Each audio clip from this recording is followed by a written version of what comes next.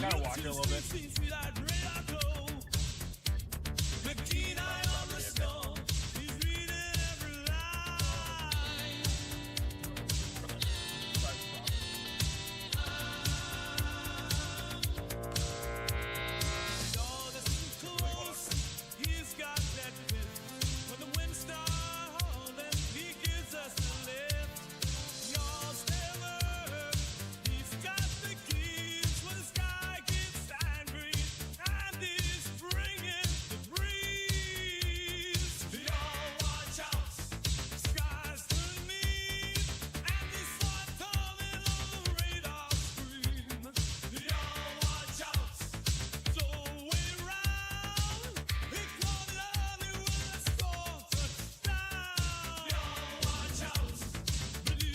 I don't know why, but my whole entire OBS is crashing. There we go. I think we're all right.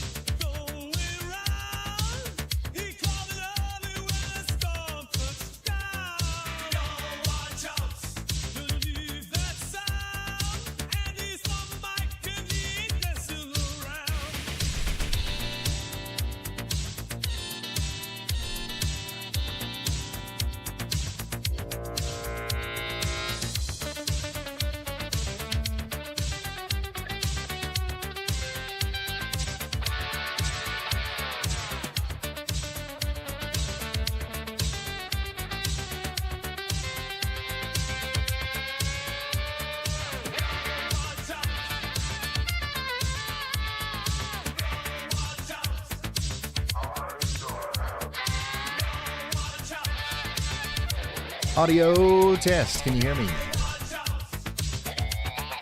Go ahead and put something in the chat. Why not tell me where you're watching from? That's a good way to start it off here. We're live on the Ryan Hall Y'all channel once again, as we've got another big day of severe weather here on this Tuesday, June 17th. 2025. It's the 168th day of the year. It's currently 5:29 over here on the East Coast, 4:29 Central, 21:29 Z. And we've got ourselves a nice little storm that has sparked up down here in portions of Kansas. Actually, a couple. Also back there in Colorado.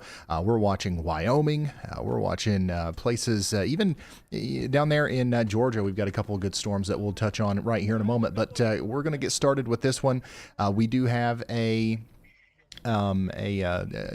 severe thunderstorm warning in effect for Harper and Norwich, but we also have this y'all watch here from meteorologist Andy Hilly saying y'all watch out here in Harper, as this storm does look like it's obviously a supercell and it's rotating, and at some point we might need a tornado warning here, so we're watching that very closely as the storm continues to intensify and move off to the north and east. Places like Harper, Danville, and up there towards Runnymede need to be watching out. Now, if you look above my head, we've got Alex Thornton out there on the ground in Harper, Kansas right now, and he honestly was just turned around right before we started the stream. He was like pointed towards the base of the storm, and there's a wall cloud there. There's definitely something going on. So if he gives us another view here, we'll pull him up full screen. But otherwise, we're just going to be flying by radar here for a little bit as the storm continues to intensify. Now, we've also got a really strong storm moving into Wichita. And unfortunately, the Wichita radar is down right now. It's been a couple hours since we've gotten an update, but we can see it here from KVNX. We've got a strong storm moving into Wichita. It's also rotating a little bit. I mean, I think the main threat here is going to be the hail and the wind, so get ready for that up here around Mays, Park City, and Bel Air. That's especially going to be, I think, a problem up here on the northern side of Wichita over the next little bit. Now, we expect a large line of storms to form here all the way down into the panhandle of Oklahoma and Texas, and then sweep down to the south and east. And that's why all the places in the red there are under a tornado watch tonight. So let's take a look at that really quick. We've got a tornado watch in effect for a couple tornadoes possible, scattered hail up to apple size likely, and scattered gusts up to 75 miles per hour likely out here in portions of Oklahoma, Kansas, and Texas. 1.2 million people out there are under this watch until 10 p.m. Central. Now, this includes places like Stillwater and Woodward in Oklahoma. It does include Perryton in Texas, and it also includes Wichita, Kansas, of course, up there towards Chanute. So that's one of the things that we're watching over here with that tornado watch that we do have in effect right now until 10 p.m. Central. Now, real quick before we get started, I also want to show this really quick. This is awesome. Dalton Stevens from the Y'all Squad is out there in Fairmont, West Virginia today with Tanner and a couple other people from the Y'all Squad, and they're dropping off truckloads of supplies to these people who have been going through just a really terrible flash flooding situation. And we actually had the East Fairmont High School girls basketball, volleyball, and tennis teams all come out to help us, hand move all these items out of the truck into the fire department there, because they didn't have the proper equipment to unload it. So it was super awesome. The Y'all Squad, talk about the Y'all Squad shows up. That was a really cool thing to hear from Dalton there on the ground with the Y'all Squad in West Virginia. So we also got this photo in from Jay Norris in Colorado Springs.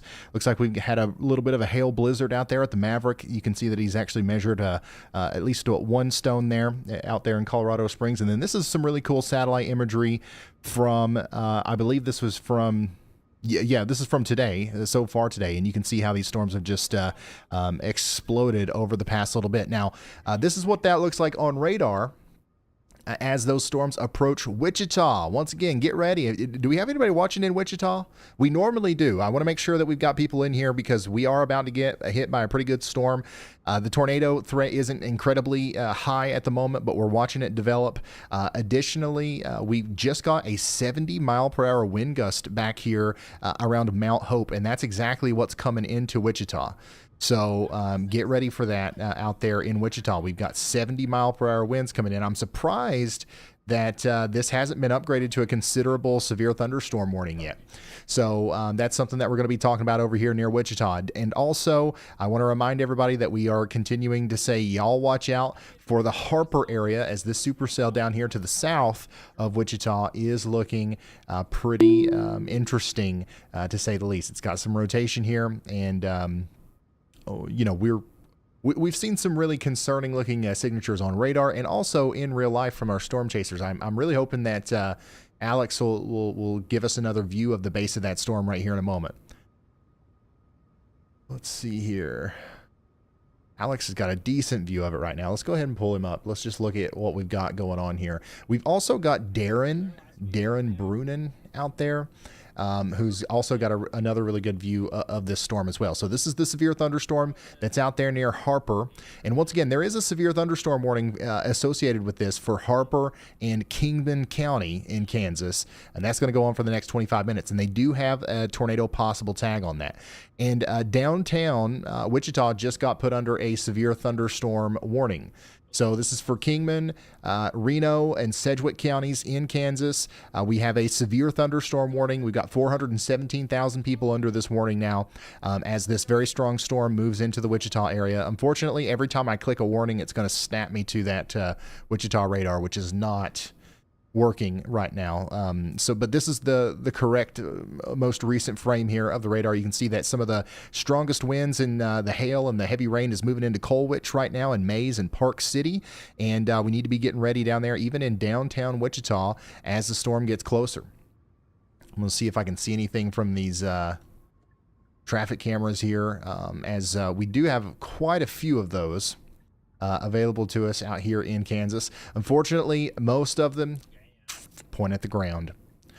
And I also want to, kind of touch on some other storms. Like, we're not just watching this storm over here near Wichita. We've got storms all over the place, including storms up there a little bit farther to the north. Everything's pretty much past Topeka and Kansas City now for the most part. So we're not really going to be focused on that area a lot, at least not right now. But we've got other storms that we're keeping an eye on back here that are going to be forming around Medicine Lodge and even a little bit farther back towards Buffalo and Laverne, and once again up there into the panhandle of Texas. We're going to be watching that. Jordan Hall is actually stationed right now in Woodward, Oklahoma. So whenever stuff starts popping off back here, which honestly, in my opinion, probably that's going to be where we have the best chance of seeing some tornadic stuff, at least in the short term. We're going to be able to see that from Nathan and Jordan's point of view. So our most immediate tornado threat, though, at least in our opinion right now, is going to be this storm over here that's happening near Harper. So y'all watch out and make sure you're ready to heed that warning whenever it comes through. The storm that's about to hit Wichita, this is what it looks like right now. Let me pull this up from Corey Gherkin. As soon as he gets past these trees here, you'll see just a really ominous looking storm as a severe thunderstorm is about to slam into downtown Wichita here soon. Riverview, you guys got to get ready. It's coming for you. And then also places out here around Westlink Village. It's literally going to be there in a few moments. I'm trying to find as many of these as I can. Okay, yeah, I've got just about the best I can do here. It does look like Storm Chaser Chelsea is like smack dab in the middle of the storm right now. Or at least really, really close. So this is the one where Andy's got that y'all watch on it. So we're going to keep a close eye on this area as time goes on. Once again, hopefully you guys are doing all right. We're going to be live here for, a while. As we track these storms. And of course, we're talking about Wichita a lot right now, but just keep in mind this is coming towards the areas near Tulsa a little bit later, back there towards places just north and west of Oklahoma City. We'll be talking about you guys a little bit later as well. And there's also a marginal risk of severe weather down there in the deep south. And Andy actually just upgraded his y'all watch here. So we still have a severe thunderstorm warning in effect for Harper, but for Harper and areas to the east like Argonia, we're saying y'all watch out. Okay, because this storm looks like it's about to rotate enough to warrant a tornado warning. In fact, it already is. And we're probably just waiting on the National Weather Service to make the final decision to push the button to send it through. You know what I'm saying?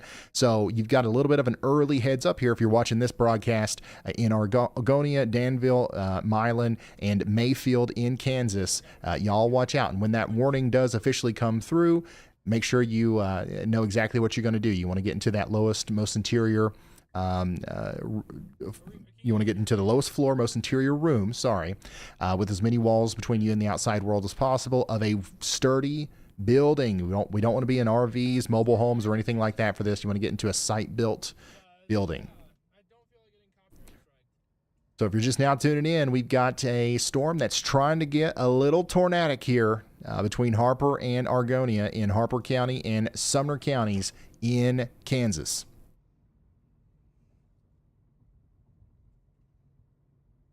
Let's see here. Oh, yeah, the Wichita State University camera is cool. Let me see if I can't find that.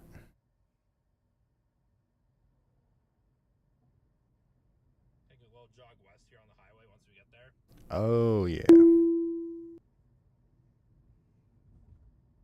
Yeah, I got it. So we're watching this storm come into Wichita, Kansas, y'all. And I do think that especially on the northern side, we're going to have some wind damage here because we just got a 70-mile-per-hour wind gust report from the Mount Hope area. So right now, some of the strongest winds are moving into Valley Center and Childs Acres. And we've got places like Park City that are in the direct path of a damaging storm as this continues to move in. We want to get indoors and away from windows out here, okay? How long this storm's gonna last? It's been going for quite a while.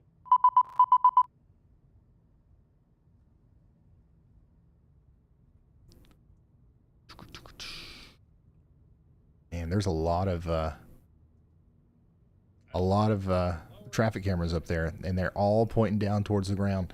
But thank goodness, I mean, you can see that shelf cloud very clearly here from the Wichita State University camera there in Wichita, Kansas. A new tornado Usually, warning has whenever been you see issued. that, right behind it, you get a lot of strong, damaging winds. So we just got a new tornado warning here for Harper and Kingman counties in Kansas. So once again, y'all, you know, you got an early heads up here if you were watching this broadcast, as Andy had that y'all watch out for a while now. We have an official confirmed tornado on the ground. Actually, a law enforcement confirmed tornado here.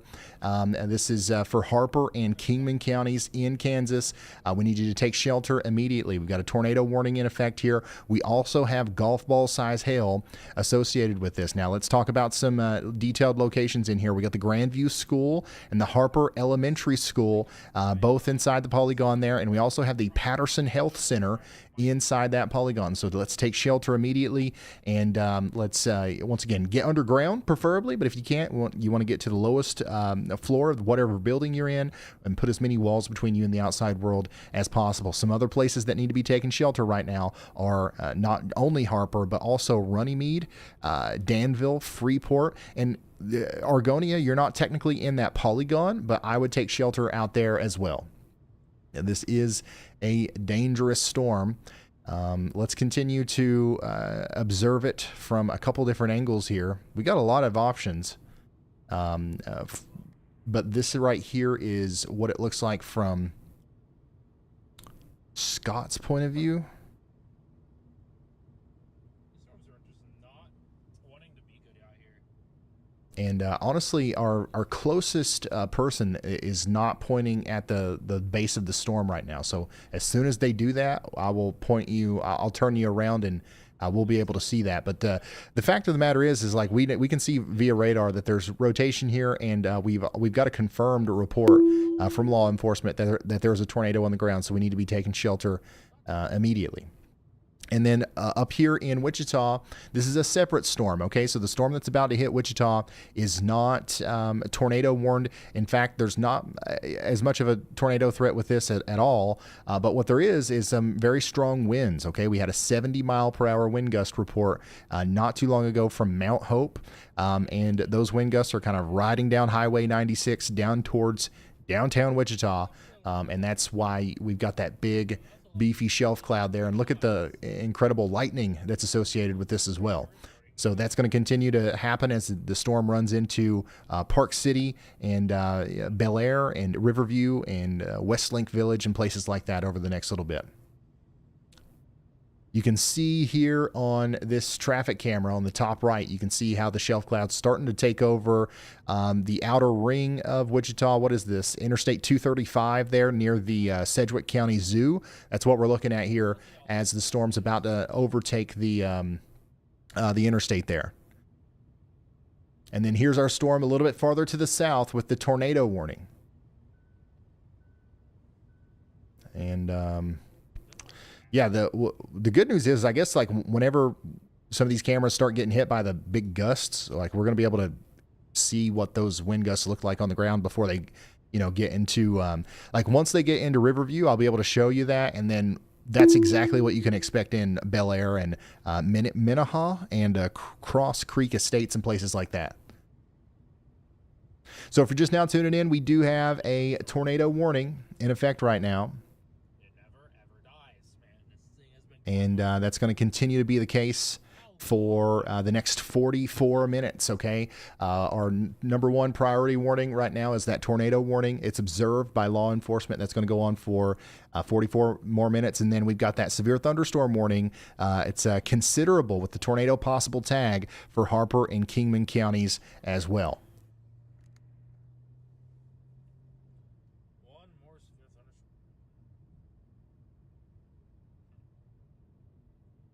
All right, let's go back over here to the Wichita camera full.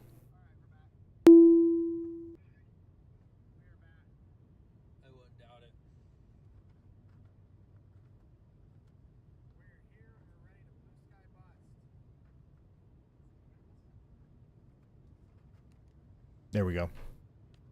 And we'll continue to track this storm as it comes in. Once again, Wichita, you're under a severe thunderstorm warning. The tornado warning that we're talking about is to the south of you, to the south and west down there closer to Harper and Danville.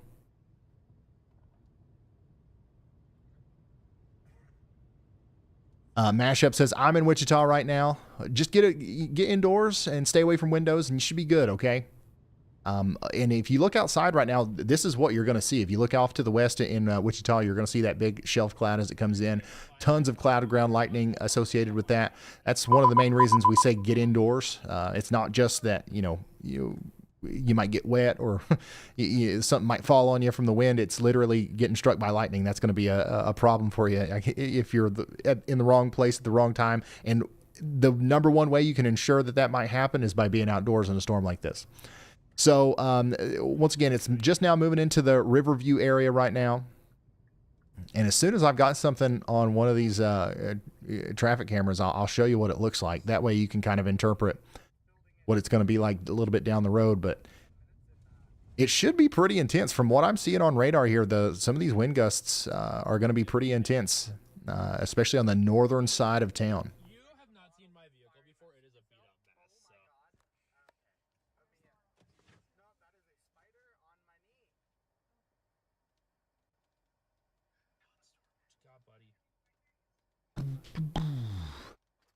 All right, next.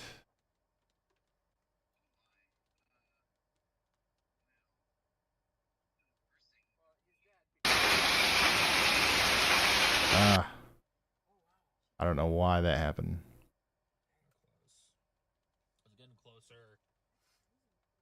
This is a photo that's been sent to us from the Wichita airport. So that's another view of the shelf cloud there. So yeah, sorry about the loud sound. Maybe for the green room, let's just avoid videos, because unless we can like edit it and turn the volume down or something, because I can't. It auto plays and I can't stop it. I can't control the volume. But yeah, that's the storm as it comes into the airport. And here's another one there. And then here we go. We've already got people watching with Y'allbot out there. Thank you, Ham. I can't say your name. I don't know how to say your name, but thank you so much for sending this in. Appreciate y'all for tuning in. And honestly, we're honored to be on your screens today. We're going to be here for a while as we've got a pretty robust threat for severe weather as these storms come in. Okay, here we go. Let's go to our camera here in the northwest side of Wichita. We've got some of the really strong winds pushing in now. This is honestly going to be some of the stronger winds that we see likely within the next 5 minutes right here on this camera. So whatever happens here is what you can expect throughout the rest of downtown Wichita as the storm continues to ramp up. Okay, we got about 500,000 people that are about to get hit here by up to 70-mile-per-hour winds. And this is what that looks like as the storm first starts to move into the Childs Acres area. Specifically, this camera is right next to the Sherwood Glen area. And if you know where the SNGA playground is, right next to the Arkansas River, then you know what we're looking at right now. So if you're just now tuning in, we do have a severe thunderstorm working into Wichita, Kansas, and we are showing what that looks like in real time here as the storm is, it's definitely producing damaging winds there. So what we're looking at here is definitely at least 60 mile per hour winds, potentially even stronger.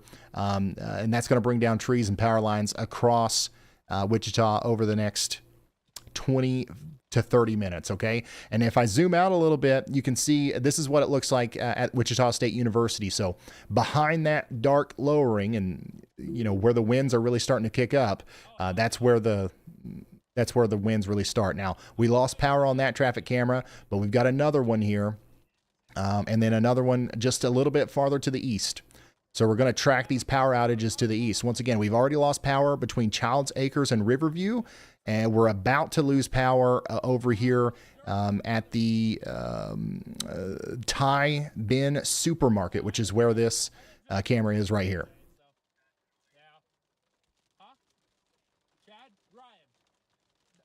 Honestly, surprised that we still have power on this one, to be honest with you. Once again, 60 to 70 mile per hour winds are moving in. We've got a confirmed report of a 70 mile per hour wind gust not too long ago from back up there towards Mount Hope. And this is the part of the storm that's moving in right now. Once again, zooming out just a little bit here. This is what it looks like at Wichita State University as that storm comes in. Now, let me zoom out a lot and actually show you the radar here because this is what we're dealing with. We've got a bowing segment inside of this storm here where we've got a really strong, burst of wind moving through Childs Acres right now. And this is going to be the strongest part of the storm that does impact places like Bel Air, Minnehaha, and downtown Wichita, and maybe even over there towards Andover over the next 30 minutes or so. So coming back to our traffic cameras here, we've got, once again, 60 to 70 mile per hour wind gusts happening right now on this camera, which the actual location of this camera is next to Valley Park. If you know where Valley Park is, then you know what I'm looking at here. A new tornado warning has been issued. And my goodness, we just got a tornado warning in Pennsylvania. Yeah, that's right, Pennsylvania. So let's take a brief moment here and step away from our storm in Wichita and just go see what in the world that's all about. Armstrong and Clarion counties in Pennsylvania, you guys are now under a tornado warning. We do have some rotation here west of Kellersburg. There's about 400 people in that warning. So let's take shelter immediately and for the next 22 minutes, okay? This is a dangerous storm. Storm chaser Corey Gherkin is out there in the Wichita area as well, getting hit by the first round of the really strong winds that are coming in right now. So how are we doing in Wichita? Are you guys still watching out there? Let me know how you're doing. Hopefully you guys are indoors, staying away from windows, and we're doing all right out there. Not too many damage reports coming in just yet, but from what I'm seeing, it won't be long before we start hearing them roll in. Yeah, Jared's already telling me that we got a semi-truck flipped due to winds on Highway 96 near Mays, Kansas. And I think we lost power. We might have actually lost power at Wichita State University. Nope, I think we're back. Well, we've lost that camera at Wichita State University, so potentially we have a power outage at Wichita State University. So if you're just now tuning in, we do have some large hail and some damaging winds coming into Wichita, Kansas right now. But also just to the south of Wichita, we've got a tornado warning that's going to continue for the next 36 minutes for Harper and Kingman counties in Kansas. So we want to take shelter out there if we haven't already. Service is being stupid out here. All right, we're going to watch this come in here. Wherever we haven't lost power yet. And I'll pull up Corey. Okay, yeah, we got Wichita State University back. I'll keep Corey and Wichita State up as I continue to try to find the next places that are going to be hit. But from what I can tell, based off of the pattern of which traffic cameras work and which ones don't, we've definitely lost power now north of Westlink Village and south of Childs Acres. That's like the corridor where we've got the biggest problems. Also, we just got in an official report of 70 mile per hour winds in Childs Acres. 70 mile per hour wind, official report coming in just now.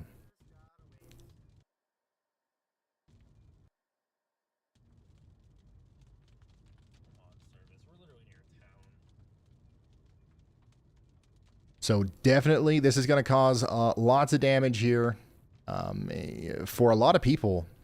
As this comes into Riverside next. Riverside, you guys are next. And then I would say Bel Air, Arthur Heights, Tullerville, pretty much downtown Wichita. Get ready. It's coming in. Up to hurricane force wind gusts, at least 60 to 70 mile per hour wind gusts. Right here, perfect.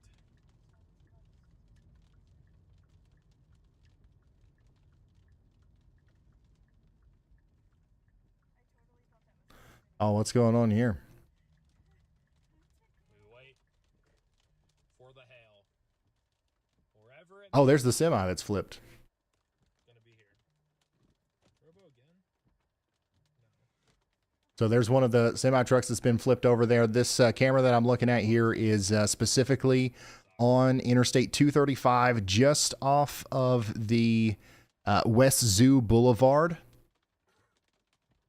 So West Zoo Boulevard, that's the road underneath the overpass, I believe. So this is a live look right now at the, some of the damage that's happening out there in Wichita. Now, if it's not raining, if the storm hasn't started yet where you are, just know that there's winds strong enough to, knock over semis coming into the area known as Riverside right now. It's literally the same burst of wind that's about to hit you in Riverside that just went through here.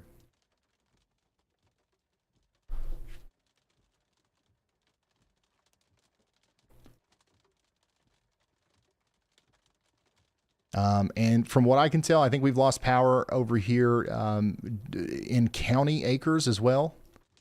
All the traffic cameras are down over there. So if you're just now tuning in, we do have a damaging storm moving through the town of Wichita, Kansas right now. We've got damage reports coming in all over the place, and we've just got tons of visual of this big storm hitting as well. I haven't seen a whole lot of hail, but like just tons of very damaging winds. All right, let me get set up here.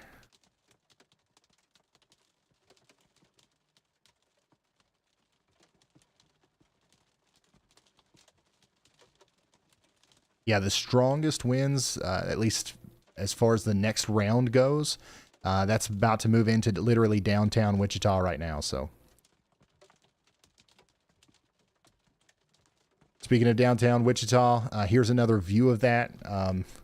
Not sure exactly what's going on here, but you can see the emergency lights there. I'm currently looking at no, this isn't Zoo Boulevard. This is also Interstate 235 near West Breeze. Near West Breeze, we've got damage reports coming in from over here as well. So, we can kind of look at it's very clear to see what's happening here just from looking at the traffic cameras. But let me kind of regroup and just show you what's going on with a broader view from the radar. This is the storm that's moving through Wichita right now. And you see how it's kind of got this bowing segment right here that just happens to be going right through downtown Wichita. That's where we've got the strongest winds. And you see this blue G right here. That is an official 70-mile-per-hour wind gust report that's just come in a few moments ago. So we've got 70-mile-per-hour winds that are moving into downtown Wichita right now. Now, next in line, the storm's moving this way, right? Next in line, we've got Minnehaha. We've got Andover. We do have the IAB Airport, Hayesville. We've got places like Mona K Heights, Eastboro, Cross Creek Estates. You guys all need to be getting ready for damaging winds as this storm comes in.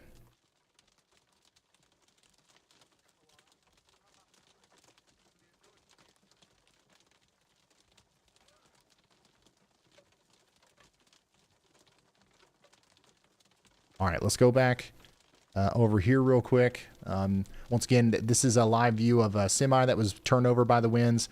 And I'm going to try to find some places that still have power to continue to try to cover the winds as they move through Kansas here, or Wichita, Kansas. But it's getting harder and harder to find working cameras.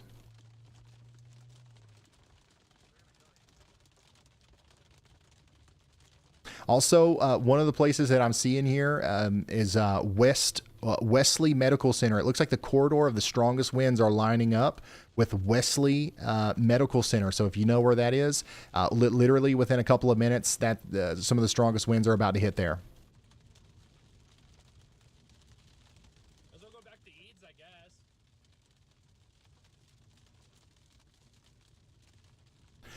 Yeah, we've got semis flipped over in Wichita, Kansas. Some of the strongest winds are just now moving into the downtown area right now.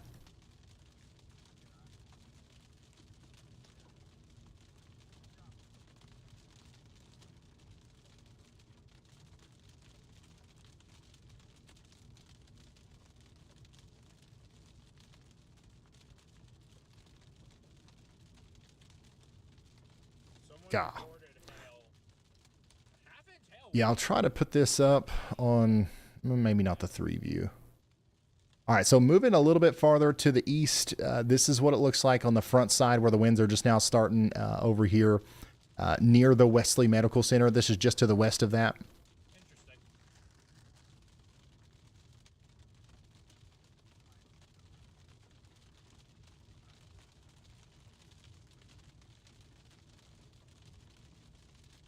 What's likely going to happen, though, is a lot of these are going to... We're going to lose power before we see the strongest winds. You know, the reason I like showing these is because it does a really good job of giving people an idea of what to expect.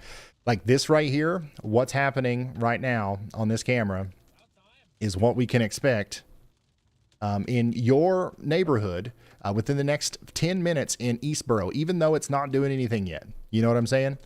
So this is what's currently happening over here by the Wesley Medical Center. Within 5 minutes, this is also what's going to be happening in Eastboro over there towards Springdale and Keeler.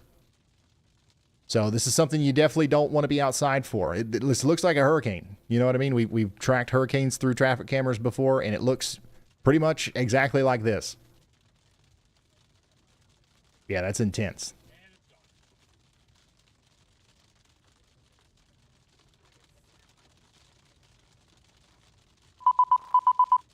And there's a ton of people on the roads right now, too. It's literally 5 o'clock, so dangerous time to be out there in Wichita, Kansas right now, which once again is under a severe thunderstorm warning. The strongest part of the storm, I still believe, is likely happening on the northern side of town.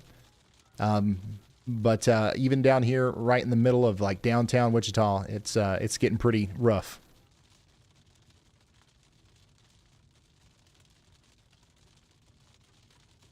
Here's a look from Wichita State University where the winds are just now starting to ramp up.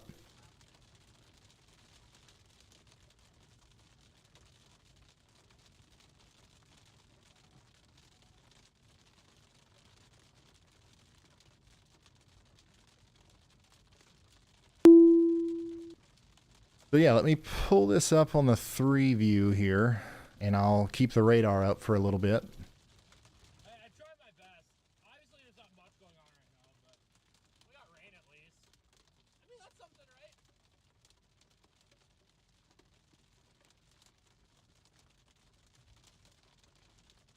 Dang. Yeah, it's getting pretty crazy. And, you know, we're really kind of focused in on Wichita right now, but if I zoom out a little bit, you can see that this is also going to make it over there towards El Dorado and Augusta and Douglas eventually. So get ready for that. We are getting lots of, we're getting lots of reports of damage out from this. So I just want to make sure everybody's ready for it. We're definitely going to get a lot of power outages. Get ready for power outages in Derby, Andover, and Benton over the next little bit.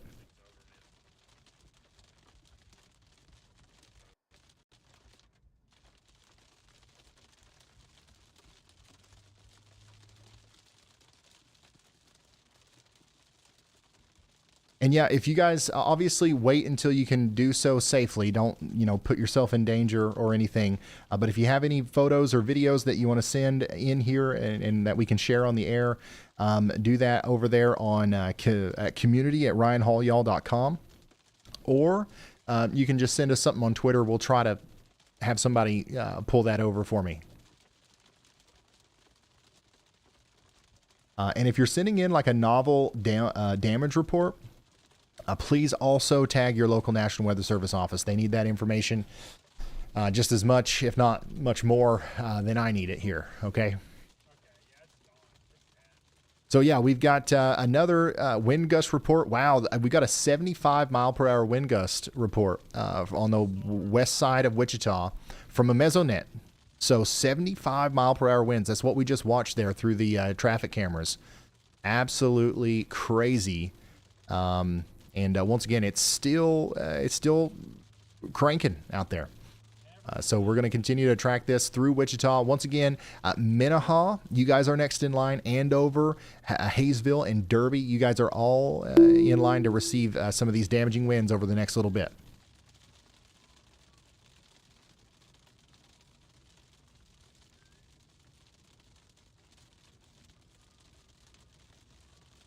Yeah, it looks like It's becoming pretty hard for me to find a camera that has power.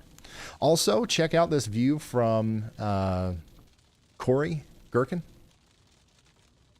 This is the storm that is to the south of Wichita. So this is the one down there between Argonia and Conway Springs.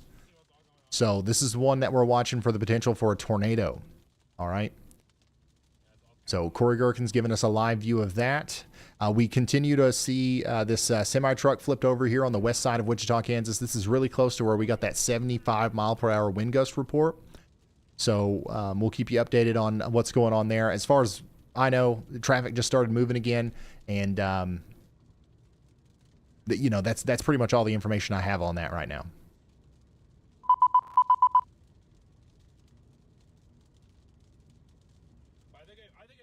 So yeah, if you're just now tuning in, we've got a severe thunderstorm warning in effect for Wichita. And it's just now moving into places like Minnehaha, Eastboro. You guys are about to get hit pretty hard here by some damaging winds, maybe in excess of 75 miles per hour.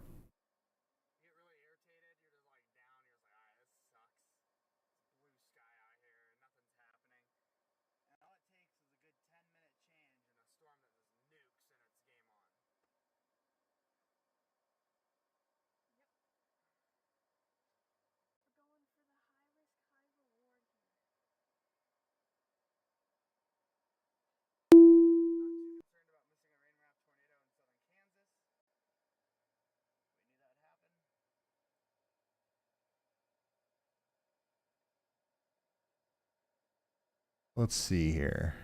Yeah, and by the way, I'm seeing everything come through Green Room perfectly. I'm gonna let it pile up here, and I'll do it all at once. This is an incredible view from Corey, though. This is crazy. Corey's just been on a roll here recently.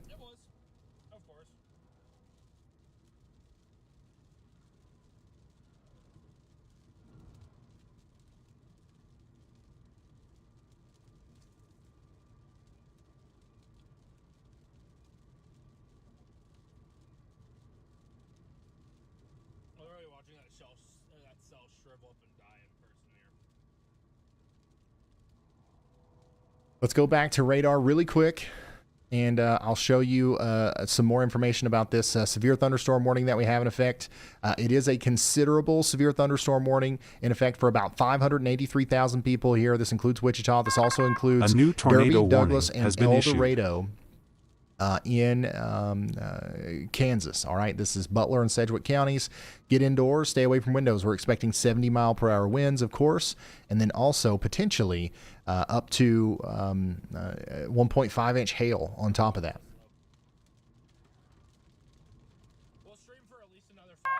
A new tornado warning has been issued. We did just get a couple of new tornado warnings. One of those is in Colorado. So yeah, we've got a tornado warning in effect over here for Los Alamos County in Colorado. And we've got one in effect for portions of Pennsylvania as well. I'm going to go check out the Pennsylvania one right here in a second. I'm just going to check out and see if we can't see anything here. Okay, yeah, not seeing anything. Let's fly over to Pennsylvania. We've got a tornado warning in effect right now for Bedford and Fulton counties in Pennsylvania. We're going to want you to take shelter out here near the communities of Amaranth, Point View, Lashley, and Dot. Amaranth. I'm not sure how to say that. But Purcell and Dot, you guys are under a tornado warning. Bedford and Fulton counties in Pennsylvania, take shelter now. There is some rotation right here near State Game Lands number 49, south and east of Robinsonville. And that's what we're watching as it moves off to the east.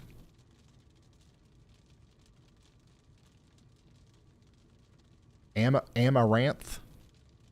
Okay. Back over here in Kansas, we do have a considerable severe thunderstorm warning in effect for Butler and Sedgwick counties in Kansas. So you guys need to be, getting indoors, staying away from windows over here. We've definitely got damage happening right now in Wichita. It's going to continue to happen, especially over here around Bel Air and Minnehaha over the next little bit. And look at the rotation that's visible now very clearly, actually, from the storm that Corey Gherkin's on down there near Argonia, Kansas. Watch it closely. That thing is wrapping up pretty tightly, actually.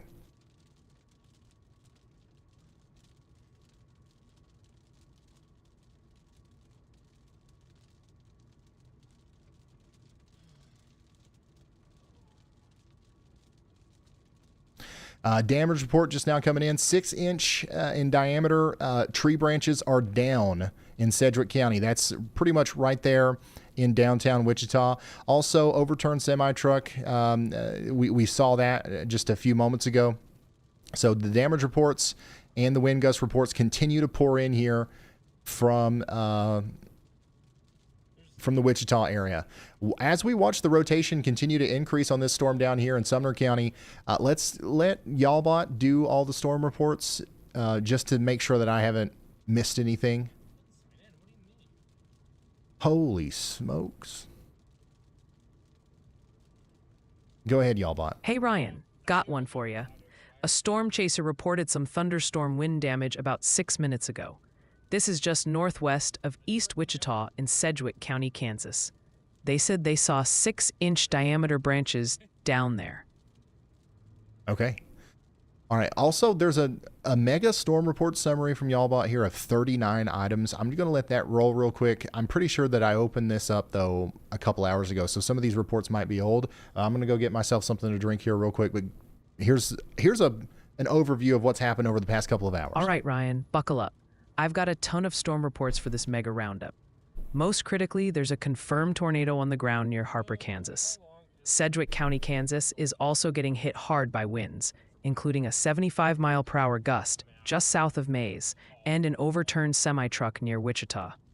We're also tracking a 74-mile-per-hour gust in Carbon County, Wyoming, 1.5-inch hail in El Paso County, Colorado, an earlier brief tornado in Adams County, North Dakota, and reports of widespread tree damage stretching from the plains eastward to Georgia and Kentucky. All right. Yeah, so we got reports coming in from all over the place, and this specific view that we're looking at right here is from Corey Gherkin, where we have some pretty significant rotation starting to be visible here on this storm near Argonia. Okay, and it looks like we got our Wichita radar back, so that's good.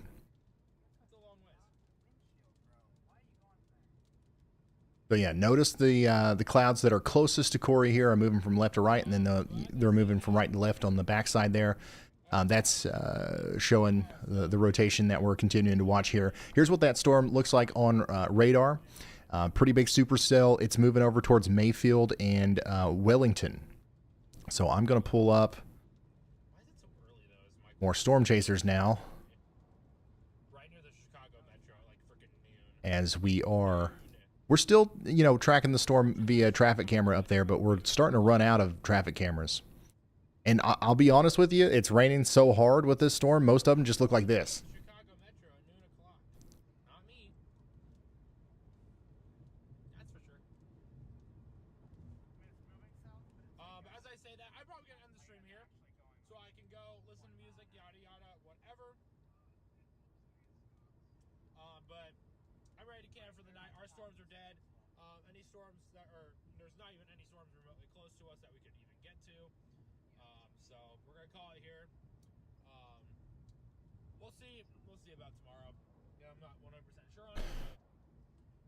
A line of power poles is snapped and hanging 21st Street right in front of the Quick Trip, and that's per Wichita scanners.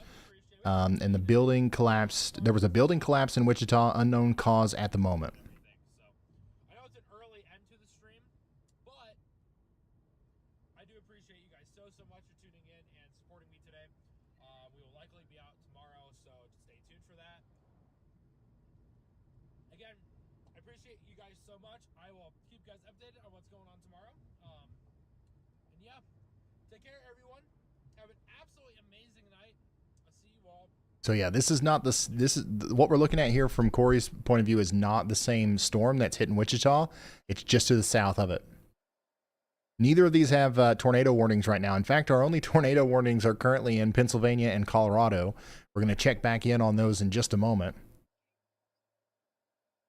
And my goodness, I'm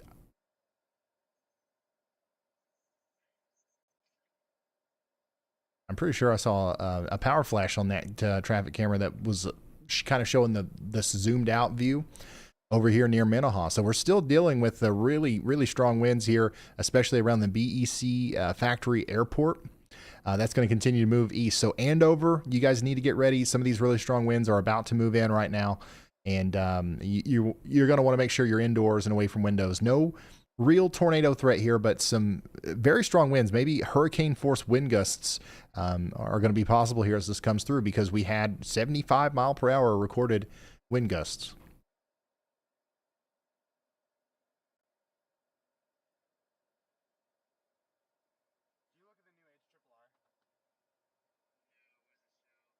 Hey Ryan, just heard about some thunderstorm wind damage out in Fulton County, Georgia. This was about Georgia. 13 minutes ago, over by Six Flags. Sounds like broadcast media reported a tree down along I-20 East near Fulton Industrial Boulevard. Wow. So some wind damage associated with those storms in Georgia as well. Let's get an update on that tornado warning in Pennsylvania. We got 27 minutes left on it. We need to be taking shelter out here in the community of Dot and Point View and Amaranth. This is going to be for Bedford and Fulton counties in Pennsylvania. Take shelter if you haven't already, okay, for 27 more minutes. And then over here, we've got ourselves a considerable severe thunderstorm warning in effect for Harper, Kingman, and Sumner counties in Kansas. This is that big bad boy you see up there above my head. And it does have a tornado possible tag on it. So we're watching that very closely as the storm gets stronger and moves towards Mayfield and Wellington in Kansas. We do have a severe thunderstorm warning in effect right now for portions of Mississippi down here around Hazelhurst. So that's got 11 minutes on it down there in Copiah County in Mississippi. But kind of, all of our focus right now is on the Wichita area as we continue to have a considerable severe thunderstorm move through. We just got another wind gust report. 70 mile per hour winds were recorded down here near the IAB McConnell Air Force Base.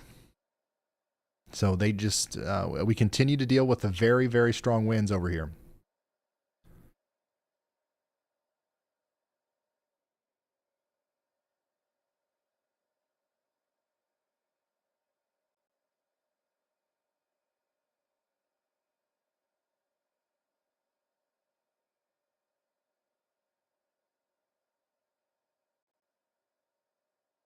I'm pulling up Corey again here.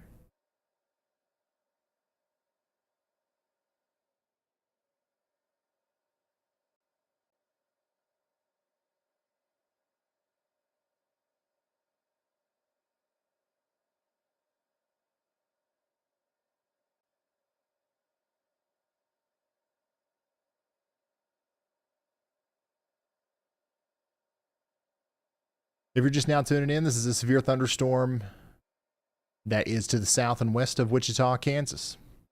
It's got a tornado possible tag on it, and we're watching it rotate. We got another wind gust report. Go ahead. Hey Ryan, got word of a pretty strong thunderstorm wind gust just a few minutes ago over in Sedgwick County, Kansas. A train spotter reported a 70 mile per hour gust near McConnell Air Force Base. They said they estimated 60 to 70 miles per hour winds right at Pawnee and Oliver. And that's a really ominous view there from Corey.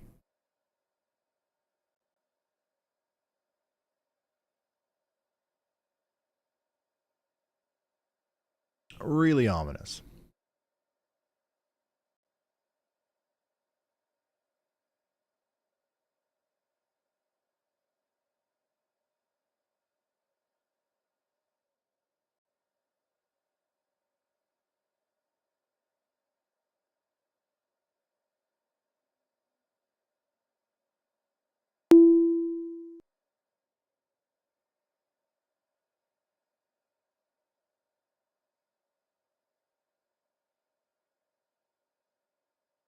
All right, let me pull up.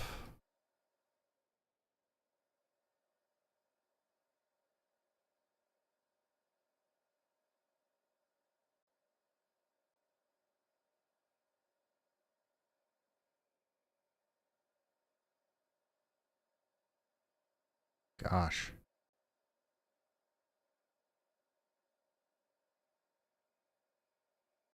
I keep losing my buttons here. We're getting a little bit of a storm here in my neck of the woods as well. I'm starting to hear it ramp up. And by the way, we've got a marginal risk of severe weather across portions of the deep south up into the Tennessee and Ohio Valley. I've got a little bit of a storm getting ready to hit over here in good old Pikeville, Kentucky. Over on the WeatherWise app, you can pull up the Weather House cam here. We probably got a pretty good view. I don't know if you guys heard that, but it was a pretty loud clap of thunder right here at the Weather House. All right, let's go back to Kansas. We do have a severe thunderstorm warning now for Harper and Kingman counties in Kansas. Yeah, so if you come over to the WeatherWise app, you probably can't see anything now because the rain started, but I bet that was a cool... Oh, yeah, there, you can see it. That's a pretty nice storm that we've got here. If we lose power, you might hear some fans, but we should automatically fail over to backup internet, Starlink, and generator power, so we should be good to go. I'm pretty sure we're taken care of. It actually would be kind of cool if we tested it out. In Illinois, we've got a new severe thunderstorm warning for Camp Point. This is going to be for Adams County in Illinois. So get indoors and away from windows over there. If we've got 60-mile-per-hour winds coming in right now.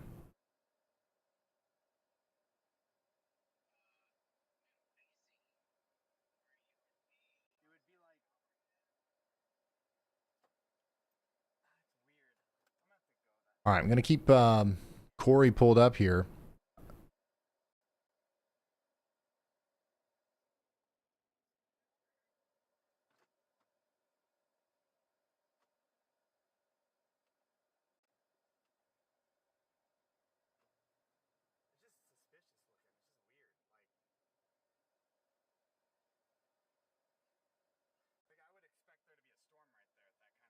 Aha. I found what I was looking for finally.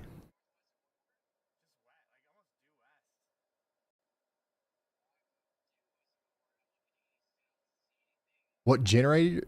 I don't know what the brand is. I think it's yeah, I don't know what the brand is. I do, but I can't think of the name of it right now. It's like a truck company, Cummins, something. Yeah, is that what it is?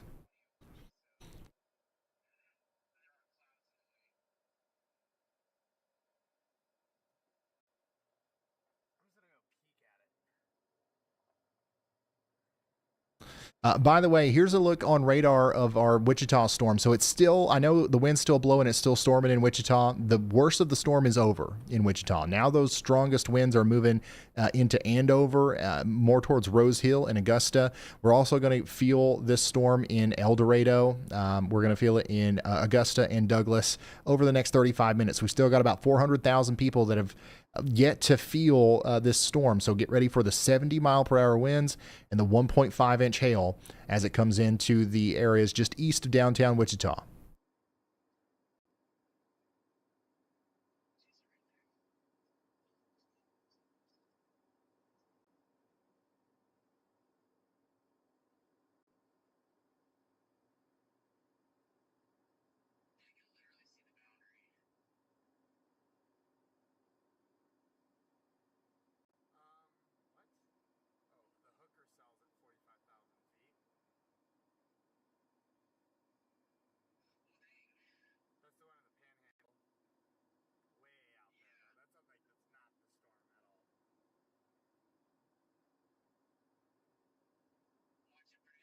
Are we still alive? Okay.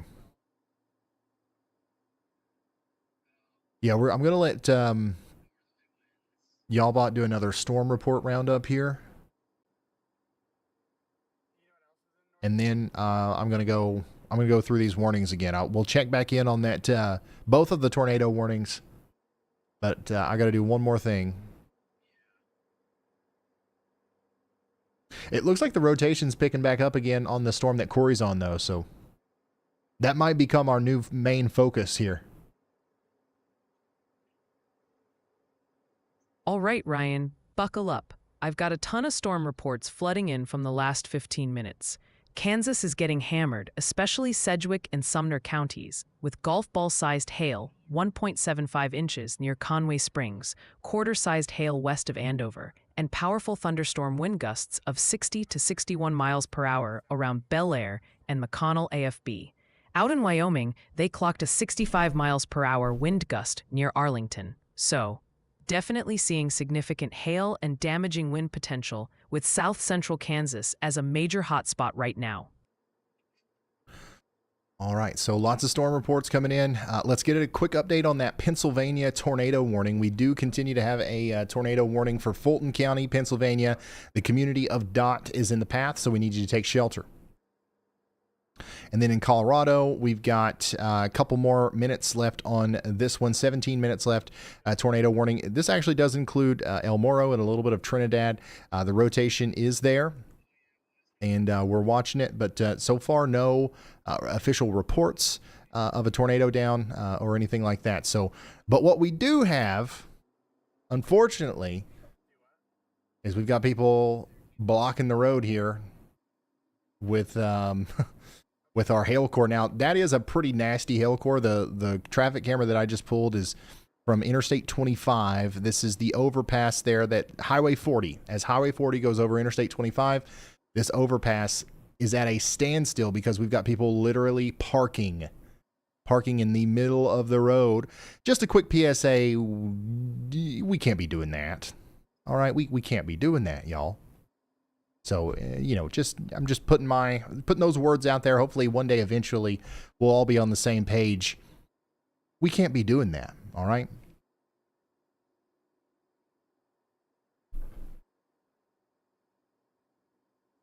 Very dangerous. And yeah, you might protect your windshield, but it's a very selfish way to do it, in my opinion. All right, let's take a look at this incredible imagery that we're getting from Storm Runner Media right now. Holy smokes. This is our storm over here in Kansas, which is really starting to wrap up. This is currently associated with that severe thunderstorm warning with the tornado possible tag out there in Sumner County in Kansas. We got some rotation really starting to ramp up down here around Mayfield. Okay. And that's essentially what we're looking at right now.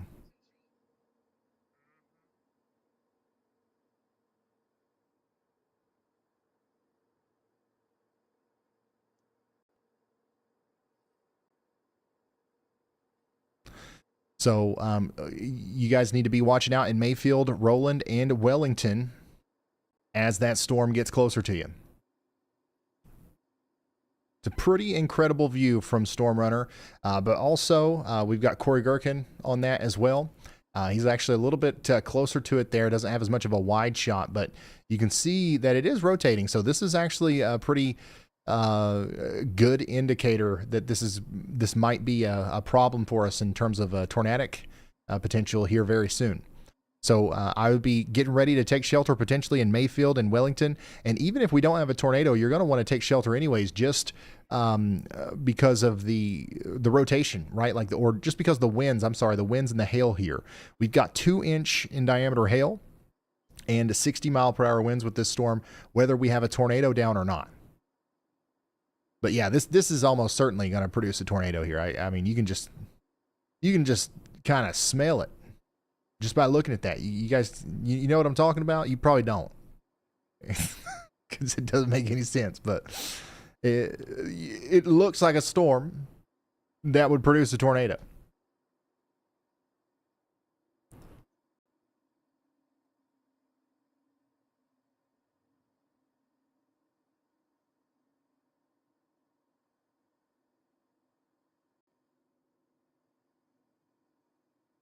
I'm getting reports of flash flooding now occurring in Wichita. Multiple vehicles are disabled from driving through high water already. Guys, turn around. Don't drown.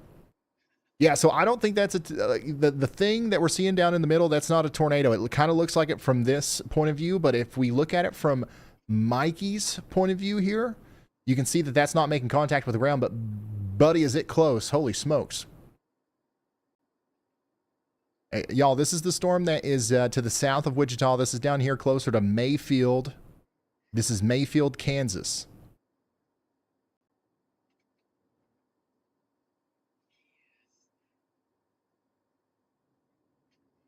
Mikey's got an incredible view here of the storm as it tries to produce a tornado. Once again, right between Mayfield and Roland. So we need to start, thinking about maybe being under a warning at some point here soon, and over there towards Oxford. Might not be a tornado warning, but potentially even a severe thunderstorm warning with the tornado possible tag. It could be issued here soon for Oxford.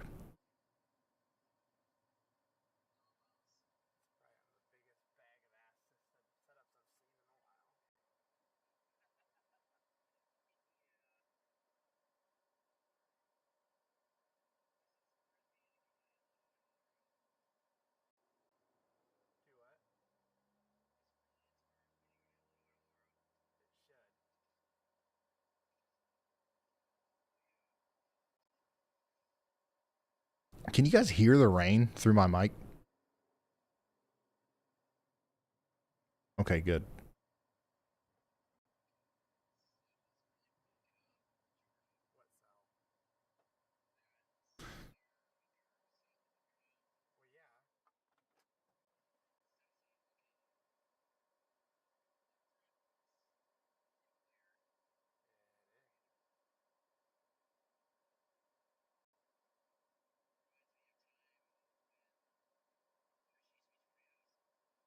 Oh yeah, I gotta get some audio.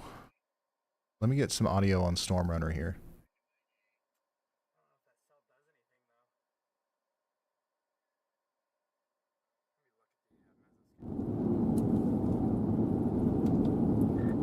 Everything looks like that is the meso, especially on the Wichita radar. You can see the little cut that it's doing right there on it. Yeah, Andy's here. Fully stopped on the road. Andy's already issued some y'all watches and he's chimed in. And where you guys been? Are you late?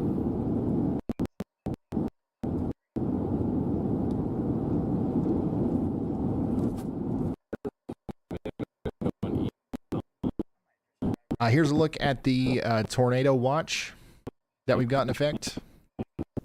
I'll turn their volume down. I know it's kind of staticky. Tornado watch is going to go all the way through 10 p.m. Couple tornadoes possible. This is going to go all the way over towards Chanute, Independence, close to Tulsa, Oklahoma City, back there towards Perryton in Texas. So that's what we're dealing with today. Also, we've got some photos coming in. This is from the Wichita airport earlier. What else do we got here? Gosh, why does it mess up like that? This is from Derby, Kansas.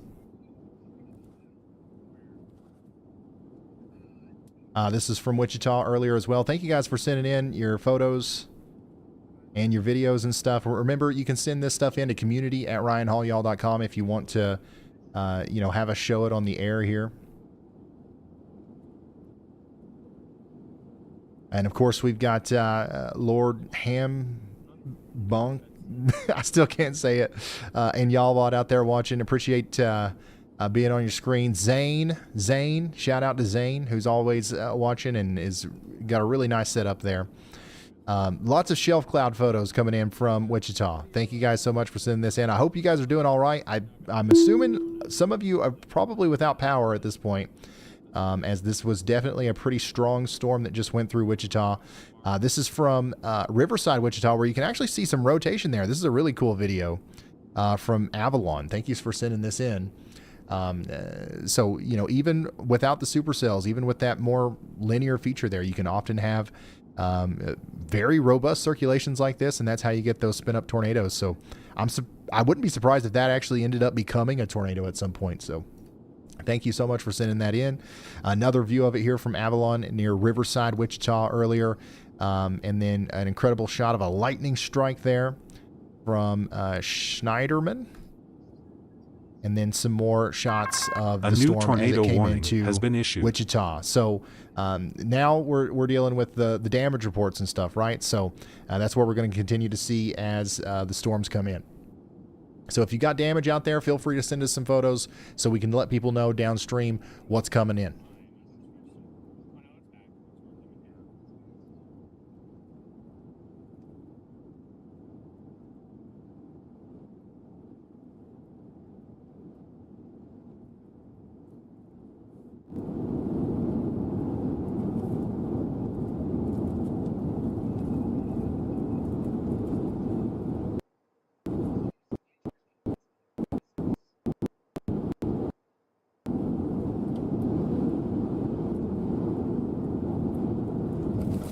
I'm not so sure it's back.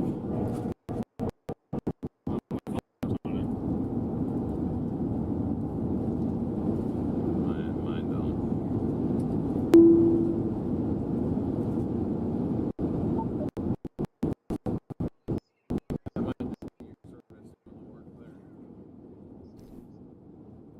By the way, here's some of our top storm reports so far. 75 mile per hour winds there a little bit earlier near Mays, Kansas. 74 miles per hour at Elk Mountain, Wyoming. That was just a little bit ago too. Mount Hope, Kansas, 70 miles per hour. So lots of 70 mile per hour wind gusts coming in. And then also we've had up to 2-inch in diameter hail, a total of 285 reports today. Currently, our most prioritized warnings are in Pennsylvania, Colorado, as we do have a tornado warning right now in Pennsylvania, 2 of them, and then 1 in Colorado. So let's actually go look at that most recent one in Pennsylvania, and then we'll come back to this storm here in Kansas. We got a tornado warning in effect for Fulton County, Pennsylvania. That's going to go on for the next 21 minutes. We've got 1,000 people in that polygon, so take shelter out there and plumb run. Plum run.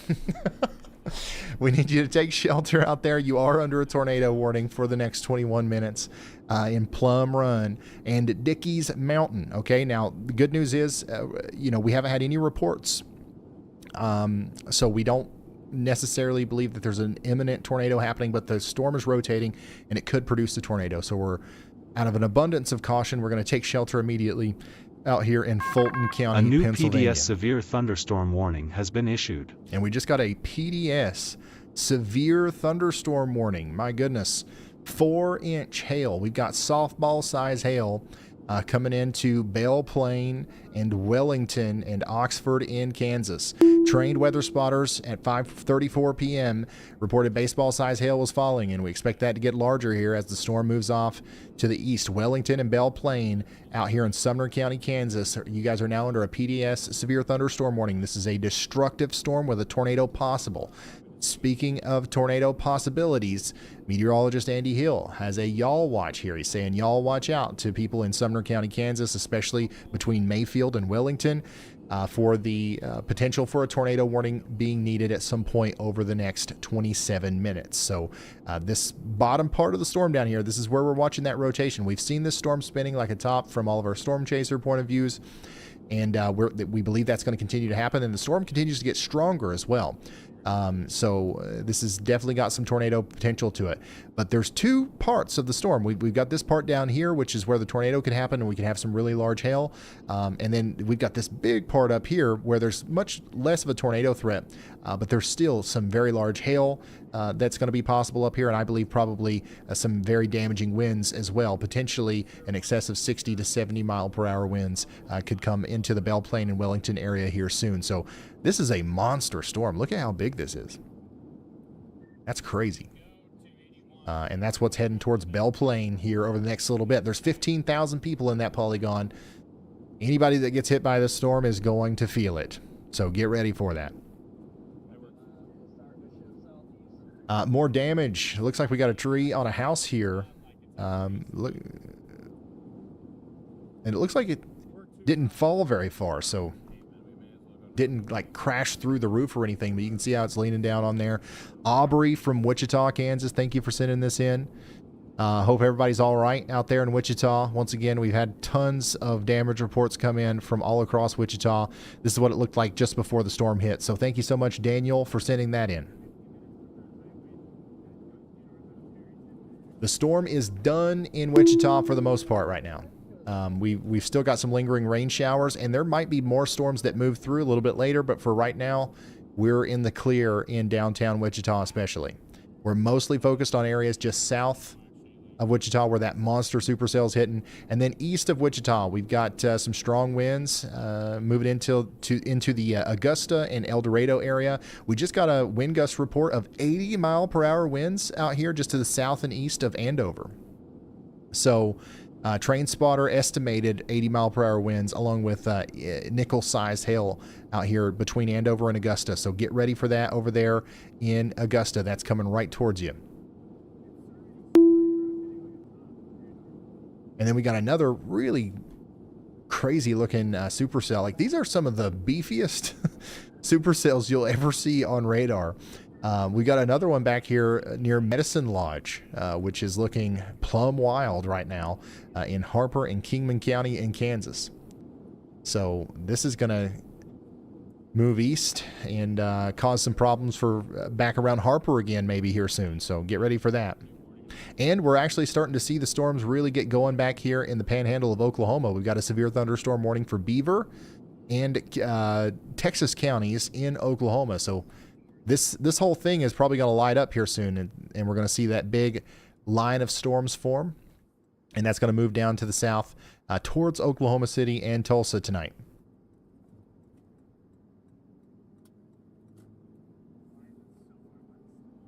Number one story right now is the destructive severe thunderstorm warning.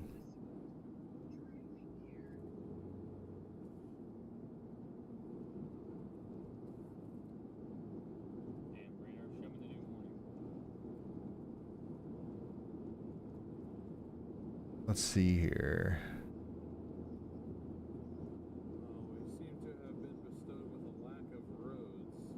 Yeah, Sumner County, Kansas, you guys are under a destructive severe thunderstorm warning for the next 46 minutes. Softball size hail and 60-mile-per-hour winds.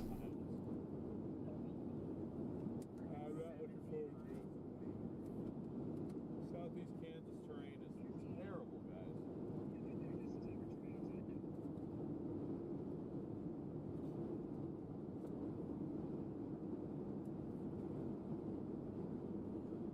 Go ahead, y'all bot. All right, Ryan, buckle up. I've got a ton of storm reports coming in, especially out of Kansas, with Georgia also seeing impacts.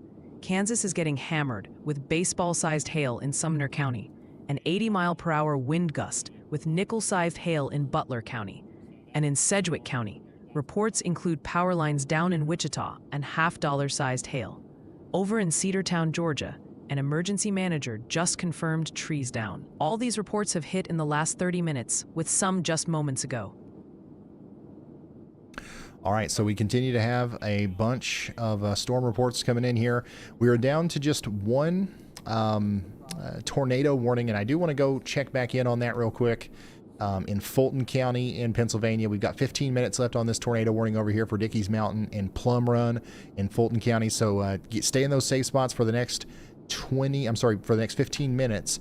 In Mississippi, we just got a new severe thunderstorm warning for Copiah, Franklin, and Lincoln counties. This is going to be for about 17,000 people between Brookhaven and Wesson out here. So make sure you guys are getting indoors, staying away from windows. Looks like that's going to hit Interstate 55 here pretty hard. So if you're driving between Wesson and Macomb, it's going to be a rough hour or so out there on Interstate 55. In Georgia, we've got a severe thunderstorm warning right now in effect for 1.6 million people out here north and east of Atlanta, Gainesville, the great town of Dahlonega. And we've got places like Johns Creek and Auburn getting hit pretty hard right now by some 60-mile-per-hour winds. That's the main, that's the the situation that we're dealing with out here in Atlanta. Nothing tornadic or anything like that. Just some really strong winds moving through, maybe up to 60 miles per hour. That's coming into Oakwood and Gainesville next. Do we have anybody watching in Georgia? Every time we go live, people are always like, why do you never talk about Georgia? Well, usually there's nothing to talk about over here, but here, look, we're doing it. We're talking about Georgia. There is a severe thunderstorm warning in effect for Banks, Barrow, and Cherokee counties for the next 28 minutes.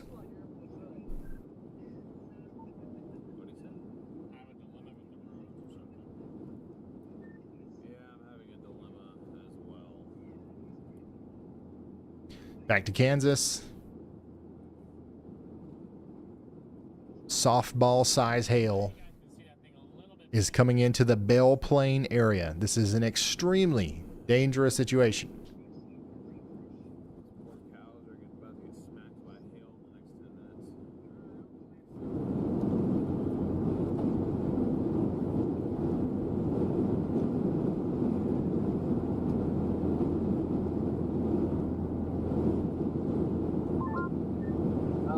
What are you thinking? Shout out to Generva. I think I'm saying the cat's name right. 5 minutes, like 4 or 5 minutes ago. If you look on velocity, Thank you for tuning in. I'm pretty sure it was a nice. Out there in Denver, we've got some Amatis clouds. We'll check in on those Denver storms or the storms around Colorado right here in a minute. Here's some more damage from Andover, Kansas. We got some really big tree limbs down out there, and also I noticed the trash cans are knocked over there. And Yeah, I see where it whoa, would have been. what an incredible shot of lightning. Two separate images here of a really good bolt. Probably too close for comfort there. I wouldn't be outside after the first one, I think. But thanks for sending that in, Brandon from Wichita out there. And this is what that storm looked like in Andover before it hit. And let's see here. And this is what it looked like in Mayfield, Kansas before it hit. So once again, I hope you guys are doing all right. That was a pretty big storm that we just had there. But things are calming down, at least for right now, in the greater Wichita area. We're now focusing on areas a little bit to your south and to your east, especially to your south, where we've got that destructive severe thunderstorm right now doing honestly, if something like this were to hit Wichita, we would be talking about a lot more damage even than what we're looking at right now with the storm that just happened. But this is thankfully hitting a less populated area, but still the people of Mayfield, Roland, and Wellington here are about to deal with up to 4-inch hail. That's softball size hail and 60-mile-per-hour winds. And we do have that potential tornado trying to form on the southern side of the supercell there.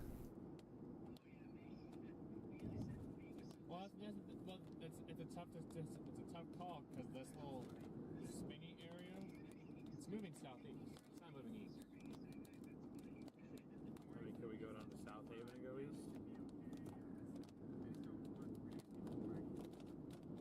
You got that 166 that's down there. Yes.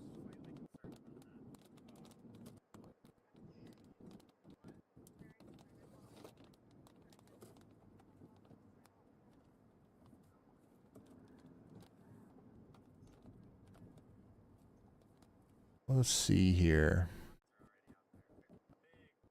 At least the what? I mean, Yeah, let me load up the latest model run here from the HRRR, and I'll show you guys the future radar real quick.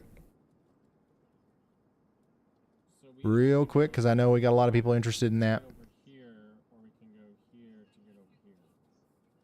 Yeah. That's ridiculous. So here is what Things going southeast and it'll be the radar could look like as we go into the future.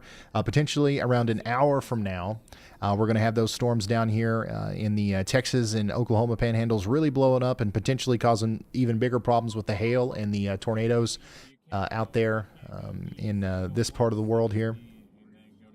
So get ready for that out there between Perryton and Woodward. We're also going to continue to see storms, firing and moving through the Wichita area. Now, I do think that, it's very possible that the strongest storm of the day has already went through Wichita, but there's also a possibility that we get another really strong round that moves through here at some point. So that we're not really out of the woods yet in Wichita, but we are watching this very closely as the storms move through. There's also a chance that that second round could potentially impact areas as far north as into Kansas City. So this is one of those things where looking at the HRRR, honestly not the smartest thing to do, but we're looking at it anyways just to get an estimate of what we could be talking about tonight. Potentially around midnight, that's when we're going to have this big Boeing line segment moving into northern portions of Oklahoma. We'll be talking about Bartlesville. We're going to be talking about Coffeyville and places like that. And then after midnight, things are probably going to calm down. But they're still going to, we're likely going to see some very strong winds, damaging winds in Joplin, Tulsa, maybe even Oklahoma City before things completely calm down. And then as we go into the day tomorrow, we do think that we're going to see the reignition of storms here, especially in Michigan and portions of Ohio, Indiana, down in towards Kentucky. Honestly, it looks like a really interesting day for severe weather tomorrow. We're going to have a line of storms and potentially even some supercells up here. Just a really interesting storm system that you don't... I mean, we just don't get a lot of these in June, where you've got a line of storms that go from Michigan all the way down to the Gulf of Mexico. Like, it's not like it never happens, but a lot of times we're dealing with much smaller mesoscale convective systems this time of year. So it'll be interesting to see what happens tomorrow. That threat's going to go well into the night. Those storms are going to pop up around Indianapolis and western Kentucky around 3 p.m. And then we're still going to be dealing with a line of storms kind of just making it to my area by 6 a.m. Wow. Yeah, so that's going to be that's going to be an interesting situation there. We're definitely, our goal will probably be to cover this part live. And if we can't cover the southern part of it, then so be it. And then there's a chance that we even will go live on Thursday if the severe weather threat continues farther into the East Coast. So yeah, this is actually my first time looking at the HRRR beyond today, at least from this run. So that's a really interesting storm system tomorrow. And just to put that, to make it easier to understand, here's the categorical outlook for today. Moderate risk of severe weather right here in Tulsa to Woodward, Bartlesville, up towards Wichita. That's our main focus area, right? And here is tomorrow's outlook. Day 2. So enhanced risk of severe weather from near St. Louis and Cape Girardeau up through Indianapolis, up towards southern portions of Michigan. That's going to be driven by a tornado threat, a damaging wind threat, but there's also going to be a pretty large 5% tornado area from Chicago down to St. Louis, Cape Girardeau, Indianapolis, Detroit once again. So lots of people in the path of some potential damaging severe weather tomorrow. And then day 3, slight risk from Charlotte, North Carolina, all the way up to Canada. So yeah, that's continues to look very interesting there. Do we have anything on day 4? We actually don't. Or day 5. So next 3 days look pretty impactful, pretty eventful. But we'll see what happens after that. Today, obviously, is our highest risk as far as the outlooks go. But this is, by the way, today's moderate risk is driven by the wind threat. The tornado threat is there, and the large hail threat is obviously there. But the thing that we're really confident in is that this is going to turn into a very strong line of damaging winds that races across portions of Kansas and Oklahoma.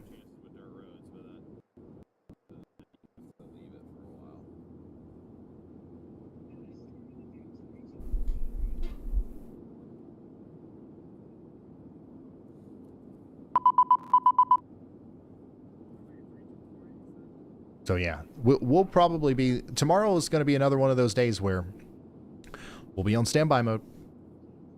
And if stuff starts happening, then we'll start going live. You know what I'm saying? Oh man, Rob just had a really crazy view from Wellington.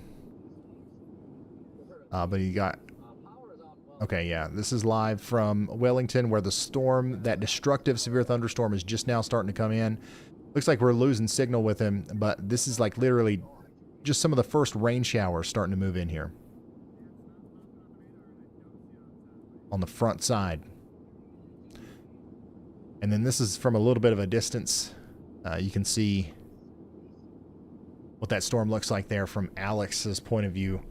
Just a monster of a supercell moving into Wellington, Kansas right now. Get ready for those potential softball-size hailstones and 60-mile-per-hour winds.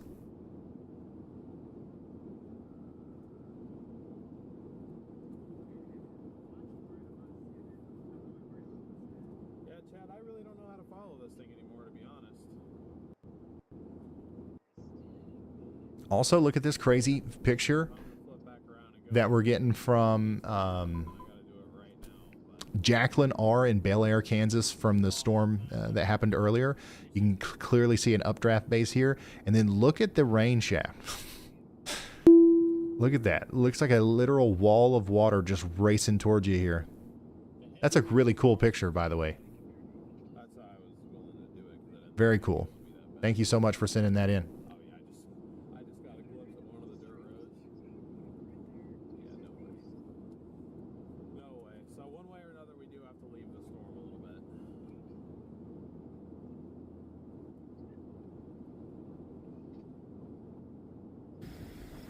And then here is a video from Ryan out there in Douglas, Kansas, of the storm as it was coming in earlier. Thank you for sending this in. And once again, y'all, if you want to send stuff in to us, community@ryanhaulyall.com or Twitter, you can do that, and we'll try to show it on the air here. We've come up with a pretty good system here to try to make it easier than just showing it on Twitter. So this is from Kobe Curtis out there. Thanks for tuning in. You got a really nice setup. And so do you, Low Miller, J. Low Miller. And what is this? We've got some flooding. Here's some imagery of the flooding out there in Andale, Kansas, which we've heard several reports of street flooding in Kansas, especially up there around Wichita. We're still hearing reports of people being stranded in flooded waters. So just another reminder, turn around, don't drown. More tree damage out there in the Georgia area. That's in Georgia, actually. And Rich G is getting them started young there. Thank you so much once again for tuning in. Let's go back to Corey, or actually let's go to Stormrunner.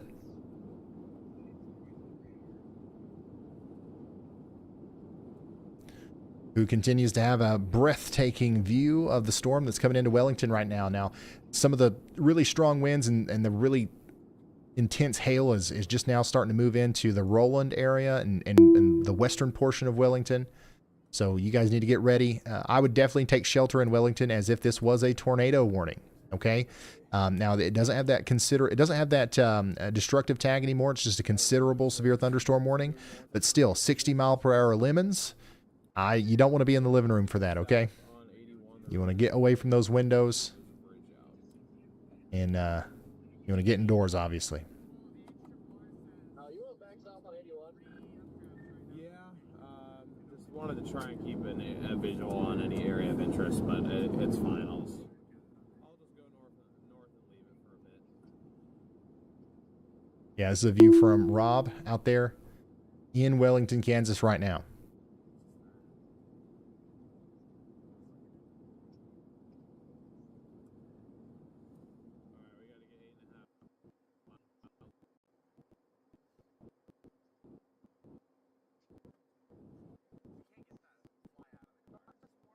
Yeah, next in line, we've got places like Oxford. You guys are also under that considerable severe thunderstorm warning. And then coming back over here to the radar, we've got a nice supercell that's really trying to get its act together over here north and west of Harper. This is causing some problems already in Spivey and Zinda, moving over towards Norwich. So get ready for that. We currently have I repeat, no tornado warnings. We do have a considerable severe thunderstorm warning in effect for Butler County, Kansas. We're talking about 2-inch hail and some 70-mile-per-hour winds moving into, is it El Dorado in Kansas? And then Leon, you guys are in the path as well. Pontiac, Rosalia, and Latham. Get ready for it. And then Chelsea is on that storm that is also severe storm to... Honestly, I think Chelsea's one of the only storm chasers that's on this cell. This is the farthest west one in the Kansas complex. This is not the Wellington storm. This is, I guess, what we could call the new Harper storm. So this one's rotating a lot as well, and might end up getting a tornado possible tag at some point.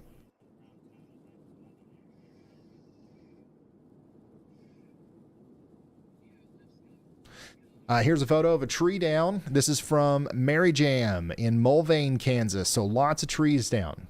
Lots of trees down. And my goodness, Matt in West Virginia has a really nice looking setup as well. Matt's got 3 different instances of WeatherWise pulled up.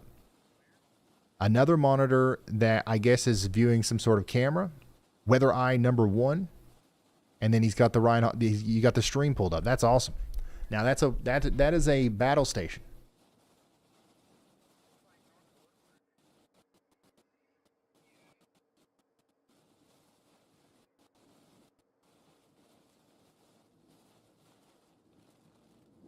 And here's another photo from Medkif from Andover, Kansas, as that storm was coming in to that area. So really ominous looking storm as it was coming in. And I think that a lot of you can agree that it was, it was pretty, it felt as rough as it looked because we're getting tons of damage reports from out there.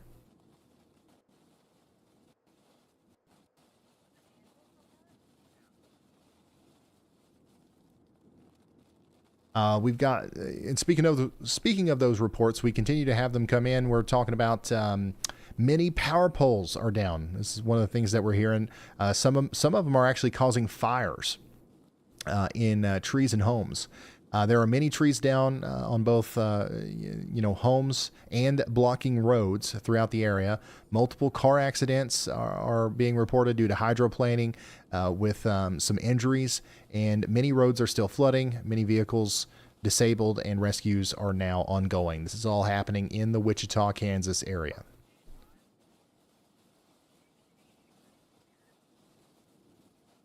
And unfortunately, Wichita, I really don't think we're done for the night. I think that first round, we're done with it, and that hopefully will have been your strongest storm of the day.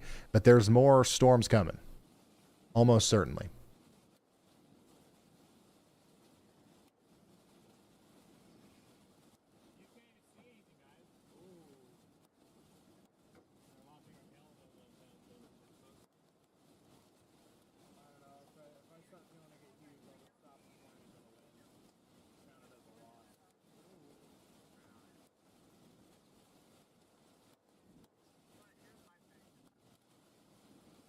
Go ahead, Andy.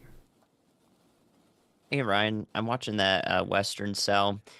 Watching it as in visually. I don't have a y'all watch out on it yet, but I am looking at the conditions in place and trying to see when exactly this thing is going to wrap up.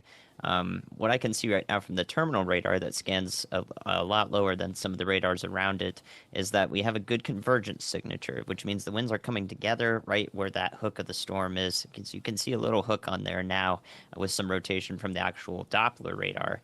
But that hasn't quite come together in a way that would be rotation. So looking at just the orientation of where those stronger winds are showing up on the radar can tell us whether it's just winds coming together or if they're actually rotating.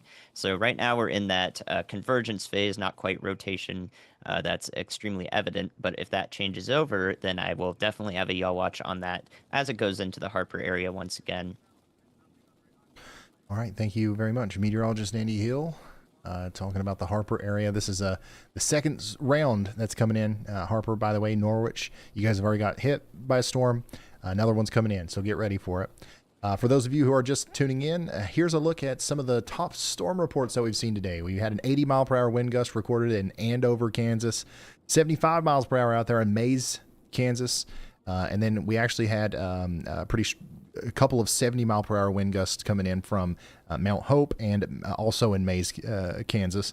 And then hail, we had 2.75-inch hail reported in Conway Springs, Kansas, and then a bunch of golf balls reported out there between Conway Springs, Colorado City, and Augusta in Kansas.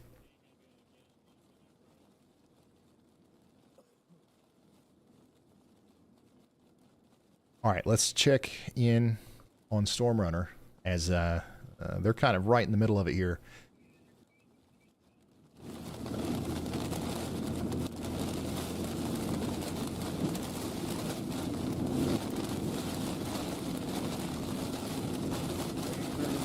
Moving up ahead of us.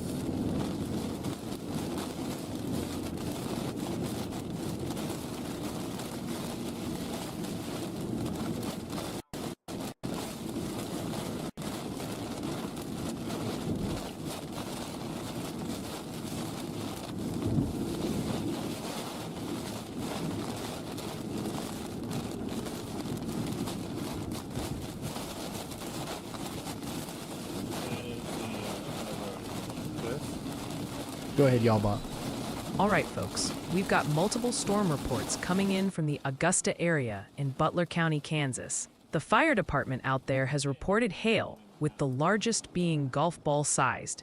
That's 1.75 inches. We've also had other reports of quarter-sized hail from the same general vicinity.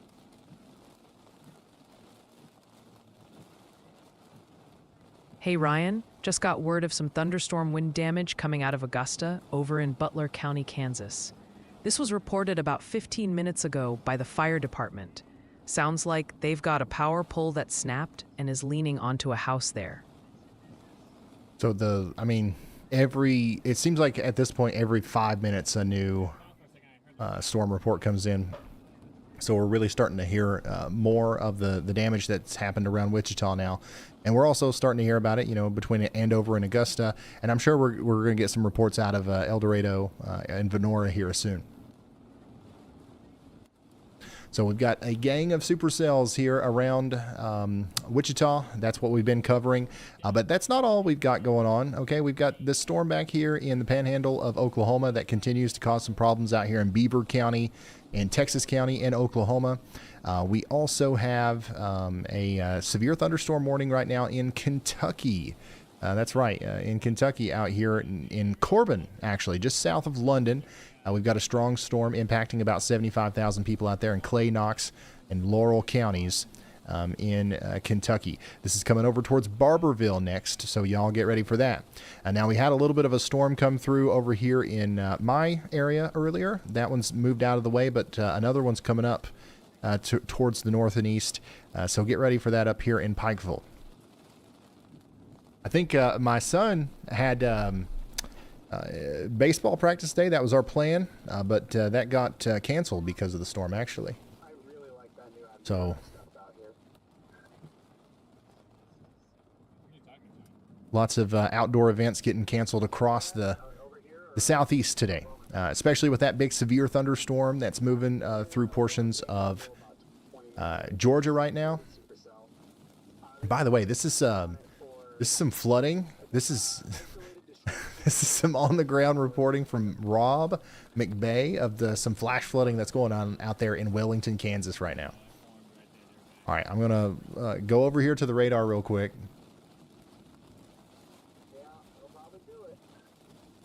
And I want to check in on that severe thunderstorm warning that is in effect for Banks, Barrow, and Clark counties in Georgia, Athens, and Commerce. You guys need to be getting indoors. Also, Gainesville, Georgia, you guys are getting hit right now by some 60-mile-per-hour winds. That's moving up towards Claremont next, or Claremont. I'm not sure exactly how you guys say that. I forgot. Coming back to the Wichita radar, you can see that these are our strongest storms right now. We've also got a new severe thunderstorm watch in effect. So let's go check that out real quick. Severe thunderstorm watch is in effect for Lubbock,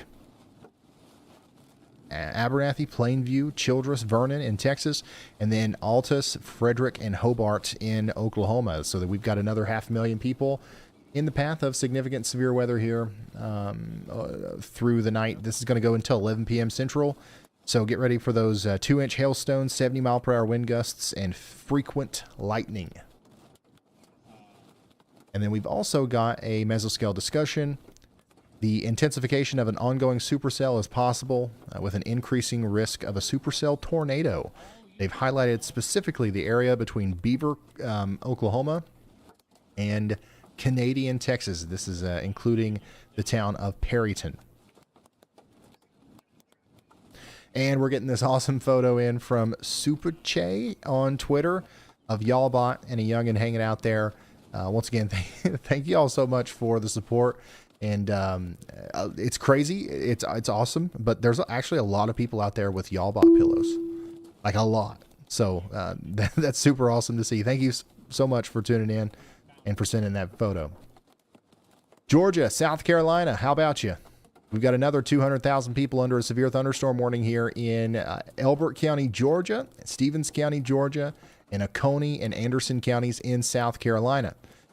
This is going to go for the next hour, and we've got a significant amount of heavy rain, lightning, and winds up to 60 miles per hour coming into the Livonia area, Seneca, and Walhalla area over the next hour. In Kansas, we've got a severe thunderstorm warning going on for the next hour as well for Norwich and Harper. And then in Colorado, back here to the west of Colorado Springs, we've got a severe thunderstorm warning in effect for Teller County. So, yeah, that's what we've got going on. No tornado warnings right now, but we expect that those will start coming in here again soon. Here's that storm that is back here closer to Attica from Chelsea's point of view.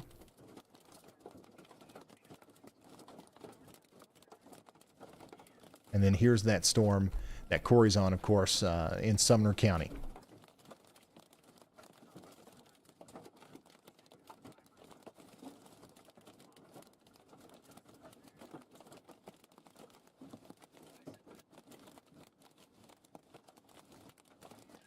Go ahead, Andy. Hey Ryan, I've been watching that Oklahoma Panhandle storm just as the SBC was, but definitely that newest scan from Dodge City radar does look like something concerning enough to put a y'all watch on that. We've got some pretty good upper level rotation on it now, so because it's in a radar hole, we may see the National Weather Service issue a tornado warning despite not knowing exactly what's happening at the surface with this one. Those are more of the preventative tornado warnings. Given we don't have the best radar coverage, maybe there's a few visuals of it on the ground, we may have a preventative tornado warning in place to be like, okay, well, we don't know exactly what's happening at the surface, but this stuff definitely looks capable of producing a tornado based on the data we have aloft. So we may see that come through, and thus I have y'all watched it as it heads down to the south and east towards Gray, Oklahoma. All right. Thank you very much, meteorologist Andy Hill. He's saying y'all watch out for areas between Perryton, Twitchell, Gray, Bryan's Corner out here in Beaver County, Ochiltree County, between Oklahoma and Texas. So y'all watch out. We're watching that storm very closely. Here's a look at Storm Runner Media again, who is right smack dab in the middle of a very strong storm in Kansas. And you can hear that hail. So yeah, Storm Runner's still in Wellington here. This is what's happening in Wellington right now, right in the middle of that considerable thunderstorm, severe thunderstorm warning. We might lose a windshield.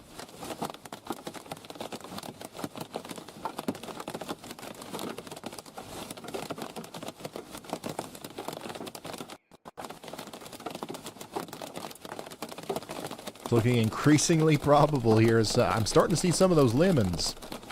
This is warned for lemon-sized hail.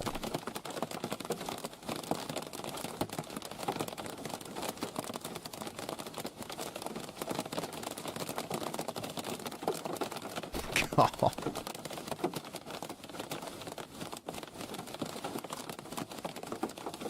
I don't even see a crack yet.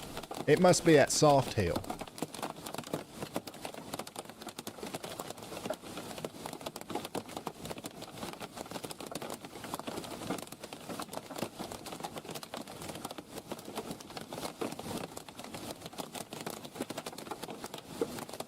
So this is what it looks like inside the storm, and this is what it looks like from a little bit farther away. So really ominous looking storm from a distance there.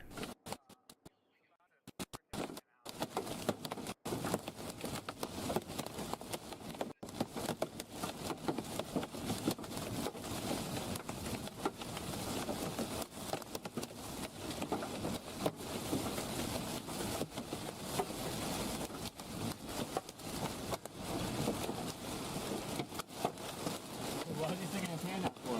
Trying to catch that hill. That's gonna hurt more than you know. Looking at the state of his car, it doesn't look like it was his first rodeo. God. Yeah, Alex's view is just Oh, there's bigger hail up here. otherworldly. He was part of that tree. Alex is currently near Ashton or Portland, closer to the town of Ashton than South Haven, but that's like the biggest town near him.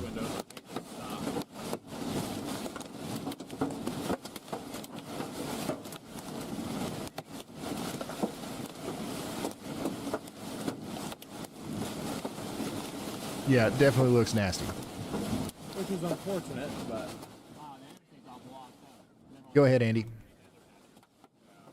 Hey Ryan, I'm seeing a few people wondering why we're not seeing these storms in South Kansas produce tornadoes right now or become tornado warned.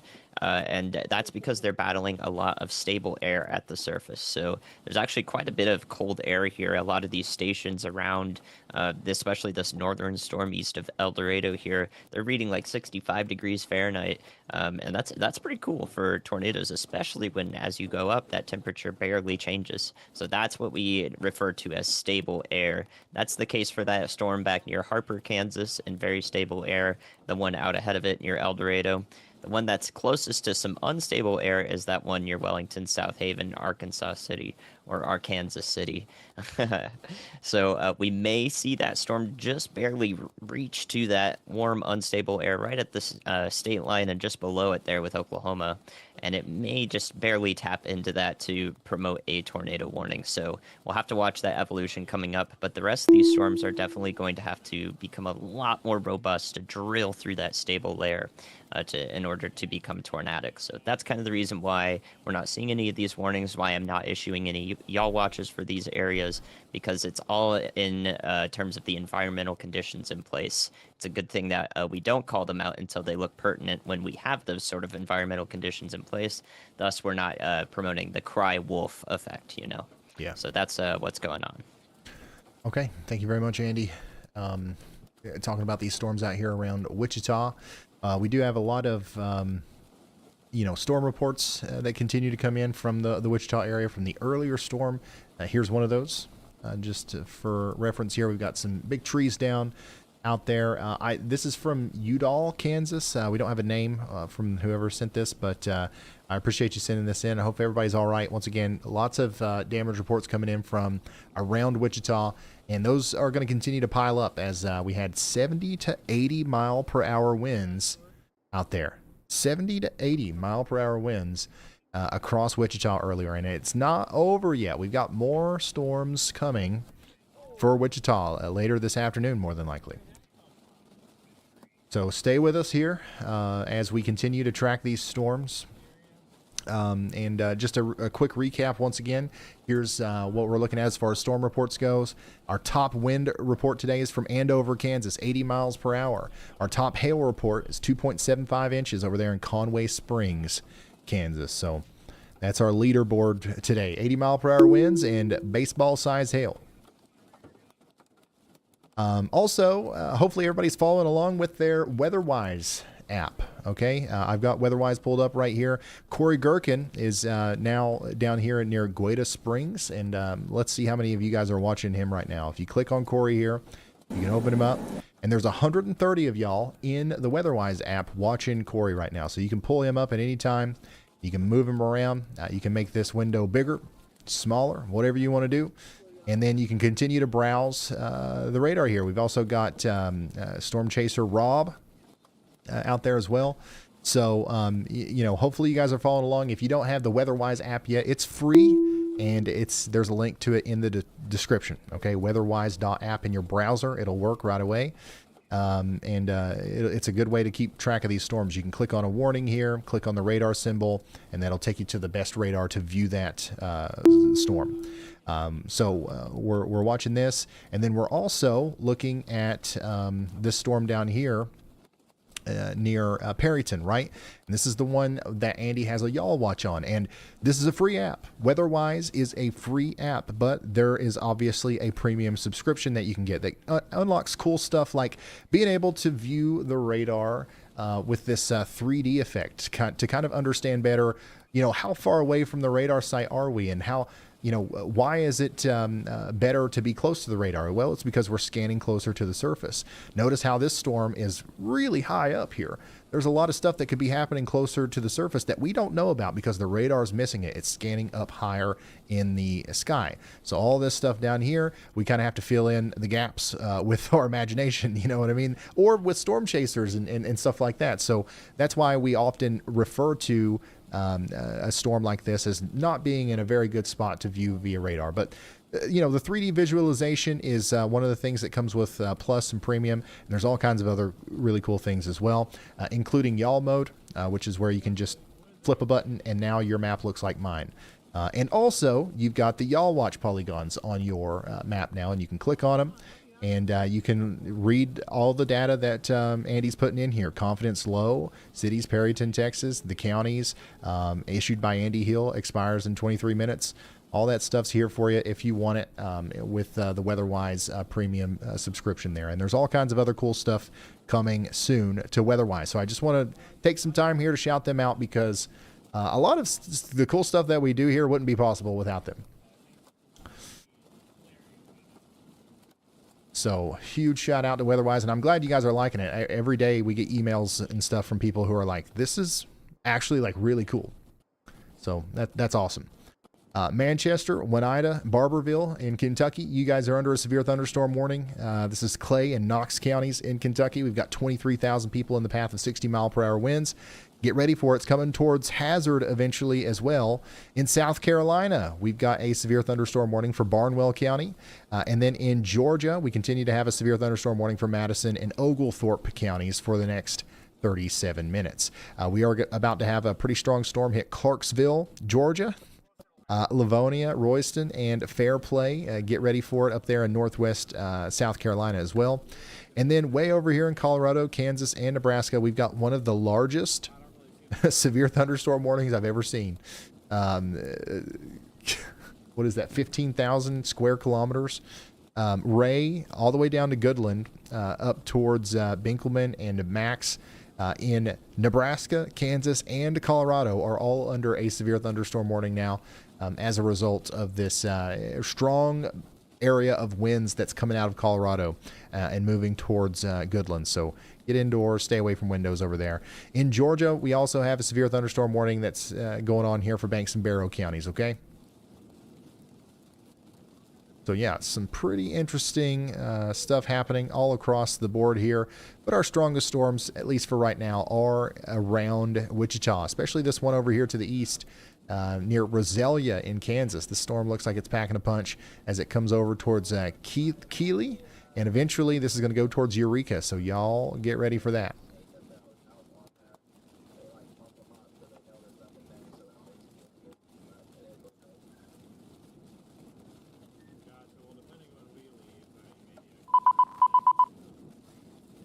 More damage reports. Look at this.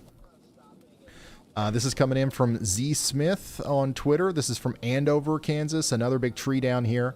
24-inch in diameter tree, among many others down in Andover. Thank you for sending this in. Hopefully everybody over there in Andover's all right. That's where we've had our biggest wind gust report today. So 80-mile-per-hour winds went through Andover earlier. And here's a live look at the storm down there in Sumner County, Kansas, as it continues to work over towards Arkansas City. So the next places that are going to get hit by potentially up to 2-inch hail and 60-mile-per-hour winds include Winfield and Arkansas City in Kansas. This is for 41,000 people that are in the path here of this considerable severe thunderstorm in Kansas.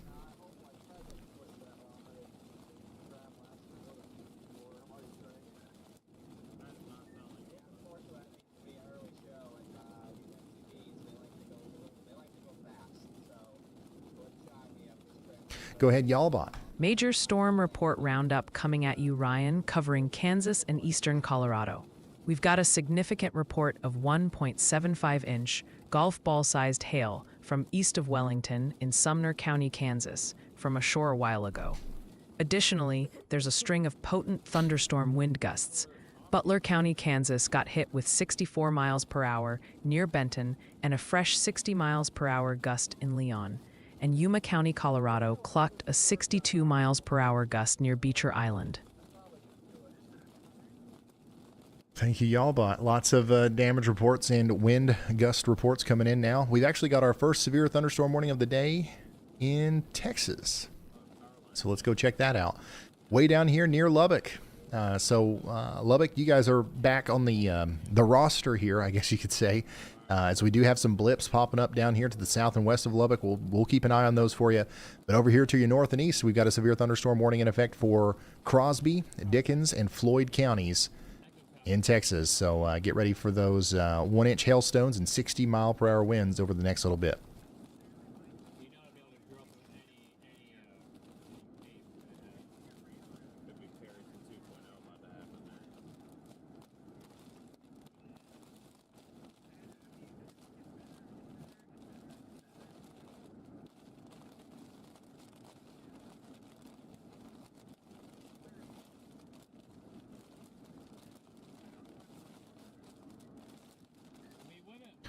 $1,200, you say?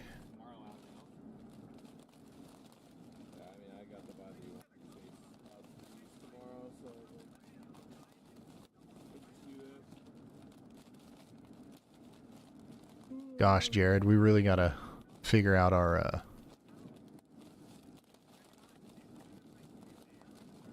suggestion system. We got to get that back.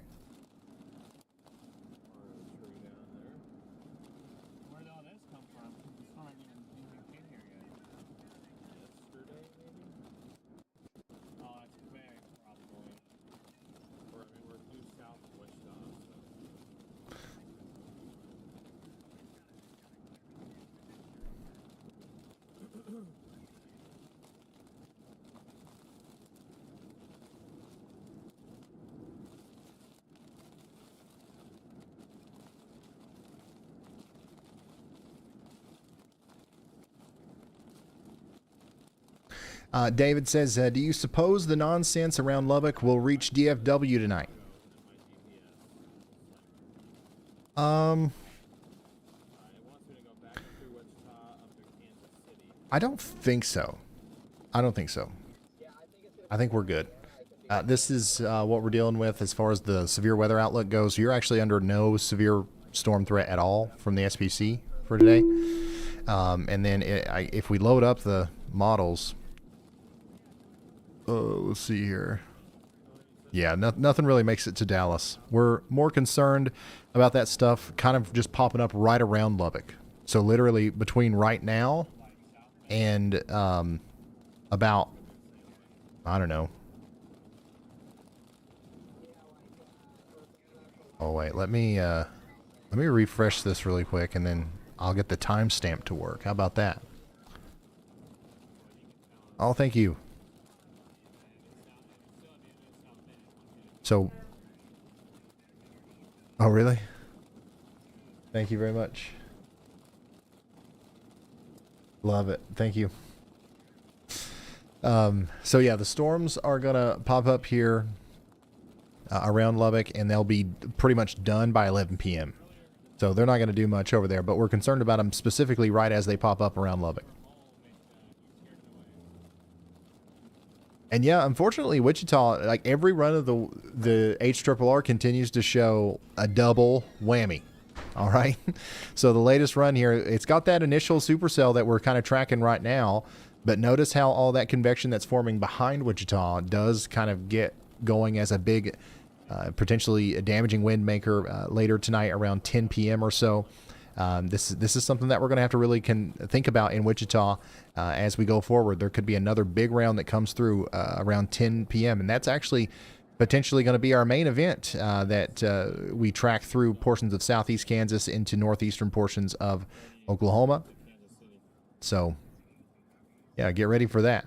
These supercells over here between Perryton and Woodward are also going to be a big deal for a period of time with over the next couple of hours.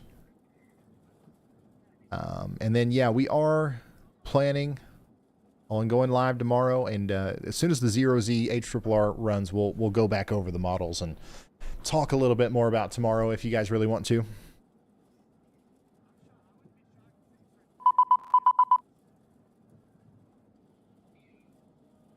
well, I mean, he said he wanted to stop and drop one, so I guess I understand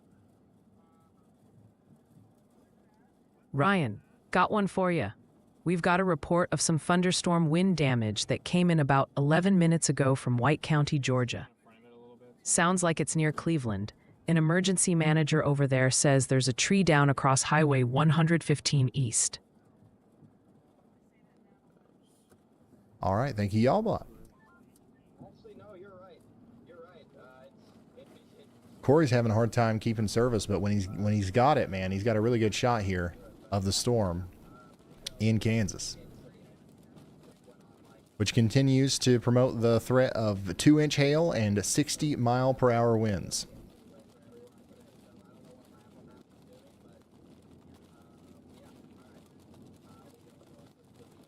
Checking in from Nashville, Tennessee. Yeah, there's a chance that we'll talk some about Tennessee tomorrow more.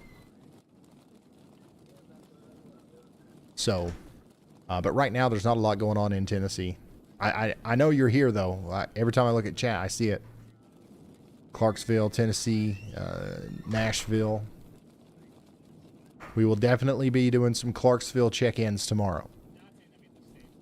Will you be live tomorrow? Not 100%, but there's a pretty good chance.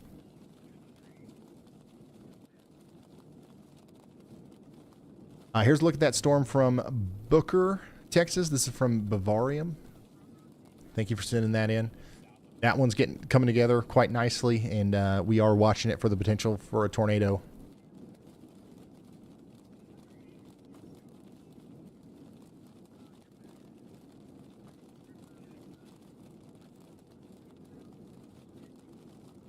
Yeah, Ohio.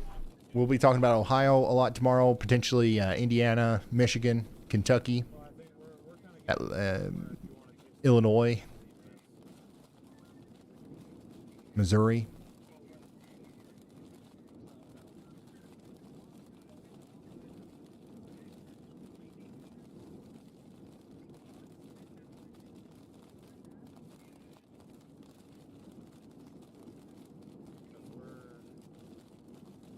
How about Cincinnati? Yep, it's in Ohio.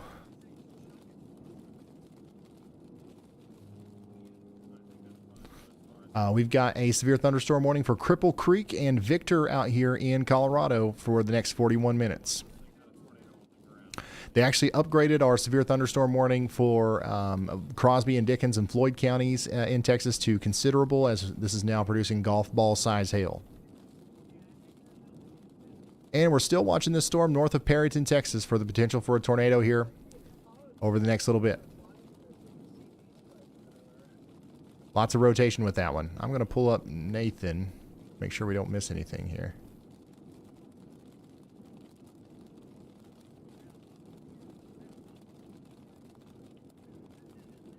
And we'll go back over here to Corey as we await the next frames to come in on these storms over here. We still got a crazy storm about to hit our Kansas City in Kansas. You guys need to be getting ready for those 2-inch hailstones and 60-mile-per-hour winds.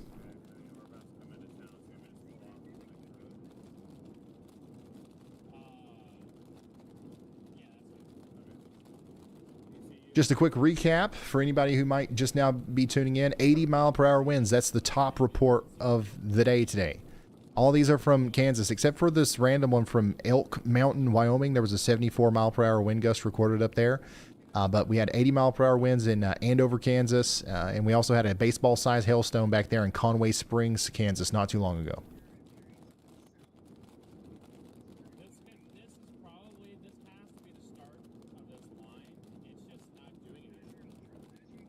And by the way, that storm that we just showed, that was from Bavarium, and that was of the the storm that's on the Texas-Oklahoma border. That's what I was trying to say, but I think I said it a little bit wrong.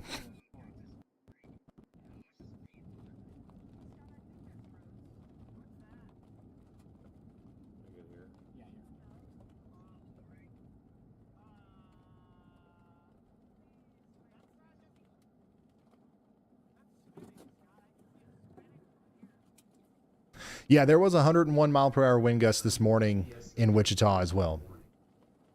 That was like at like 5 a.m. or something. There was actually a lot more, like much stronger winds recorded around Wichita early this morning. But what I'm showing is from the last 12 hours on that storm reports dashboard. So yeah, Wichita's been a place to be for severe weather over the past little bit. We did just get re-upgraded to a destructive severe thunderstorm warning on this cell that's coming out of Cowley and moving through Sumner counties in Kansas. We've got 30,000 people now under a PDS severe thunderstorm warning. This is a particularly dangerous situation. Baseball-size hail and 60 mile per hour winds. Get ready for them.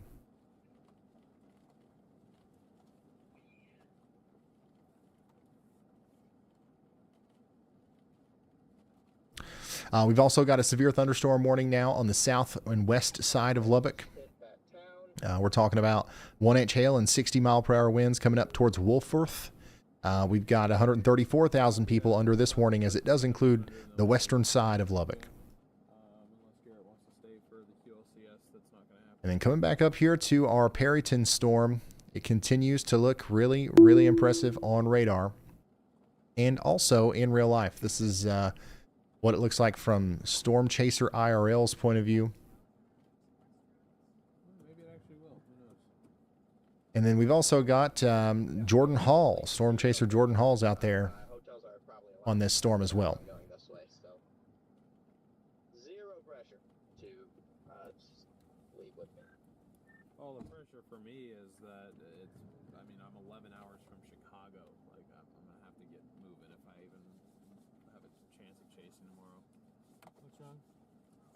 That was my thing. I know if I waited, like, that's pretty much the limit for me right now, I think. Even as it is, I'll probably only get 6 hours. What exactly is a radar hole? It's just an area where all of the best radars are pretty far away from the storm, or like from that area. So there's some places that have really good radar coverage because they're close to a radar tower. And there's some places where, even though we've got a really robust and vast network of radars across the United States, there's still a couple of places that don't get good coverage. And we call those radar holes. And this spot over here near Perryton is one of those. We've got a radar in Dodge City. We've got one, in northern Oklahoma. We've got one in Amarillo. But they're all just a little bit too far away. And it's not terrible. There's definitely worse radar holes.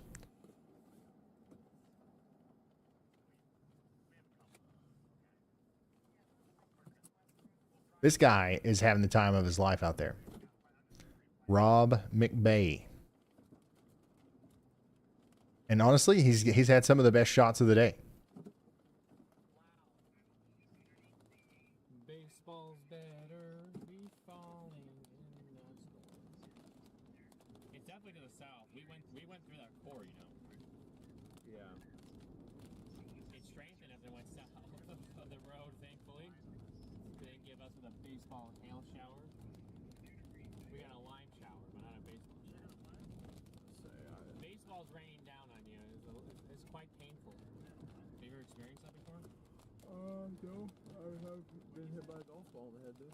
Yeah, the cranium. Why was that so funny?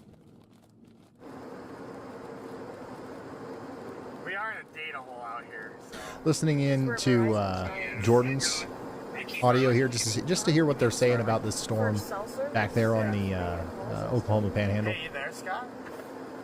Your phone has been sucking ass. I know. I don't know what to say. How far south are you here? Are you just off the highway? And then Storm Runner Media is still out there as well. I just wish it wasn't so far east. Still in the middle of some pretty heavy rain. So if you are just now tuning in, we're kind of in a situation where we don't have any tornado warnings. We're mostly watching a damaging wind threat unfold, but we're really kind of thinking that these supercells that are forming back here and that are going to continue to form back here around Perryton, Texas, over towards Woodward, Oklahoma, they're going to have a pretty robust but also brief tornado threat here. So we're watching very closely as this storm gets closer to Perryton, and we're watching this very strong storm over here in Cowley and Sumner counties in Kansas move towards Arkansas City. So you guys need to be getting ready for the baseball size hail and 60-mile-per-hour winds in Winfield and in Arkansas City over the next 33 minutes. We just got upgraded again on our Crosby and Dickens County, Texas storm. We now have lemon-sized hail over here north of Crosbyton. Additionally, we got a new severe thunderstorm warning for Eureka, Kansas. You guys need to be getting ready for that 1-inch hail. And we're continuing to track a severe thunderstorm over here in Georgia. I'm just see if we can see anything out of this. Oh yeah, we got a decent little view here. This is what it looks like out there near Plainview, Georgia right now, as that severe thunderstorm is moving over the Marathon gas station there. That's what we're looking at. And then just a little bit to the south and west of that, we have another area down here in Franklin County, Georgia, that's getting hit by a severe thunderstorm warning. Or a severe thunderstorm, I should say.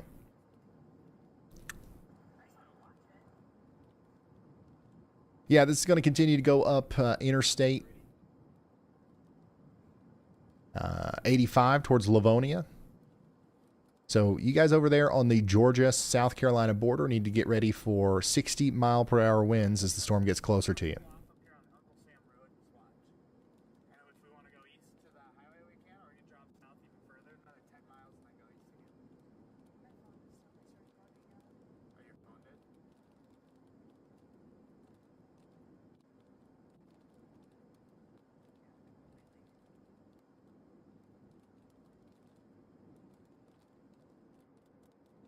And this is that storm back there in Cowley County, Kansas, once again. Oh, what do we got here from Alex? Just a little bit of a lowering there.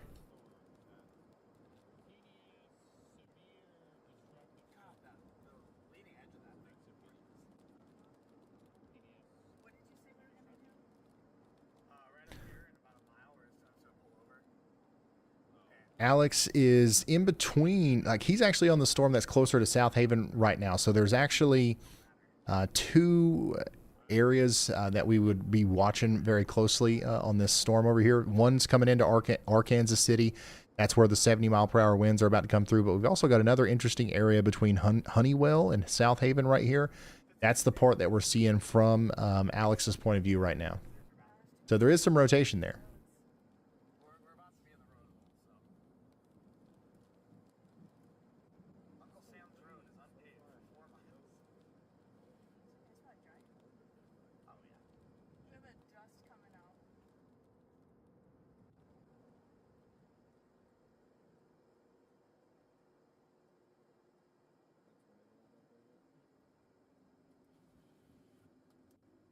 What in the world's Chelsea got here?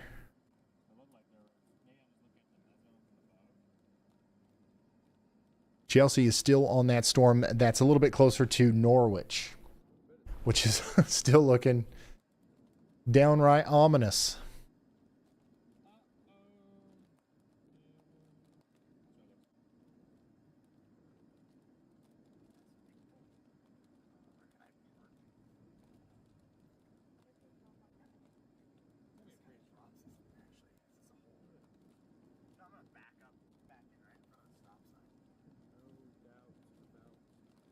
Yeah, the storm back there on the border of Texas and Oklahoma does not have a tornado yet. It looks like it's very close.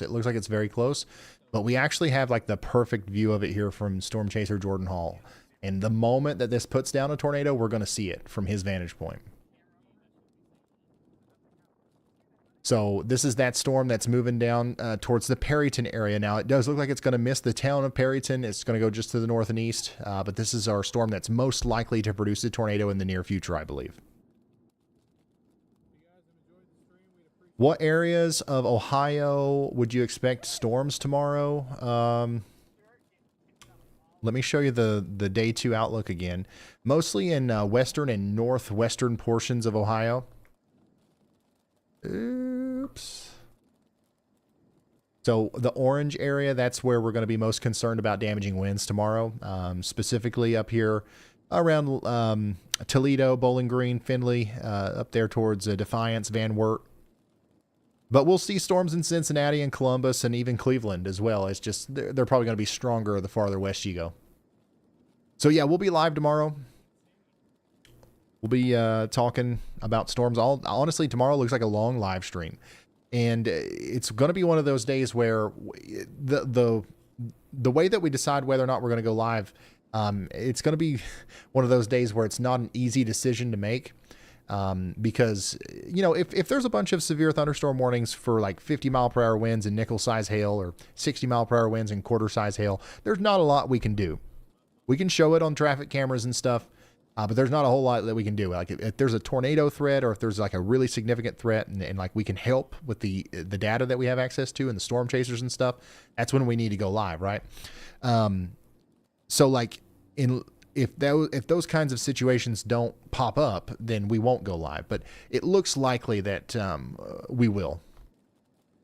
This is what it looks like out there in Tiger, Georgia, as that storm comes through, by the way. We've got a really nice shot of it, thanks to the Cyclone port of the Radar Omega network.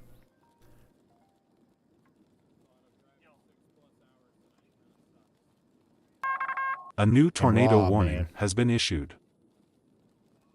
I think my new favorite storm chaser, his name is Rob McKay. This guy's getting plumb wild out there. All right, we got a tornado warning. This is going to be for Box, Butte, Dawes, and Sioux counties in Nebraska. Tornado warning is now in effect. Weather spotters have reported a funnel cloud. Weather spotters have reported a funnel cloud with this. We've only got 165 people in the polygon, so we're not too awfully worried about it, but we are encouraging everybody out here in Box Butte, Dawes, and Sioux counties in Nebraska to take shelter over the next hour or so. 26 minutes, I should say. In Oklahoma, we just got a new severe thunderstorm warning. This is going to be for Kay County, Oklahoma. Get ready for those 60-mile-per-hour winds and 1.5-inch hailstones over the next 41 minutes. Also, in portions of Oklahoma and Texas, we just got a new severe thunderstorm warning. This includes Perryton, Darrozette, and Follett. So get ready for 1.5-inch hail and 60-mile-per-hour winds over here in portions of Lipscomb and Ochiltree counties in Texas. And we're just continuing to watch this storm come together over here around Perryton. This is what it looks like in real time as it forms in front of Storm Chaser Jordan Hall.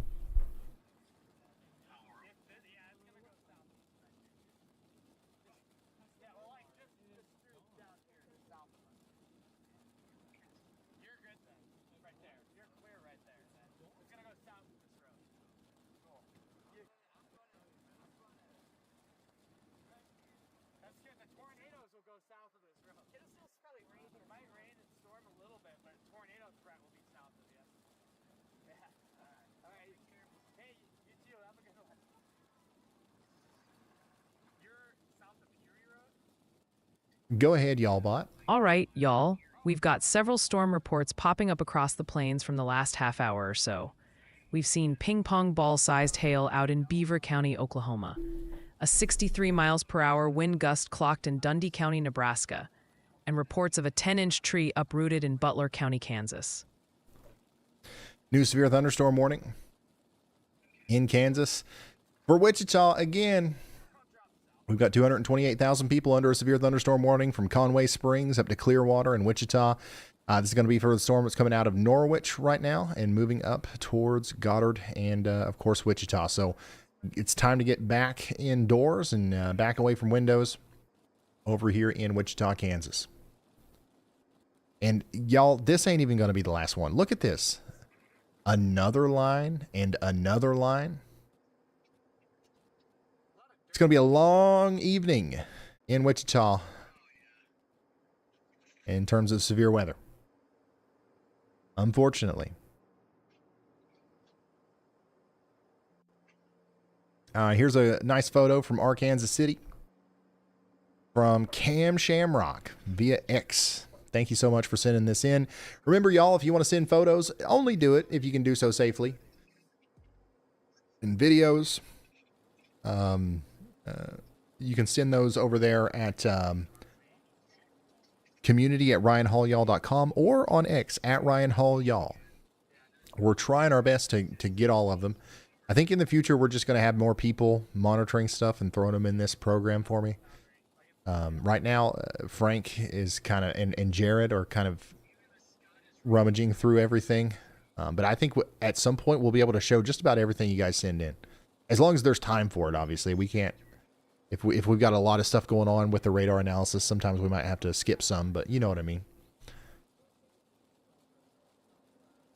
Jordan Hall's got a fantastic shot of that storm just to the north of Perryton, Texas.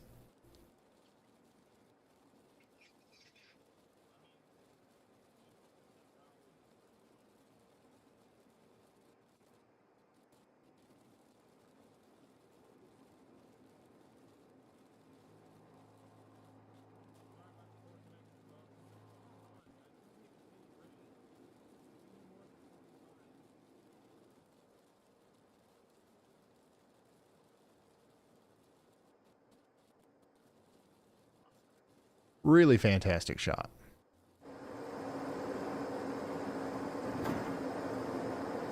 I'm not going to worry about the other storms. We're on this one. It is what it is at this point. Look at this guy. This golf cart. Rock on, brother. Rock on.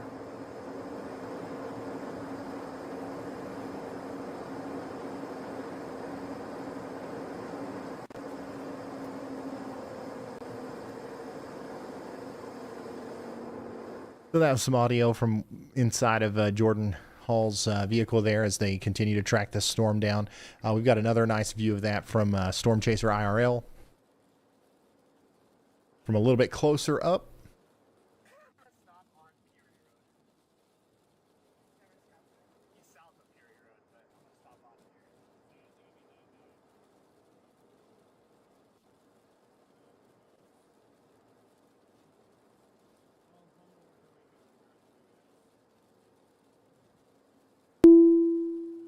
Go ahead, y'all bot. Hey Ryan, just got word of some hail out in Gouda Springs, Kansas. That's in Sumner County. A storm chaser reported it just now, seeing about 1.5-inch hail there. So we're talking ping pong ball size stuff. Guys, if you haven't already, please consider hitting that like button on this stream. It helps us get the word out there. If there's anybody in Wichita or any of these other places that are about to get hit tonight, that maybe doesn't know that we're live or doesn't have otherwise adequate severe weather coverage, the only way they're ever going to find out is if we end up in front of them thanks to the algorithm or whatever, you know? So hit the like button and subscribe to the channel. It helps out a lot. And it's free. Florida and Georgia. We've got another severe thunderstorm warning out here. Whoa, is that radar down? The Jacksonville radar is down. But yeah, severe thunderstorm warning down here for Nassau County, Florida, and Ware County, Georgia. I'm worried about the far edge of that. What? I pulled up a traffic camera. Now, I don't think it's that dark. I don't think the storm's making it this dark. Can anybody in Baker County, Florida, go outside and confirm that it's not this dark out there right now? There's definitely just something wrong with this camera, right? I thought you were just so Is that an actual tower? Definitely. This looks like, yeah, it looks like a total solar eclipse.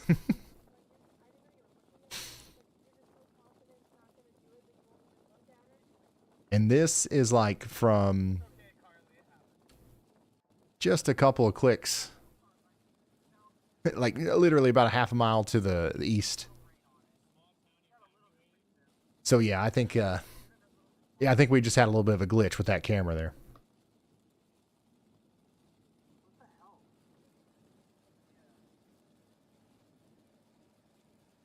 We do have a destructive severe thunderstorm warning still in effect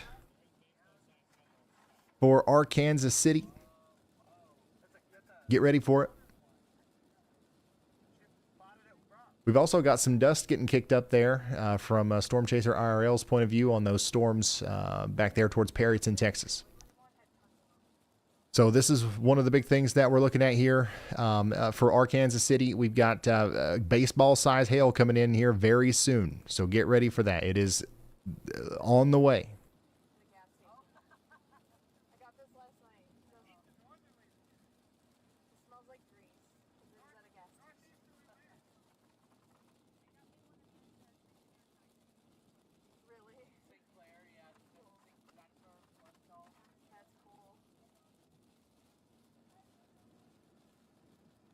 Yeah, it looks like some dust.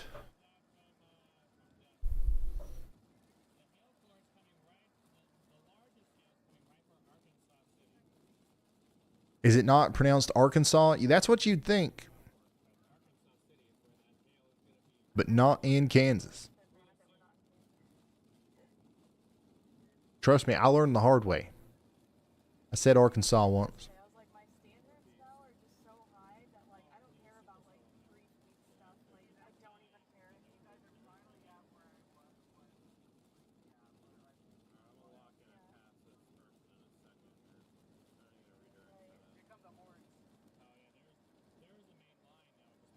was. Is that a rope? No. I think that's just like on the windshield. Yeah, that's either a reflection of something on the dash or it's like a streak on the windshield. That'd be really crazy if that was. That'd be a weird spot of the storm for something like that to come out of. We're looking further down for the most part. A new tornado warning has been issued. We did just get a new tornado warning in Nebraska, so let's go check that out on radar. We got a new tornado warning for Sioux County, Nebraska. We got lots of rotation down here south of Harrison, so take shelter if you're in Sioux County in Nebraska. There's only 264 people in that polygon according to the latest census data. So hopefully we're not going to have any damage reports coming out of this, but if you are in Sioux County, Nebraska, take shelter now, at least for the next 31 minutes. Just to the east, we've got another tornado warning for Box Butte, Dawes, and Sioux counties in Nebraska. That's going to go on for the next 15 minutes.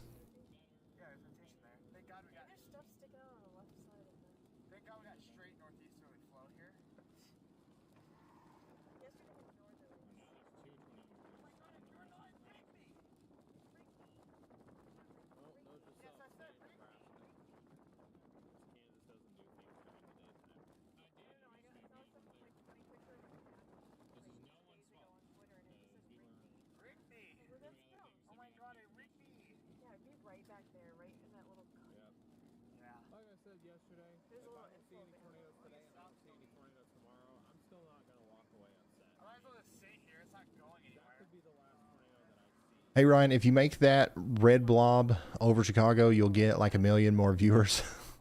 We'll do that tomorrow. We'll do that tomorrow.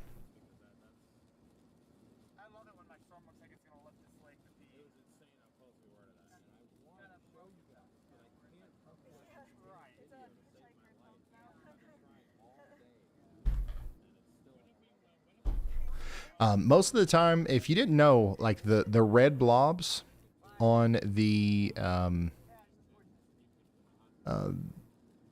thumbnails are based off of the Storm Prediction Center's convective outlook, the categorical outlook for the day one.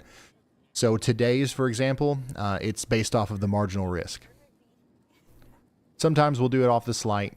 It just depends on, it's just like, here's all the places that we could talk about today, more than likely, that we just highlight in red, because if we add too much detail on a little thumbnail on your phone, like you won't even know what it is that we're trying to highlight. So we just pick like the biggest area and we're like, this is what we're talking about today.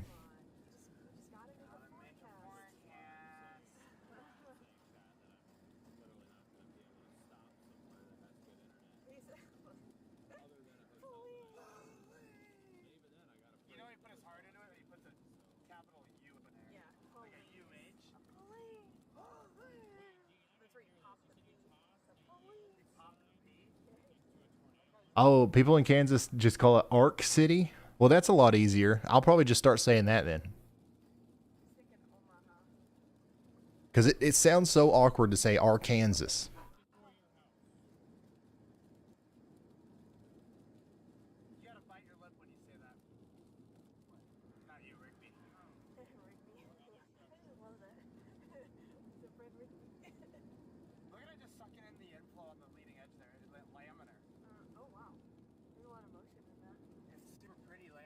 We do have one destructive severe thunderstorm warning. The rest of our severe thunderstorm warnings are just regular severe thunderstorm warnings. We don't even have any considerable severes right now. Strongest storms moving into Winfield and Ark City at the current moment.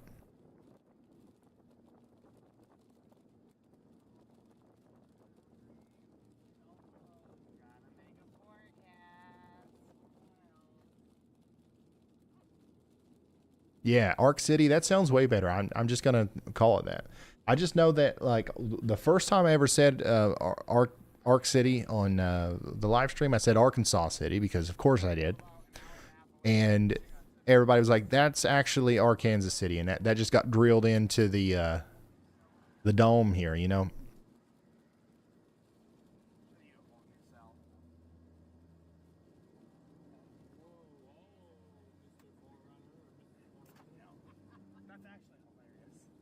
Here's some more photos coming in from, this is from Riley Vargas out there in Wellington, Kansas. Looks like some flooding and some wind damage. So yeah, lots of street flooding from the Wellington area. Thank you so much for sending that in.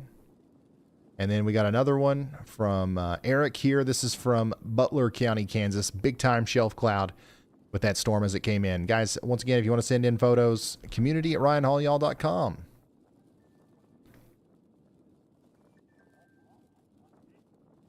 Dang. That storm over there in Texas is coming together very nicely. That's what we're seeing here from Jordan and Storm Chaser IRL. Still no tornado warning or anything. We've got a lot of rotation with this, but it's just not, obviously it's not producing a tornado, but it very well could in the future here. You can see that RFD cut trying to work its way in.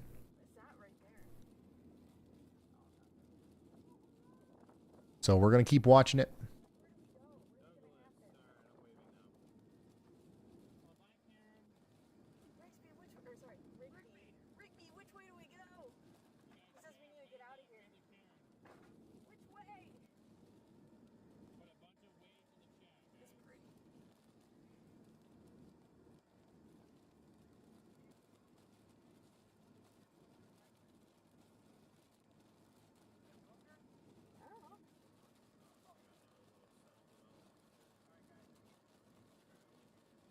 Yeah, this is a great shot from Jordan here. Fantastic shot from Jordan Hall.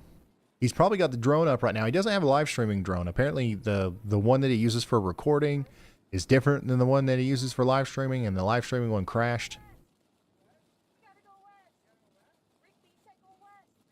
So we gotta work on getting Jordan Hall a new drone.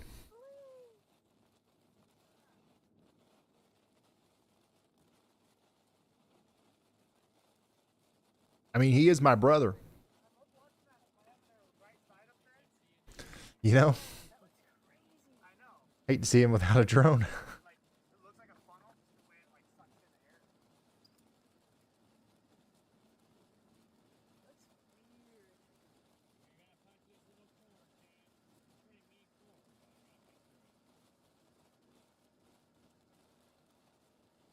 Hey Ryan, just got a report of some 1-inch hail, that's about quarter-sized, over in Arkansas City, out in Cowley County, Kansas. This came in from the public just a couple minutes ago. I Like, do you see that little horizontal curl?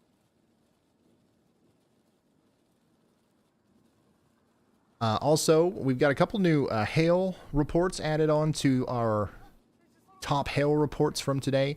Biggest hailstone that we've seen today came from Conway Springs, Kansas. What was that, about 2 hours ago? Baseball size, but we also had a 2.25 inch hail in Platteville, Colorado. Also, Trinidad, Colorado, we had a 2-inch hailstone.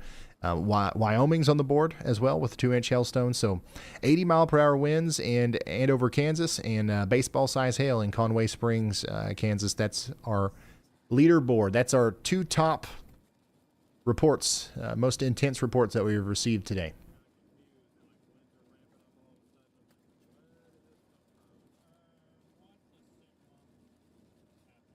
Man, that cut is just nuts on this thing.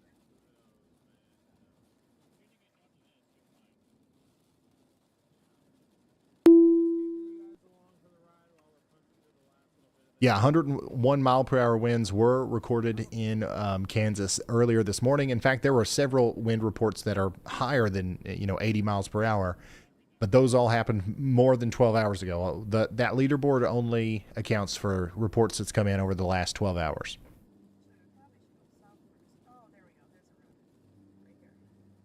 You know how long you're going to be live covering these storms? I actually don't.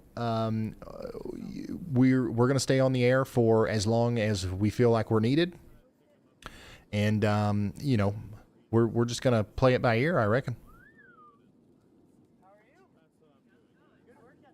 These last couple of days have been really interesting. And tomorrow is going to be really interesting as well. It's just so hard to get an accurate view of how things are going to go with systems like this. You've heard me talk about it before, but the models really don't do good in the summer. Sometimes, especially in April and March, when we have those big synoptically driven systems where it's just this big low pressure center, and like it's these big features that drive everything, right? The models can do a really, really, really good job of depicting almost exactly what's going to happen, and we rely on those a lot. But for systems like this and what we're dealing with tomorrow and what we had yesterday, there's so many small mesoscale, things that go into it that even the highest resolution models don't know what the heck's going on. So we definitely do a lot more nowcasting this time of year than forecasting.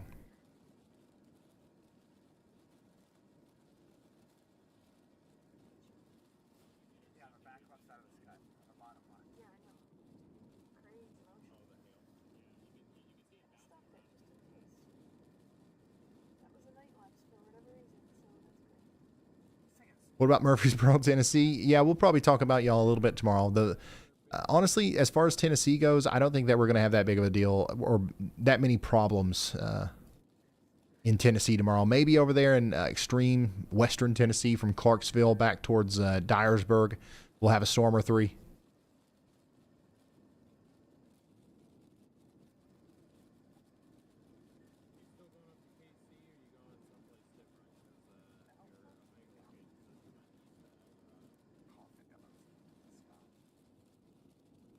Did you get cameras in Michigan? No, I never.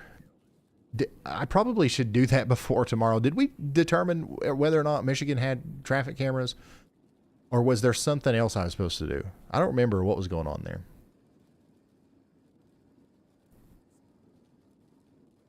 Michigan traffic cameras. MDOT.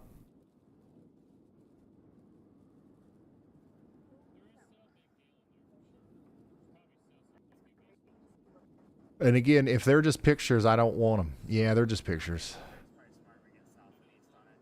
It doesn't help us at all.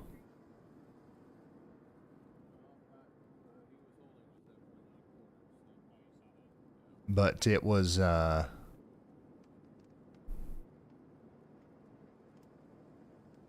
Michigan Storm Chasers or something that had a network. I've got to reach out to them. Especially if it's not that on merger. Just throwing that fire to the south right here.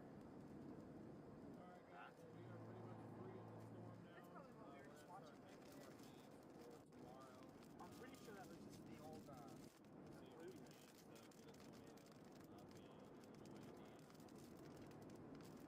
Oh yeah, I got to add Pennsylvania too. Yeah, that's something that I've got to do. Probably, well, I don't know when I'm going to do it, but at some point, I've got to do that.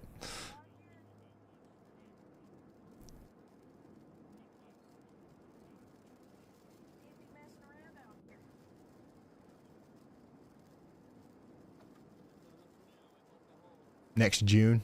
You know what? June and July, that's what June and July is supposed to be for, y'all. I'm supposed to be just sitting here writing a little code, making the streams better for hurricane season. But Lord goodness, it's been like one of the busiest Junes we've had in a while.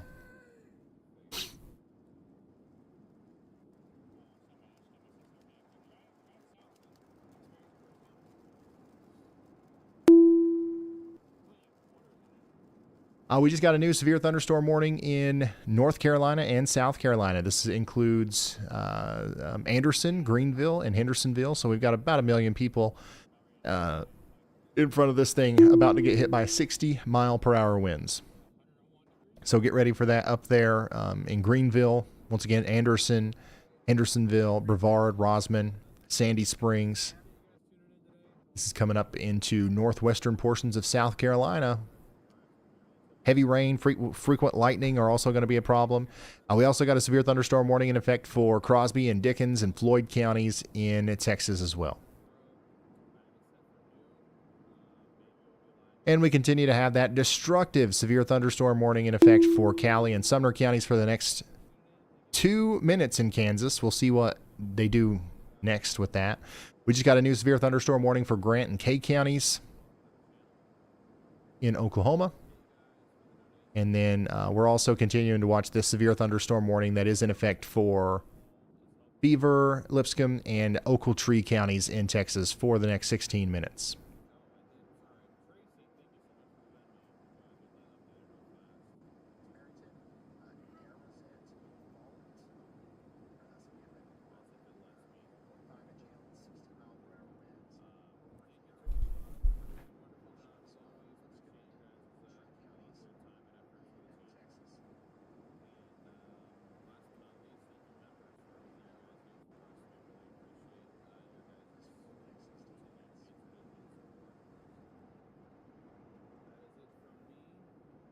Will the storm go through Lexington, Kentucky? Yeah, we'll have some storms in Lexington tomorrow.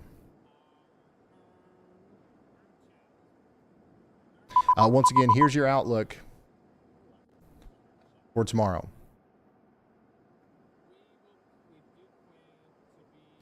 We just got a new considerable severe thunderstorm warning in Kansas. That's going to be for Cowley County. So this is moving past Ark City and Winfield now, moving over towards Cedarvale.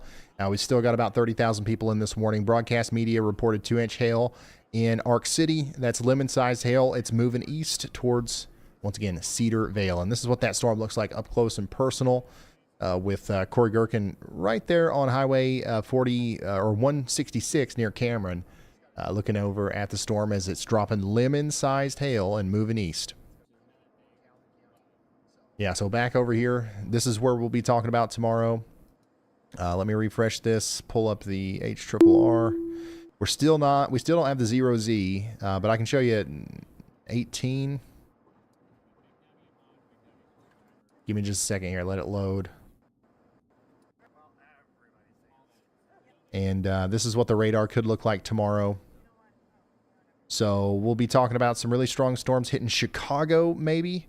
as early as noon to 1 p.m. So maybe as early as noon, Chicago's going to get hit. Then we're going to see some storms forming down here around Indianapolis, down towards Owensboro and Louisville, or closer to 3 p.m. maybe. We're talking about Cincinnati, closer to 6 p.m. Kalamazoo, 6 p.m. Detroit, 8 p.m. Columbus, 8 p.m. Lexington, Kentucky, anywhere, honestly, between noon and 6 or 9 p.m. Like there's going to be a couple of rounds down there. And then like after that northern mode calms down late in the night, we are going to see more storms forming back here from western Kentucky down into Oklahoma, Arkansas, into Tennessee. We'll probably won't be live for this. Like this stuff's going to be happening literally at like 5, 6 a.m. And then we might go live again on Thursday for whatever happens to the east of this. So if we go live tomorrow, we'll be on standby starting at probably noon. And then there's a chance that we could be on the air through midnight. And then that's when the storms really start back here on the southern side, though. So really interesting system for June. Once again, not every day that you see something like that in June.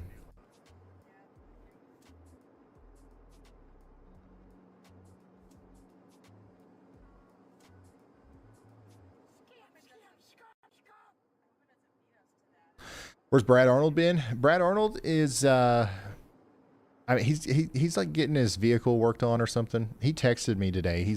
I mean, sometimes these guys just can't drive 1,000 miles for every single storm. You know what I mean? Brad Arnold lives in Alabama and had some stuff he's got to, take care of. And like, we're going to be talking about stuff closer to him tomorrow. So he might be chasing tomorrow, actually. So it would have been a tough trip to go all the way out to Kansas today.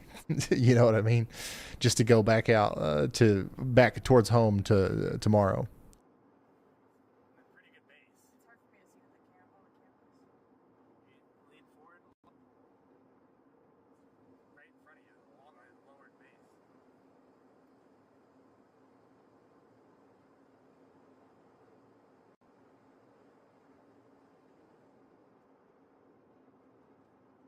Lots of motion here from Eric Fox's point of view on the storm that's coming down into Braman, Oklahoma. This is down there in K County.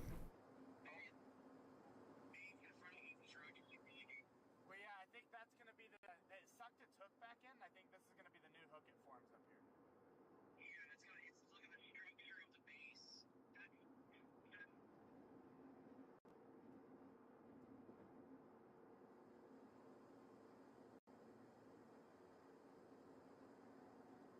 All right, here's a photo from Dusty out there in Somerset, Pennsylvania. Looks like another nice shelf cloud there. And I think we've got a video from Y'all Squad. So let's watch that. Hey y'all, Dalton Stevens here with the Y'all Squad, checking in with an evening update here in Pleasant Valley, West Virginia. We just wrapped up a full truckload delivery at the Valley Volunteer Fire Department. This shipment was packed down with sump pumps, dehumidifiers, box fans, and a whole lot more to help support the flooded community here just south of Fairmont and in Fairmont. Now, if you look behind me here, you can see this whole wall right here, all Y'all Squad delivery stuff, and we've got a whole wall right here behind us full of dehumidifiers. By the way, guys, we want to give a huge shout out to Mayor Emily Haddix for reaching out and helping us get connected with the folks here on the ground. Her support made this delivery go super smooth, and we can't thank her enough for reaching out to the Y'all Squad and getting in contact with us. And we also want to give a big special thank you to the students from East Fairmont High School. They showed up in a big way and helped unload the entire box truck by hand. We couldn't fit the pallets into the fire department here. The doors weren't quite wide enough, so we actually unloaded 12 full pallets and thousands of items by hand with the help of all those students. The recovery here is just beginning, and we're proud to stand alongside everyone here in the community with those recovery efforts. And as always, none of this would be possible without you guys. And if you'd like to help us keep this mission moving forward, head to theyallsquad.org to make a tax-deductible donation today. Guys, we're going to be here in Pleasant Valley just outside Fairmont for the next few days. Can't thank you guys enough for all your help. We'll see you next time. Awesome. Awesome. Y'all Squad shows up. And what in the world is this? This is from James out there in Clyde, Texas. I guess this is from yesterday. Very cool photos. And yeah, huge shout out to Dalton and everybody that's working with the Y'all Squad for honestly just incredible work out there. We're getting stuff done, and that's awesome. Let's come back to Corey, where we're really starting to see the winds pick up out there at his location. Corey is currently on Highway 166, very close to the town of Cameron. That's where some of those really strong winds are moving into the area right now. This is in Cowley County, Kansas. We might see some of those lemon-sized hailstones here soon. So keep your eyes peeled for that.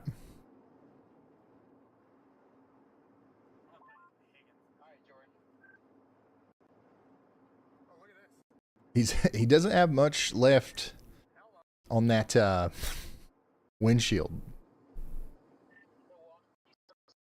Forgive me if I don't answer, if I don't.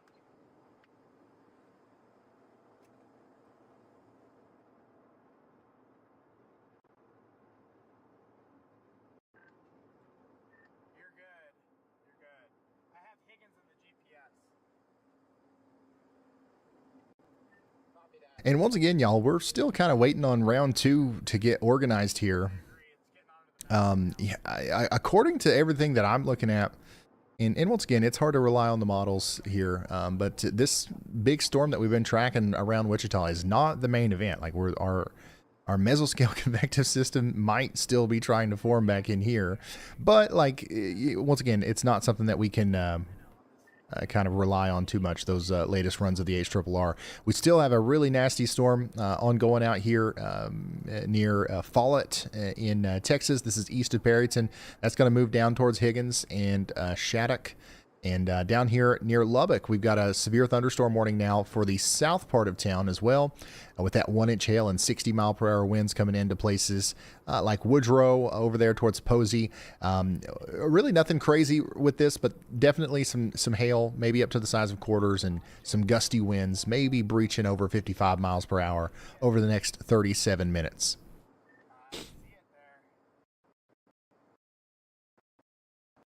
Whoa, that's a big hailstone. This is from Ark City, Kansas. Yeah. Hey, measure that. Measure that. And that actually might be... That might be for the leaderboard today. I don't think what we've seen... 2.75 inches is our biggest hail report that we've received today.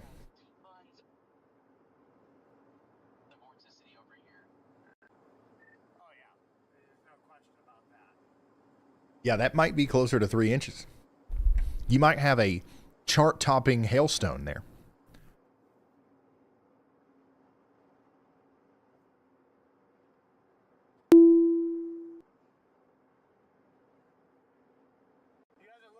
Speaking of the charts,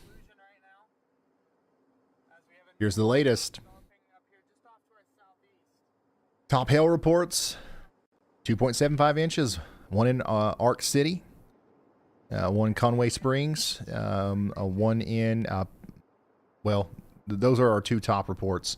And then our two top wind reports from the past 12 hours are coming from Mays, Kansas, and Andover, Kansas. 75 to 80 mile per hour winds. Now, there were stronger winds in this area earlier this morning. In fact, there was a 101 mile per hour wind gust in Wichita early this morning, around 5 a.m. or so.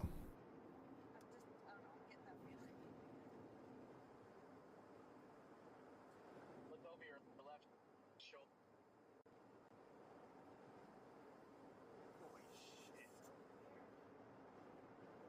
6 Miles, South Carolina. Lisa has got a great shot of a lightning bolt here. Lots of lightning with that storm that's moving into northwestern portions of South Carolina. That's going to be one of the main threats with that one. There's not a lot of hail, no tornado threat. Lots of lightning and some winds in excess of 60 miles per hour in some places.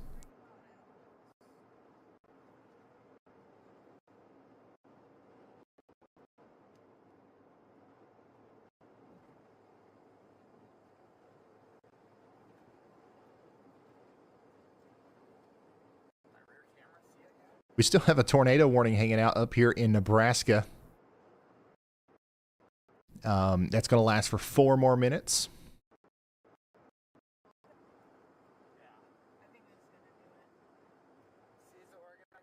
But hopefully Corey can stay in front of the storm all the way over towards Cedarvale, because he's got a great view of the front of it here. And then to Glacier, and then go east, northeast a little bit. Get underneath this thing. I agree. Let's do it. I'm down with that. I was just starting to think, I was like, like if we go east, we might get too far ahead and it might go behind us. This is a live look from Cowley County, Kansas, with that considerable severe thunderstorm that's moving out of Ark City. Now, Ark City, you guys just got plumb smacked, okay? And it's not over. You've got another round coming in right after that one that just hit. Now, it's probably going to have slightly smaller hail, this one. But don't let your guard down. You're going to have a brief break here, and then boom, you're getting hit again by 60-mile-per-hour winds and probably at least up to $half size hail.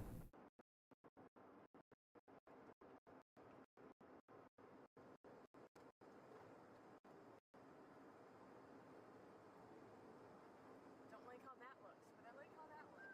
That's just the outfit boundary.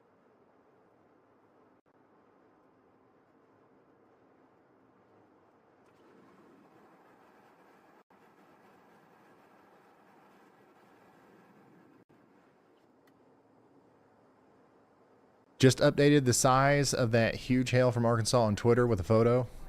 Let's make sure that we tag the local National Weather Service there. Oh, we can go due east out of Glacier. And that definitely is 3 inches. Actually, they're. You don't want to do what? I just don't want to get screwed with roads.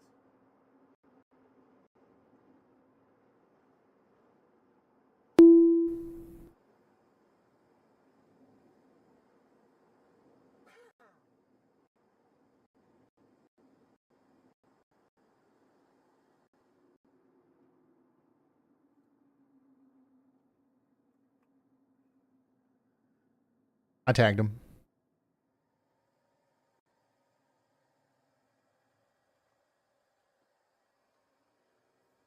So, yeah, we'll see if you end up on the leaderboard there.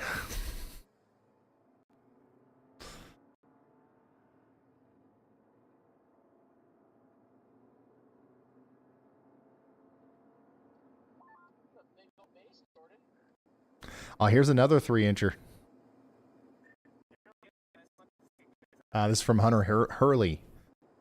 A 3-inch stone found at the Casey's on West Madison Avenue. And Summit and Saint in Arkansas City in Kansas. So yeah, that's where some of the largest hail that we've seen today has fallen. And another round of large hail and damaging winds is coming in right now. What is Chelsea doing up in the air here? We've got a drone shot coming in. What is this? Some flooding?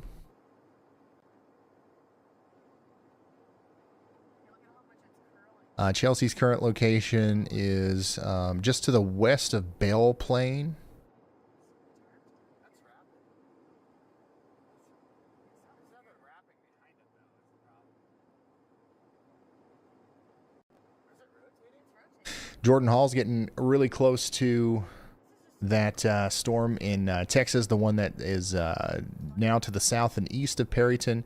Still rotating. It's not... it doesn't even have a tornado possible tag on that severe thunderstorm warning anymore, but it's moving down there towards Higgins, and it's got 1.5-inch hail and some damaging winds associated with it. Yeah, we've got some flooding going on down there around Belle Plain in Kansas.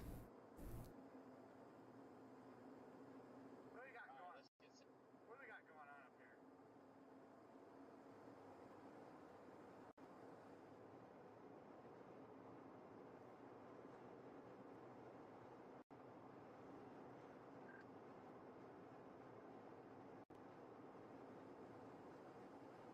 I see nothing but blue skies to the south of it, so.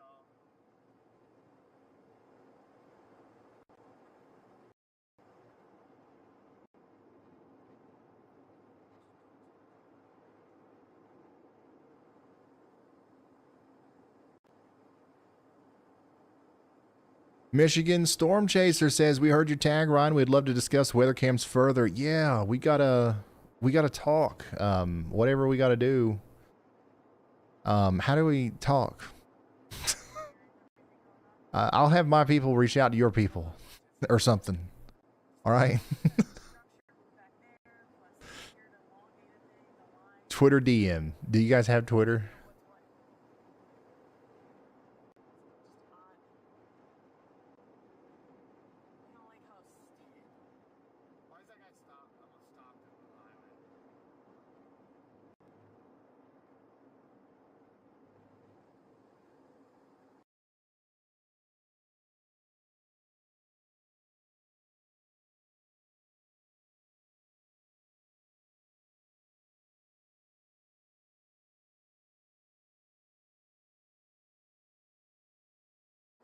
We'll figure it out.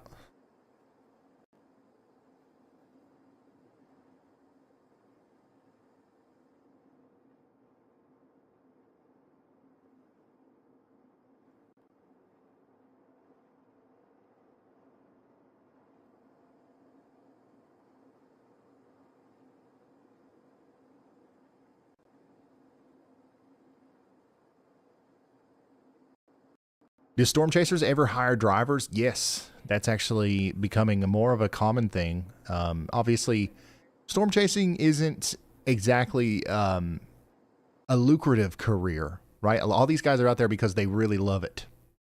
And that's not even to say that they don't get paid well. Like, you know, some TV stations will pay a lot. Like we personally, we pay very fairly for access to these feeds. But you got to think it's very expensive, right? You have a lot of overhead if you're a storm chaser. So hiring a driver is something only the most successful ones can do, like Reed Timmer. And, you know, there's other guys out there that hire drivers, but most of them do it all on their own.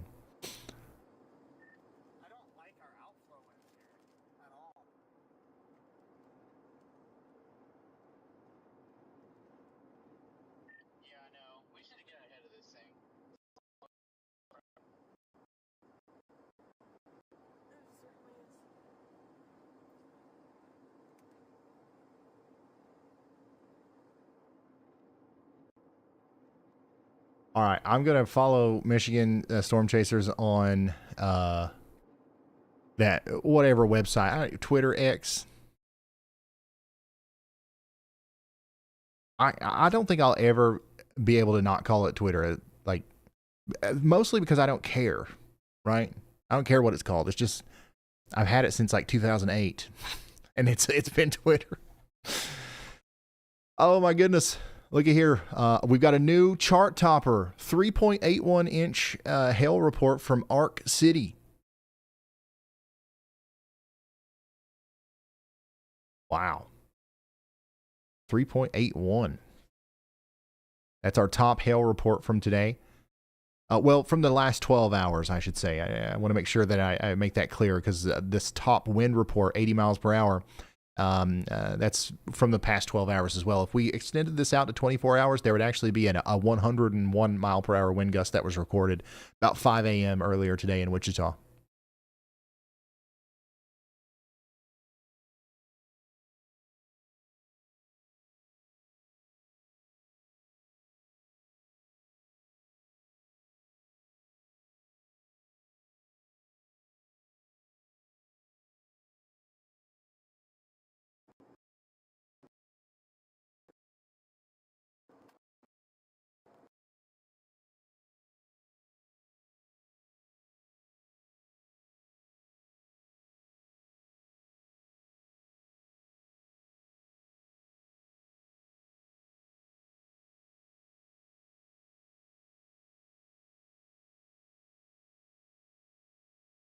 Michigan Storm Chasers, I am following you now.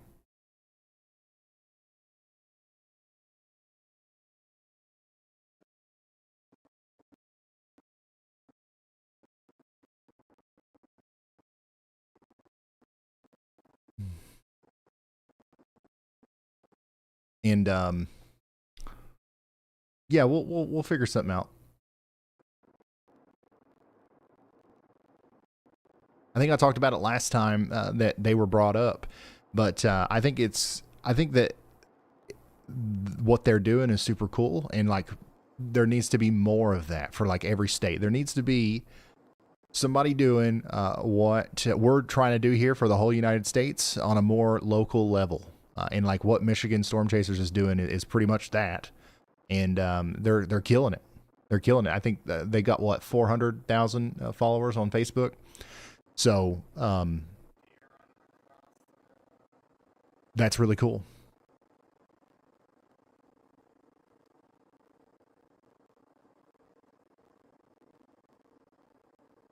So if you're a young person in college for meteorology, or even like just broadcast meteorology or anything like that, and you feel like the future is bleak because government positions aren't as available as they once were, and even like TV jobs are going away, this is a real path forward for people. You know what I'm saying? So just keep that in mind. New severe thunderstorm warning in Florida and Georgia.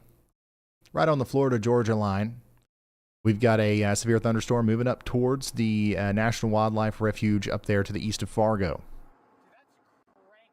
In Texas, Lipscomb County, Texas, we've got a severe thunderstorm warning continuing here, and that's the storm that Jordan Hall is on. And it looks like this. Oh, as soon as I hit it, the feed went out. I'll show you whenever it comes back.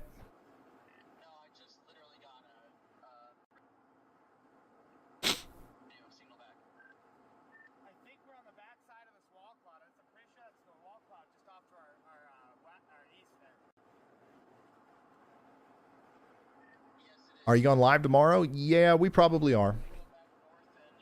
We probably are.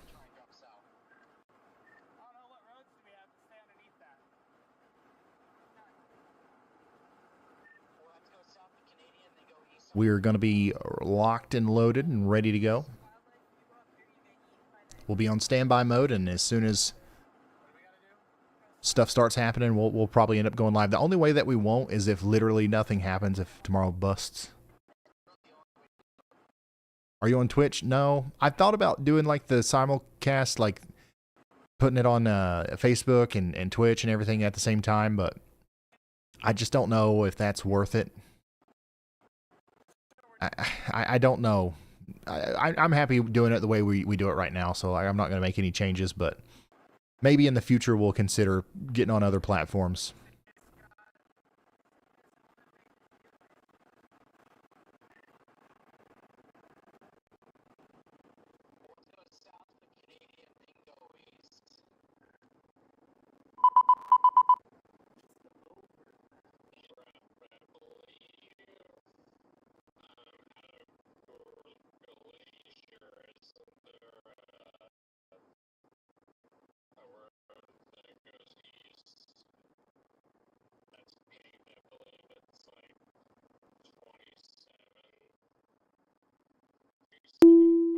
Just got an upgrade on that severe thunderstorm warning down here south of Lubbock. There's now considerable severe thunderstorm warning for Lubbock and Lynn counties. We were talking about golf ball size hail down here.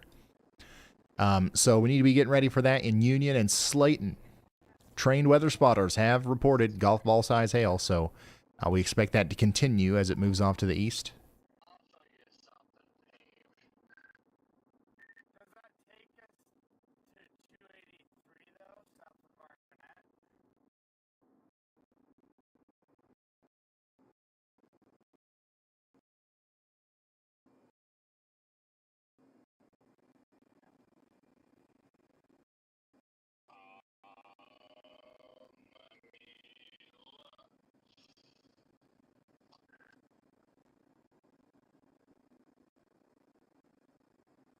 The tornado yesterday was plumb wild. It absolutely was.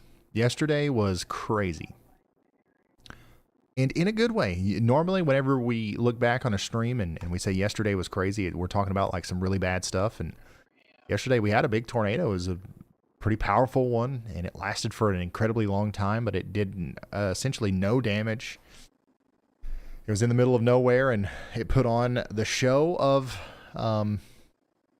honestly, it's probably one of the better tornadoes of in recent memory.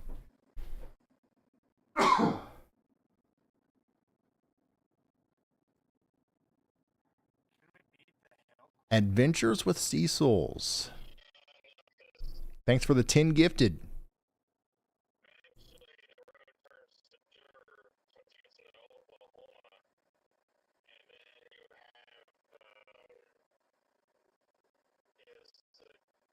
What's up in Oklahoma City tonight? There might be some storms in Oklahoma City tonight.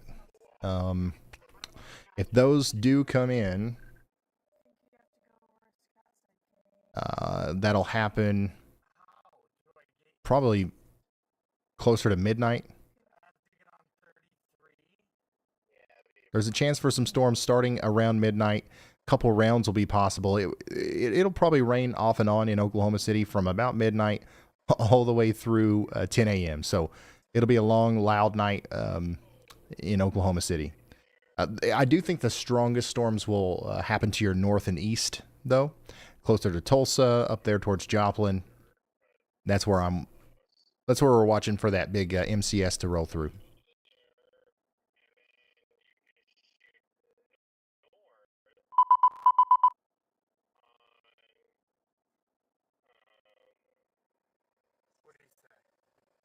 We also got this storm over here in Lipscomb County, Texas, upgraded. This is now a considerable severe thunderstorm up here with golf ball size hail, moving down towards the town of Higgins. Severe thunderstorm warning continues over here for Columbia County, Georgia, and Edgefield County, South Carolina for the next 32 minutes. And we just got another considerable severe thunderstorm warning for Crosby, Garza, and Lubbock and Lynn counties in Texas.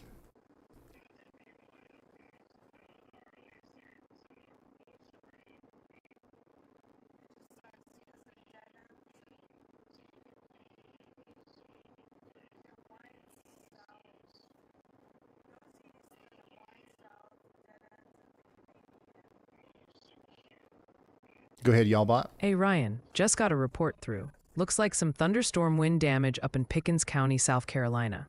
This came in about 14 minutes ago from the public. They're saying trees are down near Pickens High School. That's just a couple of miles northwest of Pickens itself.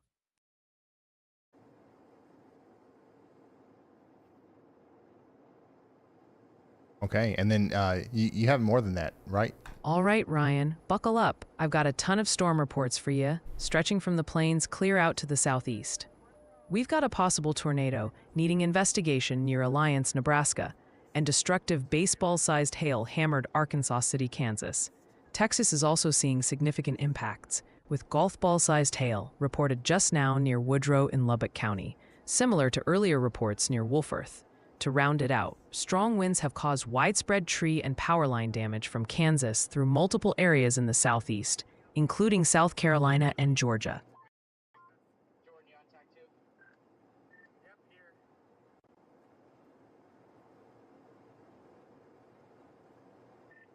All right, Ryan. The Y'all Squad in chat is really zeroing in on one spot. Kansas is the main topic of conversation. We've got lots of questions coming in about Wichita and Ark City, and many folks are eager for your breakdown of the surface analysis charts for the state. So there's still a good chance that Wichita is going to get another round. Right now, you're still in the middle here, and we don't have anything to worry about in the near future for Wichita. There is enough instability to support the idea that this line is going to continue down towards Wichita and hit again. I think that you have probably seen your strongest storm of the day already so far, but that doesn't mean that these storms won't be strong when they get to you.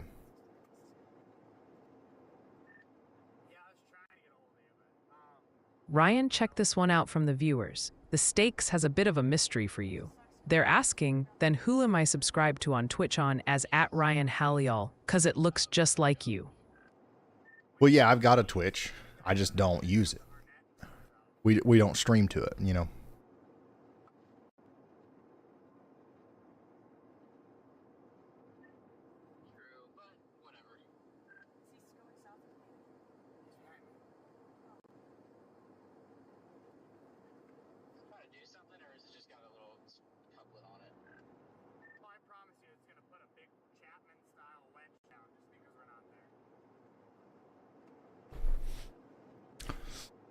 Yep, and we've got TikTok too that I don't use, which is a problem because we need to get back on.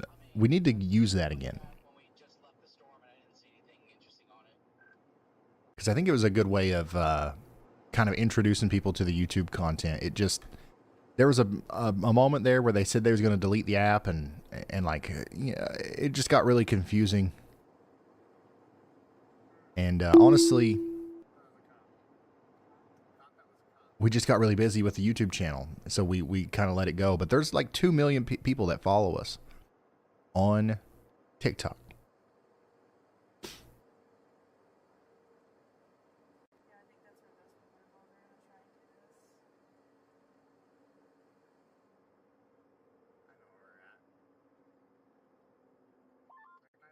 I remember when we covered the fires here. It was crazy. It just connected that this is Canadian, Texas. Yes.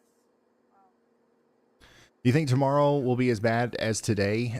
Tomorrow has a chance of being worse than today. Today's been pretty bad in terms of the large hail and the damaging winds, but it's been in a relatively small area that's been hit the hardest. Tomorrow definitely has the potential to impact a lot more people. Some bigger population centers are going to get hit, and it's just going to take place over a much larger geographic area as well.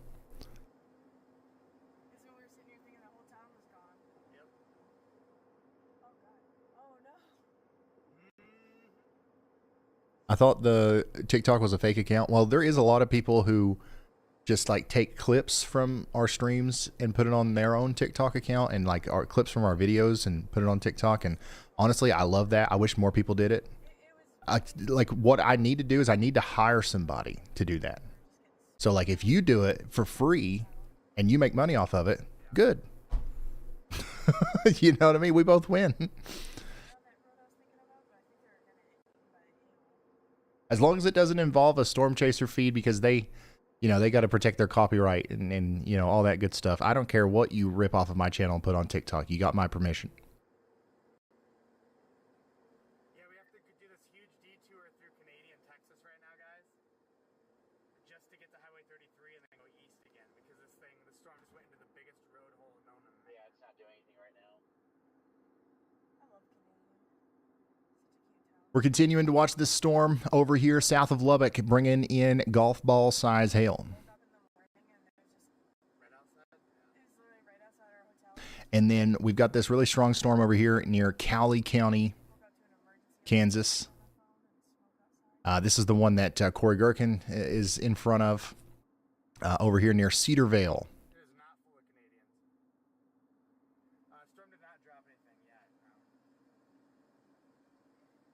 should see if that woman from Dollar General who works there. Give her a present. Save my eye, yeah. This is bringing about lemon-sized hail now. They've upgraded it again. It's crazy seeing this, like, not. This is literally the only time I've seen it, like, not smoky. And I like it. It's really cute.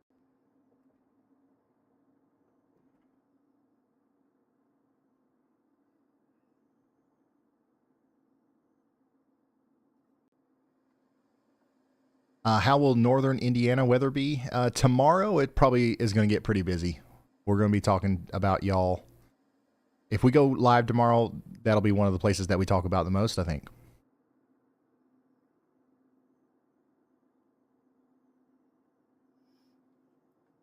Still behind me there, Scott? Is that it? We just got a new severe thunderstorm warning in North Carolina and South Carolina. Let's go check that out. Go! That's a big one. I don't know why they made it. Oh, well, I guess I do know why. We're getting a lot of damage reports behind this line that is seemingly... I mean, it doesn't look that bad on reflectivity. If you just look at this compared to what we've been seeing over there in Kansas, it doesn't look that bad. But look at all these damage reports. Trees on power lines in the Piedmont area. Trees across the road at Glassy Mountain. Trees down in Pumpkin Town. Trees down near Pickens High School. Whole trees.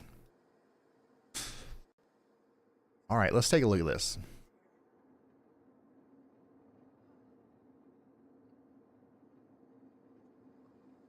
I mean,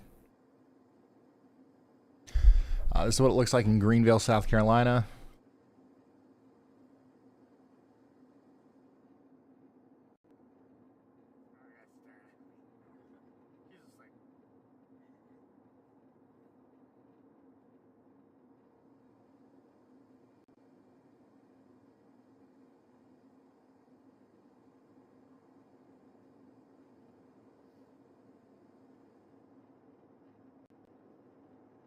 I'm trying to find something in front of the winds here that gives us a good idea of what's going on.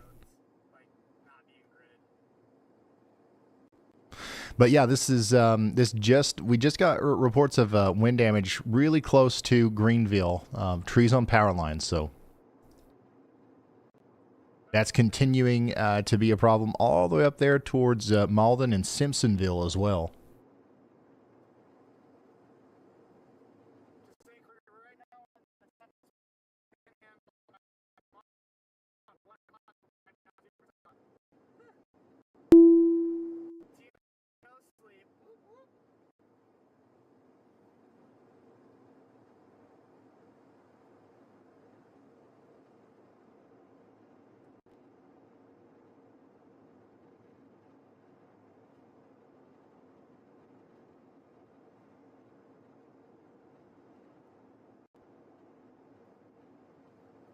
I'm not seeing anything crazy from what I can tell. It looks like maybe the winds are happening in more like kind of isolated pockets.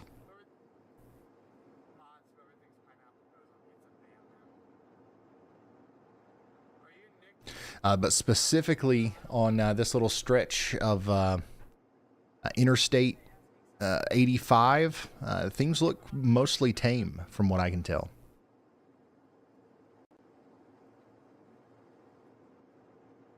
But I'll keep my eye on it. But, you know, here's the thing. If you're out in front of this storm in Greenville right now, they're getting hit by some, some very strong winds. We've got tons of damage reports out here. But if you're out in front of this in Duncan, Spartanburg, over there towards Landrum, just know that we could potentially have damaging winds on the way. And you'll want to be prepared for those as they come on in.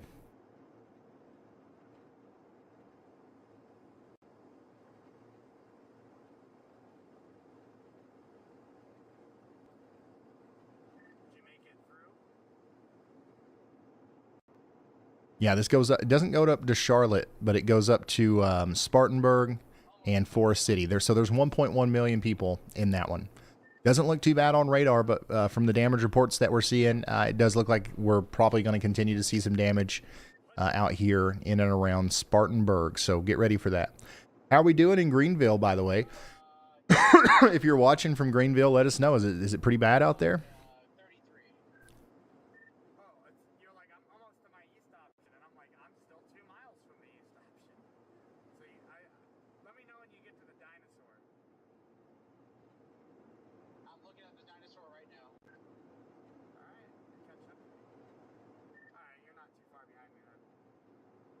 Here's back on that storm in Texas. We're continuing to see if this is going to try to produce a tornado here as it moves down to the south and east of Perryton. Oh, yeah, you can see the winds picking up a little bit there near Greenville. This is specifically near Parkins Lake.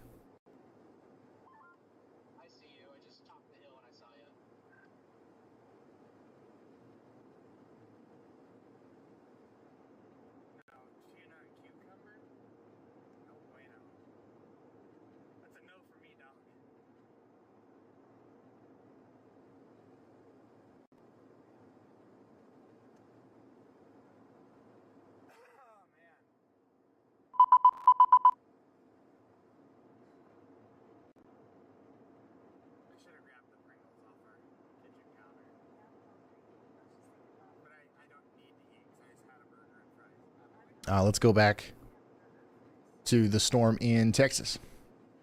And we'll keep popping back and forth here. Yeah, it'll make it up there to Spartanburg probably within the next 15 minutes.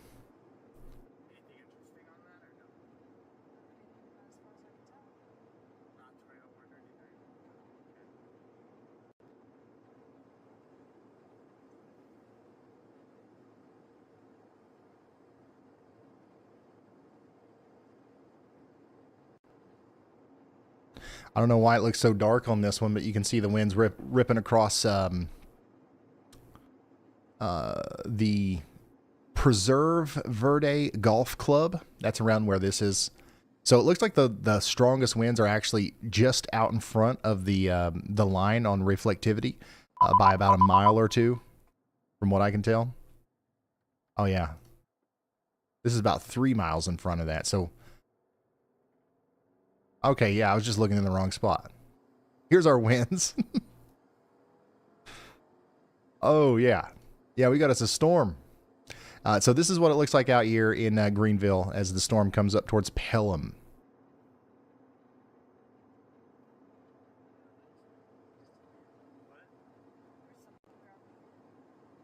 So if you're just now tuning in, we've got a severe thunderstorm warning for Spartanburg and surrounding areas between Greenville and Spartanburg in South Carolina. Got about 1 million people in the path here, and we've gotten a ton of damage reports in. So we're taking this seriously as things continue to look more and more serious out there. Look at this.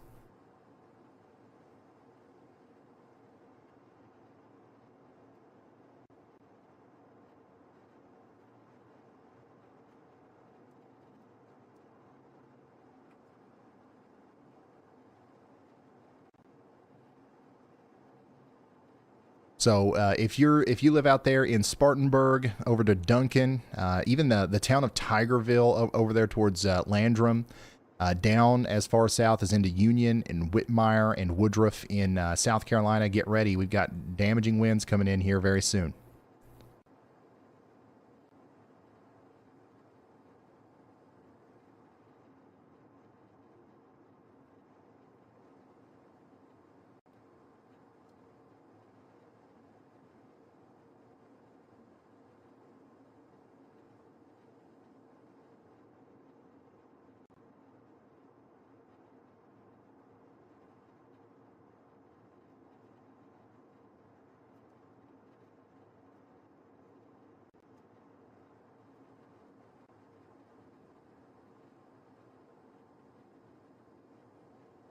So we're watching these storms over here in South Carolina, and we're also continuing to watch the storms back there in Texas. And we're just gonna, kind of focus on these for a little bit as we track the storms down towards Spartanburg, and then as we get updates from our storm chasers, we'll go back and forth. I just know there's a lot of people that are probably funneling in from over here. I just want to make sure we're covering this as well. It looks like we're continuing to have 60-mile-per-hour winds at least. And we're continuing to have these damage reports come in. We just got one, trees down in Pumpkin Town. Okay, so that part of the line that is producing, those damaging winds is about to move into Tigerville and Landrum up there, right on the border of North Carolina and South Carolina.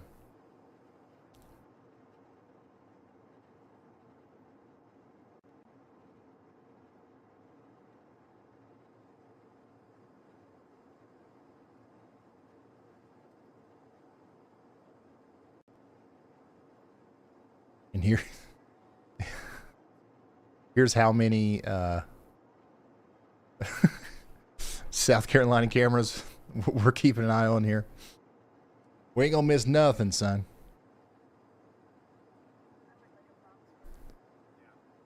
We ain't gonna miss nothing.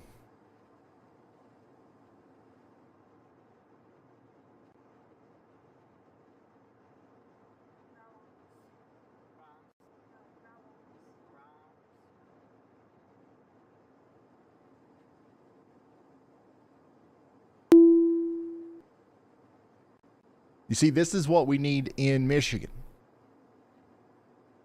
and Illinois, and Kentucky, and Ohio. But you know what we don't have? This.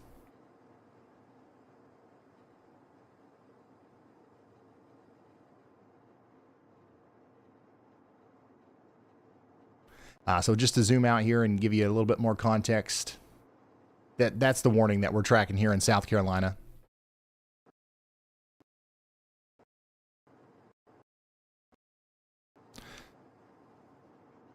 And let's real quick go check out that latest considerable severe thunderstorm warning in Oklahoma, Newkirk and Call City. You guys are under a considerable severe thunderstorm warning now. We've got some damaging winds coming in here and also some golf ball size hail over the next 44 minutes. Back here in Texas, we continue to have golf ball size hail moving into the town of Higgins. And then in Kansas, Cedarvale, you guys are getting hit hard by this storm pretty soon here with the 1-inch hail and 60-mile-per-hour winds. Back down to Texas, Lubbock, we've got 2 storms to your east now. We're not really under a direct threat for any storms in Lubbock in the near future, but we got a really strong one over here to your east in Crosby and Dickens County.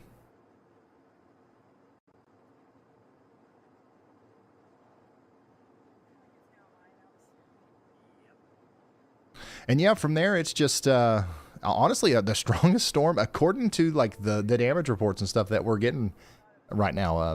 The most impactful storm that we have is the one that's coming into portions of North Carolina and South Carolina currently, which is funny because here's our SPC outlook. Well, I'll show you in a moment when I get my updated graphic, but like, we don't even have anything over there.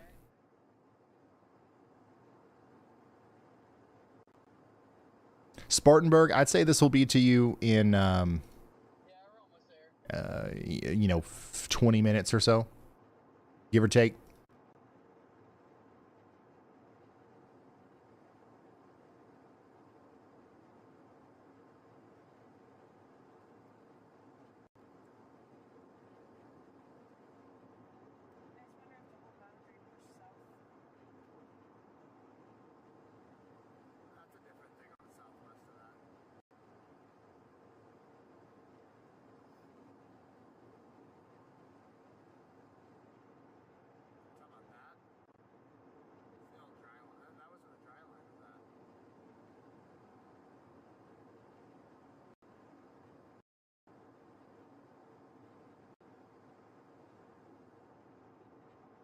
Do we have anybody watching from Greenville or Spartanburg or any of these places?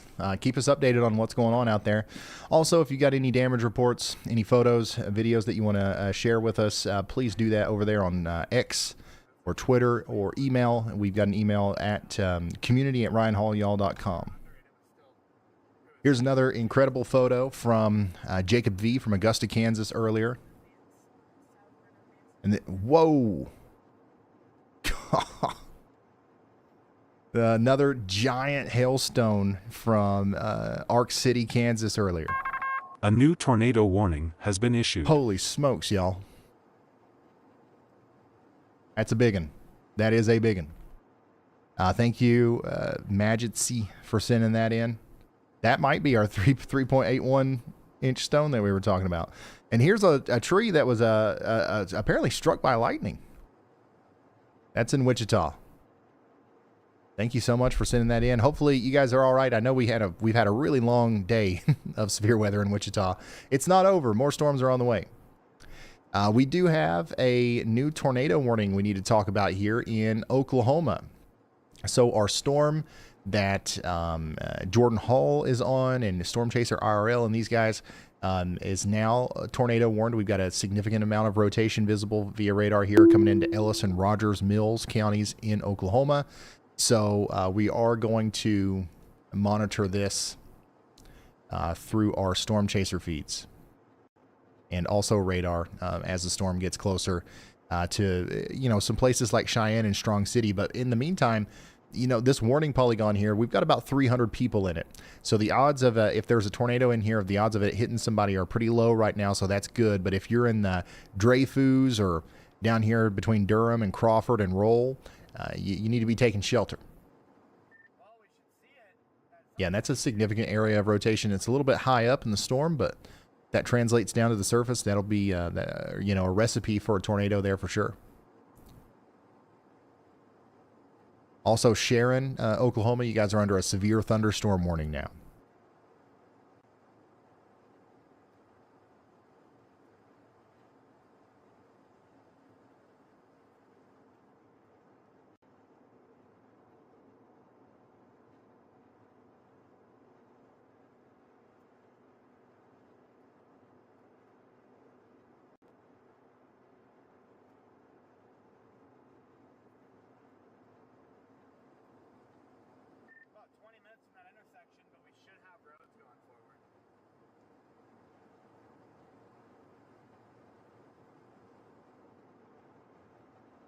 Yeah, look at all these reports.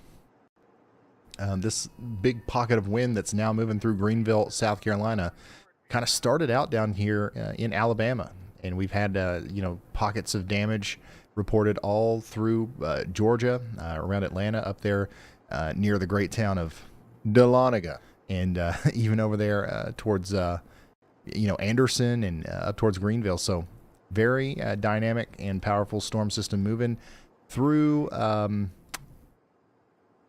South Carolina right now.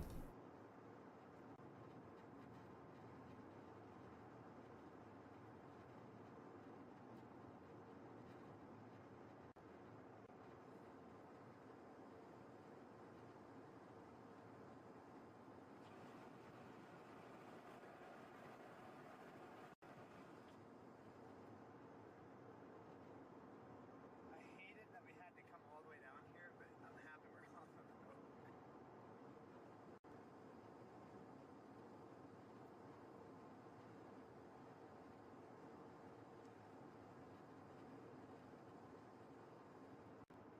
Yeah, Spartanburg, probably 10 minutes now. Justin Starnes, thank you so much for the 10 gifted. And Wholesome Homesteaders, thank you for the support, and we'll see you tomorrow.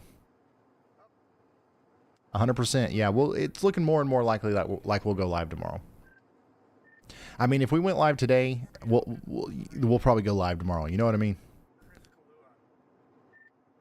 Ellis and Roger Mills counties in Oklahoma continue to be under a tornado warning. This doesn't include the towns of Cheyenne or Strong City, but you guys are just outside of the polygon, so y'all watch out.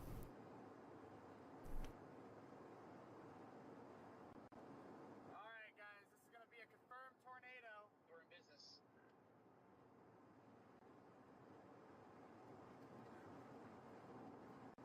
Are we going to the south rim, south of Durham?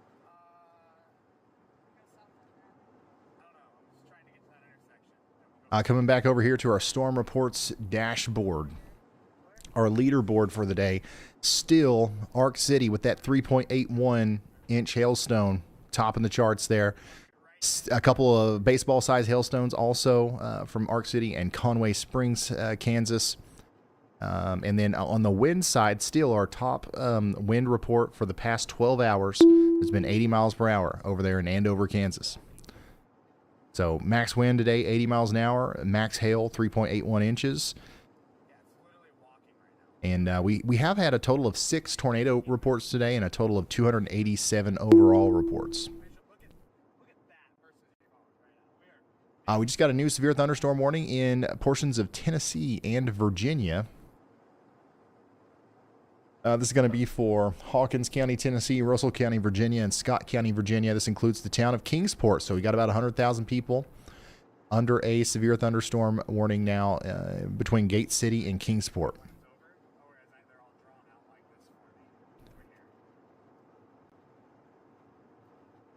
So get indoors, away from windows, as we do expect to see 60 mile per hour winds with that. Back over here to Kansas. Okay, these storms are really starting to get a little bit more exciting looking, I guess you could say. Things are starting to ramp up with these storms to the west of Wichita. We now have the town of Wichita under a severe thunderstorm warning again, as we do have a very strong storm coming together here in Kingman, Reno, and Sedgwick counties. So this is going to cause some problems along Highway 54 here near Cheney over towards Goddard. So get ready in Wichita. This is going to be one of several storms that are probably going to try to hit the Wichita area again over the next hour or so.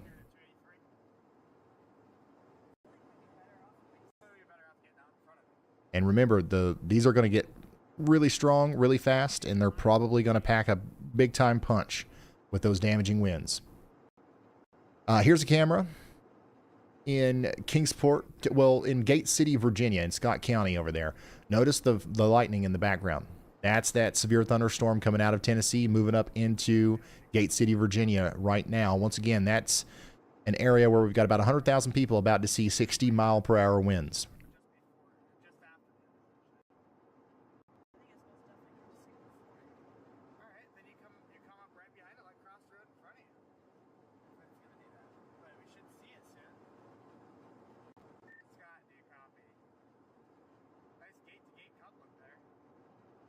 Sorry, I just zoomed in so much. I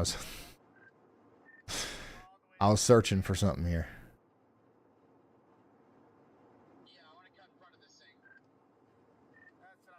I found it.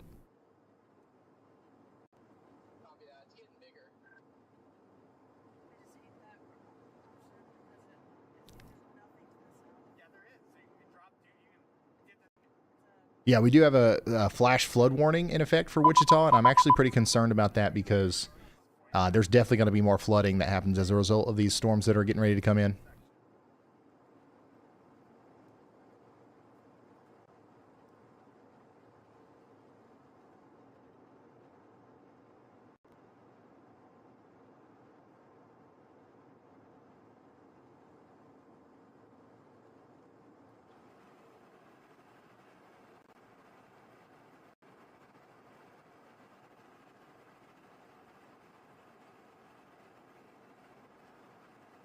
Who are we hearing in the background? I've got Jordan Hall's audio still turned on a little bit. That's what you're hearing there.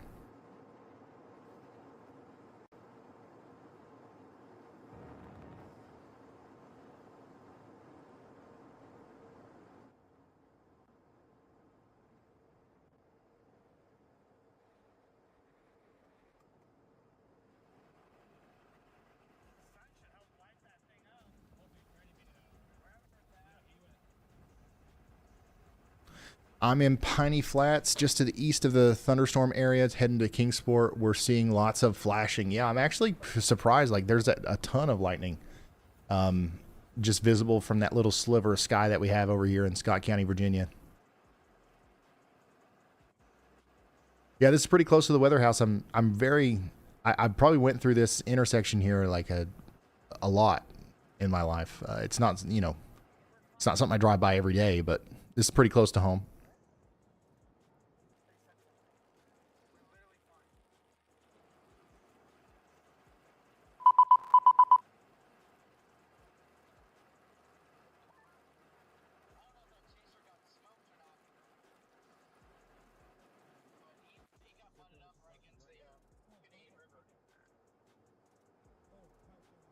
I've always been like a huge radar nerd. Anytime there's a storm, like I'm always like looking at it on the radar ever since I was like 12 years old. But like I think my new hobby like is storm chasing via traffic camera. Like I could do this all day. I could literally do this all day and never get bored.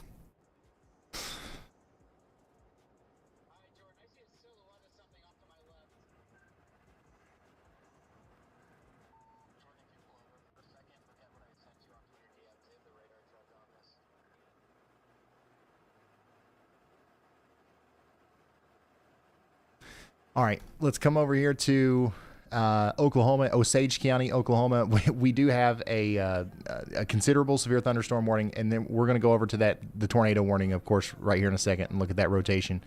But over here near Foraker, we've got 1.5-inch hail and 70-mile-per-hour winds coming in here soon. Now, this is the storm over here in Oklahoma that has the tornado warning on it. We've got a significant amount of rotation. A significant amount of rotation here, and it's going to be surprising to me if this storm doesn't plop down a tornado at some point. The good news is we've got almost nothing in the path. Also, the good news is Jordan Hall's right there on it. So let's look at him. This is a live view from Jordan Hall, who is just to the south of the storm that has some incredible rotation here. We're talking about it's like a very significant amount of rotation over here, just south of EO 690 road. That's south of the Ellis County State Wildlife Management Area. And it's very likely that this is going to try to produce a tornado as it goes down towards the Pack Saddle Wildlife Management Area. Look at that. It looks pretty good on reflectivity too now. So very interesting looking storm on radar.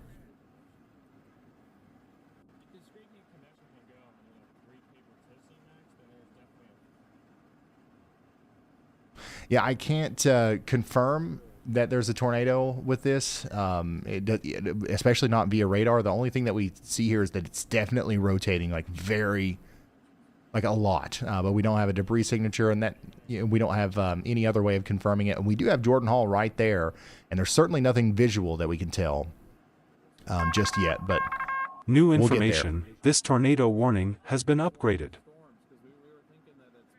They did go ahead and upgrade that warning. Broadcast media confirmed tornado.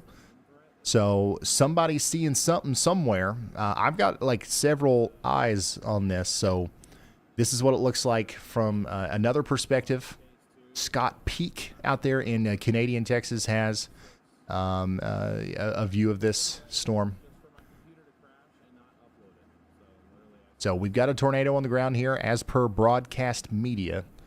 So once again, there's not very many people in the path here, but if you are one of the people that are in this warning here, we are encouraging you to please take shelter immediately, because it definitely looks like a storm that would produce a very big tornado too.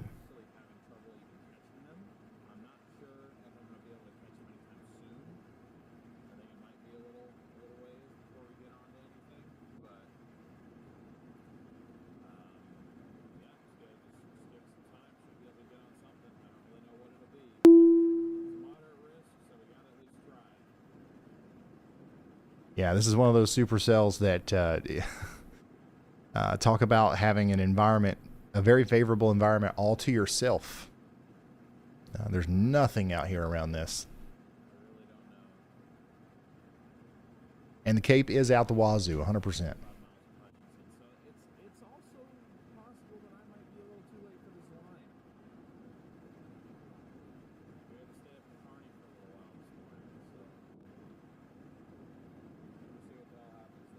Look at the velocity couplet here.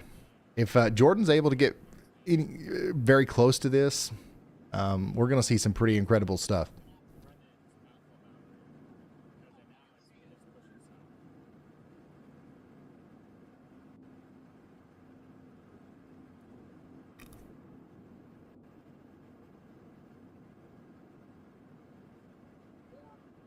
Tornado warning is in effect for Ellis and Roger Mills counties in Oklahoma.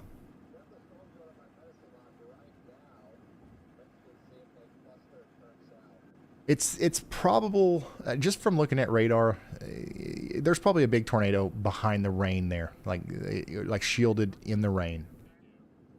I don't think we can see it, but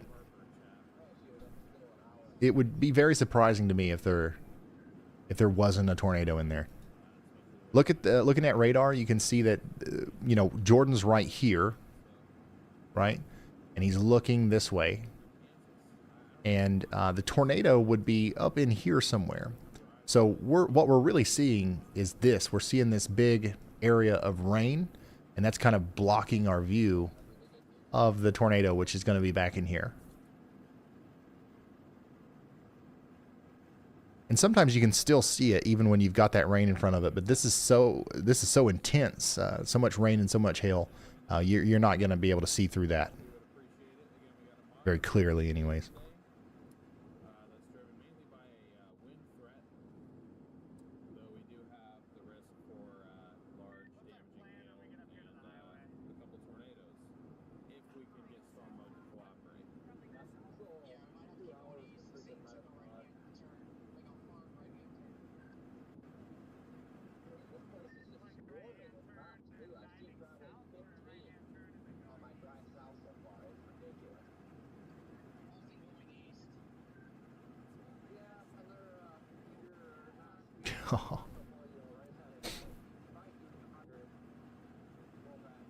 That's incredible.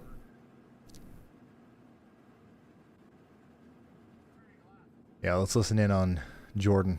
I don't think. I think. No. Hold on.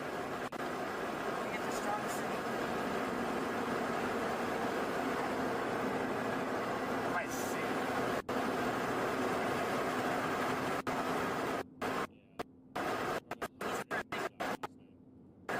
Yeah, we're losing service. You can't really hear him anyways. They're just trying to keep up with it as it moves off to the east, southeast. Once again, the Pack Saddle Wildlife Management Area is in the path.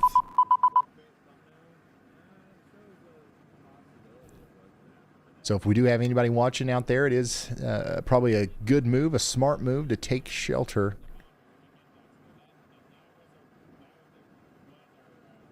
As you are, of course, under a tornado warning.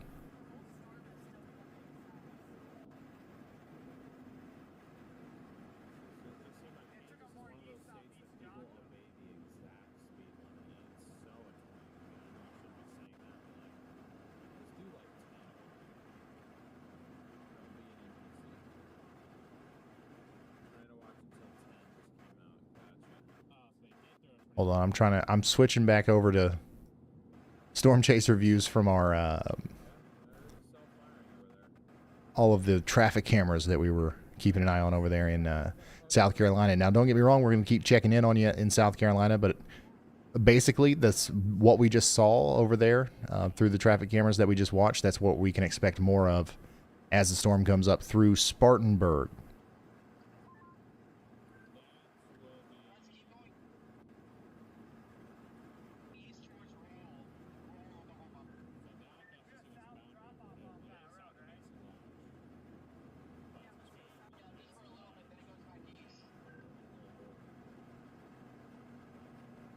Which it's in Spartanburg right now.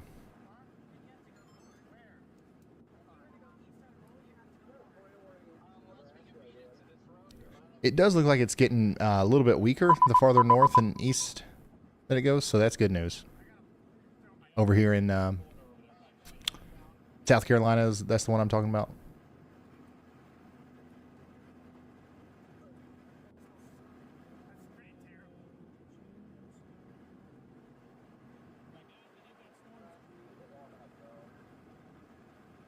All right, new considerable severe thunderstorm warning for Osage County, Oklahoma, over here near Pawhuska. That we've got 1.75-inch hail and 70-mile-per-hour winds coming in towards the Joseph H. Williams Tallgrass Prairie Preserve.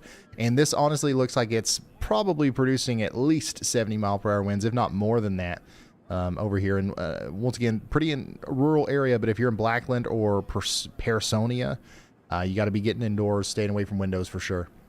All right, let's come back up here to Jordan's view of this massive storm over there in western Oklahoma. We do have a tornado warning for 21 more minutes. It's been observed by broadcast media. So we're assuming this is down somewhere in there. In all that rain, there's a tornado, more than likely. Brody, thank you for the 5 gifted memberships.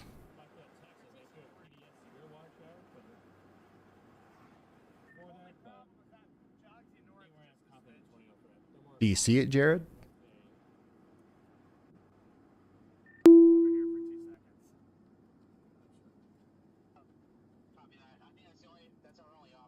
See 700 of you guys in here, or over 700 of you guys in here. Welcome in, everybody.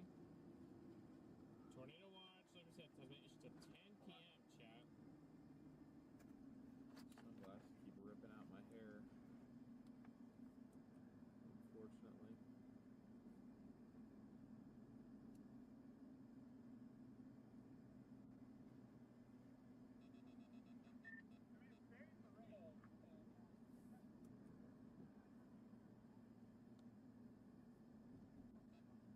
I'm just watching this little guy very closely here, But because it's gonna keep coming towards Strong City. if he does It's gonna decide come to turn towards Strong south, he City. will go really close to that. I definitely don't see nothing in there, but if there was a tornado going on right now, you wouldn't be able to see it.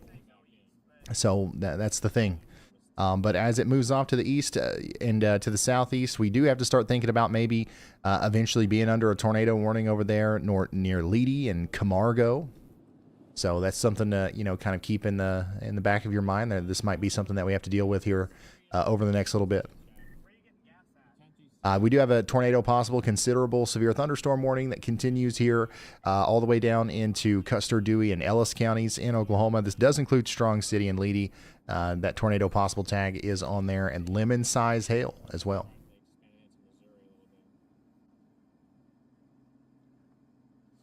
And then we got a new severe thunderstorm warning over here near Medicine Lodge. This is for Barber and Pratt counties in Kansas. Look at that, man. This we're continuing to look at that shelf cloud on the front side of the supercell that's racing down to the south and east into Ellis and Roger Mills counties in Oklahoma. This does have a tornado warning on it. And you know Jordan's got the drone in the air right now. So that's going to be some cool video going up on Twitter here soon. Or X, whatever.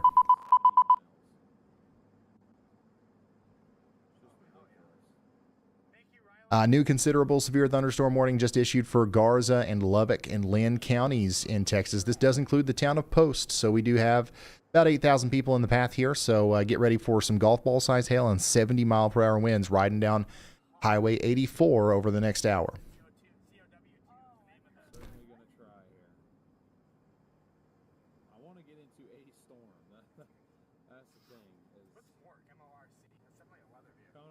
Golly.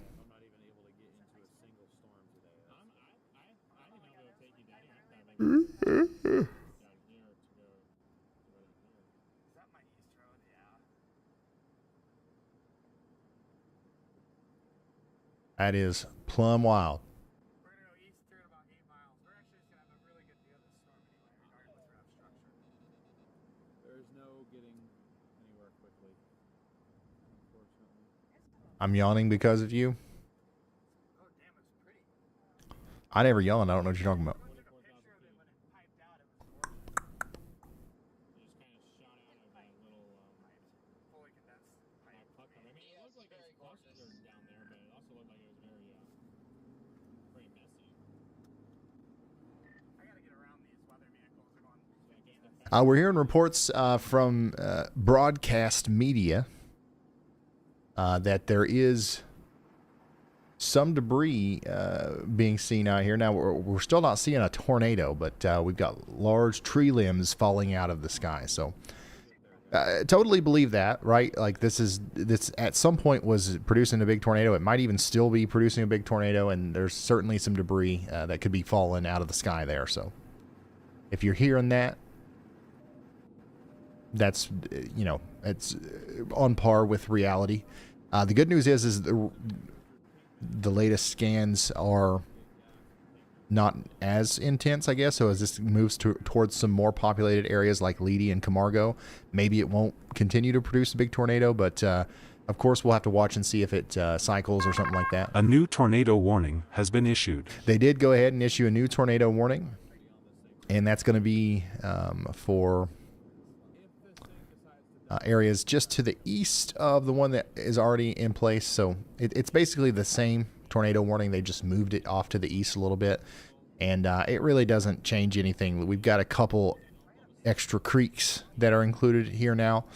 Total of 67 people approximately are in this polygon. So if you do live out here near the Pack Saddle Wildlife Management Area, we're encouraging you to take shelter immediately.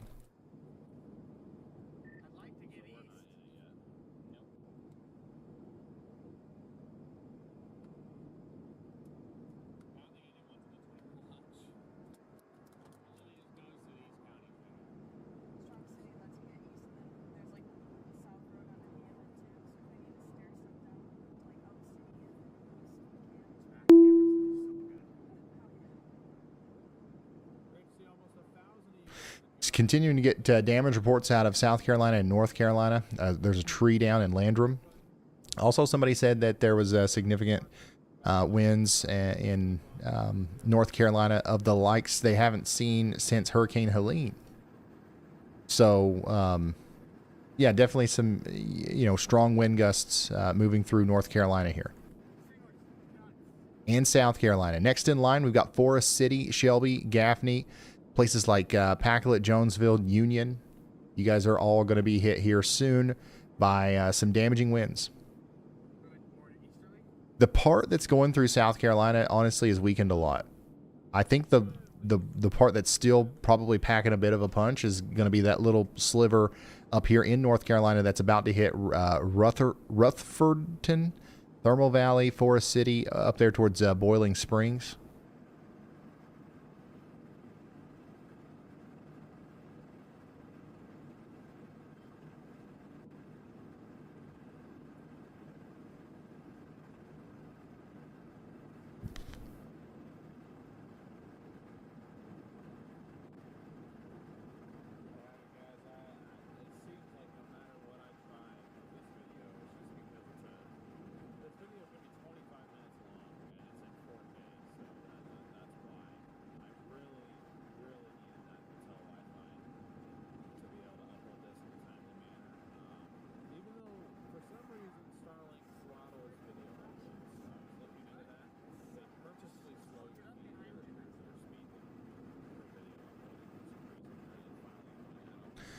Go ahead, y'all bot. Major storm report roundup coming at you, Ryan. We've got significant severe weather hitting multiple areas. The southern plains are seeing large hail, up to golf ball sized in Texas and ping pong ball sized in Oklahoma, alongside a recent 68 miles per hour wind gust near McAdoo, Texas. South Carolina is taking a beating from widespread thunderstorm wind damage, especially in Greenville, Spartanburg, Pickens, and Anderson counties, with numerous trees and power lines down in places like Simpsonville and Malden, plus a tree on a house in Greenville County. And there's also a report of a large ash tree downed by thunderstorm winds in Granger, Indiana.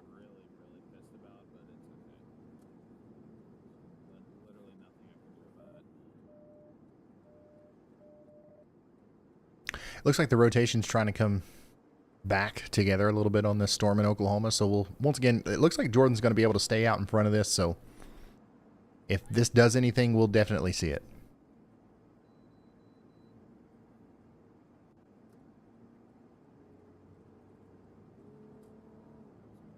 Hey Ryan, just heard about some pretty strong winds down in Spartanburg County, South Carolina. An NWS employee near Roebuck reported a thunderstorm wind gust of 60 miles per hour about 11 minutes ago. They said they were seeing frequent gusts in the 50 to 60 miles per hour range. So it sounds like the winds, as they were going through Spartanburg, were still pretty strong. So we expect those to continue to move off to the north and east.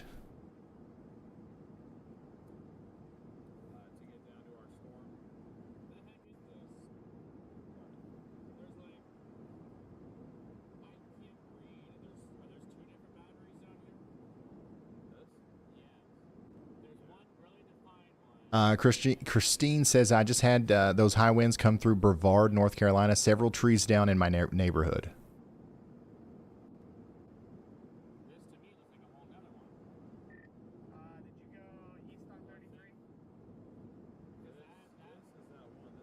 I took shelter in my closet. It was pretty bad and pretty scary in Spartanburg. So it's still packing a punch. The winds were definitely stronger, I think, to the west, which is pretty crazy because the radar presentation really didn't look like it was that bad.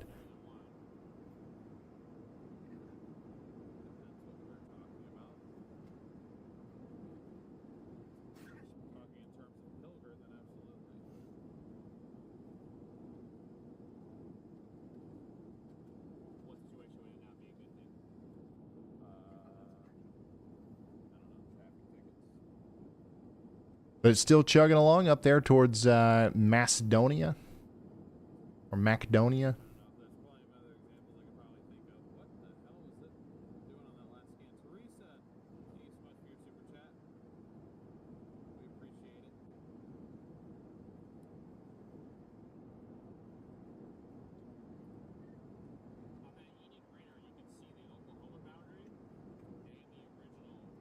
But they are falling apart. The farther east these storms get, the less intense they're going to get. Like they're going to run out of fuel here pretty soon.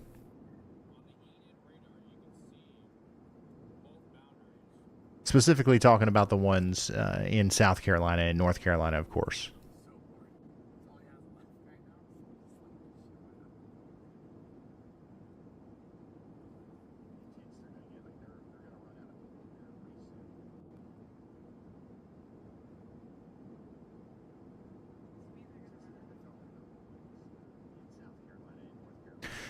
Yeah, we'll go back to Wichita real quick. I know we've got people waiting on an update. It looks like a lot of the storm chasers that were out here around Wichita are already leaving. It looks like Corey Garkin and Storm Runner Media both are on their way to wherever they're going to be tomorrow. But Wichita, things are about to get pretty wild in Wichita. I'm not going to lie. Like this... this just keeps getting worse, and I don't think that it's going to be as bad on the wind front. But my goodness, if we don't have a pretty substantial flash flood threat setting up for the Wichita area here. This is a lot of moisture, a lot of rain compiling together here. This is a bunch of cells, and they're all going to slide right through Wichita before turning into that big, nasty line of storms that we've been talking about. So yeah, this is probably producing some pretty big hail right now. This specific cell down here around Garden Plain and Goddard, and that's going to move over towards Hayesville and Wichita. This one's going to hit, and then this is going to hit, and then whatever else forms back here is going to hit. And once again, I do think we're going to have a pretty significant flash flooding situation for our friends in Wichita. Get ready for it. Is there somewhere I can send a video? Yeah, send that over on community@ryanhaulyall.com. I believe we still got people watching the inbox there. So if you got damage or something, send us an email or on Twitter @RyanHaulyall.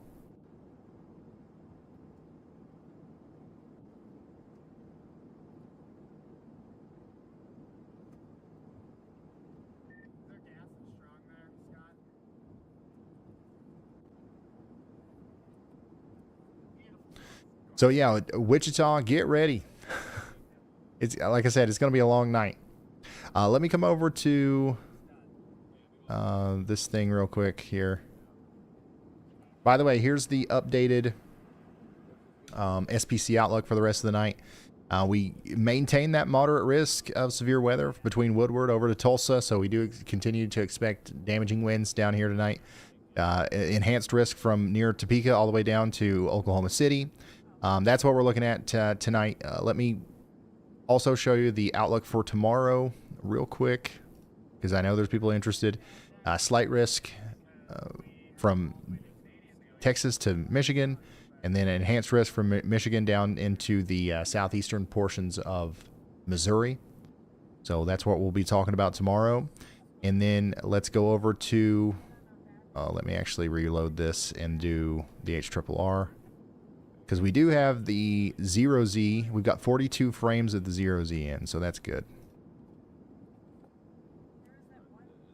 So this is what the radar could look like tonight for the rest of the night. It does look like it won't be finished in Wichita until after midnight. So starting about 30 minutes from now through the next 3, maybe 4 hours, it's going to be storming pretty significantly in Wichita. So get ready for that. Flash flooding is going to be a big problem here. We're also going to have several chances for damaging winds and large hail. We're going to have a very strong line of storms move through southeastern Kansas, northeastern Oklahoma. This is going to cause damaging winds. Every run of the HRRR, every run has been different and pretty inconsistent, but every single one of them has shown a significant damaging wind event around Joplin, Missouri. So I'm almost certain that at some point we're going to see a Boeing line segment move through Joplin, Missouri tonight, and that's probably going to happen sometime between midnight and 3 a.m. So get ready for that. We might have some strong winds around Springfield down to Fort Smith as well. And also we're going to have the potential for a lot of heavy rain and some flooding in Tulsa. So the rain could start around midnight to 1 a.m. and it doesn't look like it's really going to come to an end till close to 9 a.m., right? So get ready for that over here. And the storms are probably going to die out before they get to St. Louis tomorrow morning. But then something interesting happens. We are going to see a reignition of storms tomorrow around 3 p.m. Eastern. And these are going to be some cells that form over here near southern portions of Illinois and over towards western Indiana, up there towards Chicago. We might have severe weather around 4 p.m. or so. And these do look like they're going to be strong. And there's a decent tornado aspect to these storms, especially the ones that will happen near Chicago up here in Indiana. We'll have to watch that. It doesn't look like it's going to be like a big tornado outbreak or anything, but it's certainly something that we're going to keep an eye on as the storms also move into the Indianapolis area. Very large hail, damaging winds are going to be possible in the Evansville area around 4 p.m. Looks like these storms are going to make it into Louisville, Cincinnati around 7 p.m. And then, of course, we're going to be watching Michigan from as early as 5 p.m. at Kalamazoo, about 6 p.m. Detroit, 8 p.m. So it's going to be an all afternoon and evening kind of thing for Michigan. And then Ohio, it doesn't look like Ohio's going to get the worst of it. The western side has the best chance of seeing some winds, some damaging winds and some hail between 7 p.m. and 9 p.m. And things are going to calm down as the storms lose the steam later in the day. But yeah, that's what we're going to be talking about tomorrow, is that reignition of storms that pops up on this boundary here, associated with that spinning low pressure that just zips up past Chicago there.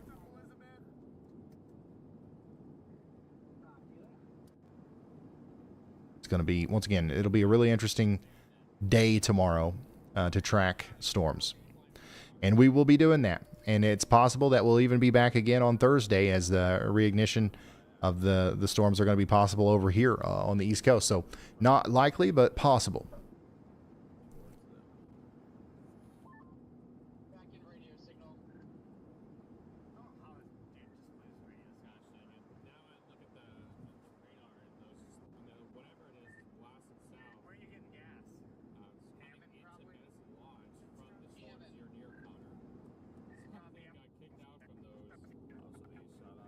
All right, let's come back over here to the radar and to the Wichita, Kansas area.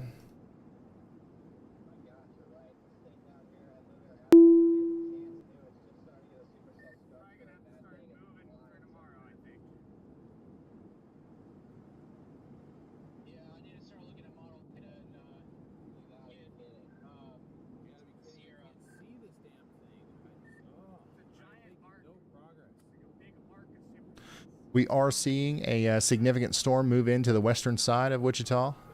We've got probably some large hail happening right now in Goddard.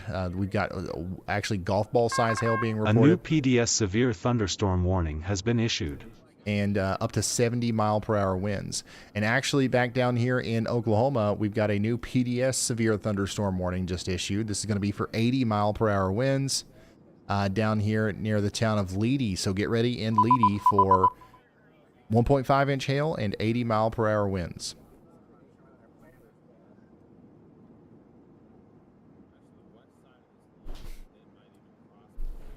So that's the storm that we've been tracking via Jordan Hall's camera above me.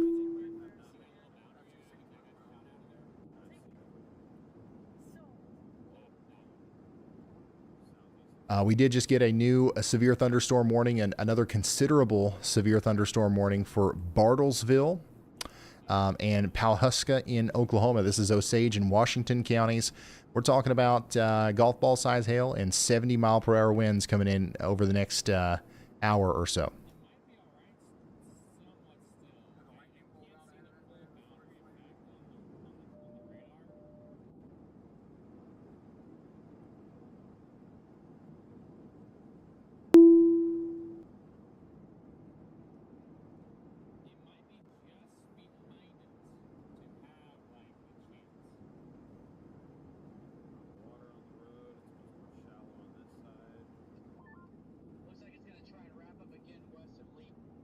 Yeah, golf ball size hail and 70 mile per hour winds. That's what we're talking about in Wichita, Kansas as well. There's 500,000 people in this warning here. And the strongest part of the storm right now is currently over there near Goddard.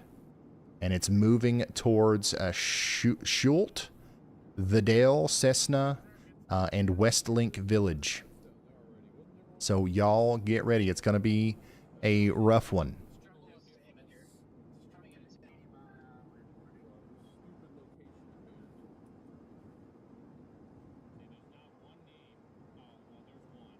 Yeah, we have received over 300 reports today, where the National Weather Service and the top wind report. Not even today. Actually, it's way more than 300 for the day. It's actually probably over 1,000 if you count the morning complex of storms, which produced 101 mile per hour wind gusts near Wichita, Kansas. So. Over the past 12 hours, our biggest wind report has been 80 miles per hour, also over there near Wichita and Andover. And then Ark City, we had a nearly 4-inch hailstone reported. So Kansas definitely on top of the leaderboard today with the hail and the wind. Total of 6 tornado reports have been received today, 84 hail reports, and 63 wind reports.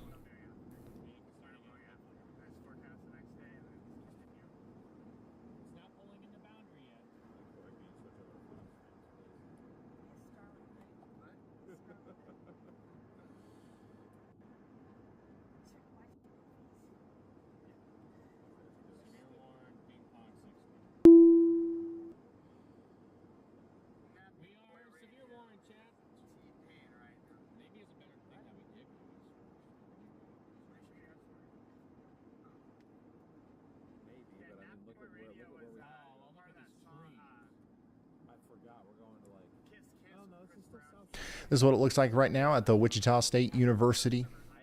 You can see some of the lightning in the distance there, and as this part of the storm over here near Goddard gets closer, you're going to see this really ominous looking shelf cloud that's going to be visible here for most people in Wichita over the next hour or so. So watch the left side of the screen there as we continue to keep our eyes on this. Alright, here we go, guys. We're moving. Moving right along here. Riding off into the sunset. Actually, the storm might be alright. I don't know. I just don't know if he's gonna go or not. He might. Honestly, I think it's probably shooting out its own outflow north that's counteracting that one. It looks like it literally slowed down like the last two scans, and now it's starting to get a hook. Yeah, it's just very. I was looking at the same thing. Yeah. It looks like it countered its own boundary, and it looked like that one was stalling. Beautiful So storm. I think what to do is, start to pull in that boundary. Give me just a second, y'all. Go ahead, y'all bot. All right, Ryan, buckle up. I've got a ton of storm reports for you. Oklahoma saw a 63-mile-per-hour wind gust near Foraker.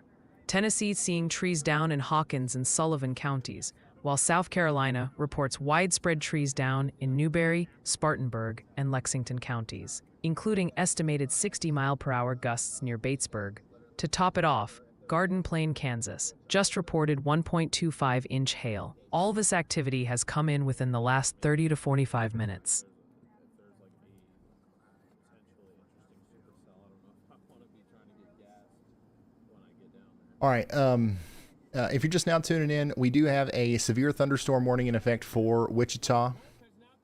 We are watching this come in through John McKinney's feed via Severe Studios and on YouTube. So this is what this looks like right now as it comes into Wichita. So we've got a pretty ominous looking shelf cloud there. Like I said, you'll be able to see this from Wichita State University pretty soon. But a specific location of John's feed here is going to be between Schult and the Dale. We're essentially about 45 minutes out of Harper.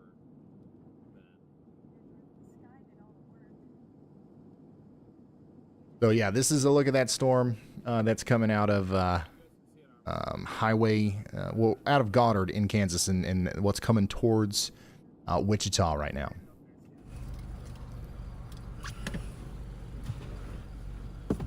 Yeah, that's a very ominous looking storm for sure. Underneath that thing, it's just down in there. It's crazy looking stuff.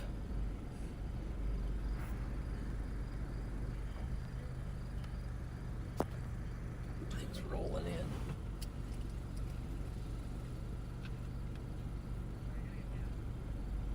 The biggest hail right now is likely falling south of Goddard, and the strongest winds are happening they're going to be happening near the town of Schult and Prospect within the next 10 minutes. So if we have 70-mile-per-hour wind gusts that will be associated with this, which I believe that we will, that's where it's going to happen.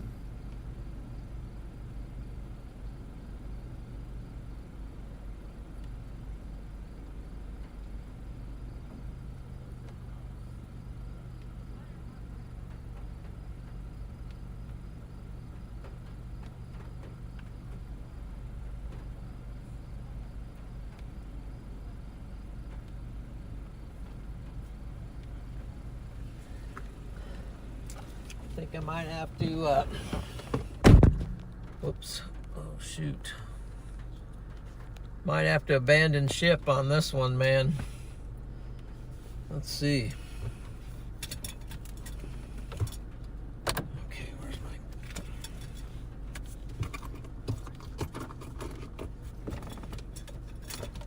Man, it's so creepy how it's just sliding across.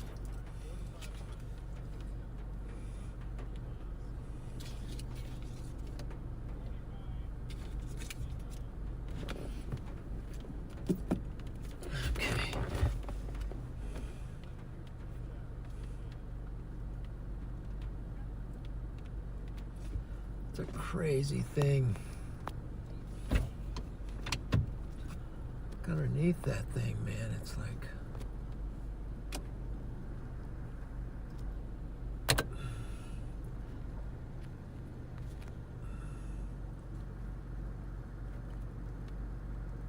So if you're just now tuning in, we are watching the storm move into Wichita, Kansas. And right now it looks like it's packing 70-mile-per-hour winds and golf ball size hail, and we're just watching it roll in from storm chaser John McKinney's feed. Space glob coming in. Absolute space glob.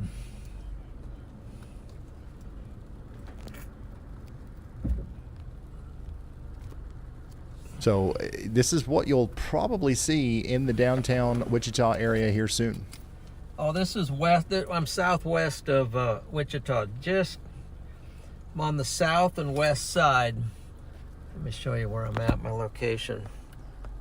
There's Wichita, and then this is my location, this circle here. Come on.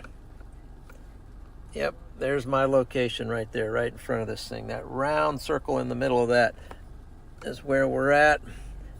And I think I might just, since the hail looks pretty big coming in, and as you can see underneath this thing, maybe not the best spot to stay. I think I'm gonna back out of it. It's just too...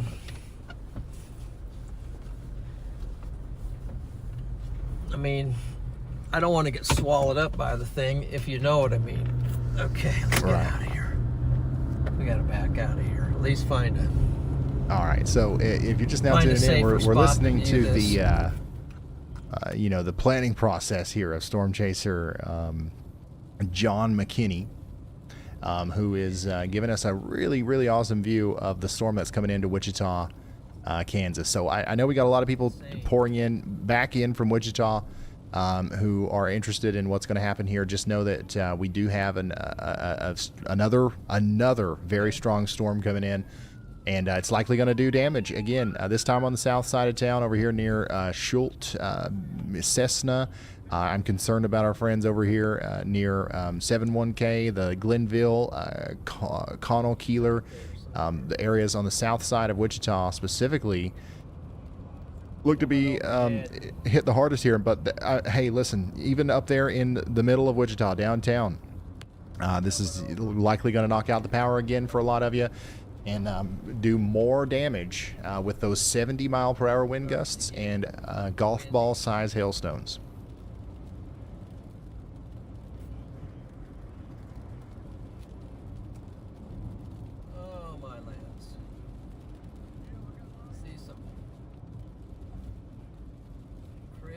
Stuff out here chasing.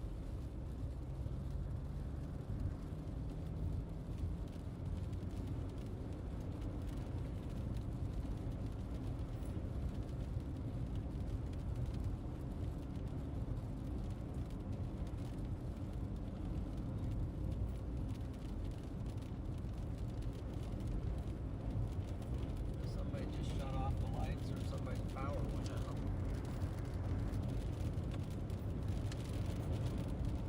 Starting to get some pretty strong outflow winds right here. So let's...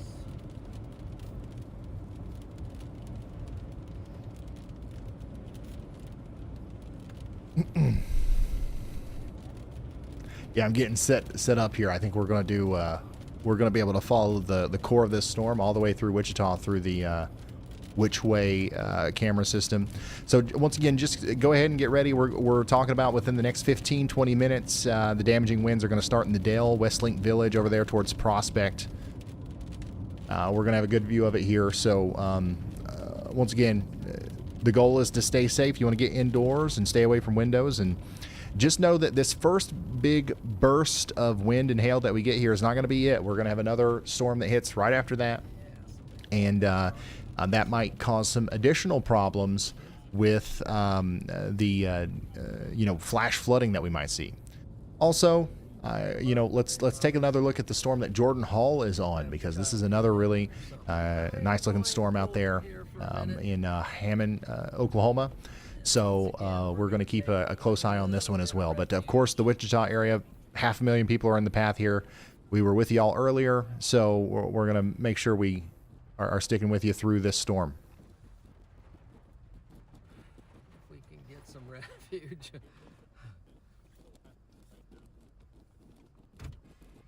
And maybe I'll get some fuel. Let's see how much it is.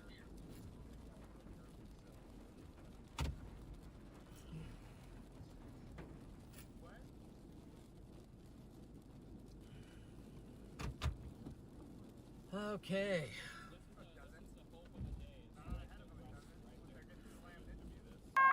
A new PDS severe thunderstorm warning has been issued. We did just get a new PDS severe thunderstorm warning out here in Osage and Washington counties in Oklahoma. So things are picking up out here as well down near Pawhuska. We do have we actually do have a storm chaser out there. Nakoma is out there right now on that storm.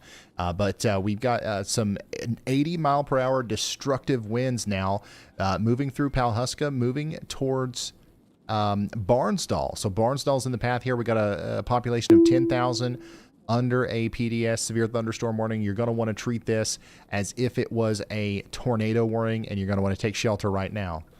This is what it looks like from Nakoma's point of view there in Pawhuska. Obviously, it's hard to get service, but we've got those 80-mile-per-hour winds trying to, come into the Pawhuska area here, and then eventually into Pershing as well. So yeah, that storm is going to try to burst down towards Tulsa. I don't know if it'll make it. It's probably going to have a little bit more of an easterly component to it. So yeah, we'll keep an eye on this though as the storms continue to move off to the east. So also, Oklahoma City, we've got to watch for this big complex over here. If that makes it all the way down to Oklahoma City, that'll cause some problems later. But right now, our main focus is, of course, on Wichita, as that's where we've got, our biggest problems right now. And Jared, that worked. So, heck yeah.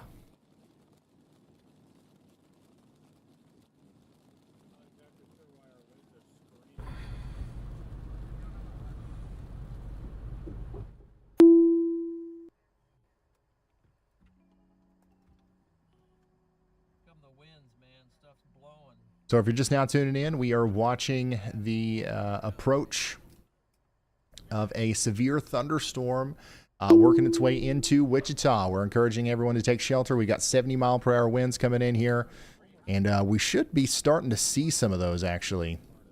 But the first traffic camera that's actually got hit, the power went out like immediately. So we probably do have some really significant winds associated with this. So get ready over there near Cessna. You guys are next in line. 121. Yeah, you can start to see some of those rain bands whipping across the road here. This is what it looks like in Tyler, just to the west of Wichita. And once again, we expect to see potentially up to 70-mile-per-hour winds and potentially golf ball size hail here as the storm gets closer.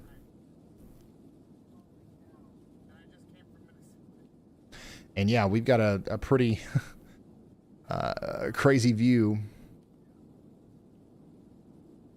from Nakoma and Pawhuska, Oklahoma, where we had that PDS severe thunderstorm warning as well.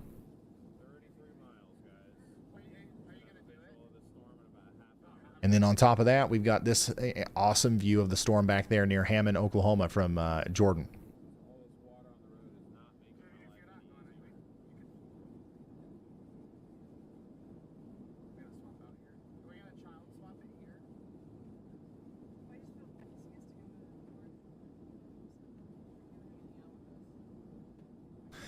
So if you're just now tuning in, we do have a significant severe thunderstorm moving into Wichita right now. This is what it looks like out there on the west side of Wichita, as we've got some damaging winds starting to move into the Dale area. Okay.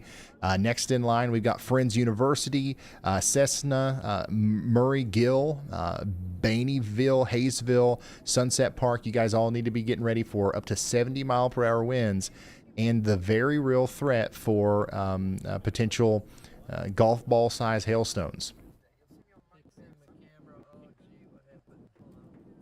Yeah, and look, you can see it's going to happen fast. That wind is going to kind of hit out of nowhere, potentially up to 70 miles per hour as it does. 20. Wow. Yeah, that's a powerful wall of wind that we're seeing work over Highway 84 right now, over here near Tyler in the western side of Wichita, Kansas. Wind gusts exceeding 70 miles per hour are going to be possible here.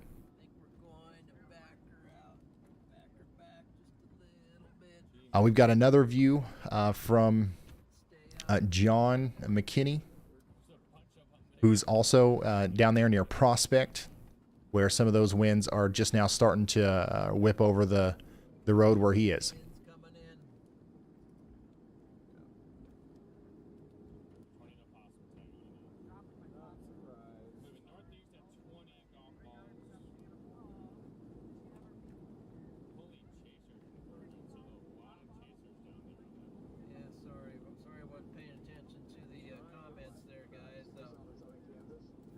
Yeah, we'll get some audio on him.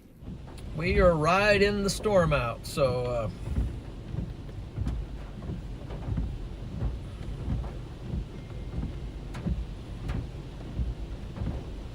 reflection.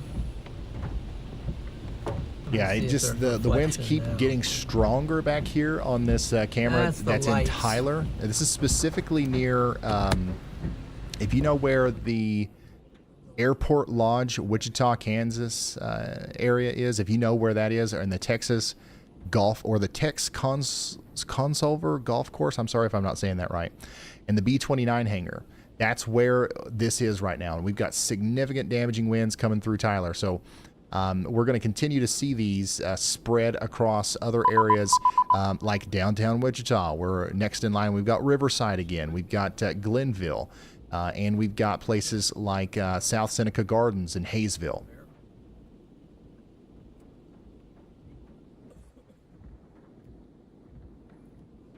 Problem is, the light is shining in on my dash.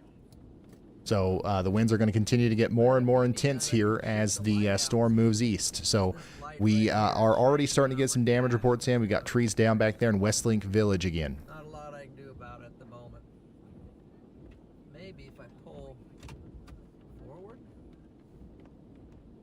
And just real quick, I know we're kind of focused on the the Wichita storm, but man, Jordan's view of the storm back there in Oklahoma is just plumb wild, man. Absolutely plumb wild.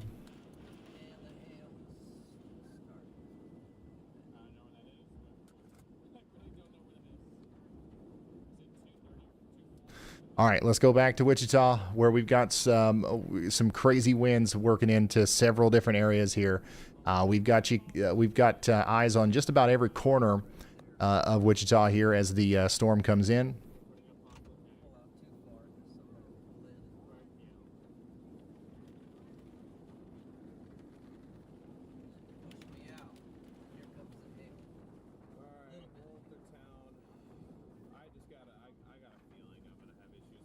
So if you are just now tuning in, this is a live look from Wichita, Kansas, where we've got 70 mile per hour winds taking over the west side of town right now. We've got some just really extreme winds. We've got damage reports coming in from Schult, The Dale, Tyler, and Westlink Village, where we've had up to 70 mile per hour winds over the past little bit.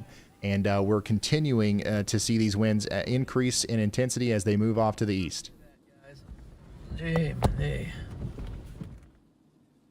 John's got a great view here from a gas station near Prospect. We've got people stopping like right in the middle of the road here. Look at this.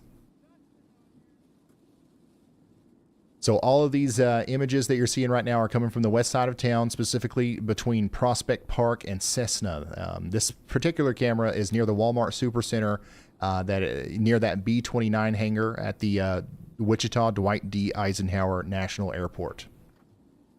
Stop here in Kingman very briefly to get gas and drop straight south into I'm gonna go east, cut through the city, and get in front of this thing again.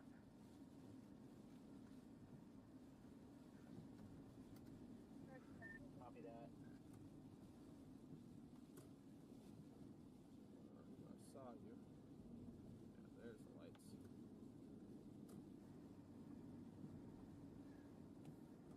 All right, guys. Pretty sure. Yeah, and I've lost our cameras that we were viewing near the Dale, so it looks like the power's out there. So let me zoom out a little bit here and just show you real quick what's going on via radar, because you know this will give you a better wide picture. The strong winds are just now moving into downtown Wichita up here, and then Haleysville, Keeler, Eastboro. You guys are going to be in the path of this as well, but this is all coming in from the west towards the east. Okay. So get ready for it. It's going to continue to move east. Man, these cars are just having a hard time out here. Yeah, it's getting windy, folks. Real dust maker.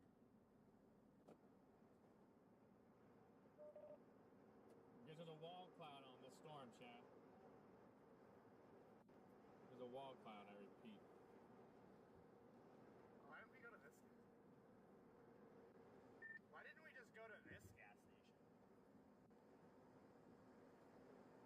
If you're just now tuning in, we've got reports of wind damage and potentially winds exceeding 60, 70 miles per hour moving into the downtown Wichita right now. The strongest winds are currently occurring between Cessna down there towards Baineyville, moving over towards Keeler. Keeler, you guys are next in line. Hopefully you guys are ready for up to 70 mile per hour winds as this thing comes in. Bring her back home after the next few chases. I have a concert to attend in Iowa, so we are solo. We're parallel on this thing. Absolute monster of a supercell here.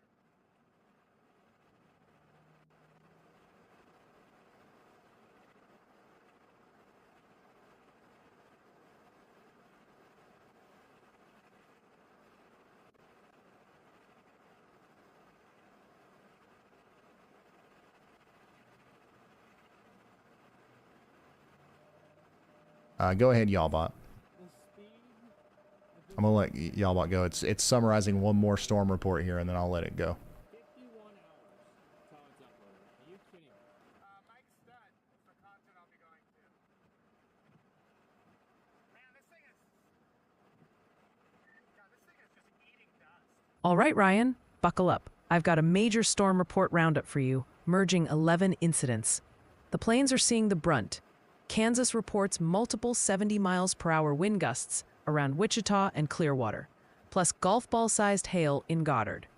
Oklahoma's facing 70 miles per hour winds, causing roof damage and outages in Pawhuska, a 63 miles per hour gust near Camargo, and half-dollar hail. Topping it off, thunderstorm winds have downed trees and power lines out in Rutherfordton, North Carolina.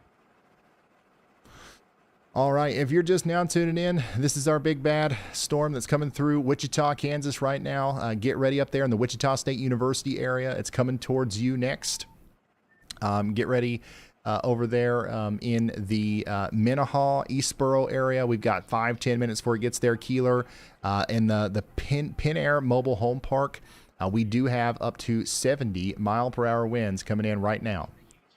And it does look like these winds are damaging in nature. We're seeing all kinds of crazy stuff here from our traffic cameras across Wichita.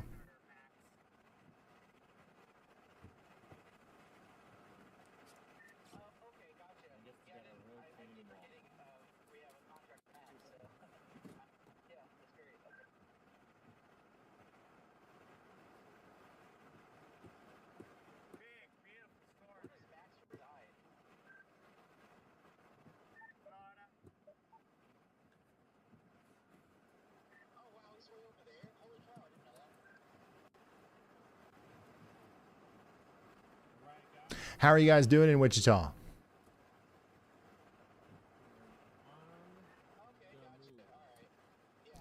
Still, honestly, I think compared to the round that we had earlier, we're definitely keeping power a little bit better this time, so that's good news.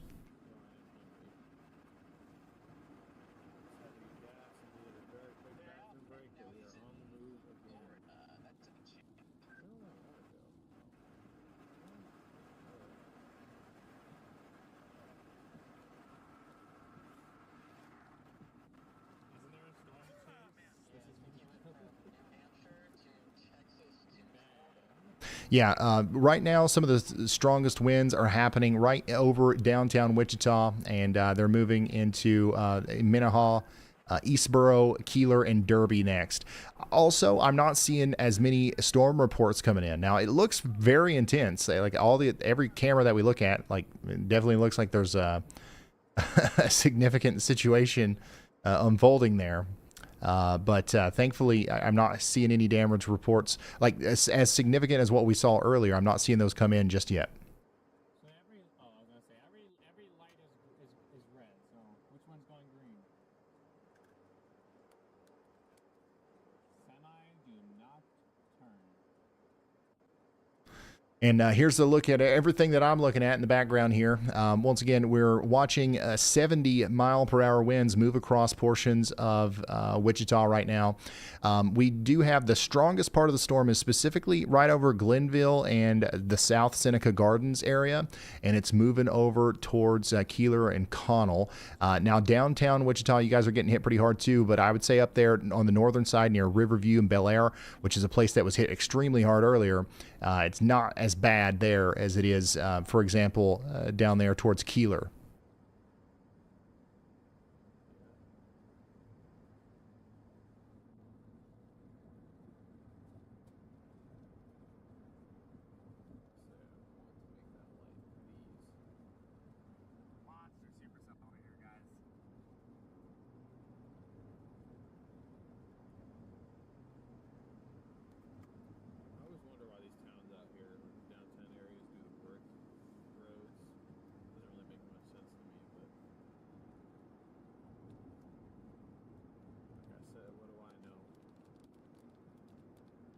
So I'm on the west side and it's pouring pretty loudly.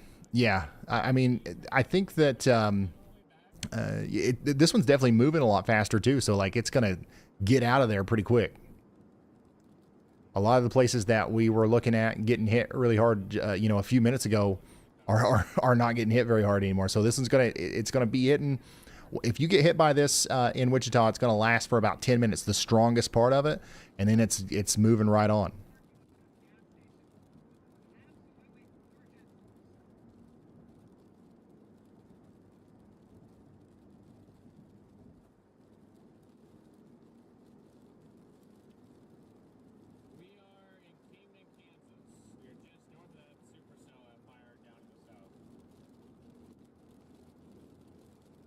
Yeah, I'm trying to stay ahead of it here, but it's actually moving faster than my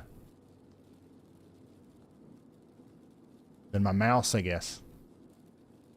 Ah, look at this. This is intense.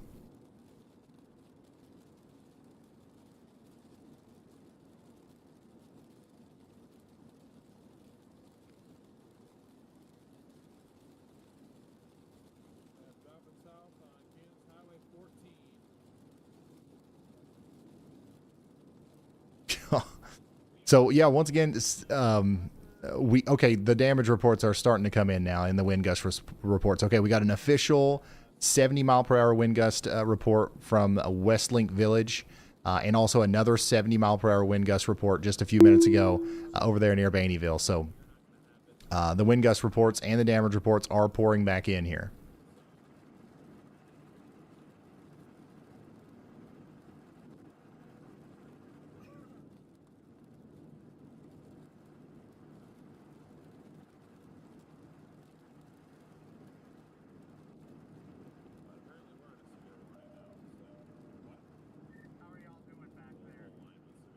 Yeah, I'd say that Keeler is probably the place that's getting the strongest part of the storm right now.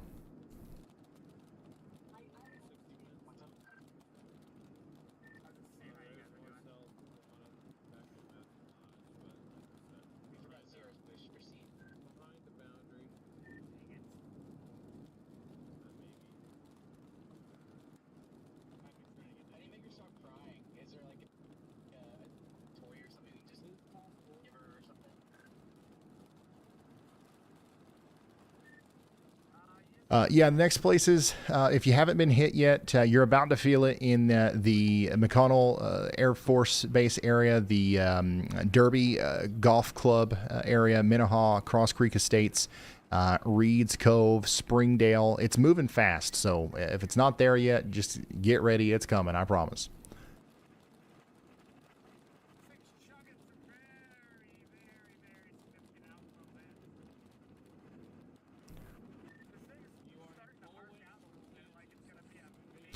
This camera that I just pulled up here is, it's right there near the Thai and Market and the Chiang Mai Thai. So that's where some of the strongest winds are right now at this very moment.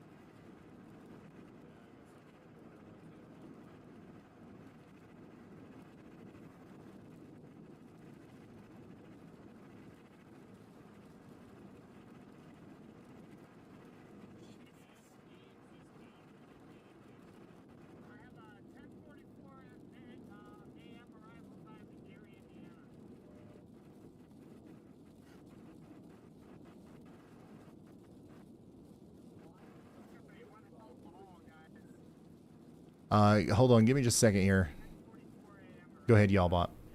We've got multiple storm reports coming in, folks. The Wichita area in Sedgwick County, Kansas, has seen recent activity, including quarter-sized hail and a 65-mile-per-hour wind gust reported within the last 10 minutes. Separately, about 30 minutes ago in Cleveland County, North Carolina, trees and power lines were downed on the west side of Shelby.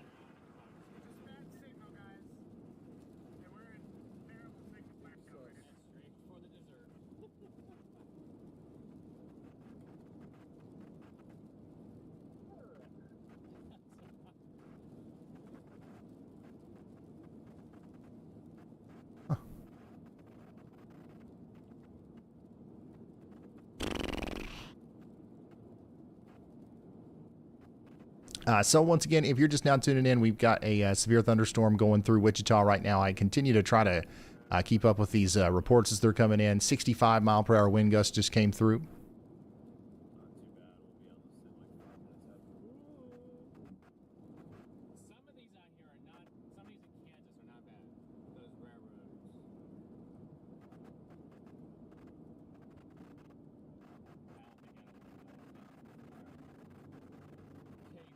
Give me a second here. I gotta try to fix something real quick. Go ahead, y'all bot. Ryan, the chat has been absolutely buzzing. Here's the mega roundup from the past hour or so. The immediate focus is still heavy on Wichita, with ongoing hail, power outages, and requests for street-level views. There's also lots of concern for Manford, Pawhuska, and Barnsdall, OK, while St. Louis and Bartlesville, where rotation was seen near Pawhuska, are seeking your input. Quick heads up, it's Schulte for Schulte. Earlier, there were reports from South Carolina, Tennessee, and an Arnett OK tornado. And looking ahead, eyes are on southern MO and the Midwest for tomorrow.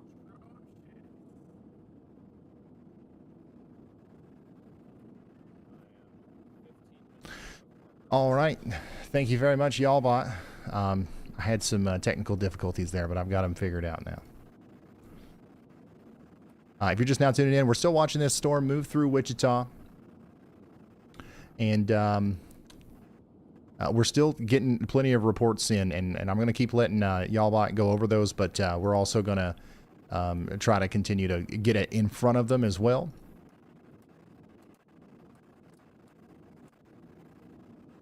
Looks like we actually might have lost power around Eastboro from what I can tell.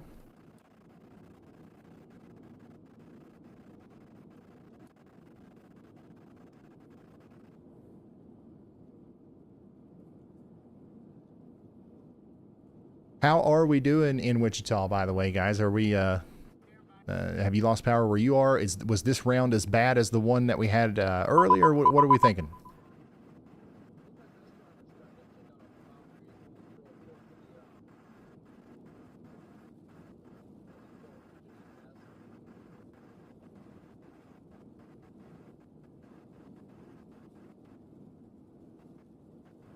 This round was cake compared to earlier. Okay. That's kind of what I'm seeing. But I mean, we're still getting some decent reports like that 70-mile-per-hour wind gust. I'm not seeing as many damage reports, but I'm definitely seeing almost just as many, wind gust reports. So it's interesting.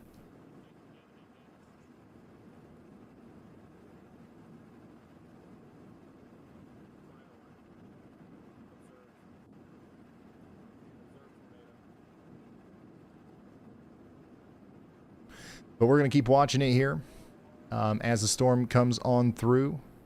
I'm going to put the cameras that we're watching here just on the bottom, and then I'm going to go around and take a look at some other stuff on the radar here. It's because I had to fix some stuff in the background there, but I think we're good to go now. Once again, we have that storm moving through Wichita right now. It's now moving out of Wichita more towards Rose Hill and Andover. So Andover, this is going to be another round for you guys as well. It doesn't look like it's going to be as intense as the one that we had earlier, but it's still going to be, it's going to be intense as it comes through. We just got another wind gust report, 65-mile-per-hour winds there, right in the middle of Wichita. So we're going to continue to watch that as it moves east. But look at all this stuff behind Wichita.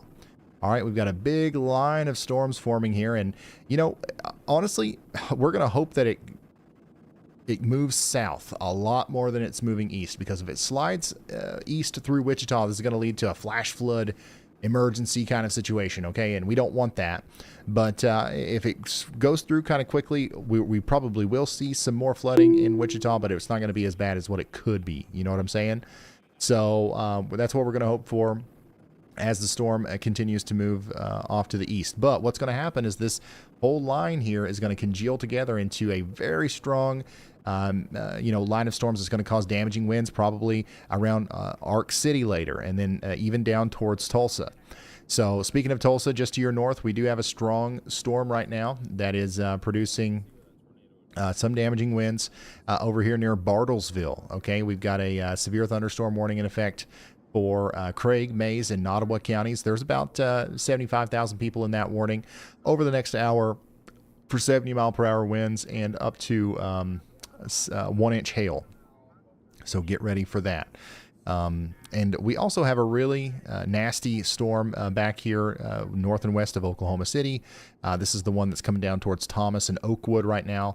It's currently hitting Putnam with 70-mile-per-hour winds as well.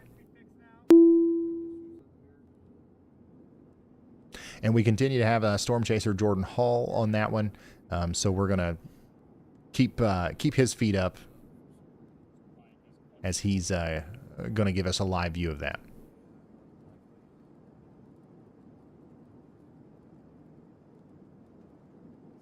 So yeah, nothing near Oklahoma City right now, but it's coming. It's getting close.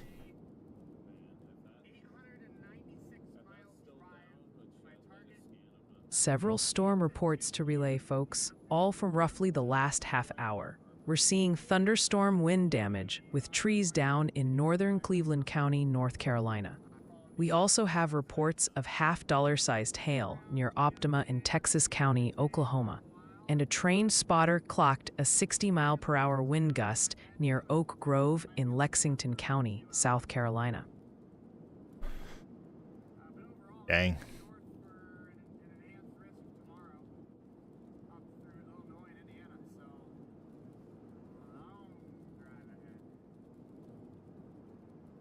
Yeah, we're getting a lot of wind gust reports coming out of Wichita, but not a lot of damage this time. But just know that there is another round coming in, so get ready for that.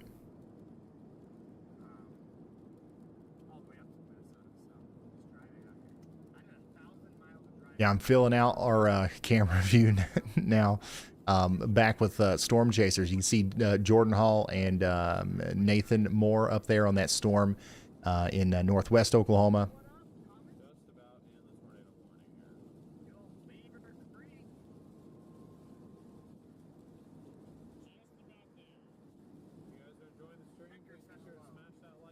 We really don't have anybody on the storm over here near Bartlesville. I bet that one's probably pretty crazy to see up close and personal.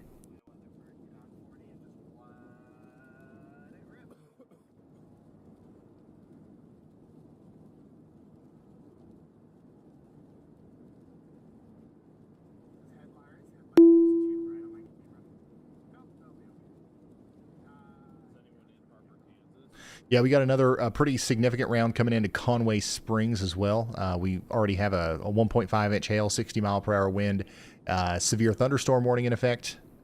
So y'all get ready for that.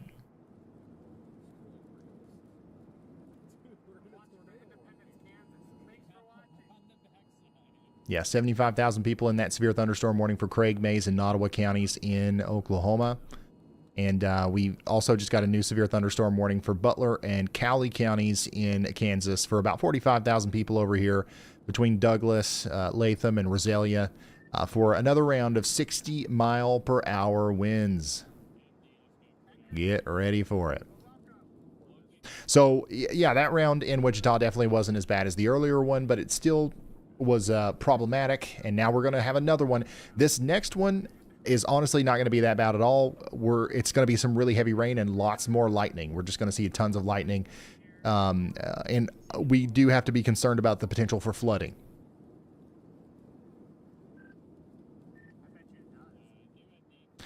Yeah, we continue to have our big severe thunderstorm warning out here in North Carolina. So that big line of storms that's been causing problems out here in South Carolina is going to move over towards Charlotte next. It's still producing damage as far as I can tell. Our most recent damage report was several trees and large limbs down in the Bellwood and Falston areas in northeastern Cleveland County. So this thing is still knocking down trees left and right out here. Still.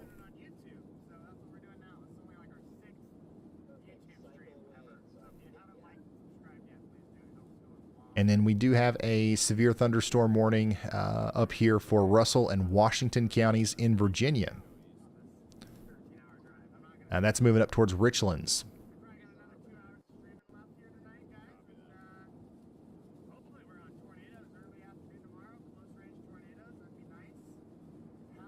But yeah, look at that pocket of wind damage reports.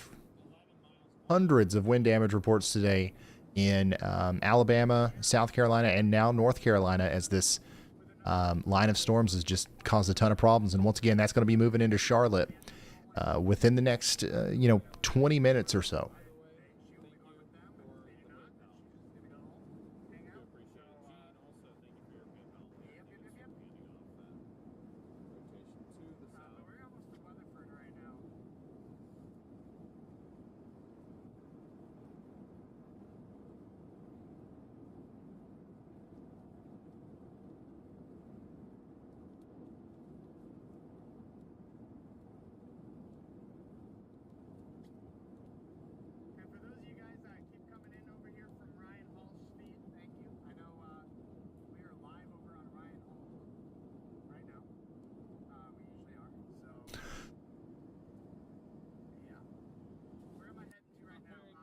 Go ahead, Y'allbot. Hey Ryan, I've spotted a great question in the chat that could help a lot of viewers share their experiences. Tiff Adams wants to know, is there an email we can send pics to if we don't use any socials? Yep, community@ryanhallyall.com. That's going to be the best way to go about that.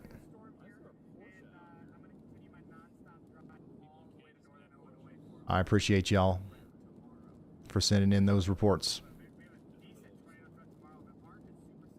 And pictures and videos and all that good stuff. Here's a video, by the way, from Northern Illinois earlier. This is sent in from ICZ Man. Thank you so much for that.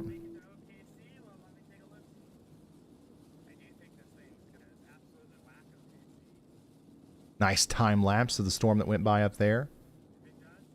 Some more photos from Wichita. Another tree down. Lots of trees down around Wichita today. This was from that earlier storm, I believe.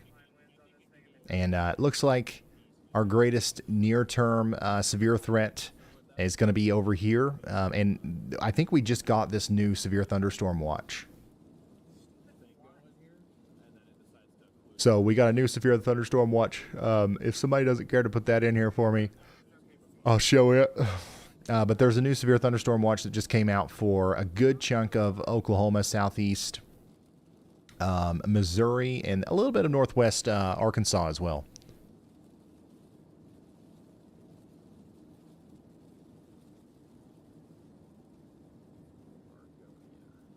New severe thunderstorm warning for Beaver in Oklahoma.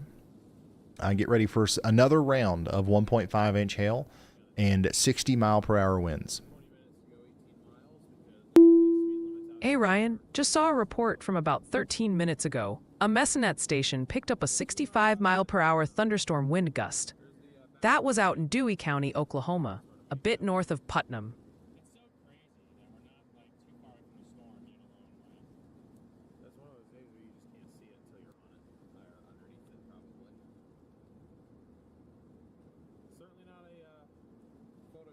All right, here's that severe thunderstorm watch. This is going to go until 4 a.m. Central, all the way out, once again, until 4 a.m. Central, June 18th. Couple tornadoes possible, scattered hail up to 2-inch size likely, and widespread gusts up to 85 miles per hour likely.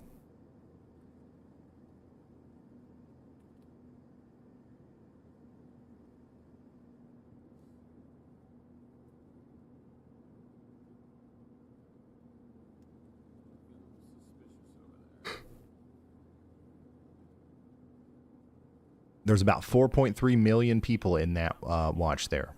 Includes Oklahoma City and Tulsa, and over there Joplin, Arkansas City.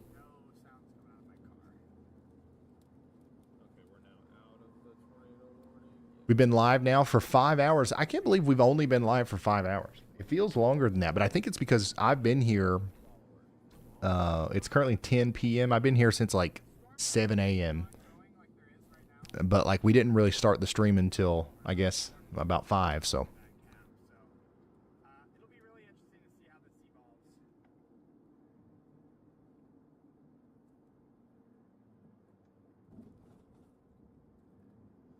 And the lightning on Jordan's feed is kind of plumb wild.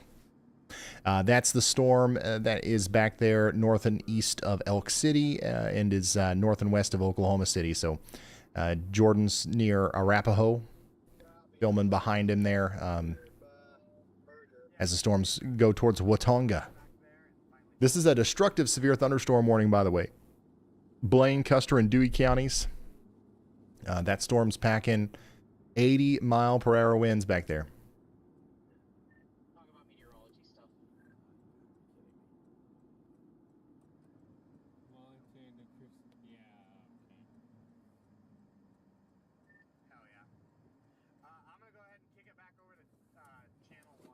We're getting some flood reports from Ark City.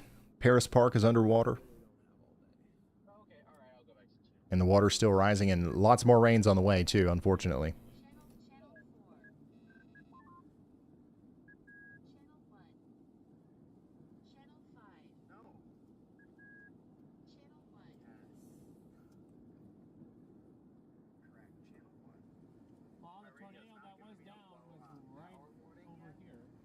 Here's what we're looking at for the rest of the night. We've got a moderate risk of severe weather over here in portions of Kansas and Oklahoma, and a enhanced risk around that. Tomorrow, a lot of people are asking about tomorrow. It does look like we're going to be potentially live again, as we've got an enhanced risk from Michigan all the way down into Missouri. As far as the start time goes, if I come over here and I load up the latest HRRR, and we look at the composite reflectivity, what the radar could look like. It does show storms starting to fire as early as noon to 3 p.m. So we'll be on standby mode, and we might be going live maybe around 3 p.m. or something like that. Just really depends on what's happening. It could be like today, and things don't get going until 5, and we'll start at 5. But there's going to be storms around Kalamazoo around 6 p.m., east of, they'll be past Indianapolis probably by 6 p.m., getting close to Cincinnati and Louisville around 7 p.m., 8 p.m. or so. And we'll be talking about these storms as they go into Ohio, over towards Detroit by 9 p.m. And then things look like they're going to calm down after 10 p.m. And then something really interesting happens where we have storms that are going to kind of refire on the backside here. And we might see some strong storms overnight through portions of Arkansas, down in Tennessee. And then they're really going to reignite as we go into the day on Thursday. Here we are around 1 p.m. Thursday. We could have strong storms over here in my neck of the woods. We could have strong storms in West Virginia, back towards central Kentucky, and of course in middle Tennessee, northern portions of Alabama. And it looks like we could have some storms. And then those are going to get potentially even stronger over here in the mid-Atlantic area. So just a really widespread area for potential severe weather over the next couple of days. And there's a chance that we go live for several hours over the next 48. So make sure you're subscribed and you have notifications on.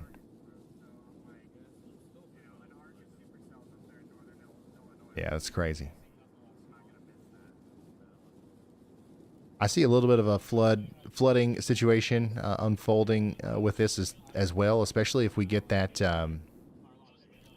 non-stop rain here in the Appalachian Mountains again. Like, it looks like there's a period of time where we're just going to have storms training over the same areas over and over again. That's going to lead to at least some isolated pockets of significant flooding. So make sure you're ready for that.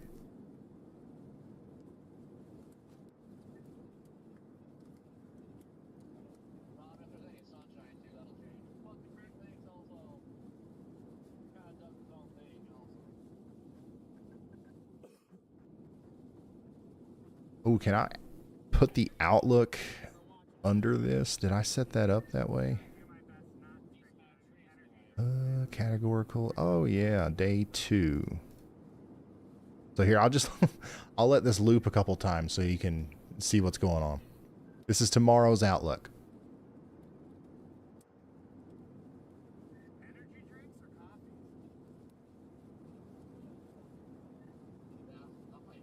All right, Ryan, got one for you. An emergency manager out near Copen, that's in Washington County, Oklahoma, reported some 1.75-inch hail about 6 minutes ago. So that's golf ball-sized hail they saw coming down over there. All right, thank you, Y'allbot.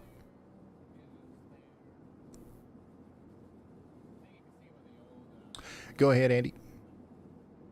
Hey Ryan, still got my eyes on the radar here, and I have 2 yaw watches out. One really close to the VNX radar here in North Oklahoma, right next to Jet. We have a little sneaky spin-up tornado trying to happen here that goes very far up and that tells almost the entire volume of the radar scans here with some pretty decent circulation. It's persisted for a few frames. I've been watching it for about 6 minutes now via the analyst lab in the Discord server, and I think that it warrants a yaw watch at this point. We could see a tornado warning associated with a spin-up tornado possibly happening there. Hopefully it spins itself out and doesn't persist any longer, but if it does, we could see a warning there, and as well as the area of concern further south and a little bit west near Oakwood. That one would pass closer to the Watonga area in Blaine County if it does persist. All right, thank you so much. Meteorologist Andy Hill bringing us back over here, looking at potential new areas of the circulation. We're saying y'all watch out for Blaine County and Dewey County in Oklahoma, and then also up there in Grant and Alfalfa counties in Oklahoma. So these storms are packing a real good punch here, just with the winds, all right? And now we've also got the added threat of potential tornadoes in there, spin-ups. So get ready over there between Hillsdale, Pond Creek, all the way over to Billings. You're under a severe thunderstorm warning for the next hour.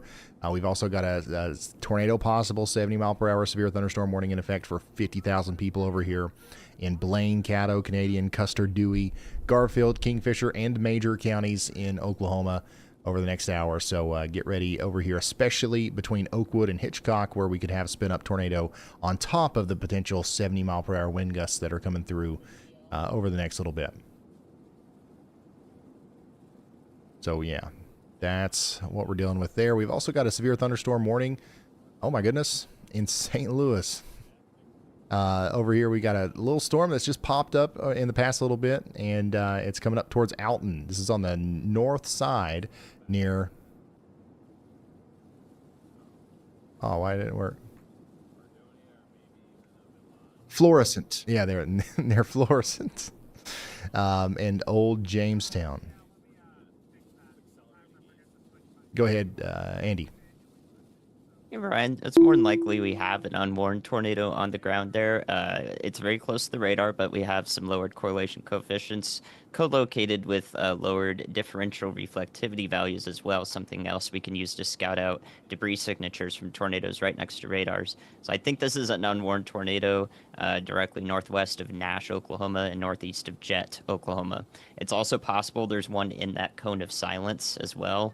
It's passed just to the west of the radome and now is going a little bit to the north of it. If it pops up on the other side and we can see that circulation, I'll put another y'all watch there unless it gets warned. Thank you so much, Andy. Y'all, we could possibly have an unwarned tornado right here to the south and east of the Air Force auxiliary field there. This is very close to areas just north and west of Nash, moving up towards Hawley. So y'all watch out. There's no tornado warning for this. We do have that, big severe thunderstorm warning out there, and hopefully people are already indoors and away from windows, but you might need to take more substantial shelter here soon if they issue that tornado warning, which it looks like they should, as that's a significant area of rotation there. Once again, y'all watch out in Grant and Alfalfa counties in Oklahoma. No warning, but there could be one coming here because the rotation's picking up. Speaking of St. Louis, I know we got a lot of people that watch out there. This is what it looks like out in front of that storm. It's a severe thunderstorm, but it's nothing that you can't handle. It's nothing to be scared of. We're going to have some quarter-size hail and some 60-mile-per-hour winds as that pretty ominous-looking storm comes over the northeastern side of town. I don't even think places in downtown or farther south and west have anything to worry about at all.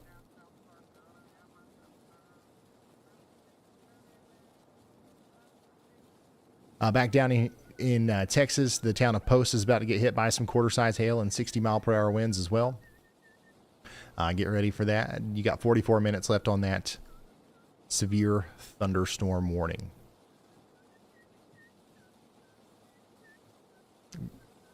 Grant County, Oklahoma, y'all watch out. Also, we're continuing to watch the storm that's coming over towards Hitchcock. Okay?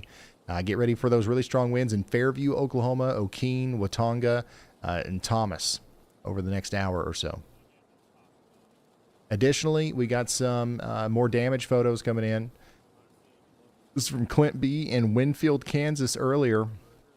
Really big trees have been downed here as a result of the crazy winds that we had earlier. Trista G. in Wichita also. We've got a tree down on a car a little bit earlier. So definitely had some crazy winds last night, early this morning, and now again this evening. So thank you for sending those in.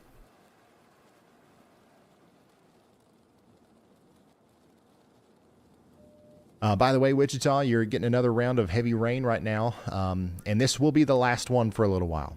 Okay, so hang in there. It's going to flood a little bit more, but for the most part, things are going to be calming down in about 30 minutes, and we should continue to see that calm down occur over the rest of the evening.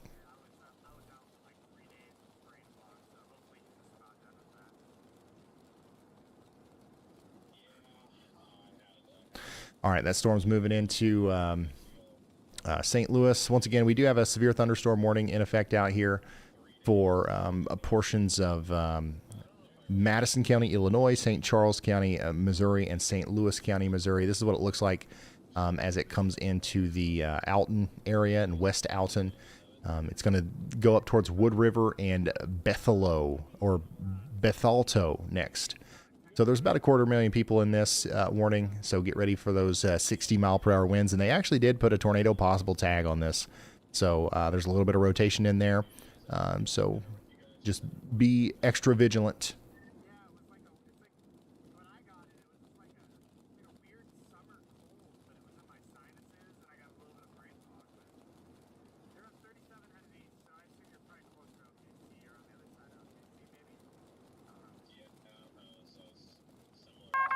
A new tornado warning has been issued. All right, so we got a tornado warning for Garfield and Grant counties in Oklahoma. This is for Hillsdale, Kremlin, and Pond Creek, right on the, where that big burst of wind is coming into Hillsdale right now. We likely have some very damaging winds coming into Hillsdale currently, and we might have some rotation there as well, leading to some spin-up tornadoes. Those might move over to Kremlin and Pond Creek. So take shelter immediately if you haven't already. We've got 26 minutes remaining on that tornado warning. About 1,300 people in the path. Around that, we do have a big severe thunderstorm warning for all of Alfalfa, Garfield, Grant, Kay, and Noble counties in Oklahoma for 70-mile-per-hour winds. That's going to go on for the next 41 minutes.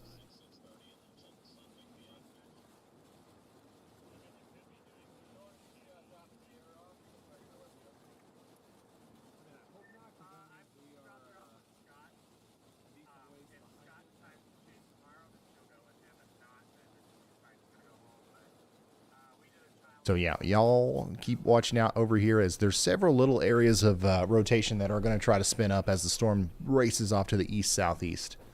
There's probably another one that's going to come together over here near Fairview over the next little bit. So just keep your eye on that area. Our only tornado warning that we have right now is the one over here for Garfield and Grant counties.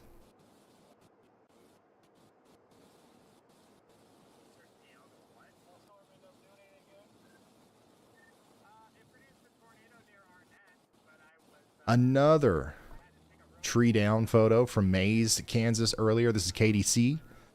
Thank you for sending this in. It looks like, yeah, it looks like that round from earlier today was definitely the big one. Thankfully, it wasn't too bad, this most recent one. And once again, you're getting some heavy rain right now in Wichita, but it's about over for the night. You're going to get a little bit of a break.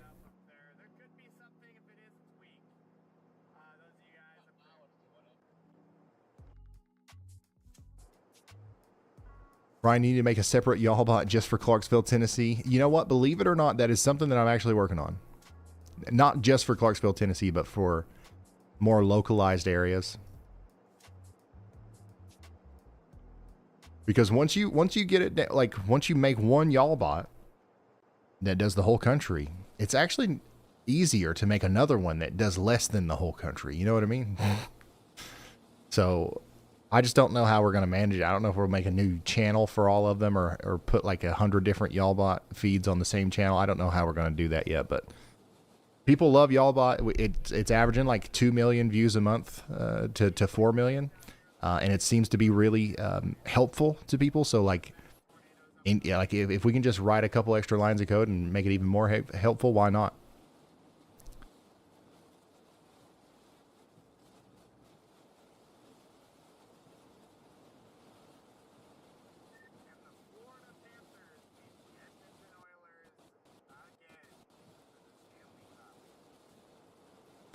All in one channel, but organized in alphabetical order. Yeah, it's probably not a bad idea.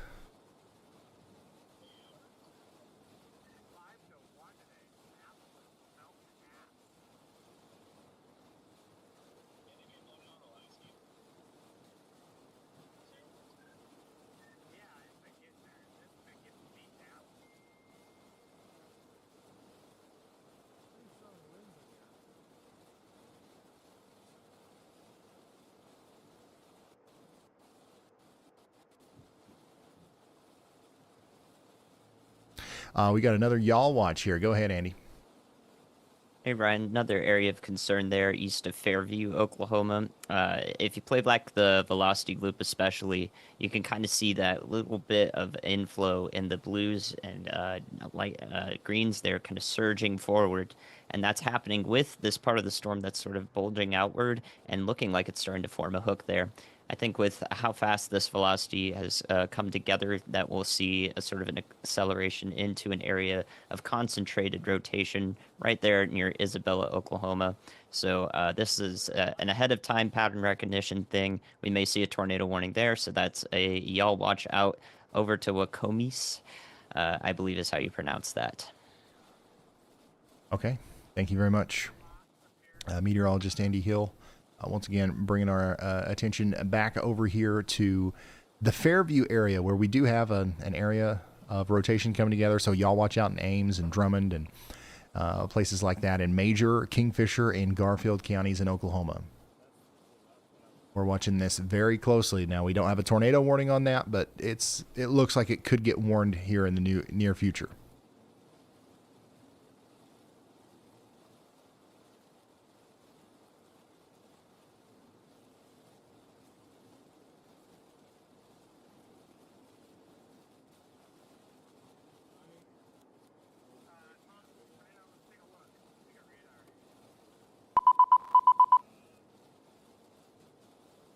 We did get a new considerable severe thunderstorm warning here for Craig and Nottawa counties in Oklahoma. This is going to be for about 11,000 people out here, including the town of Veneta and Blue Jacket and Welch. So y'all need to be getting ready for 1-inch hail, 70-mile-per-hour winds, and they did go ahead and put tornado possible tag on there. As there actually is a little area of rotation right here north of Cooties Bluff, and you can see that little hook right there. So that's moving up towards Childers and Twin Bridges and Centralia.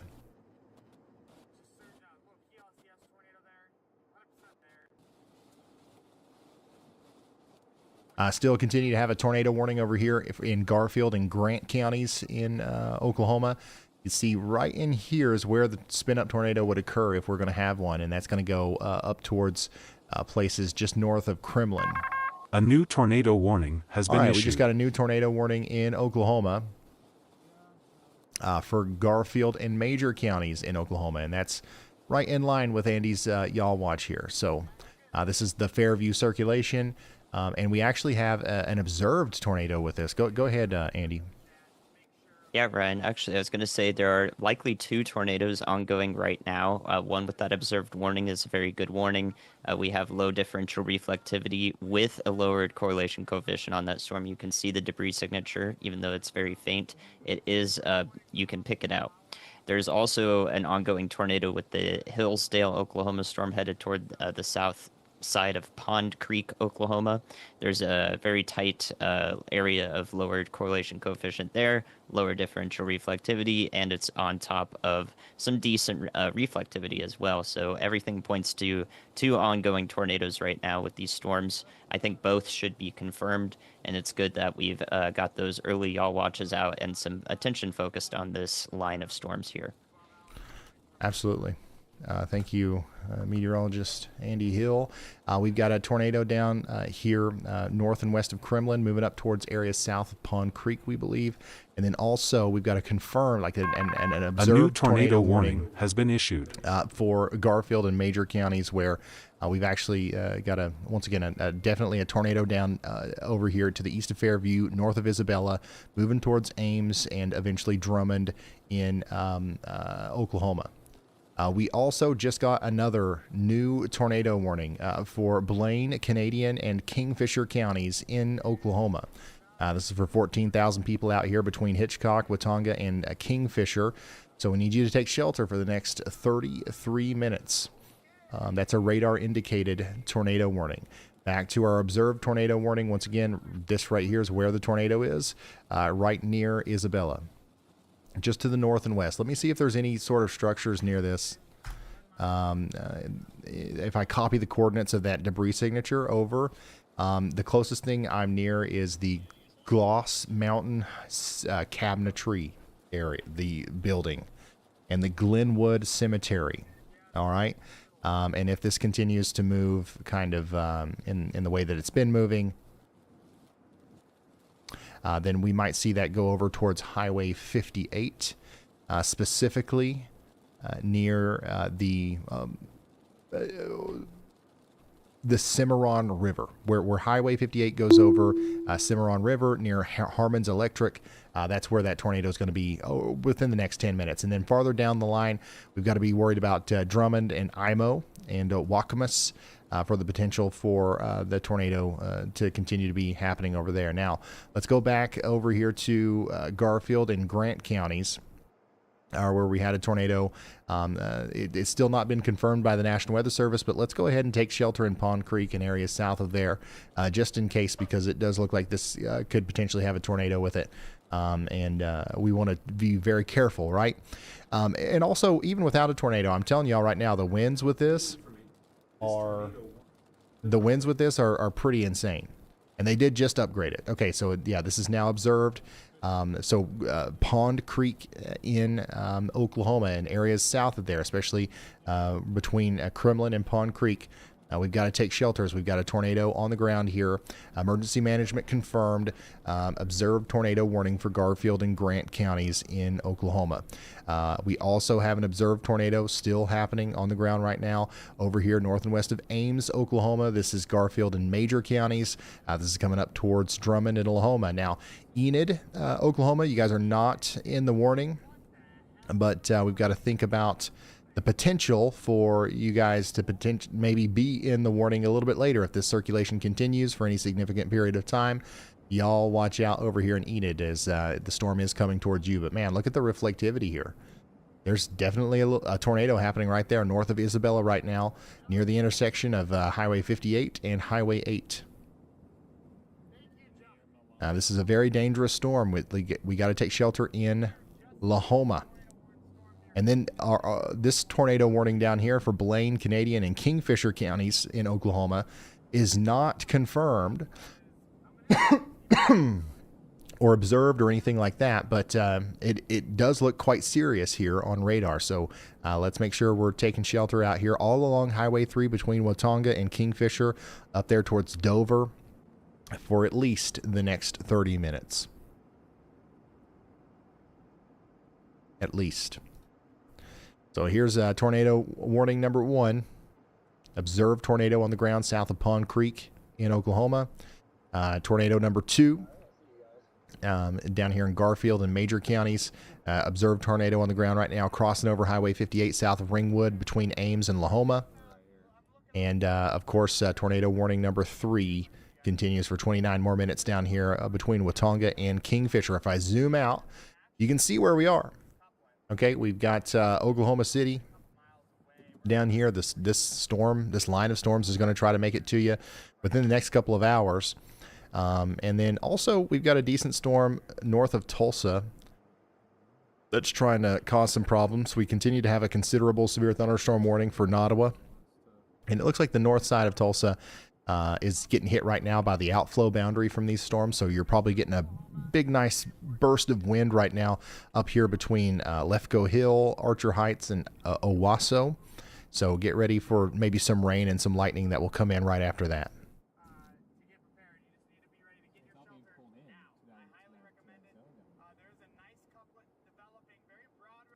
Once again, we likely still have a tornado on the ground over here in Garfield and Major counties in Oklahoma. Let's take shelter in Ames, Ringwood, Lahoma, and Drummond.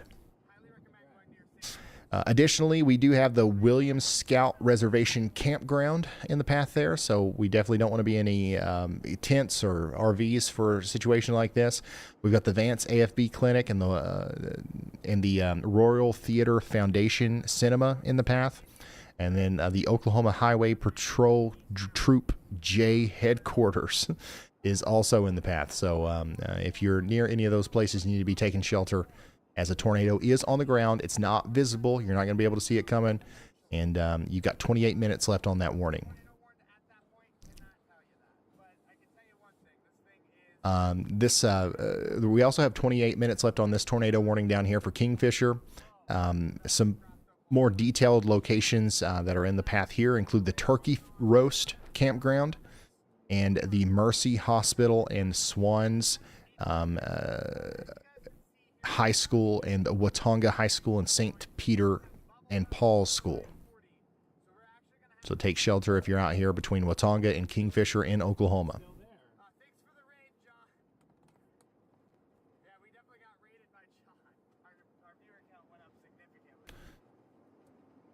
And then Pond Creek is another area where we need to be taking shelter in Oklahoma right now as well.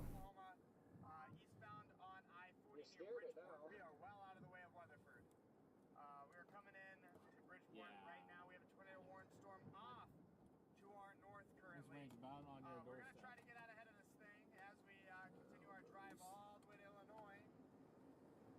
Yeah, these winds over here, even if there's no tornado, which there is, even if there was no tornado, the winds coming through Kremlin right now are probably worthy of a destructive severe thunderstorm warning. So I wouldn't be surprised if we got upgraded. And I would definitely be getting ready for 80-mile-per-hour winds in Hunter, Oklahoma over the next little bit. In the town of Jet, we did get an official wind gust report of 71 mile per hour winds. Looks like the Wichita radar is back and running. Like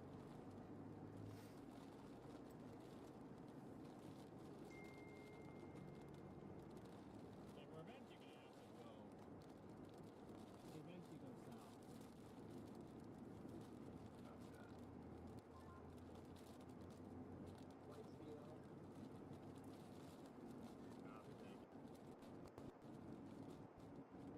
Continue eastbound here. The boundary that was great south of it, or is still on the road north? I feel like it's being pulled into that bottom region. What's up, Cam? We've got multiple storm reports coming in, Ryan, all for strong thunderstorm wind gusts across Oklahoma and into southern Kansas from the last 20 minutes. The strongest was a 71 mile per hour gust recorded by a personal weather station near Jet in Alfalfa County, Oklahoma. Other gusts in the 60 to 65 mile per hour range were also reported in Blaine County, Oklahoma, and Sumner County, Kansas. We did get that 65-mile-per-hour wind gust just a few minutes ago west of Watonga, so that's coming into Kingfisher. Also, I want to point out that wind gust report from Jet, Oklahoma, the 71-mile-per-hour wind gust is now in the top 5 for the day here, or for the last 12 hours. So, strongest wind gust that we've seen over the past 12 hours comes from Andover, Kansas. That was 80 miles per hour. And then 71 is going to be in slot number 4 there. Biggest hailstone we've seen today was in Ark City, Kansas. And then that was close to 4 inches in diameter. Nothing even comes close in 2nd through 5th place there.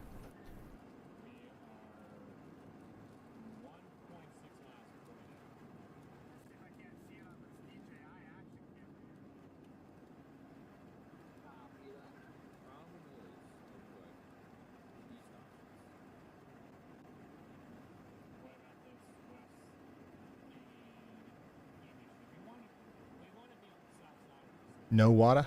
No water? Did I say it wrong? How's Enid, Oklahoma looking? You guys got storms on the way. You're not in the tornado warning. In fact, let me zoom out real quick. So you've obviously got a bunch of storms coming. But if you zoom in, Enid is technically not under any warning right now. There's this little gap between all of these warnings. You're not in this severe thunderstorm warning. You're not in this severe thunderstorm warning. You're not in this tornado warning. But I promise, Enid, you're not going to get missed by the storms just because you're not in the polygon. The one thing I don't know, I don't know if you'll end up under a tornado warning, but you're definitely about to get a severe storm.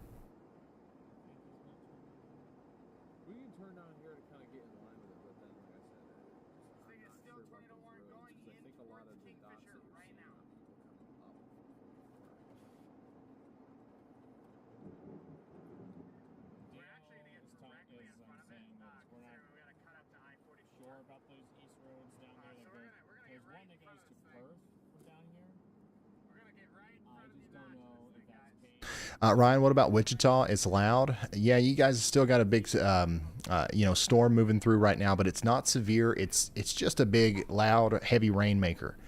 So it's about to be done probably in about 30 minutes, and then you'll be done for the rest of the night. We did just get a new severe thunderstorm warning for Craig, Delaware, Mays, and Rogers and Ottawa counties in Oklahoma. We've got damaging winds moving into Chelsea here soon, around 60 miles per hour. So There's about 70,000 people in the path here, so make sure you guys are indoors, staying away from windows. Get ready for some isolated power outages as a result of those strong winds.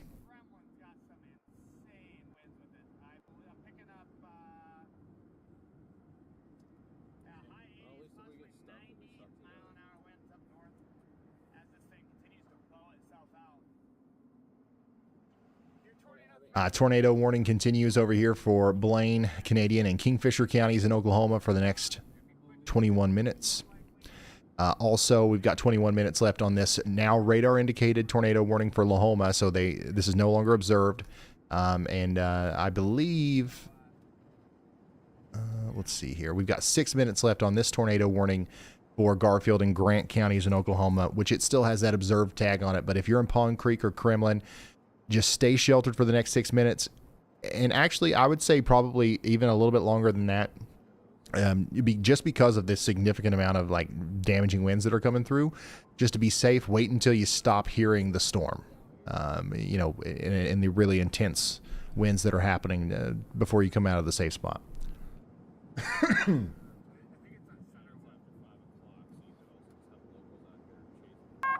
A new tornado warning has been issued. All right, so they did decide to go ahead and extend that warning out to Lamont and Blackwell. So now we've got Garfield, Grant, Kay, and Noble counties in Oklahoma under a tornado warning. This is going to be for Hunter, Lamont, Tonkawa, and Blackwell. So get ready. It's still observed, so we're going to assume that this tornado is still on the ground here, coming right up towards Lamont. We'll take shelter if you're on Highway 60 between Lamont, Tonkawa, Ponca City, over there towards Blackwell as well.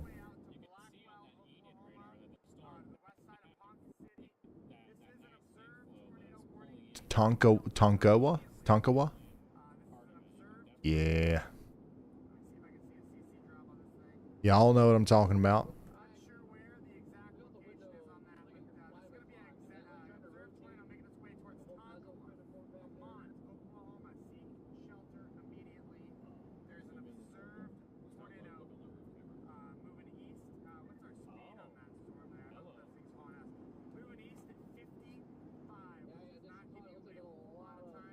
Quick chat pulse for you, Ryan.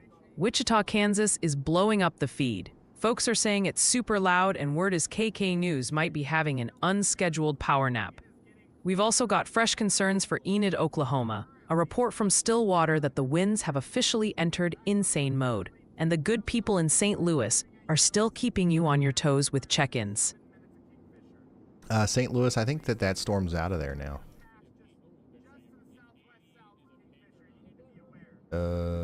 Yeah, the storm's past St. Louis now. I'm going over to the WeatherWise app, and yeah, we still got a severe thunderstorm warning for Bethalto, but this is past St. Louis, and I don't think we expect any more storms tonight. Maybe tomorrow morning, but they'll be, you know, that'll be from a completely separate system. Pretty much what we're dealing with over here. So that's what we're doing. That's what we're talking about right now in St. Louis. That storm probably won't be severe warned very much longer.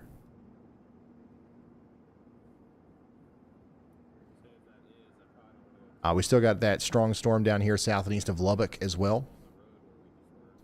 By the way, if you're not following along on the WeatherWise app, you should be.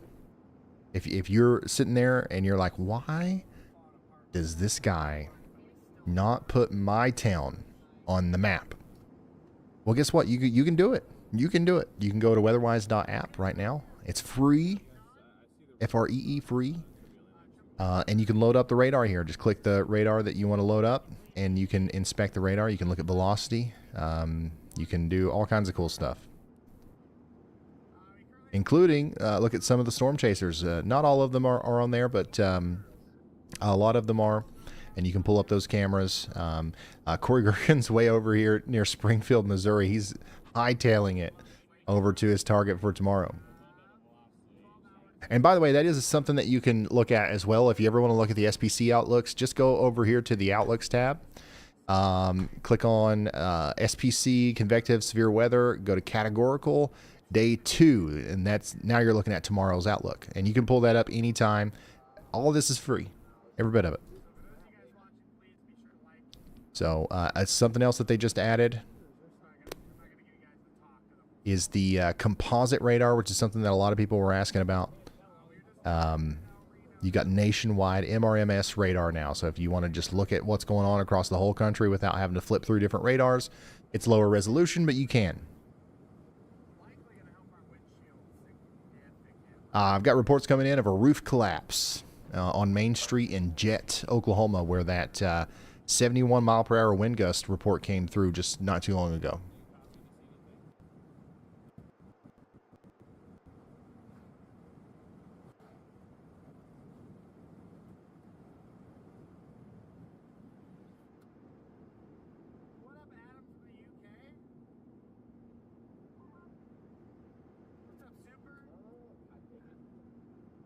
Yeah, it's WeatherWise, Android App Store, and there's a link in the description.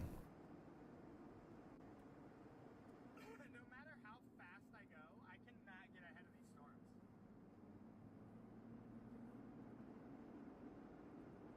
They're hauling ass.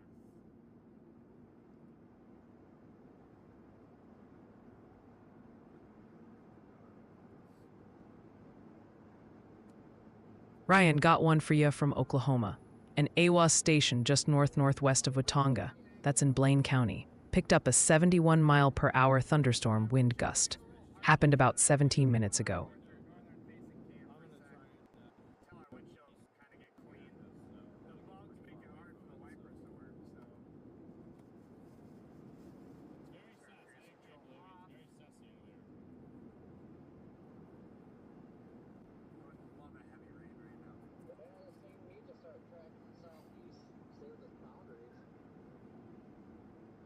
All right, I'm reading.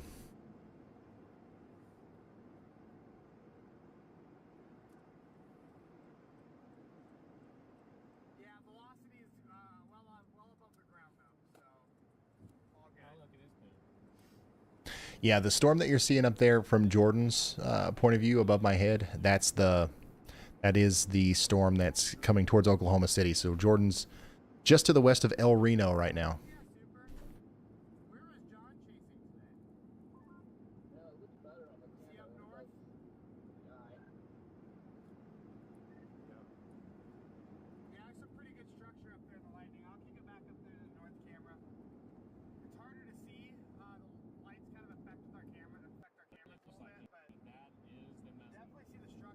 Ryan, how's it looking for St. Louis tomorrow? I think that there's a chance that we see some more storms in St. Louis tomorrow. I do think that the vast majority of them will be to the east, especially the stronger ones. But early in the day tomorrow, there's a chance of some storms. Nothing to worry about.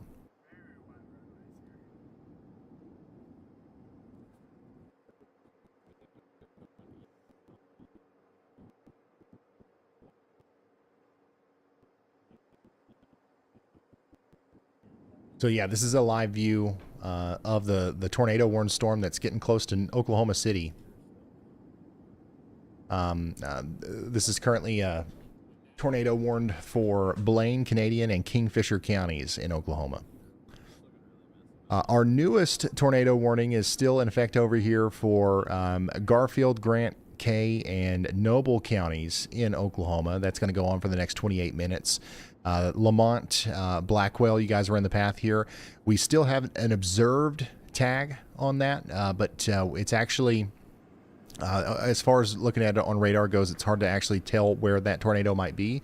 What I see is a giant wall of very strong winds, potentially tornado-like winds that are going to do damage here in Billings and Lamont over the next 28 minutes. So take shelter immediately.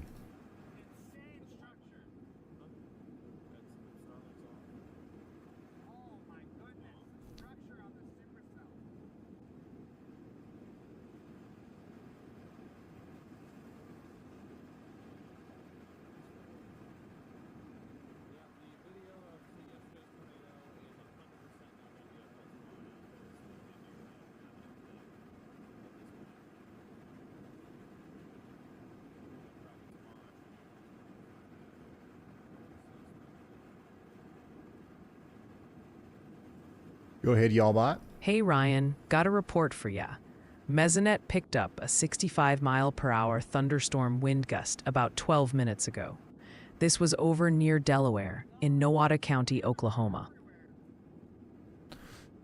All right, here's another giant hailstone that we got sent to us from Ark City, Kansas. Abby, thank you for sending this in. That's probably a 2.75 inch hailstone, maybe even a little bit larger. We had several 2.5 to 3.5 inch hailstones out there. One officially kind of recorded measurement of 3.81 inches, and that's what's topping our charts today.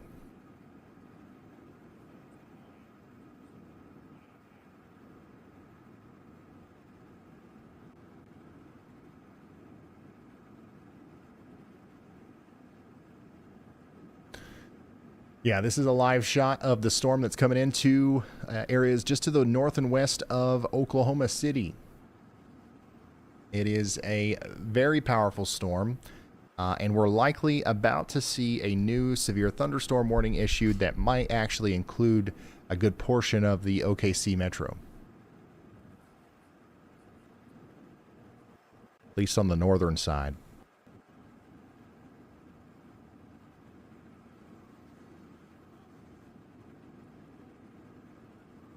Hey Ryan, a few quick things from chat. Pat023 is wondering about Environment Canada data for WeatherWise. Has been issued. Oh Hey Null asked what app this is. A great chance to talk about WeatherWise. Plus, Dr. Degatrez suggested possibly simulcasting to the Y'all Bot channel. Oh yeah, I've thought about doing that too. But Canadian warnings and stuff is coming to WeatherWise really soon. I talked to them about that not too long ago. That's probably, it's not very far away at all. Okay, Enid, you are officially under a warning now, and it's a tornado warning. So that latest warning that just came out is a tornado warning for Enid, Oklahoma, Garber, Billings. This is Garfield and Noble counties in Oklahoma. We do have a tornado warning for the next 25 minutes. This includes a big chunk of Interstate 35 over here, including the town of Perry and Covington. So we do have about 65,000 people in that polygon. So let's make sure we're taking shelter, getting indoors, lowest floor, preferably underground if we can. But if we can't, that's, we get it.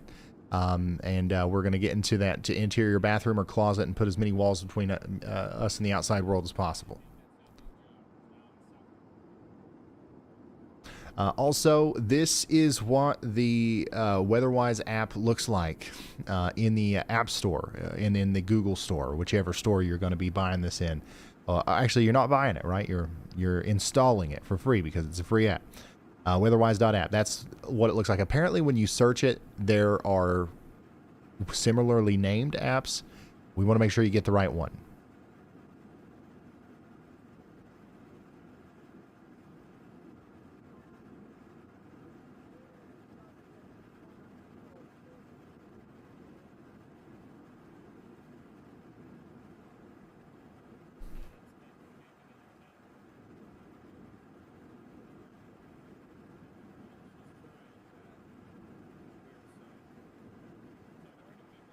Winter models coming to the app really soon. That's another thing that they're just perfecting. I've got access to them. That's how I'm doing all my custom stuff with the models. It's through their API. It's through their infrastructure. It's working great. They've just got to fine tune it and make sure it works for all 300, 400,000 of you guys that are using the app.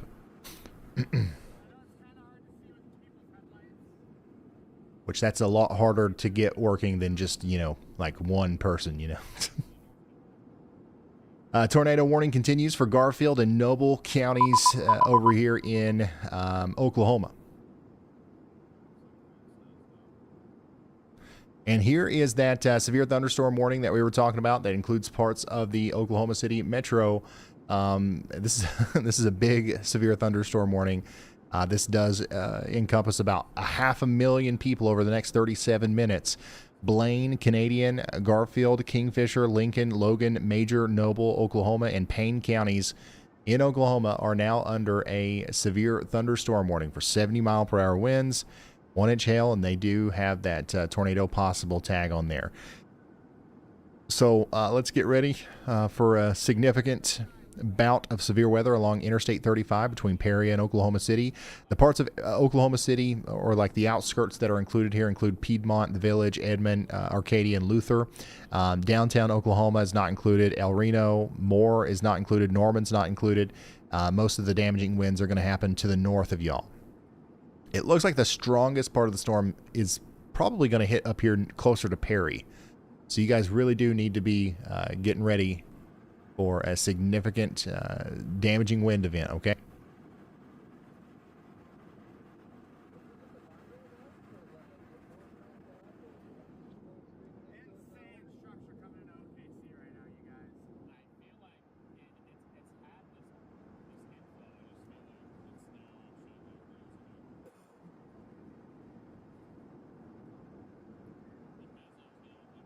Ryan, check this one out from the viewers.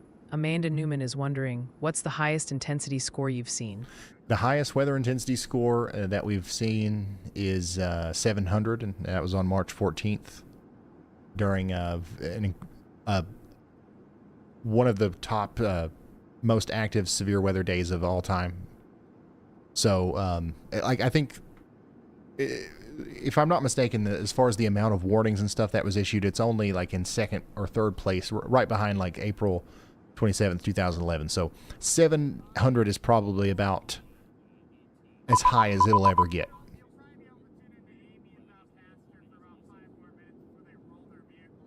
Population 43,000 now under another considerable severe thunderstorm warning here in Garfield, Grant, and Kay counties in Oklahoma. This includes Ponca City. Get ready for 70-mile-per-hour winds and maybe some small hail, but lots of lightning is going to be possible with that.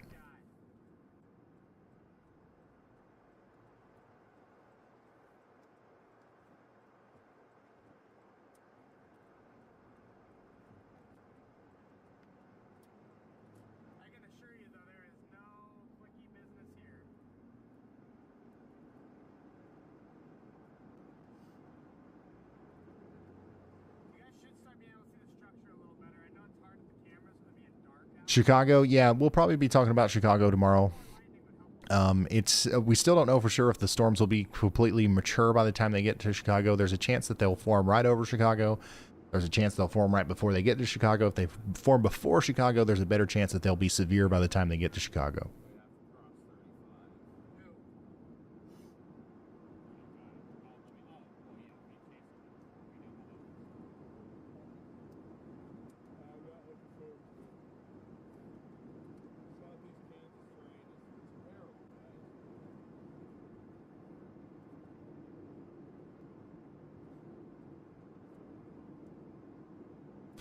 So if you are just now wandering in here, we do have us a severe thunderstorm warning for Blaine, Canadian, Garfield, and Major, Lincoln, Logan, Payne, and Oklahoma counties in Oklahoma.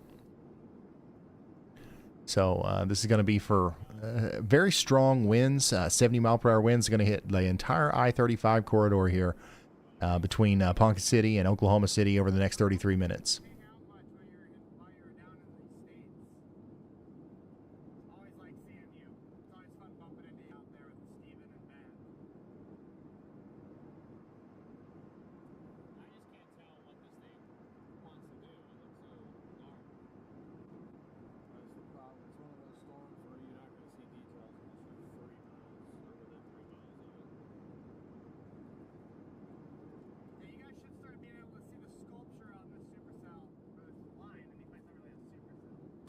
Yeah, tomorrow there is a tornado threat. It's not the main thing with tomorrow's storms. When they first get going, especially in Indiana, Michigan, and maybe in Illinois, when they first get going, there's going to be a pretty good chance that we'll have some isolated kind of like supercells that are moving to the north and east, and those will have the chance of producing some tornadoes. It's not going to be a really high chance, but it's also not a very low chance. So we'll be covering it. If there's a tornado warning issued tomorrow, we'll probably end up going live. That's how it'll work.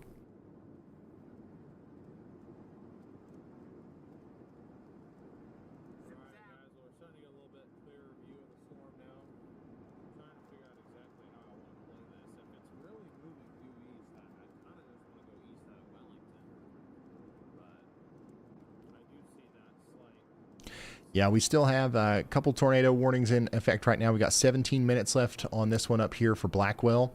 And then we also have 16 minutes left on this tornado warning for Enid. Enid, you're getting hit hard right now by the storm. I know we got a lot of people in here from Enid.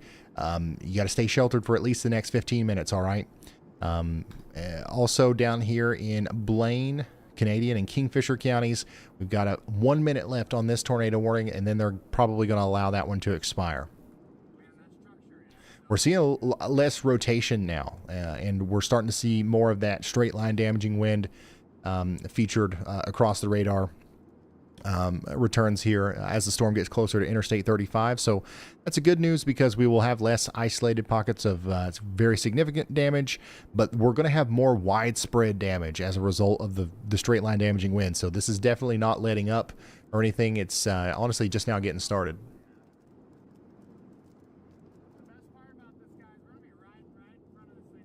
Linda says, Y'allbot, you're always on my TV when Ryan is not live. Linda, same.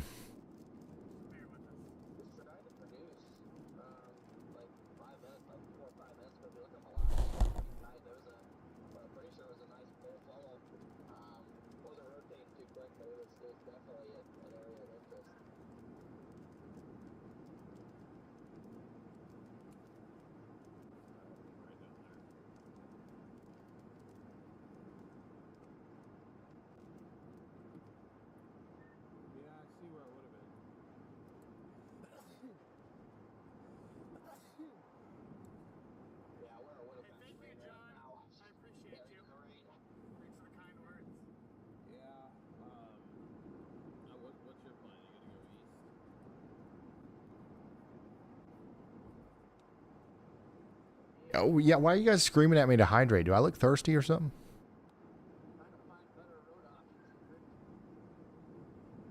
I ain't even that thirsty.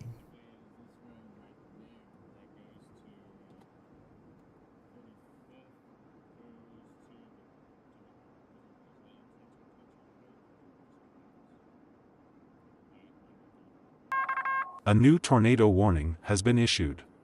All right, we got us a new tornado warning here. This is going to be for Canadian, Kingfisher, and Logan counties in Oklahoma. So this does include Edmond, and there's about 123,000 people in this one. So let's take shelter out here in Canadian, Kingfisher, and Logan counties in Oklahoma. We've got some rotation here. All right, but mostly we've got a wall of damaging winds that's moving into the Piedmont and Cedar Valley areas.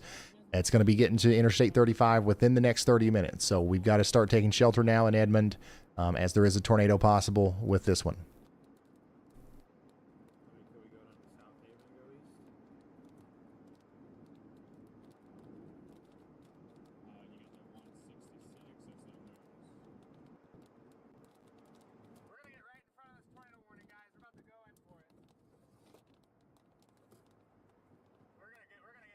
Man, the lightning is pretty crazy out in front of this. I'm loading up the traffic cameras, bulls.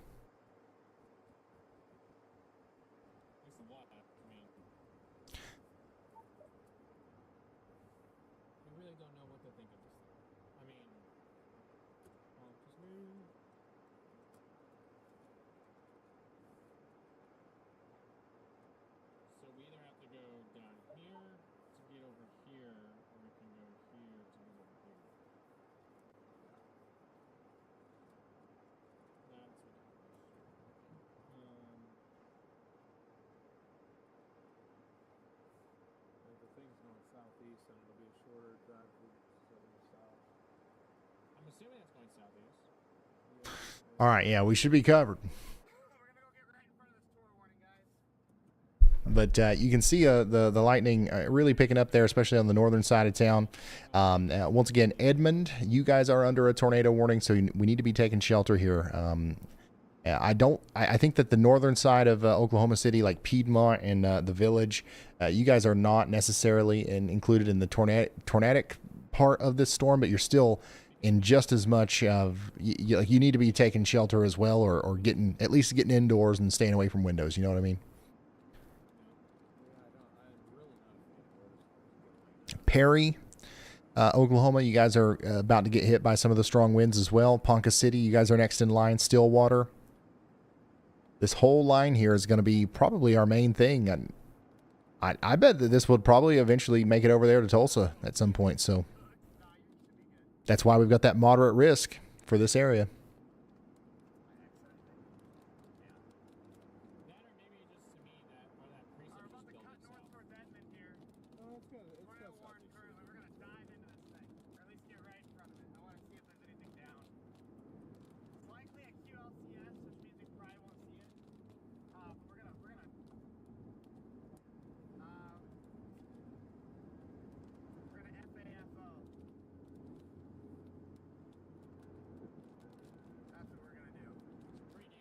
I was looking at this and I was like, there's no way that people are already, before the storm even starts, people are already parking under overpasses. But like, I think I'm just getting ahead of myself. I'm assuming the worst in people and I got to stop doing that.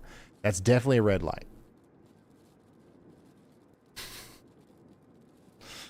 I was about to just start going nuts on some people just following the traffic laws, you know, and just sitting there at a red light.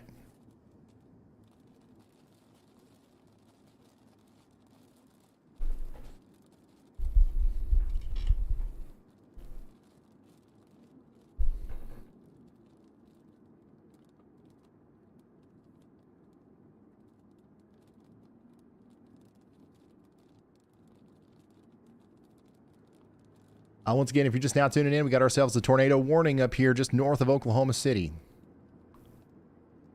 Storm chaser Jordan Hall, Max Archer, they're all out there pretty close to that.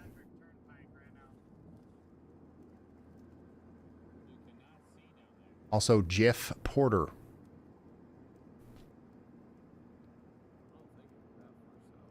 And you know what? I wasn't even thirsty, but now that you guys mentioned it, I am. So I'm going to go get me something to drink. I'll be right back.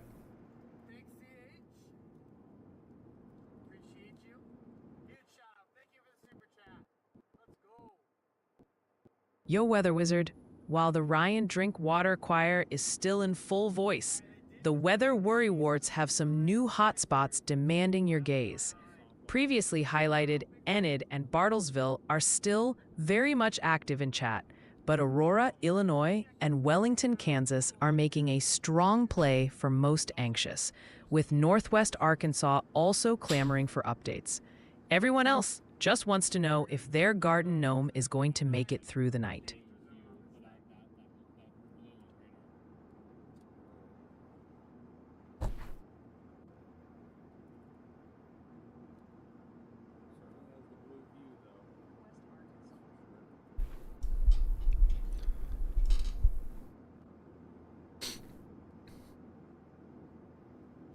Oh, you can see a pretty good bit of the shelf cloud here from this Chris Novi camera out there in Yukon, Oklahoma. So yeah, it looks pretty gnarly what's coming into Oklahoma City here, especially on the northwest side.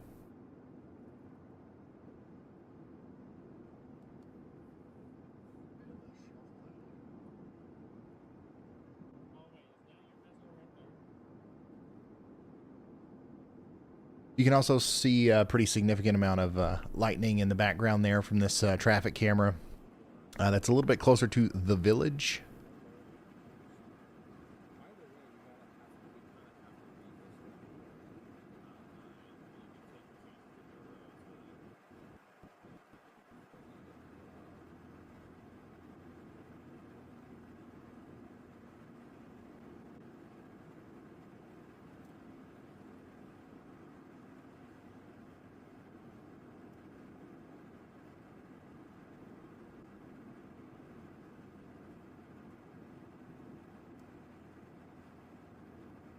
Tornado warning continues for 22 more minutes up here for Edmond in Oklahoma.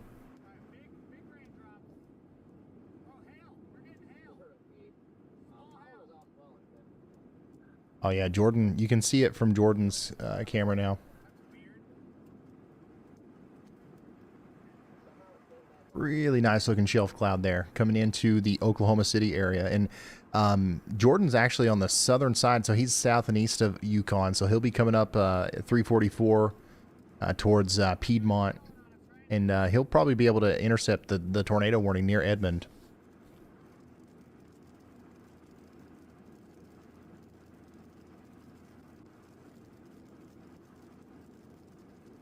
We do have a new SPC mesoscale discussion. Severe wind gusts are possible, especially in the blue area there.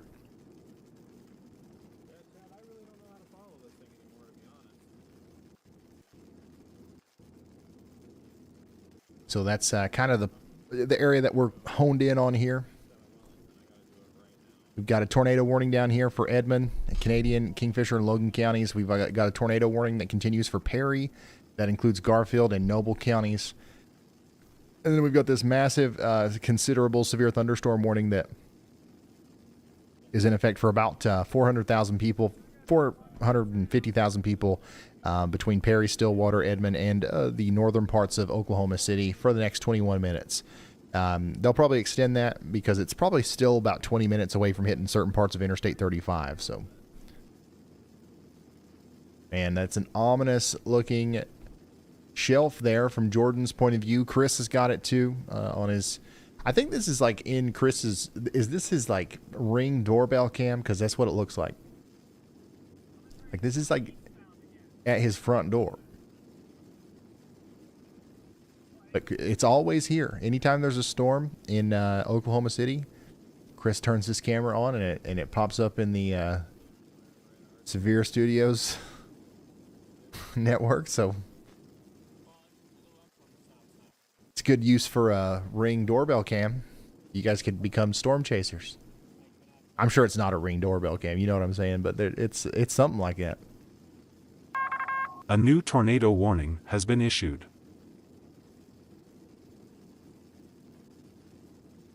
A new tornado warning has been issued here for Garfield, Logan, and Noble counties in Oklahoma. That's going to be for this little area of circulation right here east of Marshall. That's going to be crossing over Interstate 35 here soon, and then over towards Stillwater and Morrison. So this warning does have about 60,000 people in the path. So Garfield, Logan, Noble, and Payne counties in Oklahoma, let's take shelter.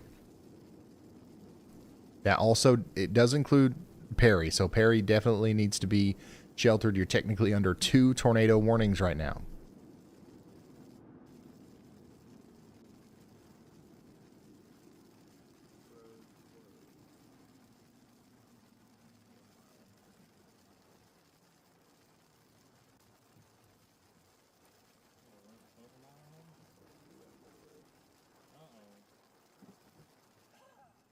Oh, I just saw a power flash on Max's feed. It's very dark. I don't know why we can't really see anything on this, but I definitely saw a power flash. Max is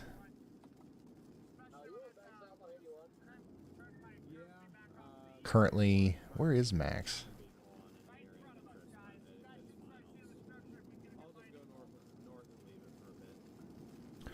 Well, he's somewhere around Oklahoma City here, and I'm almost guarantee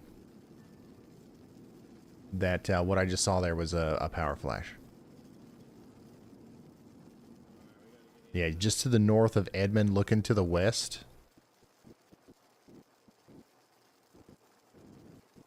So we've definitely got some major winds coming through here, if not a tornado.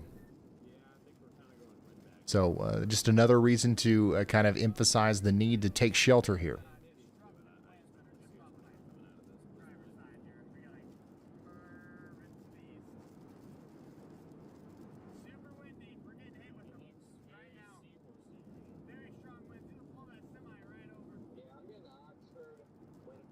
And this is what that shelf cloud looks like as it comes into the Yukon area. Once again, we are under a severe thunderstorm warning in Piedmont, the Village, over towards Spencer on the north side of Oklahoma City. And then we're under a tornado warning in Edmond, Cedar Valley, Arcadia, and Meridian up there in Canadian and Kingfisher and Logan counties.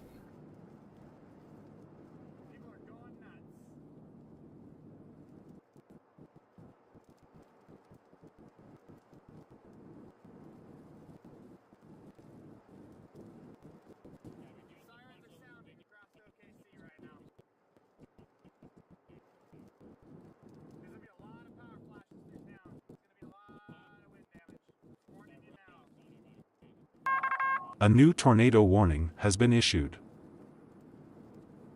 Another new tornado warning has been issued here for Garfield and Noble counties in Oklahoma. This is going to be for a circulation that's coming out of Covington here, moving up towards Red Rock.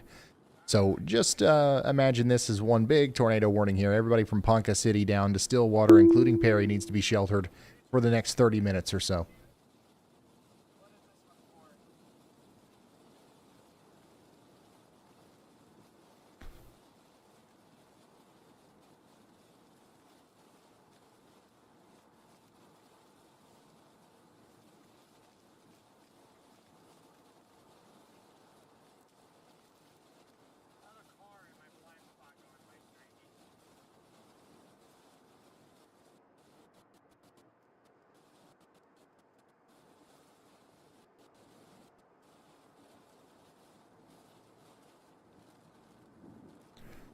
Let's see if Jordan's saying anything about this. I'm literally riding the wind wave right now, guys.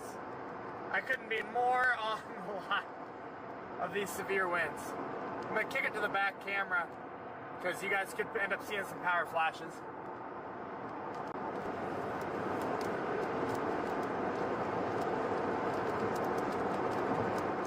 Yeah, Jordan's actually going to make it in front of these winds here, which is pretty impressive.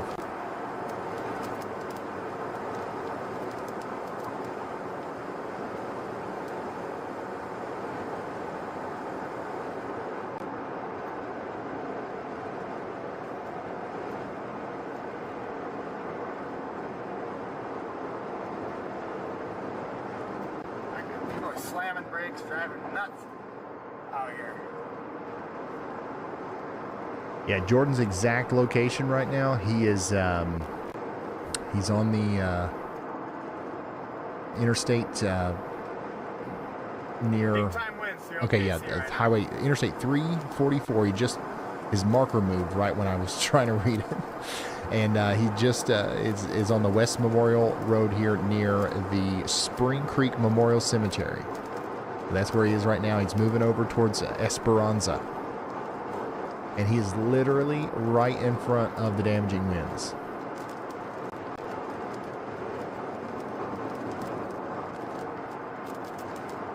Major wind back coming into Edmond.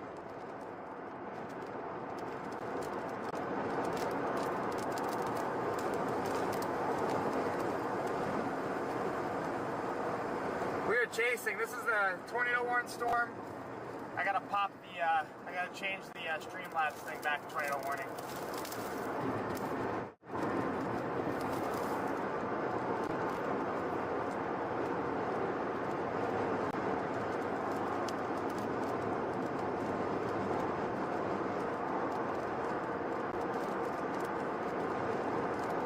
You can see the frequent lightning from this traffic camera here in Edmond, Oklahoma. Just look in the distance there, you can see like the non-stop flashing. So we're looking to the west there from Lake Arcadia. And this is one of the places that is under a tornado warning right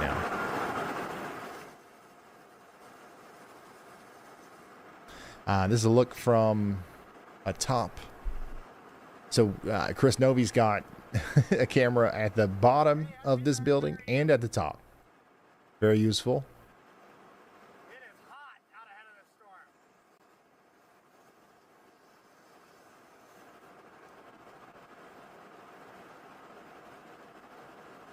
But yeah, if you're just now tuning in, we're tracking this tornado warned storm as it goes over towards Interstate 35 here near Guthrie and Edmond in Oklahoma. We do have a tornado warning in effect for the next 12 minutes. Canadian, Kingfisher, Logan, and Oklahoma counties. Everybody needs to be in their safe spots.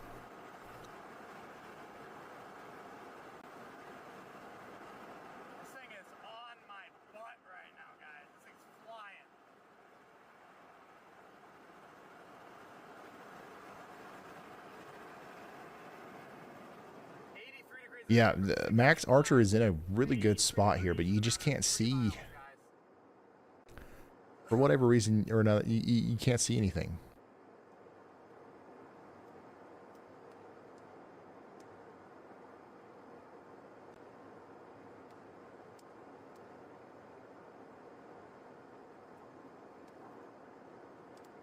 Yeah, we also have a tornado warning continuing up here for Garfield, Logan, Noble, and Payne counties in Oklahoma for the next 26 minutes. Perry, you guys are just now getting hit by some of those strong winds.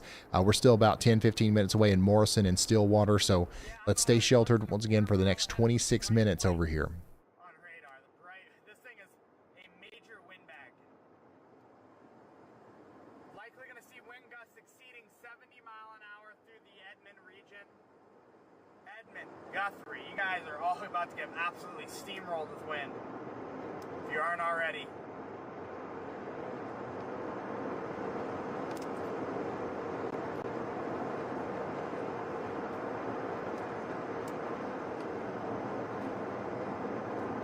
I would say that some really strong winds are coming through Perry right now, but some even stronger winds are about to come into Edmond.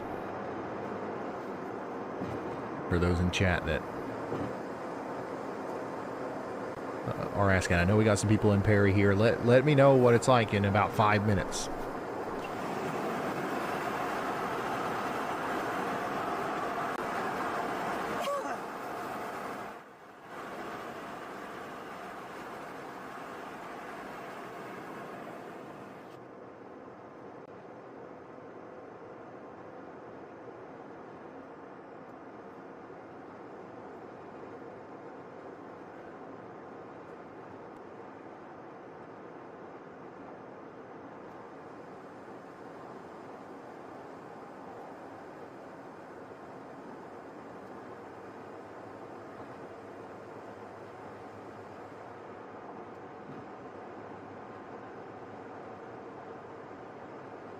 Hail west of Stillwater. Okay. Yeah, so that part of the storm is about to hit Interstate 35, just south of Perry. We do have a traffic camera there. You can see the winds are already shaking the camera there even before the rain starts. So this is on Interstate 35 just to the west of Stillwater, so pretty close to the chatter there.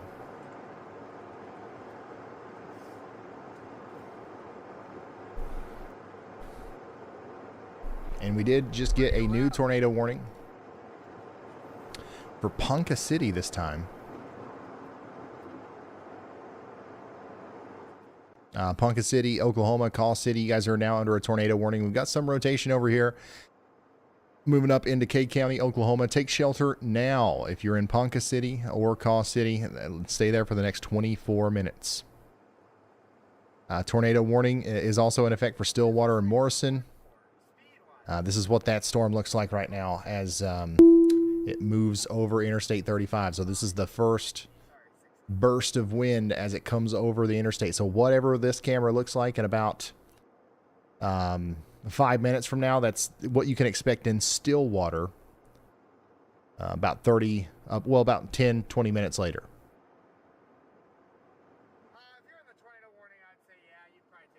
Chris has got a really good view as well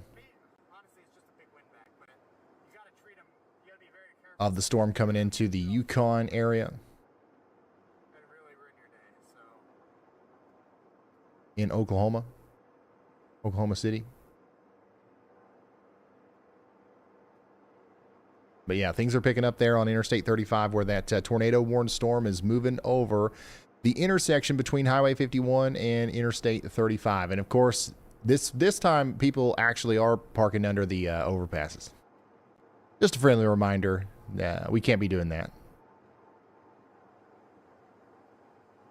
Y'all shouldn't be doing that, okay? It's not smart, it's not safe, and it's kind of selfish. But yeah, things are picking up quite fast here.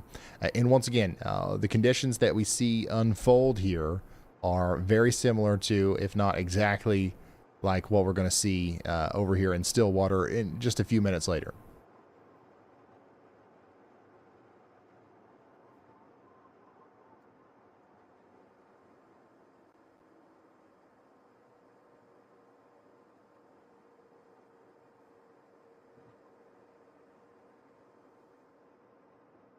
Yeah, lots of motion with the clouds there where Chris Novi is over there in Yukon, Oklahoma. That's Honestly, not even close to like the strongest part of the storm. So like whatever we're seeing approach Edmond is going to look a lot more, I guess, impressive, I guess you could say. But this is definitely an ominous view here of the storm as it goes into the Yukon area. Max Archer is out there in the middle of this. You can actually see some stuff now. But he's actually up there closer to Cedar Valley, so he's not in the strongest winds, but he's in some pretty strong winds in a very intense part of the storm up there near Navina.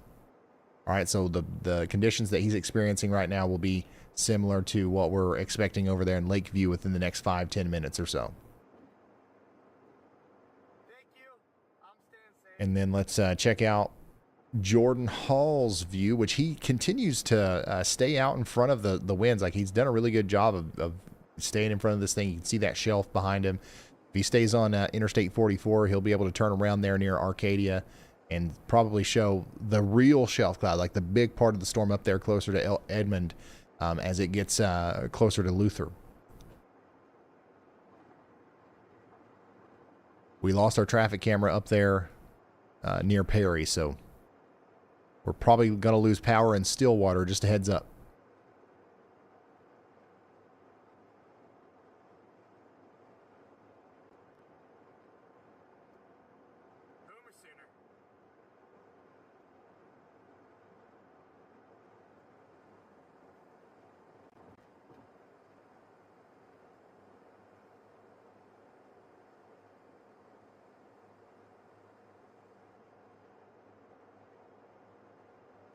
And this is what it looks like down there in Oklahoma City near Esperanza, as the winds are starting to pick up there as well.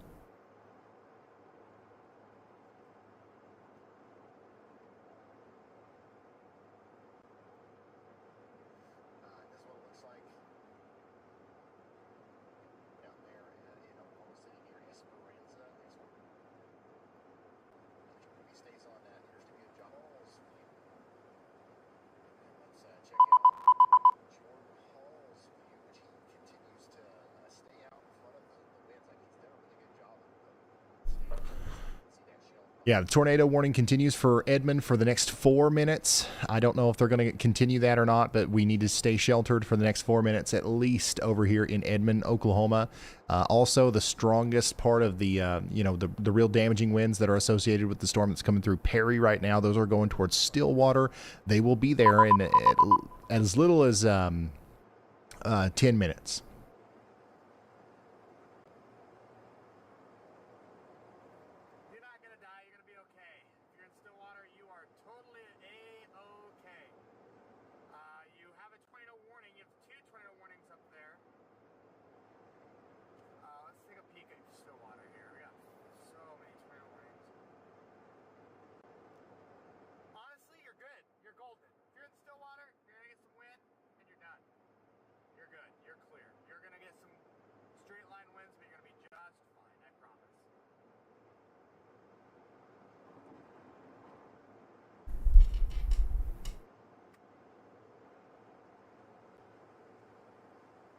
Yeah, we're still getting some strong winds moving into the Oklahoma City area. In fact, they just issued another big, considerable severe thunderstorm warning that includes more of Oklahoma City. So technically downtown's under a severe thunderstorm warning now. But this also now includes Choctaw, Chandler, Stroud, Cushing, up there towards Pawnee. We now have a total of 700,000 people in this warning. For Canadian, Garfield, Kingfisher, Lincoln, Logan, Noble, Oklahoma, Payne, and Pottawatomie counties in Oklahoma. 70-mile-per-hour winds, 1-inch hail, and considerable damage as a result of the numerous reports of 60 to 70-mile-per-hour wind gusts that we've been receiving and will continue to receive. In fact, this is just getting started. I really do think that the winds in Stillwater are going to be stronger than they were whenever it knocked out the power over there on I-35. So get ready. In Stillwater, it's going to be a rough one.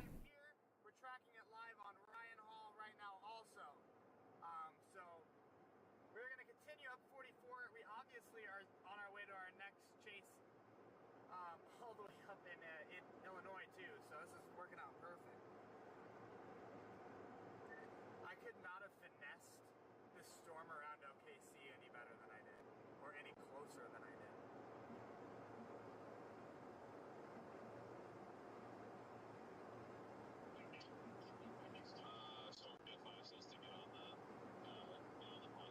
Tulsa, yeah, it's not over there towards Tulsa yet. It might make it over there, though.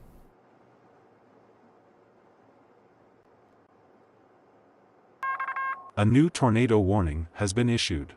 All right, we just got a new tornado warning. This one goes all the way out there to Chandler. So tornado warning was just issued for Lincoln, Logan, and Oklahoma counties in Oklahoma. This includes places like Chandler, Arcadia, Luther, Wellston, Rossville, and Interstate 44 between Stroud and Edmond. We've got about 32,000 people in this one. So take shelter if you haven't already out there in Lincoln, Logan, and Oklahoma counties in Oklahoma.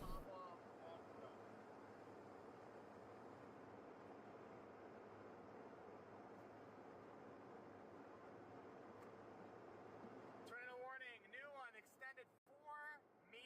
We just got extended here, guys. This tornado warning is going to extend into Luther, Chandler, you're under the gun, Meeker, Oklahoma. We are right in the path of this thing.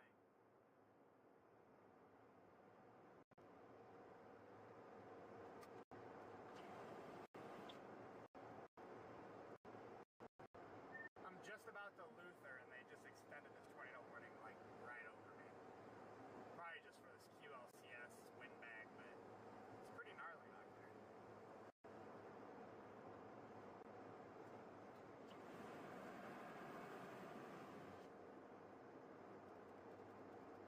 That storm I was on earlier, like the inflow, more damaging than the outflow. Yeah, this will probably make it over there to Tulsa. I would give it another hour and a half, 2 hours.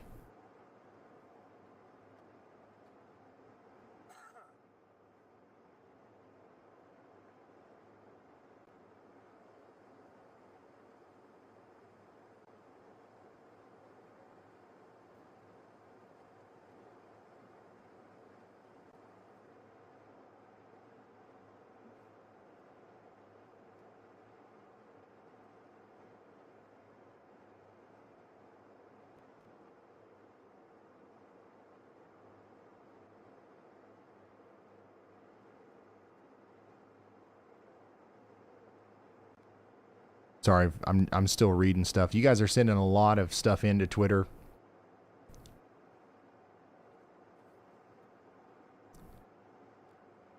Gosh, there's there's a lot of really good stuff on Twitter. If somebody wants to download it and put it in the thing. You guys should be able to see the structure on this thing and the lightning flashes back behind us, but we are tornado warned coming right into Luther.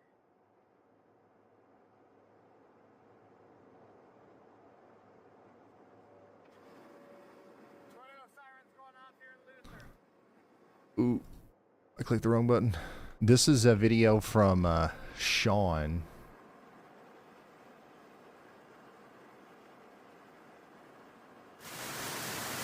From Wichita earlier. Look at that. It's a car wash and a gas station at the same time.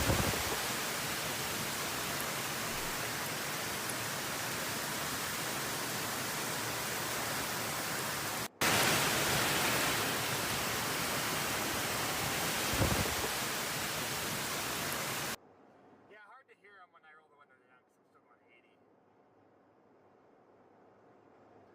This is a video from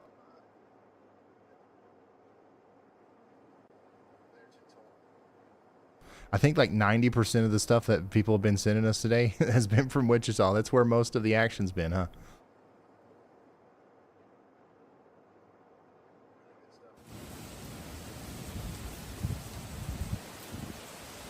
Tracy, thanks for sending this one in too. And then there was another one here. Essex Tour Warrant. I want to stop, but I can't. I mean, I could, but do I really want to? Probably not. Actually, there should be a Love's up here somewhere. Yeah, this right here is pretty crazy. Take a peek at these storms.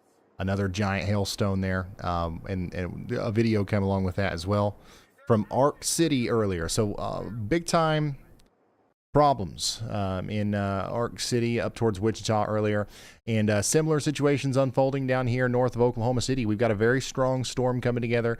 You can see the winds whipping around out there in Edmond, Oklahoma.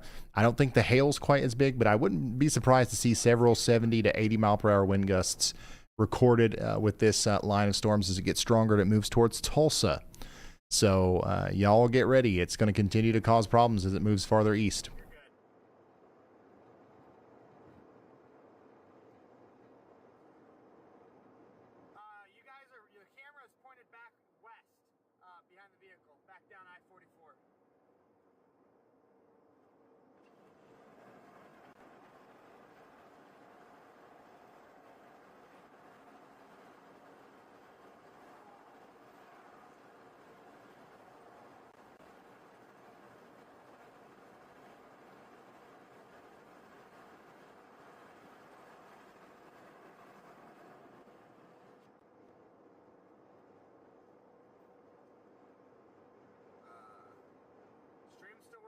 Check 1, 2. Somebody give me another. Let me know if the stream's still up. My laptop just had a cow.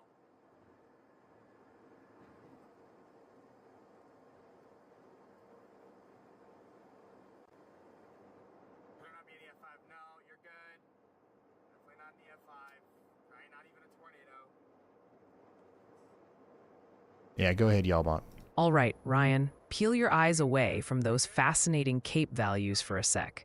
Your audience in Ponca City is still sending in updates about power flickers and frayed nerves. Meanwhile, Tulsa is collectively holding its breath for what's next, and we've got some very understandable anxiety from people in campers and mobile homes, especially near Claremore. And it seems Derby, Kansas, is hoping you've got their personal forecast crystal ball polished and ready. So Ark City, you guys are getting hit again by another big storm here. I've heard Derby City like 800 times. Where is it?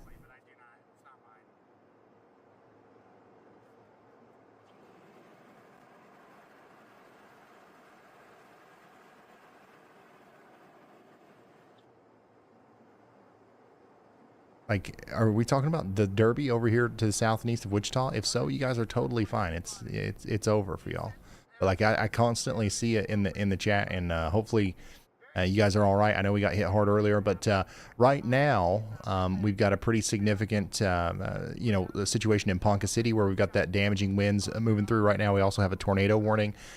Give it 10 minutes or so, and the worst of it will be over. But it'll take 30 minutes or so for the storm to actually end. And then we're going to continue to see that tornado warned storm move up towards Call City. So you guys need to be ready. Some of the strongest winds right now are probably moving into Stillwater. So Stillwater and Morrison, you guys are in the most dangerous parts of this storm right now.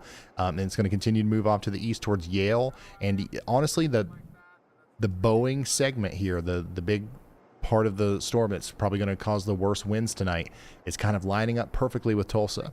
So if you're in Tulsa, I would definitely be getting ready for some damaging winds a little bit later.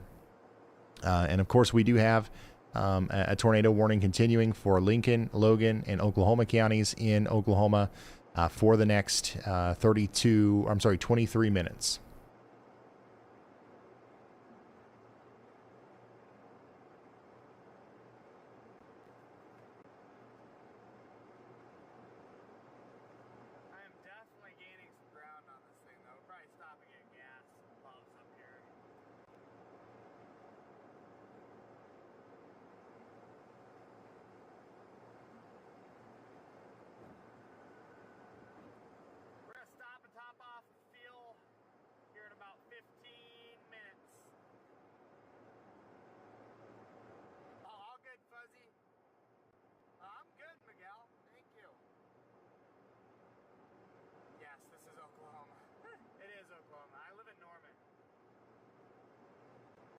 Yeah, I'm not sure what's going on over there, but well, we continue to see the storm. It's kind of back building into Oklahoma City as well. If we come out here to the radar, you can see that, we first had that big shelf cloud go through the outflow boundary, and now we're actually seeing some convection really blowing up back here between Bethany and Wheatland. So downtown Oklahoma City, you guys are about to get hit by a decent shot of wind and hail. So get ready for that. Is this going through?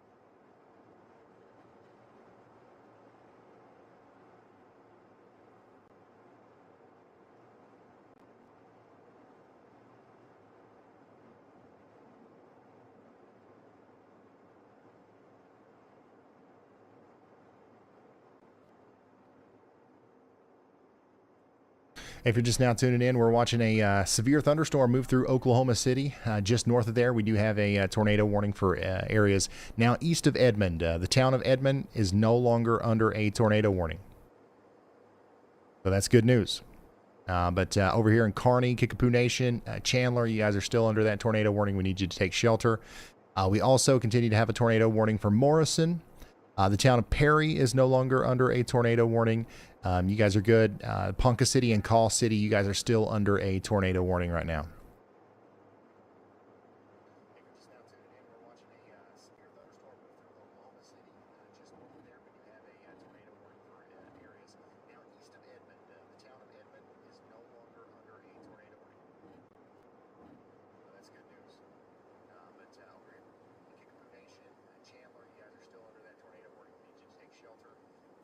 How are we doing in Oklahoma City? Is this, it doesn't seem like it's too, I haven't seen the first damage report, like significant one, so it doesn't seem too bad, but what are you guys seeing out there? Anything?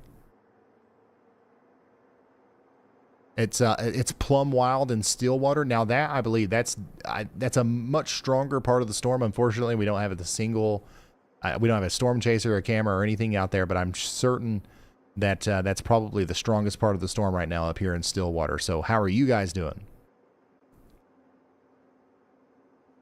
How are we doing in Oklahoma City? Is this, it doesn't seem like it's too, I haven't seen the first damage report, like significant one, so it doesn't seem too bad. But what are you guys seeing out there? Anything? It's Plum Wild and Stillwater.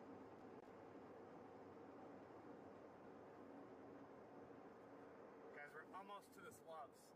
Will this hit the Tulsa area? Yes. Yeah, it's coming right for Tulsa. Should allow the storm to kind of catch back up to us. We should get a good. So you guys need to go ahead and prepare for at least, 60-mile-per-hour winds, possibly even stronger winds than that.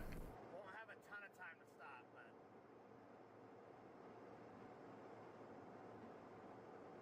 All right, they dropped the tornado warning on that.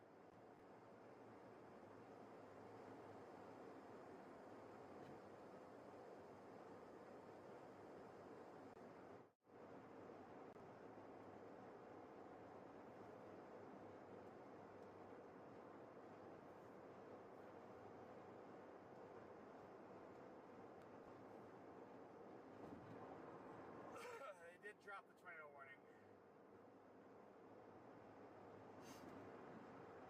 Still severe warned for 80-mile-an-hour winds. Tornado possible tag. Sorry, 70-mile-an-hour winds. Considerable damage that is observed. 70.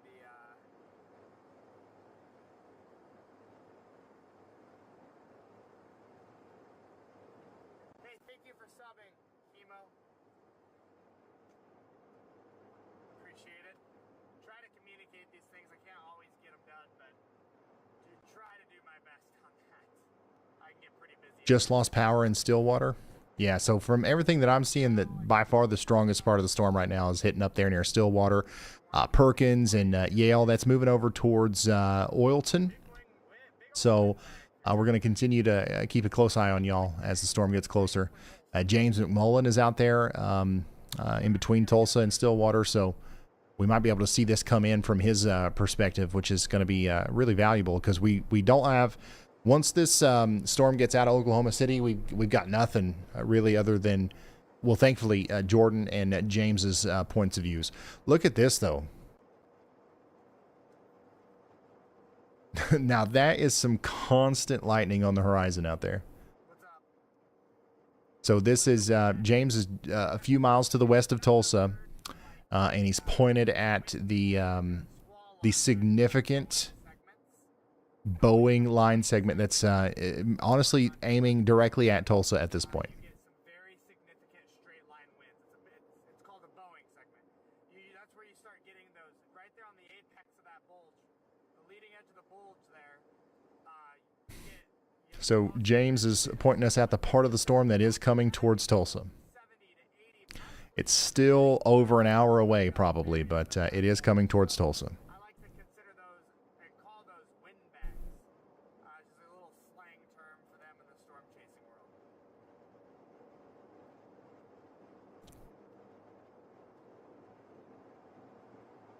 I was thinking about doing a pit stop at Tulsa, in Love's up here. It'll have to be fast.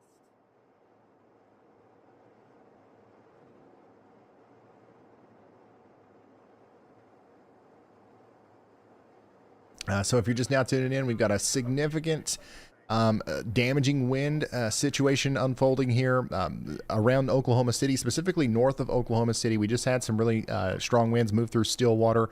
If you look at the whole line here, you can see how it's bowing like this. This is where the strongest winds are happening, and it looks like that's literally pointed straight towards Tulsa. So if we're going to have winds in excess of 80 miles per hour tonight, it's potentially going to happen right there at Tulsa. So get ready for it. You can see that really well on the WeatherWise app here, how this is coming together. And then right here, those last couple of frames, you can very clearly tell where this is pointed. And you can see how it's gaining velocity. See how it's picking up speed right here? We've got that rear jet just kicking up back here. And I'd say Pawnee, Blackburn, Cleveland, all of Highway 64 is going to experience some widespread damage from this system as it moves towards Tulsa.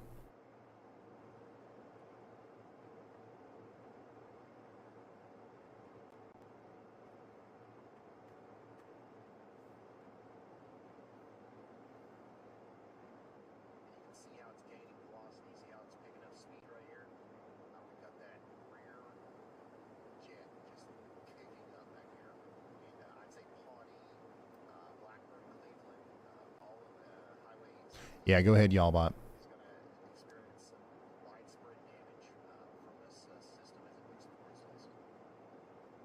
Oh, never mind. All right.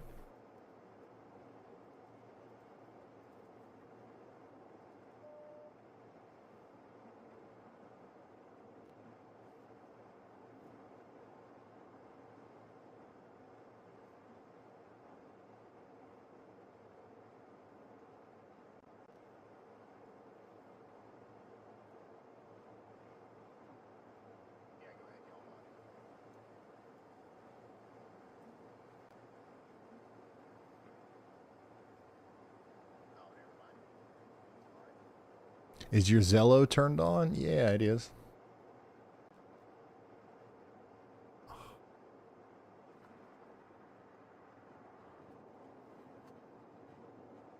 It is. Why didn't I hear you, though? Oh, I've got Zello muted, of course. Test. This is Jordan. This is actually going through. I'm going to test it again. 1, 2. Mic check. 1, 2. Why was it muted? Jordan, I've got you loud and clear. Sorry about that, man. What's up? All good. I was just going to give you an update. I'm going to swing into this Loves on 44, top off with gas, and then we're going to try to get out ahead of this thing near Tulsa on our truck up to Illinois. So we're going to try to stay out ahead of this thing. Awesome. All right, so Jordan Hall, once again, is storm chasing out there on Interstate 44. He's done a really good job of staying out in front of this thing in Oklahoma City. He's going to try to continue to stay out in front of it as he goes towards Tulsa. So once again, I want to go ahead and make it clear, like that it looks like this is going to be a pretty big wind event for areas at least just to the west of Tulsa. And it's probably pretty safe to say that it's going to be a significant wind event in Tulsa as well. So we need to go ahead and start preparing for potentially hurricane force wind gusts in the Tulsa area within the next hour and a half or so. It's lining right up with Tulsa.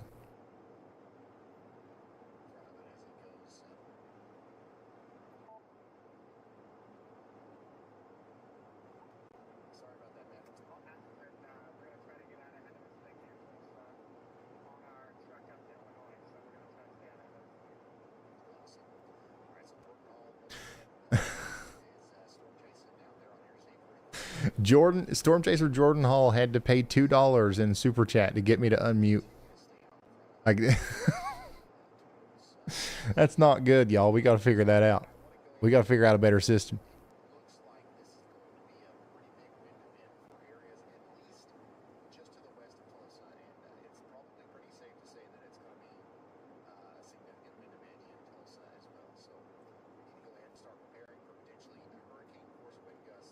All right, let's pull up James full here because this is a really crazy view that he's got of the damaging wind line that's coming into the greater Tulsa area, or at least areas just west of Tulsa at this point.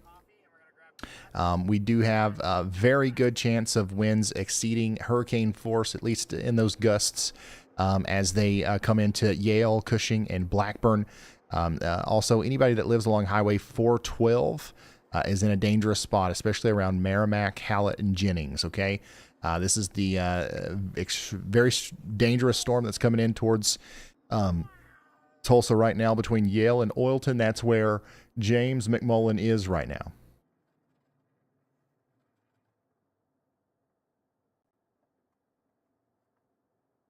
And there's, I mean, there's a lot of lightning with that. James is literally in the perfect spot. Yep. Look at the velocities, man. Shoot. He's about to get hit by a wall of wind and rain.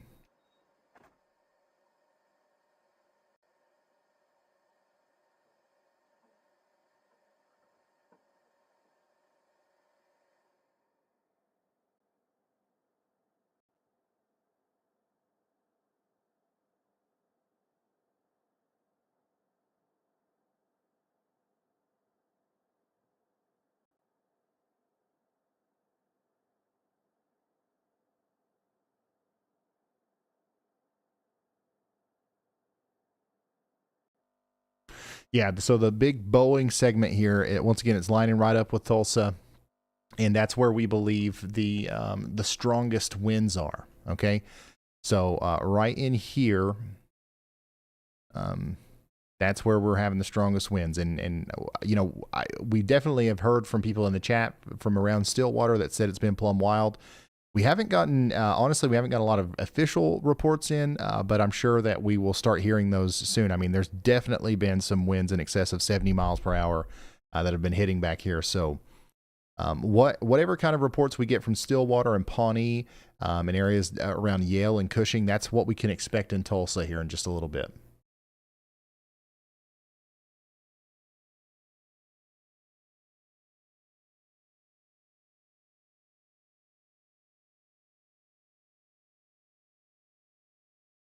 How about the tornado threat in Tulsa? It's not incredibly high.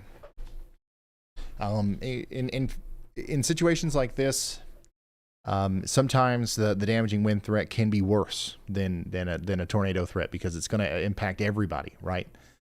Tornadoes are small; they hit a couple of neighborhoods, and most people are, you know, not impacted by that. Stuff like this, if this ends up actually producing widespread 70 to 80 mile an hour wind gusts, like the whole town of Tulsa is going to get hit by it. And there will be a widespread damage as a result of that.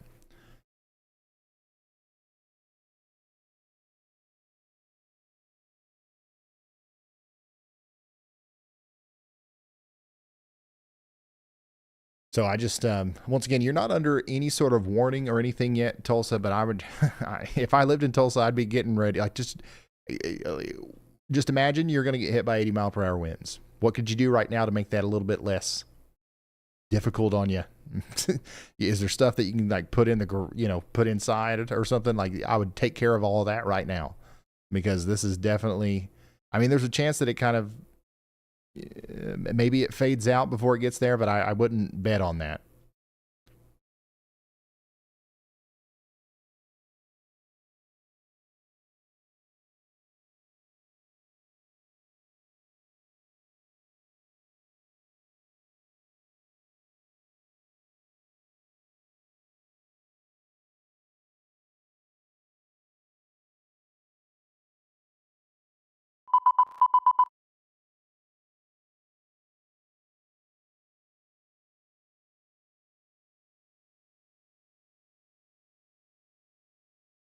Yeah, this is the literally the part of the storm that's going to be hitting Tulsa. So James has positioned himself perfectly here to show us exactly what's coming for Tulsa. So James's location is near the town of Oilton, just south of Jennings, and he's probably about 5 minutes out from getting hit by the wind and the rain there. And then once it gets to his location, we're talking 20, 25 minutes, 30 minutes maybe before it gets to the western side of Tulsa.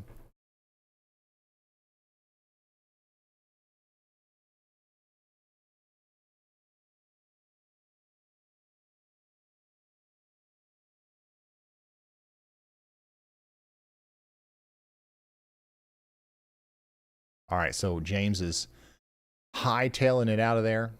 So he's going to turn around. Jordan is getting back on the road, though. He's left the Love's travel stop there, and he's going to continue to try to stay out in front of this thing. A new tornado warning has been issued as it moves off to the east. We did just get a new tornado warning.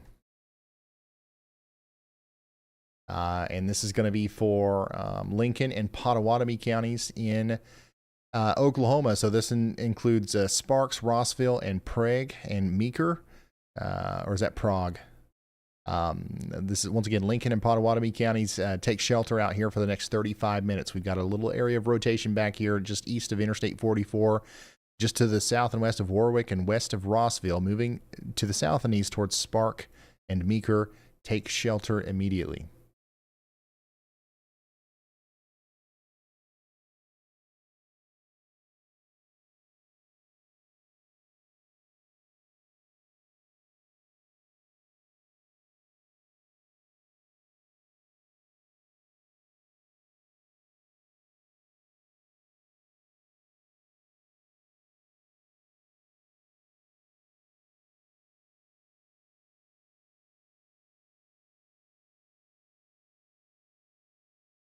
And now we've still got a big storm going on right now in Oklahoma City. I mean, it just keeps ramping up over here. So we're going to keep watching y'all as the severe side of the storm moves into Midwest City and places like that. It's not anything crazy, but like it's definitely more than what we were seeing earlier.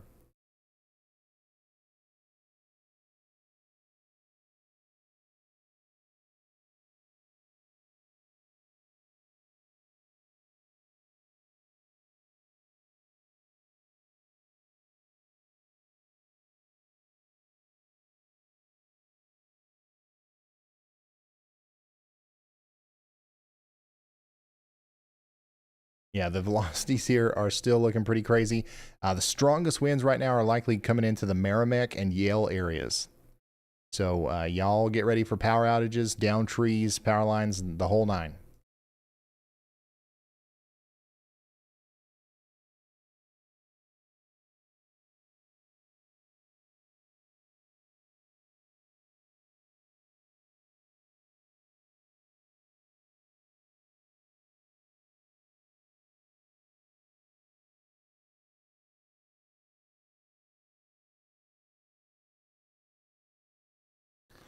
Yeah, some of the wind readings from the velocity scans there are over 110 miles per hour. Okay, so I don't know if that's translating down to the surface. We're obviously not looking at the surface there. We're looking thousands of feet up in the air.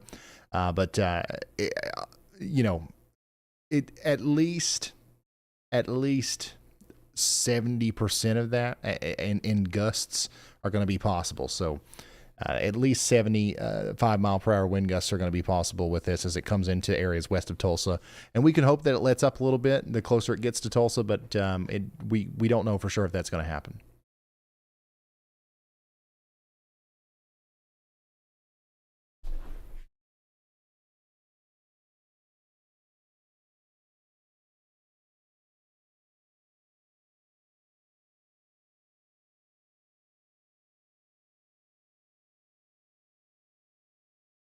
Yeah, this is honestly one of the most impressive looking bow echoes I think I've seen in a very long time on radar.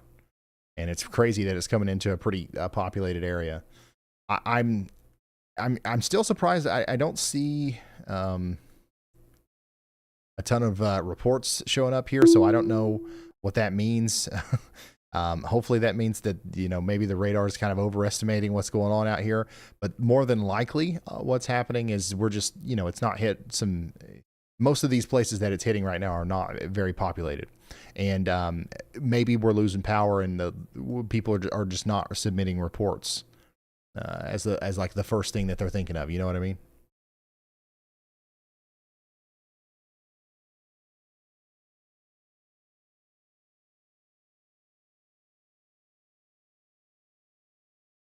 Yeah, so if you guys have the WeatherWise app and you want to play around with the velocities, just go over here to velocity and then choose the picker, and you can inspect these velocities. 110 miles per hour right there. 110 miles per hour. 101, 109, 110. So once again, this is a good time to kind of talk about that 3D presentation. If I tilt this back a little bit, you can see that we're not looking at the surface. We're looking at a couple thousand feet off the ground where I'm measuring those highest, values. But that, so that doesn't mean that the wind's blowing 110 miles per hour on the ground. But it could be pretty daggone close. 111.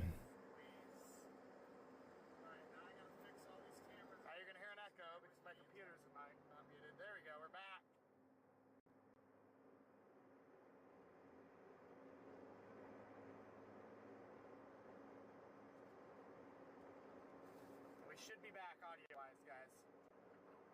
Sorry about that.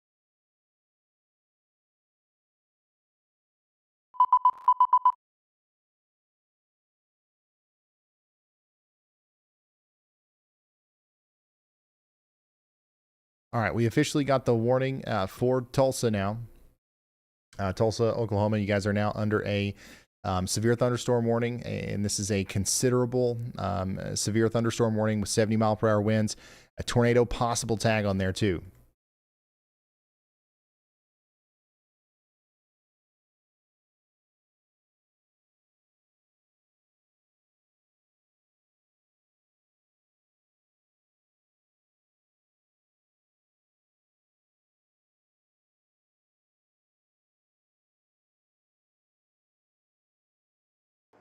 Alright guys, we should be back. What the hell? Sorry, I had to manually reset the entire box. We had a streaming bug. In Rogers, Arkansas, yeah, there's a chance that it makes it all the way over there too. At some point, this will start to lose some steam, and it's probably going to be, honestly, right around the time it gets to the Arkansas border. Our moderate risk goes over to Tulsa and Bartlesville. We do have an enhanced risk up towards Joplin there, but Fayetteville, Bentonville, Springdale, you guys are all under a slight risk. That doesn't mean that this won't make it over there to you. There's just there's a good chance it's going to try to calm down before it does get there.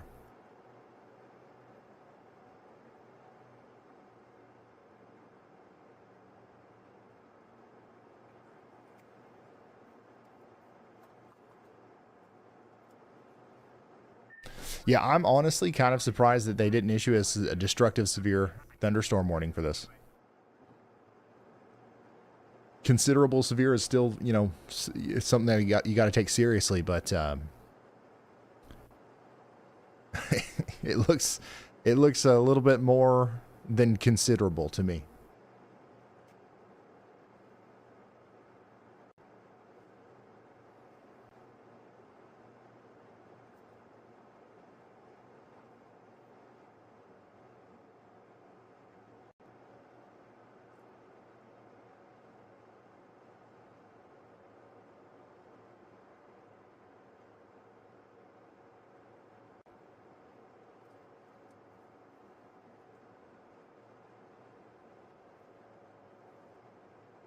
Now, at some point here, as that bow echo really starts to get wider, the winds will start to fan out. and the winds will kind of die down. And hopefully that starts happening before they get into Tulsa. But right now, we've still got to assume that we're going to see greater than 70-mile-per-hour wind gusts. And that's definitely going to be possible in Lawrence Creek and Westport here within the next 5 to 10 minutes. And then we'll be talking about Lotsie right after that, and then eventually right there into Tulsa.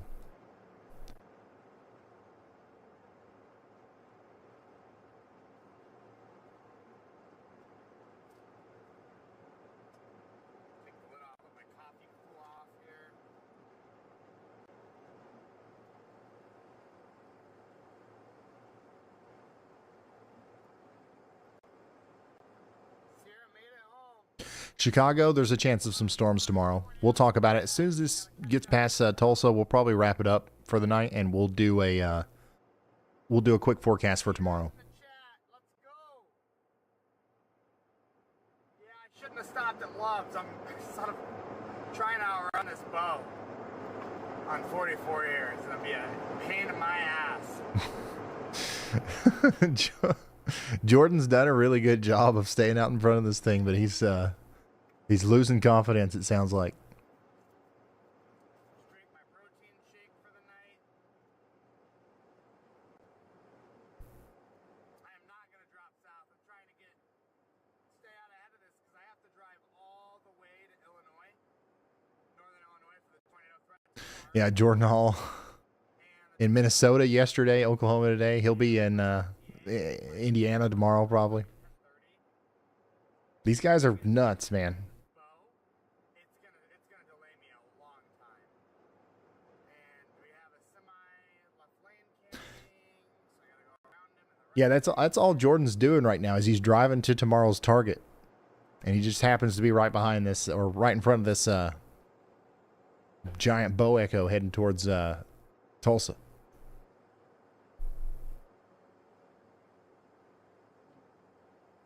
Oh, it is tomorrow.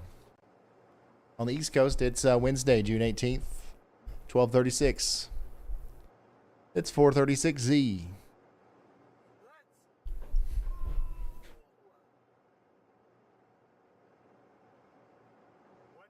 James has also done a pretty good job of staying out in front of this thing.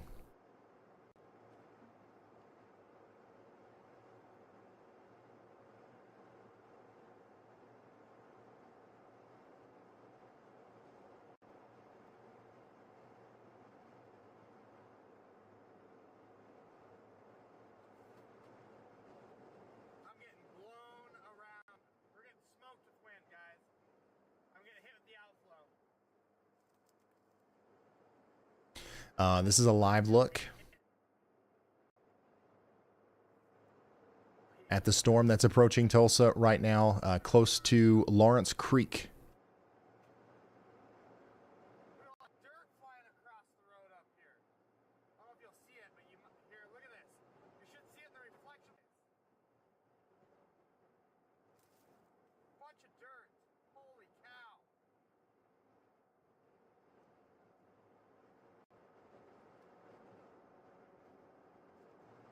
So we still got some really strong velocity showing up here. We've got strong winds in excess of 70, potentially up there near 80 miles per hour coming into Lawrence Creek, Westport, Sand Creek, and areas like that just over the next couple of minutes. Here's a cool view from a traffic camera in Tulsa. So we're really starting to see that lightning from a distance there. So you can see it very clearly in Tulsa. This camera is right there on the southwest side of town. So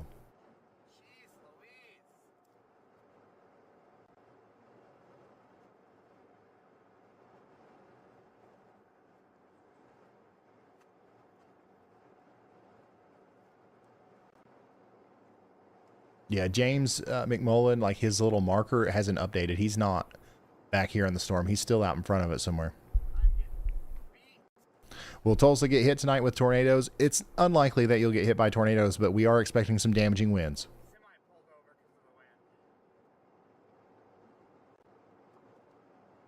Is this live? Yeah. Anytime you're wondering if this is live, just check right here and make sure the date and the time kind of matches up with, you know, where you are right now, and As long as it's within 30 seconds or a minute or so, we're good.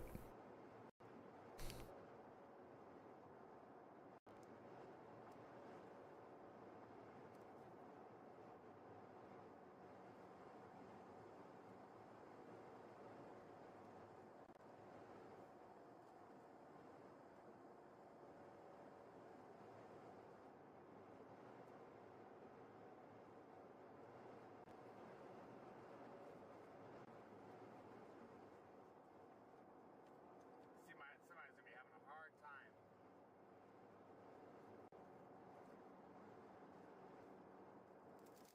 More debris.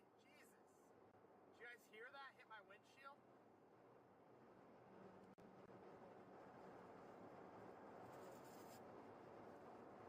Bunch of dirt smoking my windshield.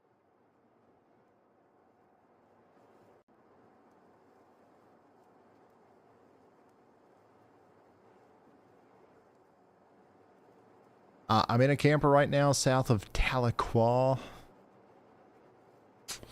Well, you've got some time. It'll be several hours before you've got to deal with this. Maybe up to 2 hours, 2.5 hours maybe. So you've got some time. There's a chance that these storms will weaken before they get there. But there is definitely going to be some sort of strong storm that hits you over there. So I wouldn't worry about it too much, but definitely have a plan to where if you get that alert tonight, if things start looking a little bit more intense, you know what you're going to do in that scenario. Have a well-built, sturdy building nearby that you can go take shelter in. All right, looks like James is going to take a direct hit here as he is now in the Westport area at the Jiffy Trip. So this is a live look at the severe conditions that are unfolding at the Jiffy Trip over here west of Tulsa. So these are the kinds of conditions we can expect in Tulsa and also places like Lotsie and Sand Springs within the next 15 minutes max.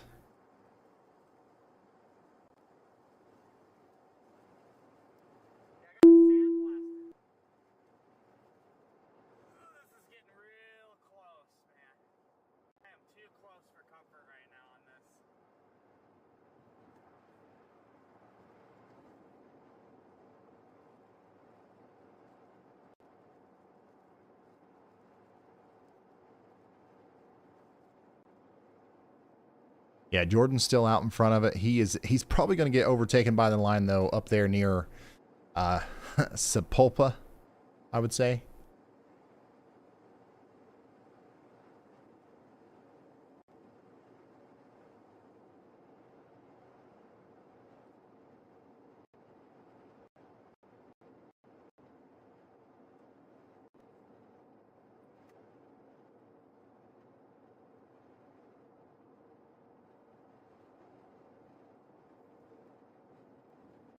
So some of the next places that are going to get hit pretty hard here include Westport, Lotsie, Kellyville, Bellevue, Hayburn, Bristow, Pulaski, Depew.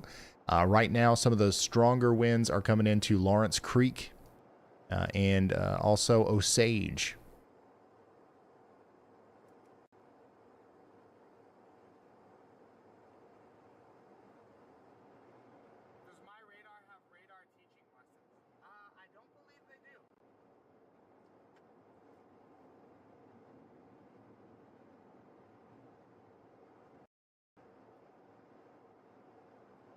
Still no power in Stillwater, so I'm out of all these places that have been hit here by this line, I'm hearing most chatter from Stillwater. So there's no power up there. We've got lots of down trees and stuff like that, and that's probably also what's going to happen out here around where James is right now, and then also in Tulsa.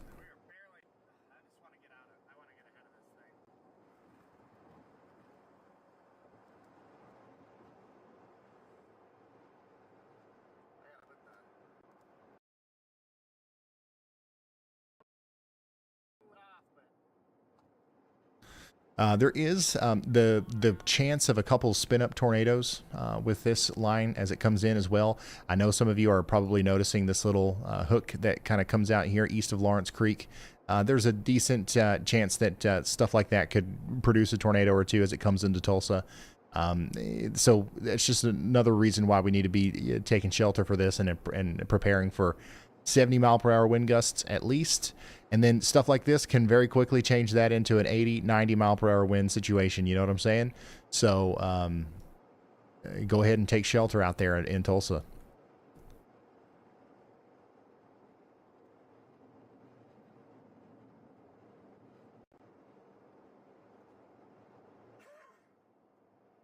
Trying so hard right now, guys, to beat this in Tulsa. Like, I'm not even trying to be close to the storm. I'm genuinely trying to get the hell out ahead of this. Sandblasted again. Jesus. Very intense winds. Power flashes. Power flashes off the driver's side. Oh, man. Yeah, you guys got it on camera there. Power flashes. Bartlesville, you guys are in the path of this line of storms too. I don't think that the winds are going to be as bad up there, but we're definitely going to see a strong storm go through Bartlesville within the next hour. Okay, Palhuska, same goes for you. We're going to get another round up there. Barnsdall. Hey, Ryan, you copy? You guys are in the path as well. Skiatook, how do you say this? Skiatook. Yeah, Skiatook and Owasso, you guys are in the path as well. Let's talk to Jordan. What's up, Jordan? I am north of Bristow right now, and we already have multiple power flashes ongoing. It looks like the wind is definitely ramping up here closer to I-44. All right, so this is a live shot from Jordan Hall, who is out there on I-44. He's paralleling this line. Like, I'm pretty sure it's going to overtake him here, right near Kellyville and Sapulpa. So get ready for that. If you're out there, and Jordan, once again, he's going to be coming into Tulsa right around the same time as the significant damaging winds are. And it's going to be a fast thing, okay? I don't think that this is going to hang out very long. You're going to get hit pretty hard, and then it'll be over in 10 minutes. We're going to have lots of wind and rain that take place throughout the night.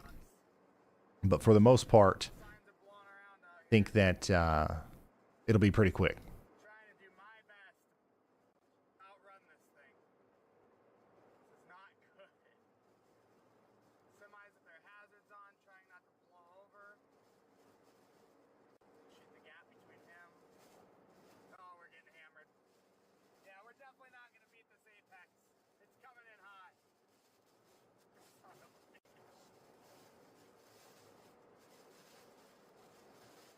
I ain't gonna beat it. I'm getting hammered so hard. Jesus.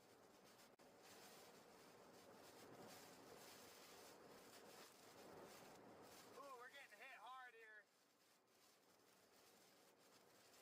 Major wins. Yep, I'm fully Tulsa'd out here. We're covered. Give me just a second. I'll be right back. Big time win back. Big time win back.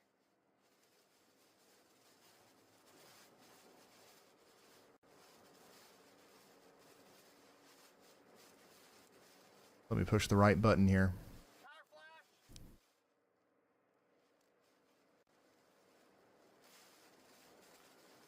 Literally just need a few, probably about 90 seconds. I'm gonna try to beat. There's no way I can beat it, but I'm gonna try not to get buried in it. But we are getting absolutely ransacked here on I-44. All right, so the SPC has updated their Day 2 outlook, and this is for your Wednesday.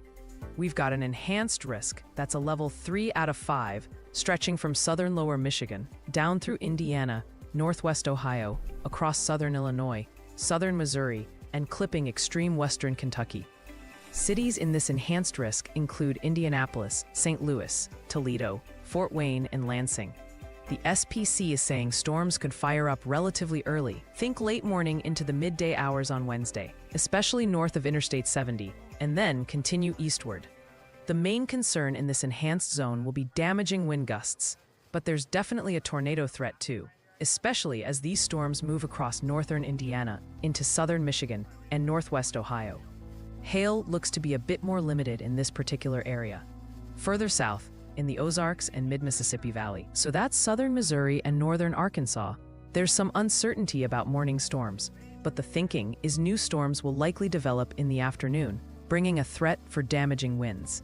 Then we have a broader slight risk area, a level 2 out of 5, which includes big cities like Chicago, Detroit, Columbus, Milwaukee, and Oklahoma City. This covers areas around that enhanced risk and also extends into the southern plains. Speaking of the southern plains, isolated strong storms are possible there Wednesday afternoon and evening, mainly with a hail and wind threat.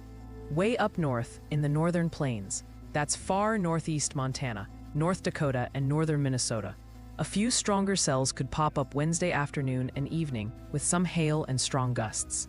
And over in the mid-Atlantic, expect scattered storms Wednesday afternoon and evening as well, with damaging wind gusts being the primary concern there. Philadelphia and Baltimore are in the marginal risk for this. So to recap for Wednesday, the biggest area to watch is that enhanced risk zone from the southern Great Lakes down into the Midwest for damaging winds and a few tornadoes.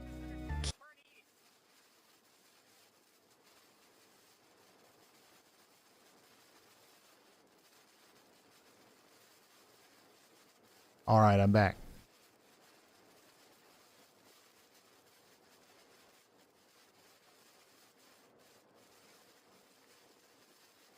All right, let's tune in with Jordan as he did get overtaken by the line here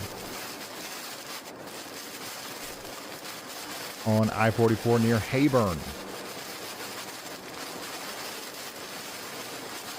So this is what's coming in to Tulsa here soon. You can see the shelf cloud pretty good from this traffic camera now.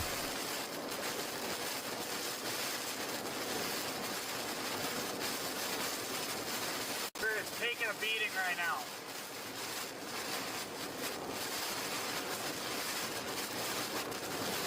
Is somebody in the ditch? No, just pulled off the side of the road. Winds are getting stronger. I'm just getting smoked. Not beating it right now. It's like a hurricane in here. Definitely like a hurricane in here.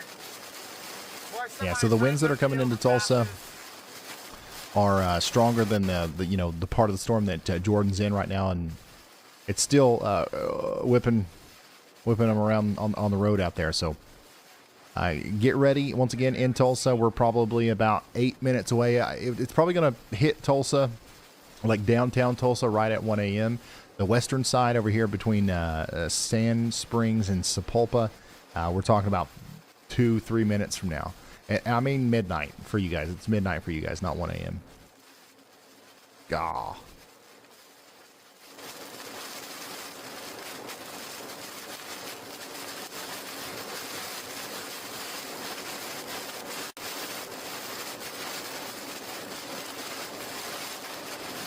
So what Jordan's driving through here is what you can expect in Sapulpa and Kellyville within the next 2 or 3 minutes.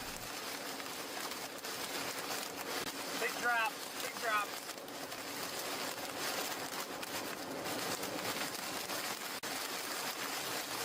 Power flash, big power flash out ahead.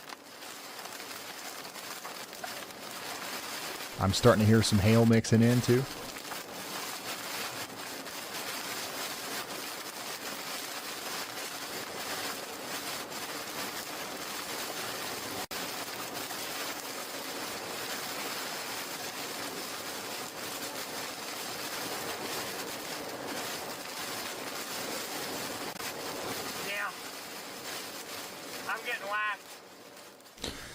Some of the stronger winds are just now starting to move into Sand Springs and Lefko Hill.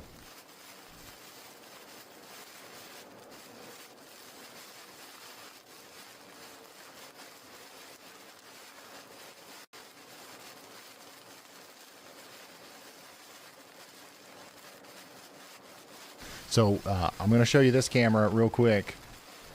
Keep in mind, remember what this looks like. We're going to show it again here in a couple minutes. It's going to be a completely different picture.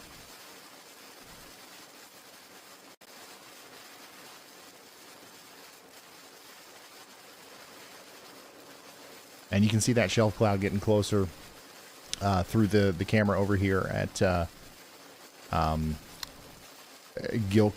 Gilcrease Hills. I think this is what this is called.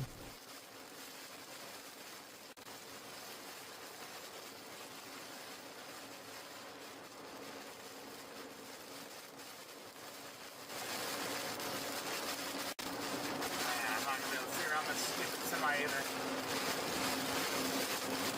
Close range lightning bolt.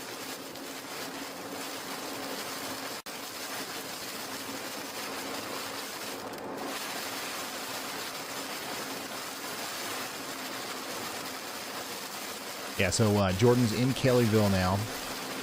Once again, damaging winds moving through Kellyville. Those are going to move into Mounds and Glenpool next. We've also got to watch out over there in Jinx, downtown Tulsa, and up there towards Sperry. In the next 10 minutes, those are going to be the next places that are impacted. Street lights are out. Some of the street lights are out where Jordan is.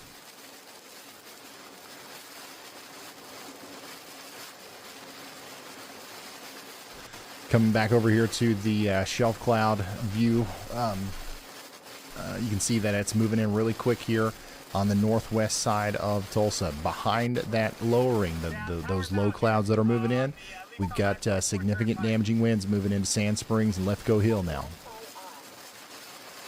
We're starting to see some of the first rain and strong wind gusts move across this camera here that I just showed you. I said we'll check back in on this in a couple minutes and it'll be a completely different picture. Also keep this in mind. It's going to look a lot different here in just a couple minutes. Back to Jordan. What the hell are we doing? This is what it looks like down there on the southwest side near Sapulpa, as some of the strong winds are starting to come in over here as well.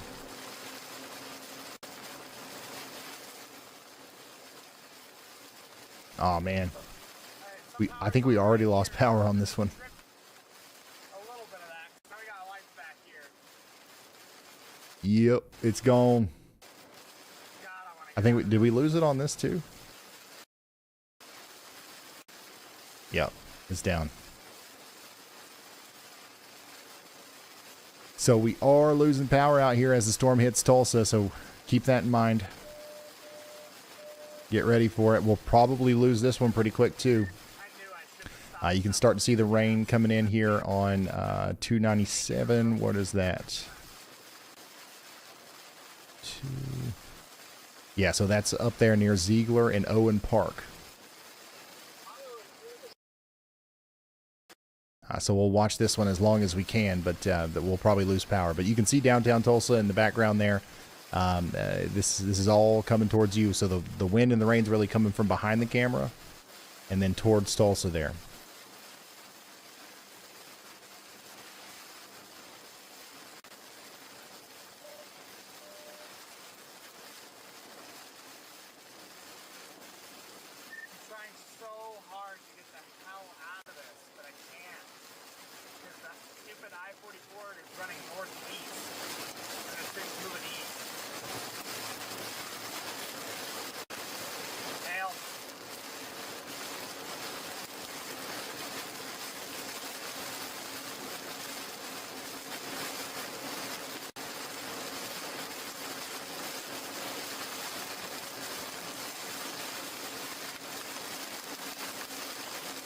We're getting hailed on now. Small hail, but we're getting hailed.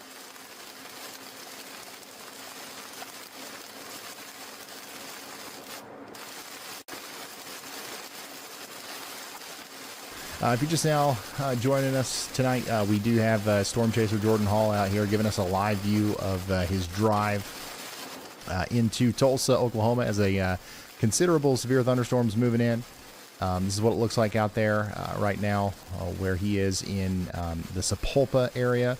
And then just a little bit down the road here, we're starting to see the rain pick up in places like Jinx, Oklahoma. You can see in the street lights there, it's starting to pick up. It's going to start off kind of slow like this. You'll see the wind pick up on trees like this, and then all of a sudden we get hit by a wall of 70-mile-per-hour winds. And all of our traffic cameras that we've been trying to keep track of that actually do get hit by that are losing power. So we haven't been able to show that But we can see it quite clearly from Jordan's point of view that it gets pretty intense.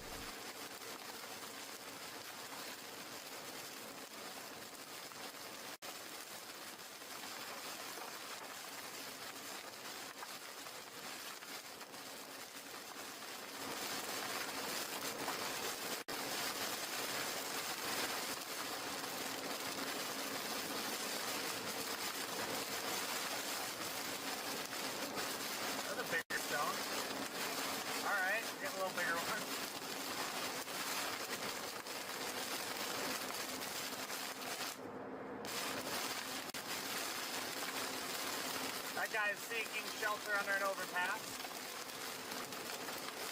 Yep, next in line, I'd say in about 5 minutes, we're going to be dealing with this in Mohawk, Dawson, Sequoia, White City, Drillers Landing, down there towards Hope Valley, and then, of course, Jinx, it's already starting to move in there, so it's slowly but surely it's going to get more intense. And we could, once again, can see up to 70-mile-per-hour winds. And there's a couple places where we might even try to have a spin-up tornado. So take shelter indoors, get away from windows.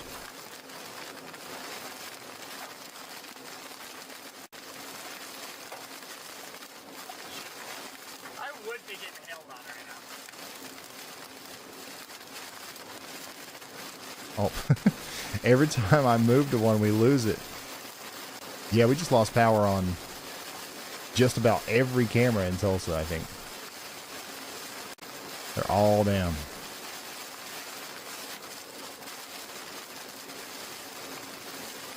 Not very big, though.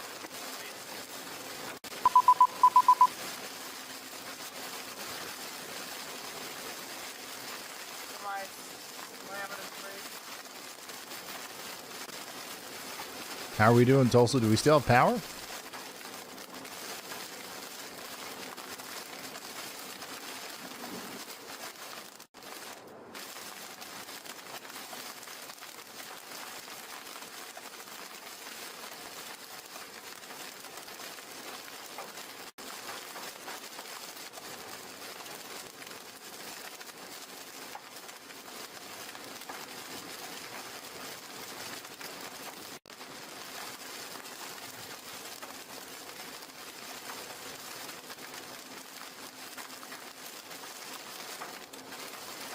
Still have power in Jinx?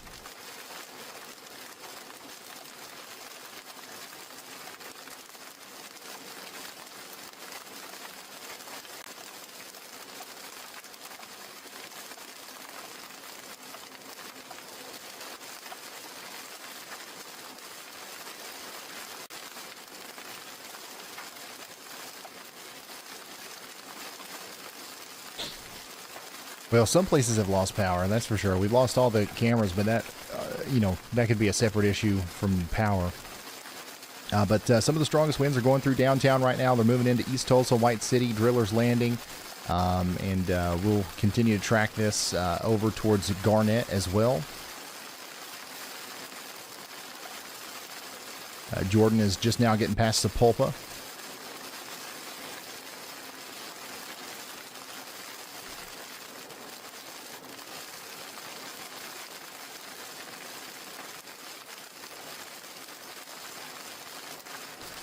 We've got 20,000 people without power in Oklahoma right now.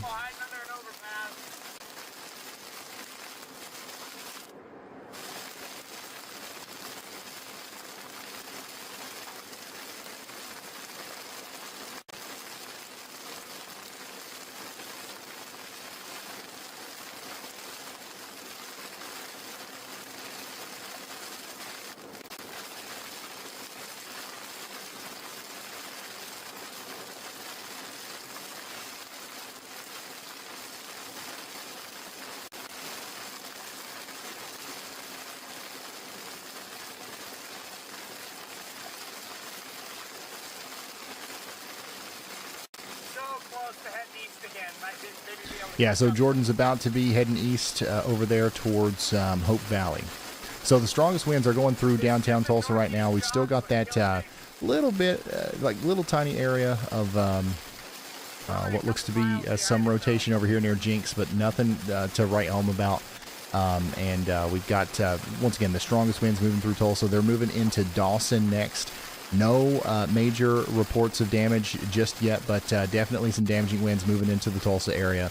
If we look at the velocities, one thing that I notice is like right as this hit Tulsa, things calm down a lot. Look, you got all those dark blues and you got the purples. That's where we were seeing those 80, 90, 100 mile per hour winds just a little bit above the surface.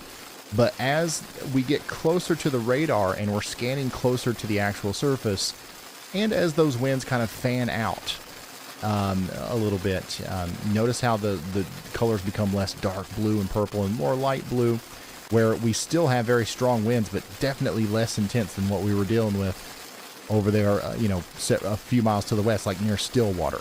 We've got a hell of a wind. I do kind of make the driving through this look a little easier than it is, but I've just been getting my ass kicked out here.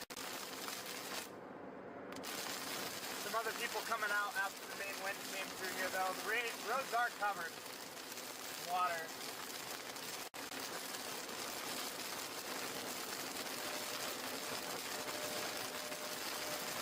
Tornado sirens are going off here in Tulsa. A lot of water. Tornado sirens are going off in Tulsa?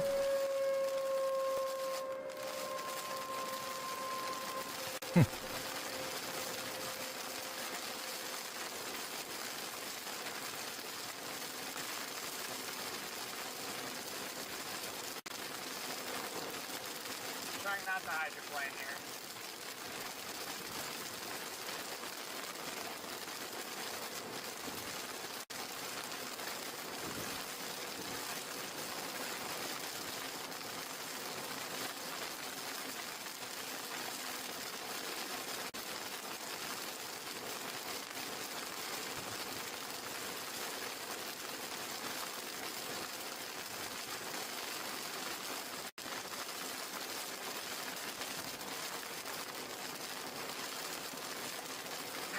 Goal is see if we can't pop back out ahead of this damn thing. Stay ahead of it.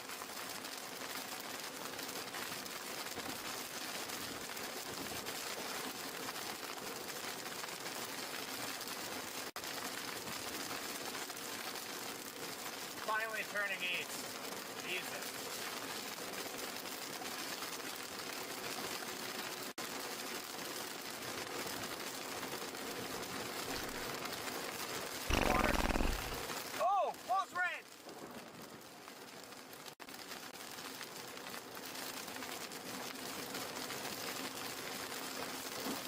No sirens in South Tulsa. Well, that's where Jordan is. He's down there near Sapulpa. And we just heard some sirens down there.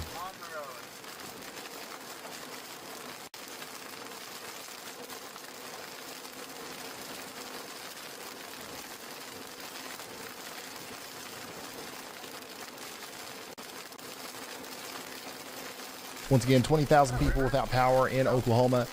It looks like we've still got power right here where Jordan is, so that's where some of the stronger winds went through. So once again, things are looking like somewhat of a best case scenario for such a gnarly looking Boeing line to move through such a populated area. Once again, it kind of lost steam right here at the last moment, but it's still doing some isolated damage out there between Garnett and Dawson right now. It's moving over towards Broken Bow. So once again, get indoors, stay away from windows. If you're in downtown Tulsa, the strongest part of the storm is going to be over with in about 5 minutes, and then it's just going to calm down from there.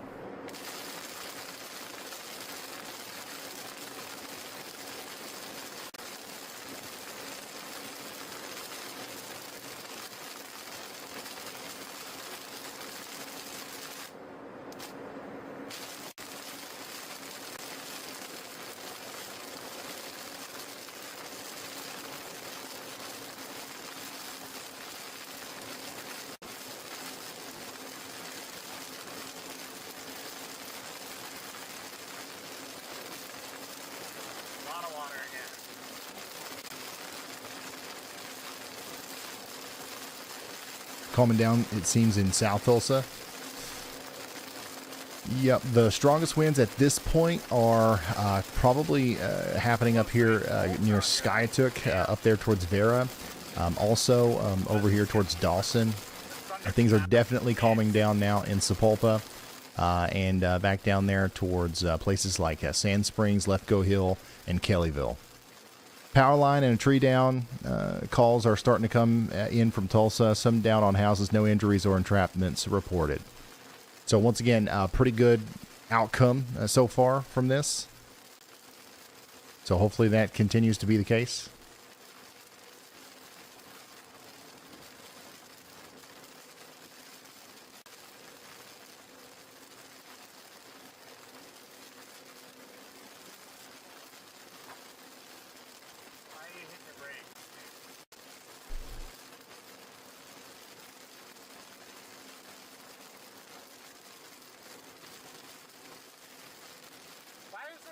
Driving at midnight. That's my number one question, Tulsa. Why are you on the road at midnight?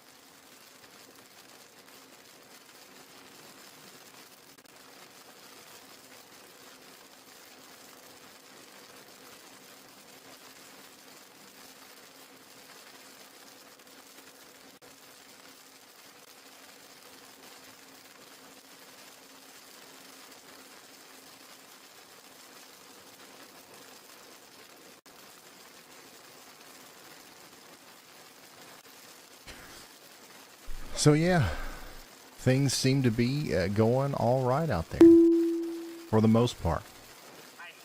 We've got all the cameras back here, and looks like we've got power definitely around Hope Valley, Canyon Creek, up there towards Oak Brook Village. But some of the stronger winds are now moving over towards Catoosa. So y'all get ready for that.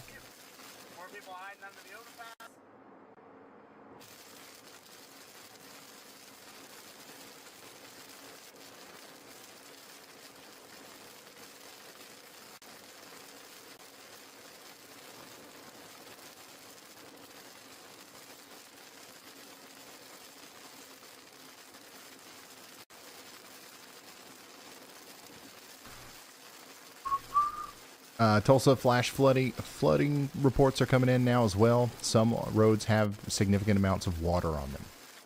So we've got the flash flood reports coming in. We've got the isolated tree down, power line down kind of reports coming in. So that's to be expected.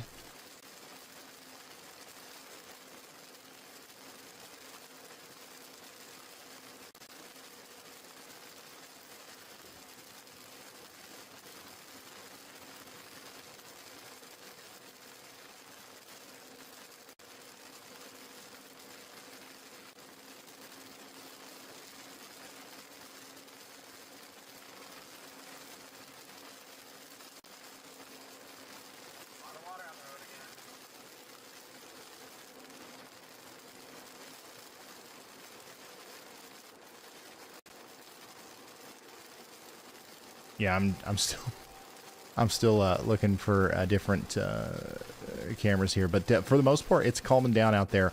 The next places that need to be looking out for damaging winds include Claremore, Uluga, Foyle, Pryor Creek, Wagoner, Locust Grove. You guys are all under that severe thunderstorm warning for the next 33 minutes.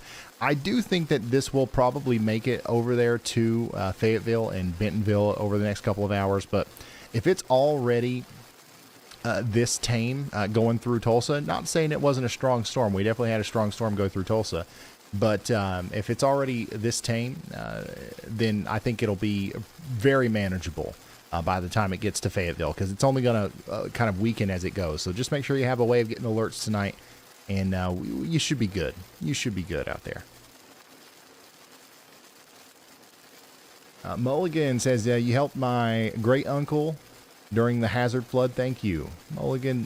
Thank you for the support, and no problem. It's all because of all the people in the chat here and the people that watch the channel. We're able to help a lot of people. We're doing that right now in West Virginia. We got the Y'all Squad out there in Fairmont and Wheeling, delivering. I think we've delivered like $50,000 worth of supplies, and we're also potentially helping some people who lost their homes get housing for a year and all kinds of cool stuff. All thanks to y'all and your generosity and the y'all squad just continuously showing up. So thank y'all for that.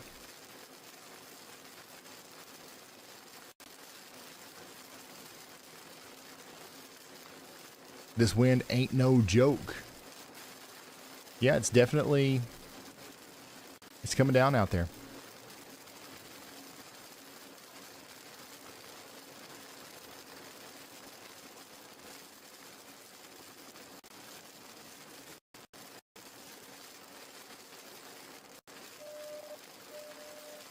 It does look like a pretty good pocket of wind is about to hit Bartlesville. So you guys need to be getting ready as well. And then once again, Nowata, you guys are in the path also. So once again, just get ready tonight. Make sure you have a way of getting alerts.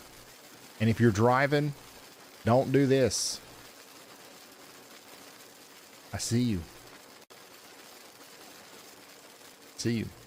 Parking under the overpass. You can't be doing that, y'all.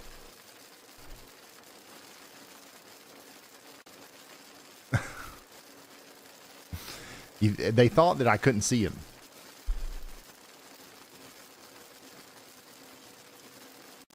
But we got eyes all over Tulsa. There ain't nothing that happens in Tulsa that we don't see, okay? You see this?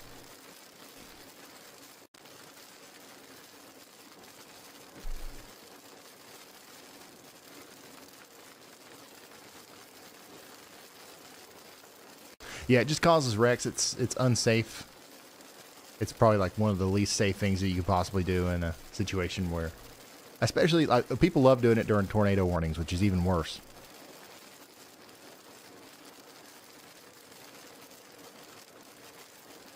I am so close to getting out of this thing.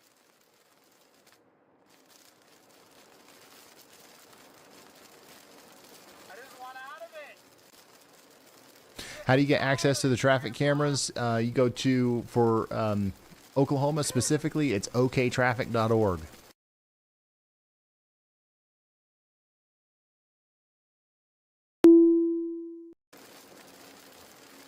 It's the wet roads that are annoying.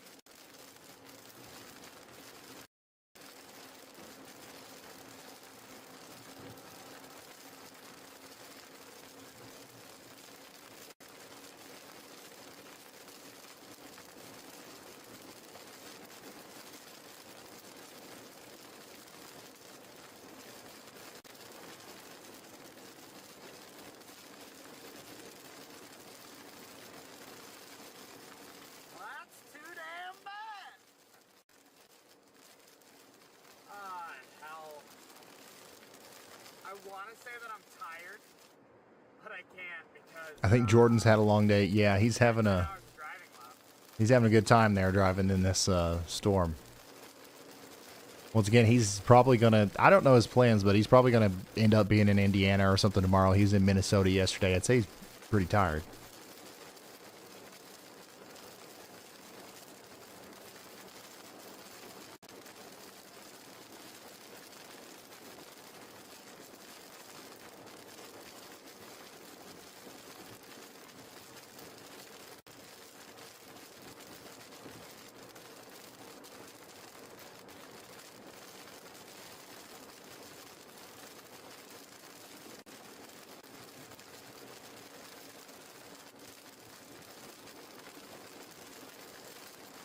Yeah, there's lots of lightning.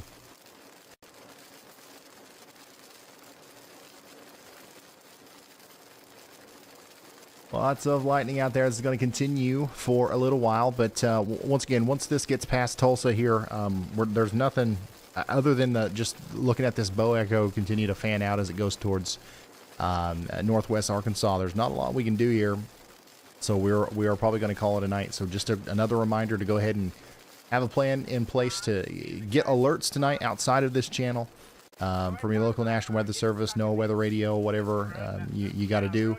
If you got a buddy that likes to stay up and use their WeatherWise app to track the weather, tell them to wake you up if if something's going to happen in your neck of the woods, or if they work night shift or whatever it is. There's no need for anybody to stay up all night and obsess over the weather. This is not that kind of storm. You've definitely went through worse, okay? So we got a grinder here, But man, it's been a fun day of tracking storms with y'all. Thank you for tuning in. And I'm assuming if we go live tomorrow, you guys are going to come back, right?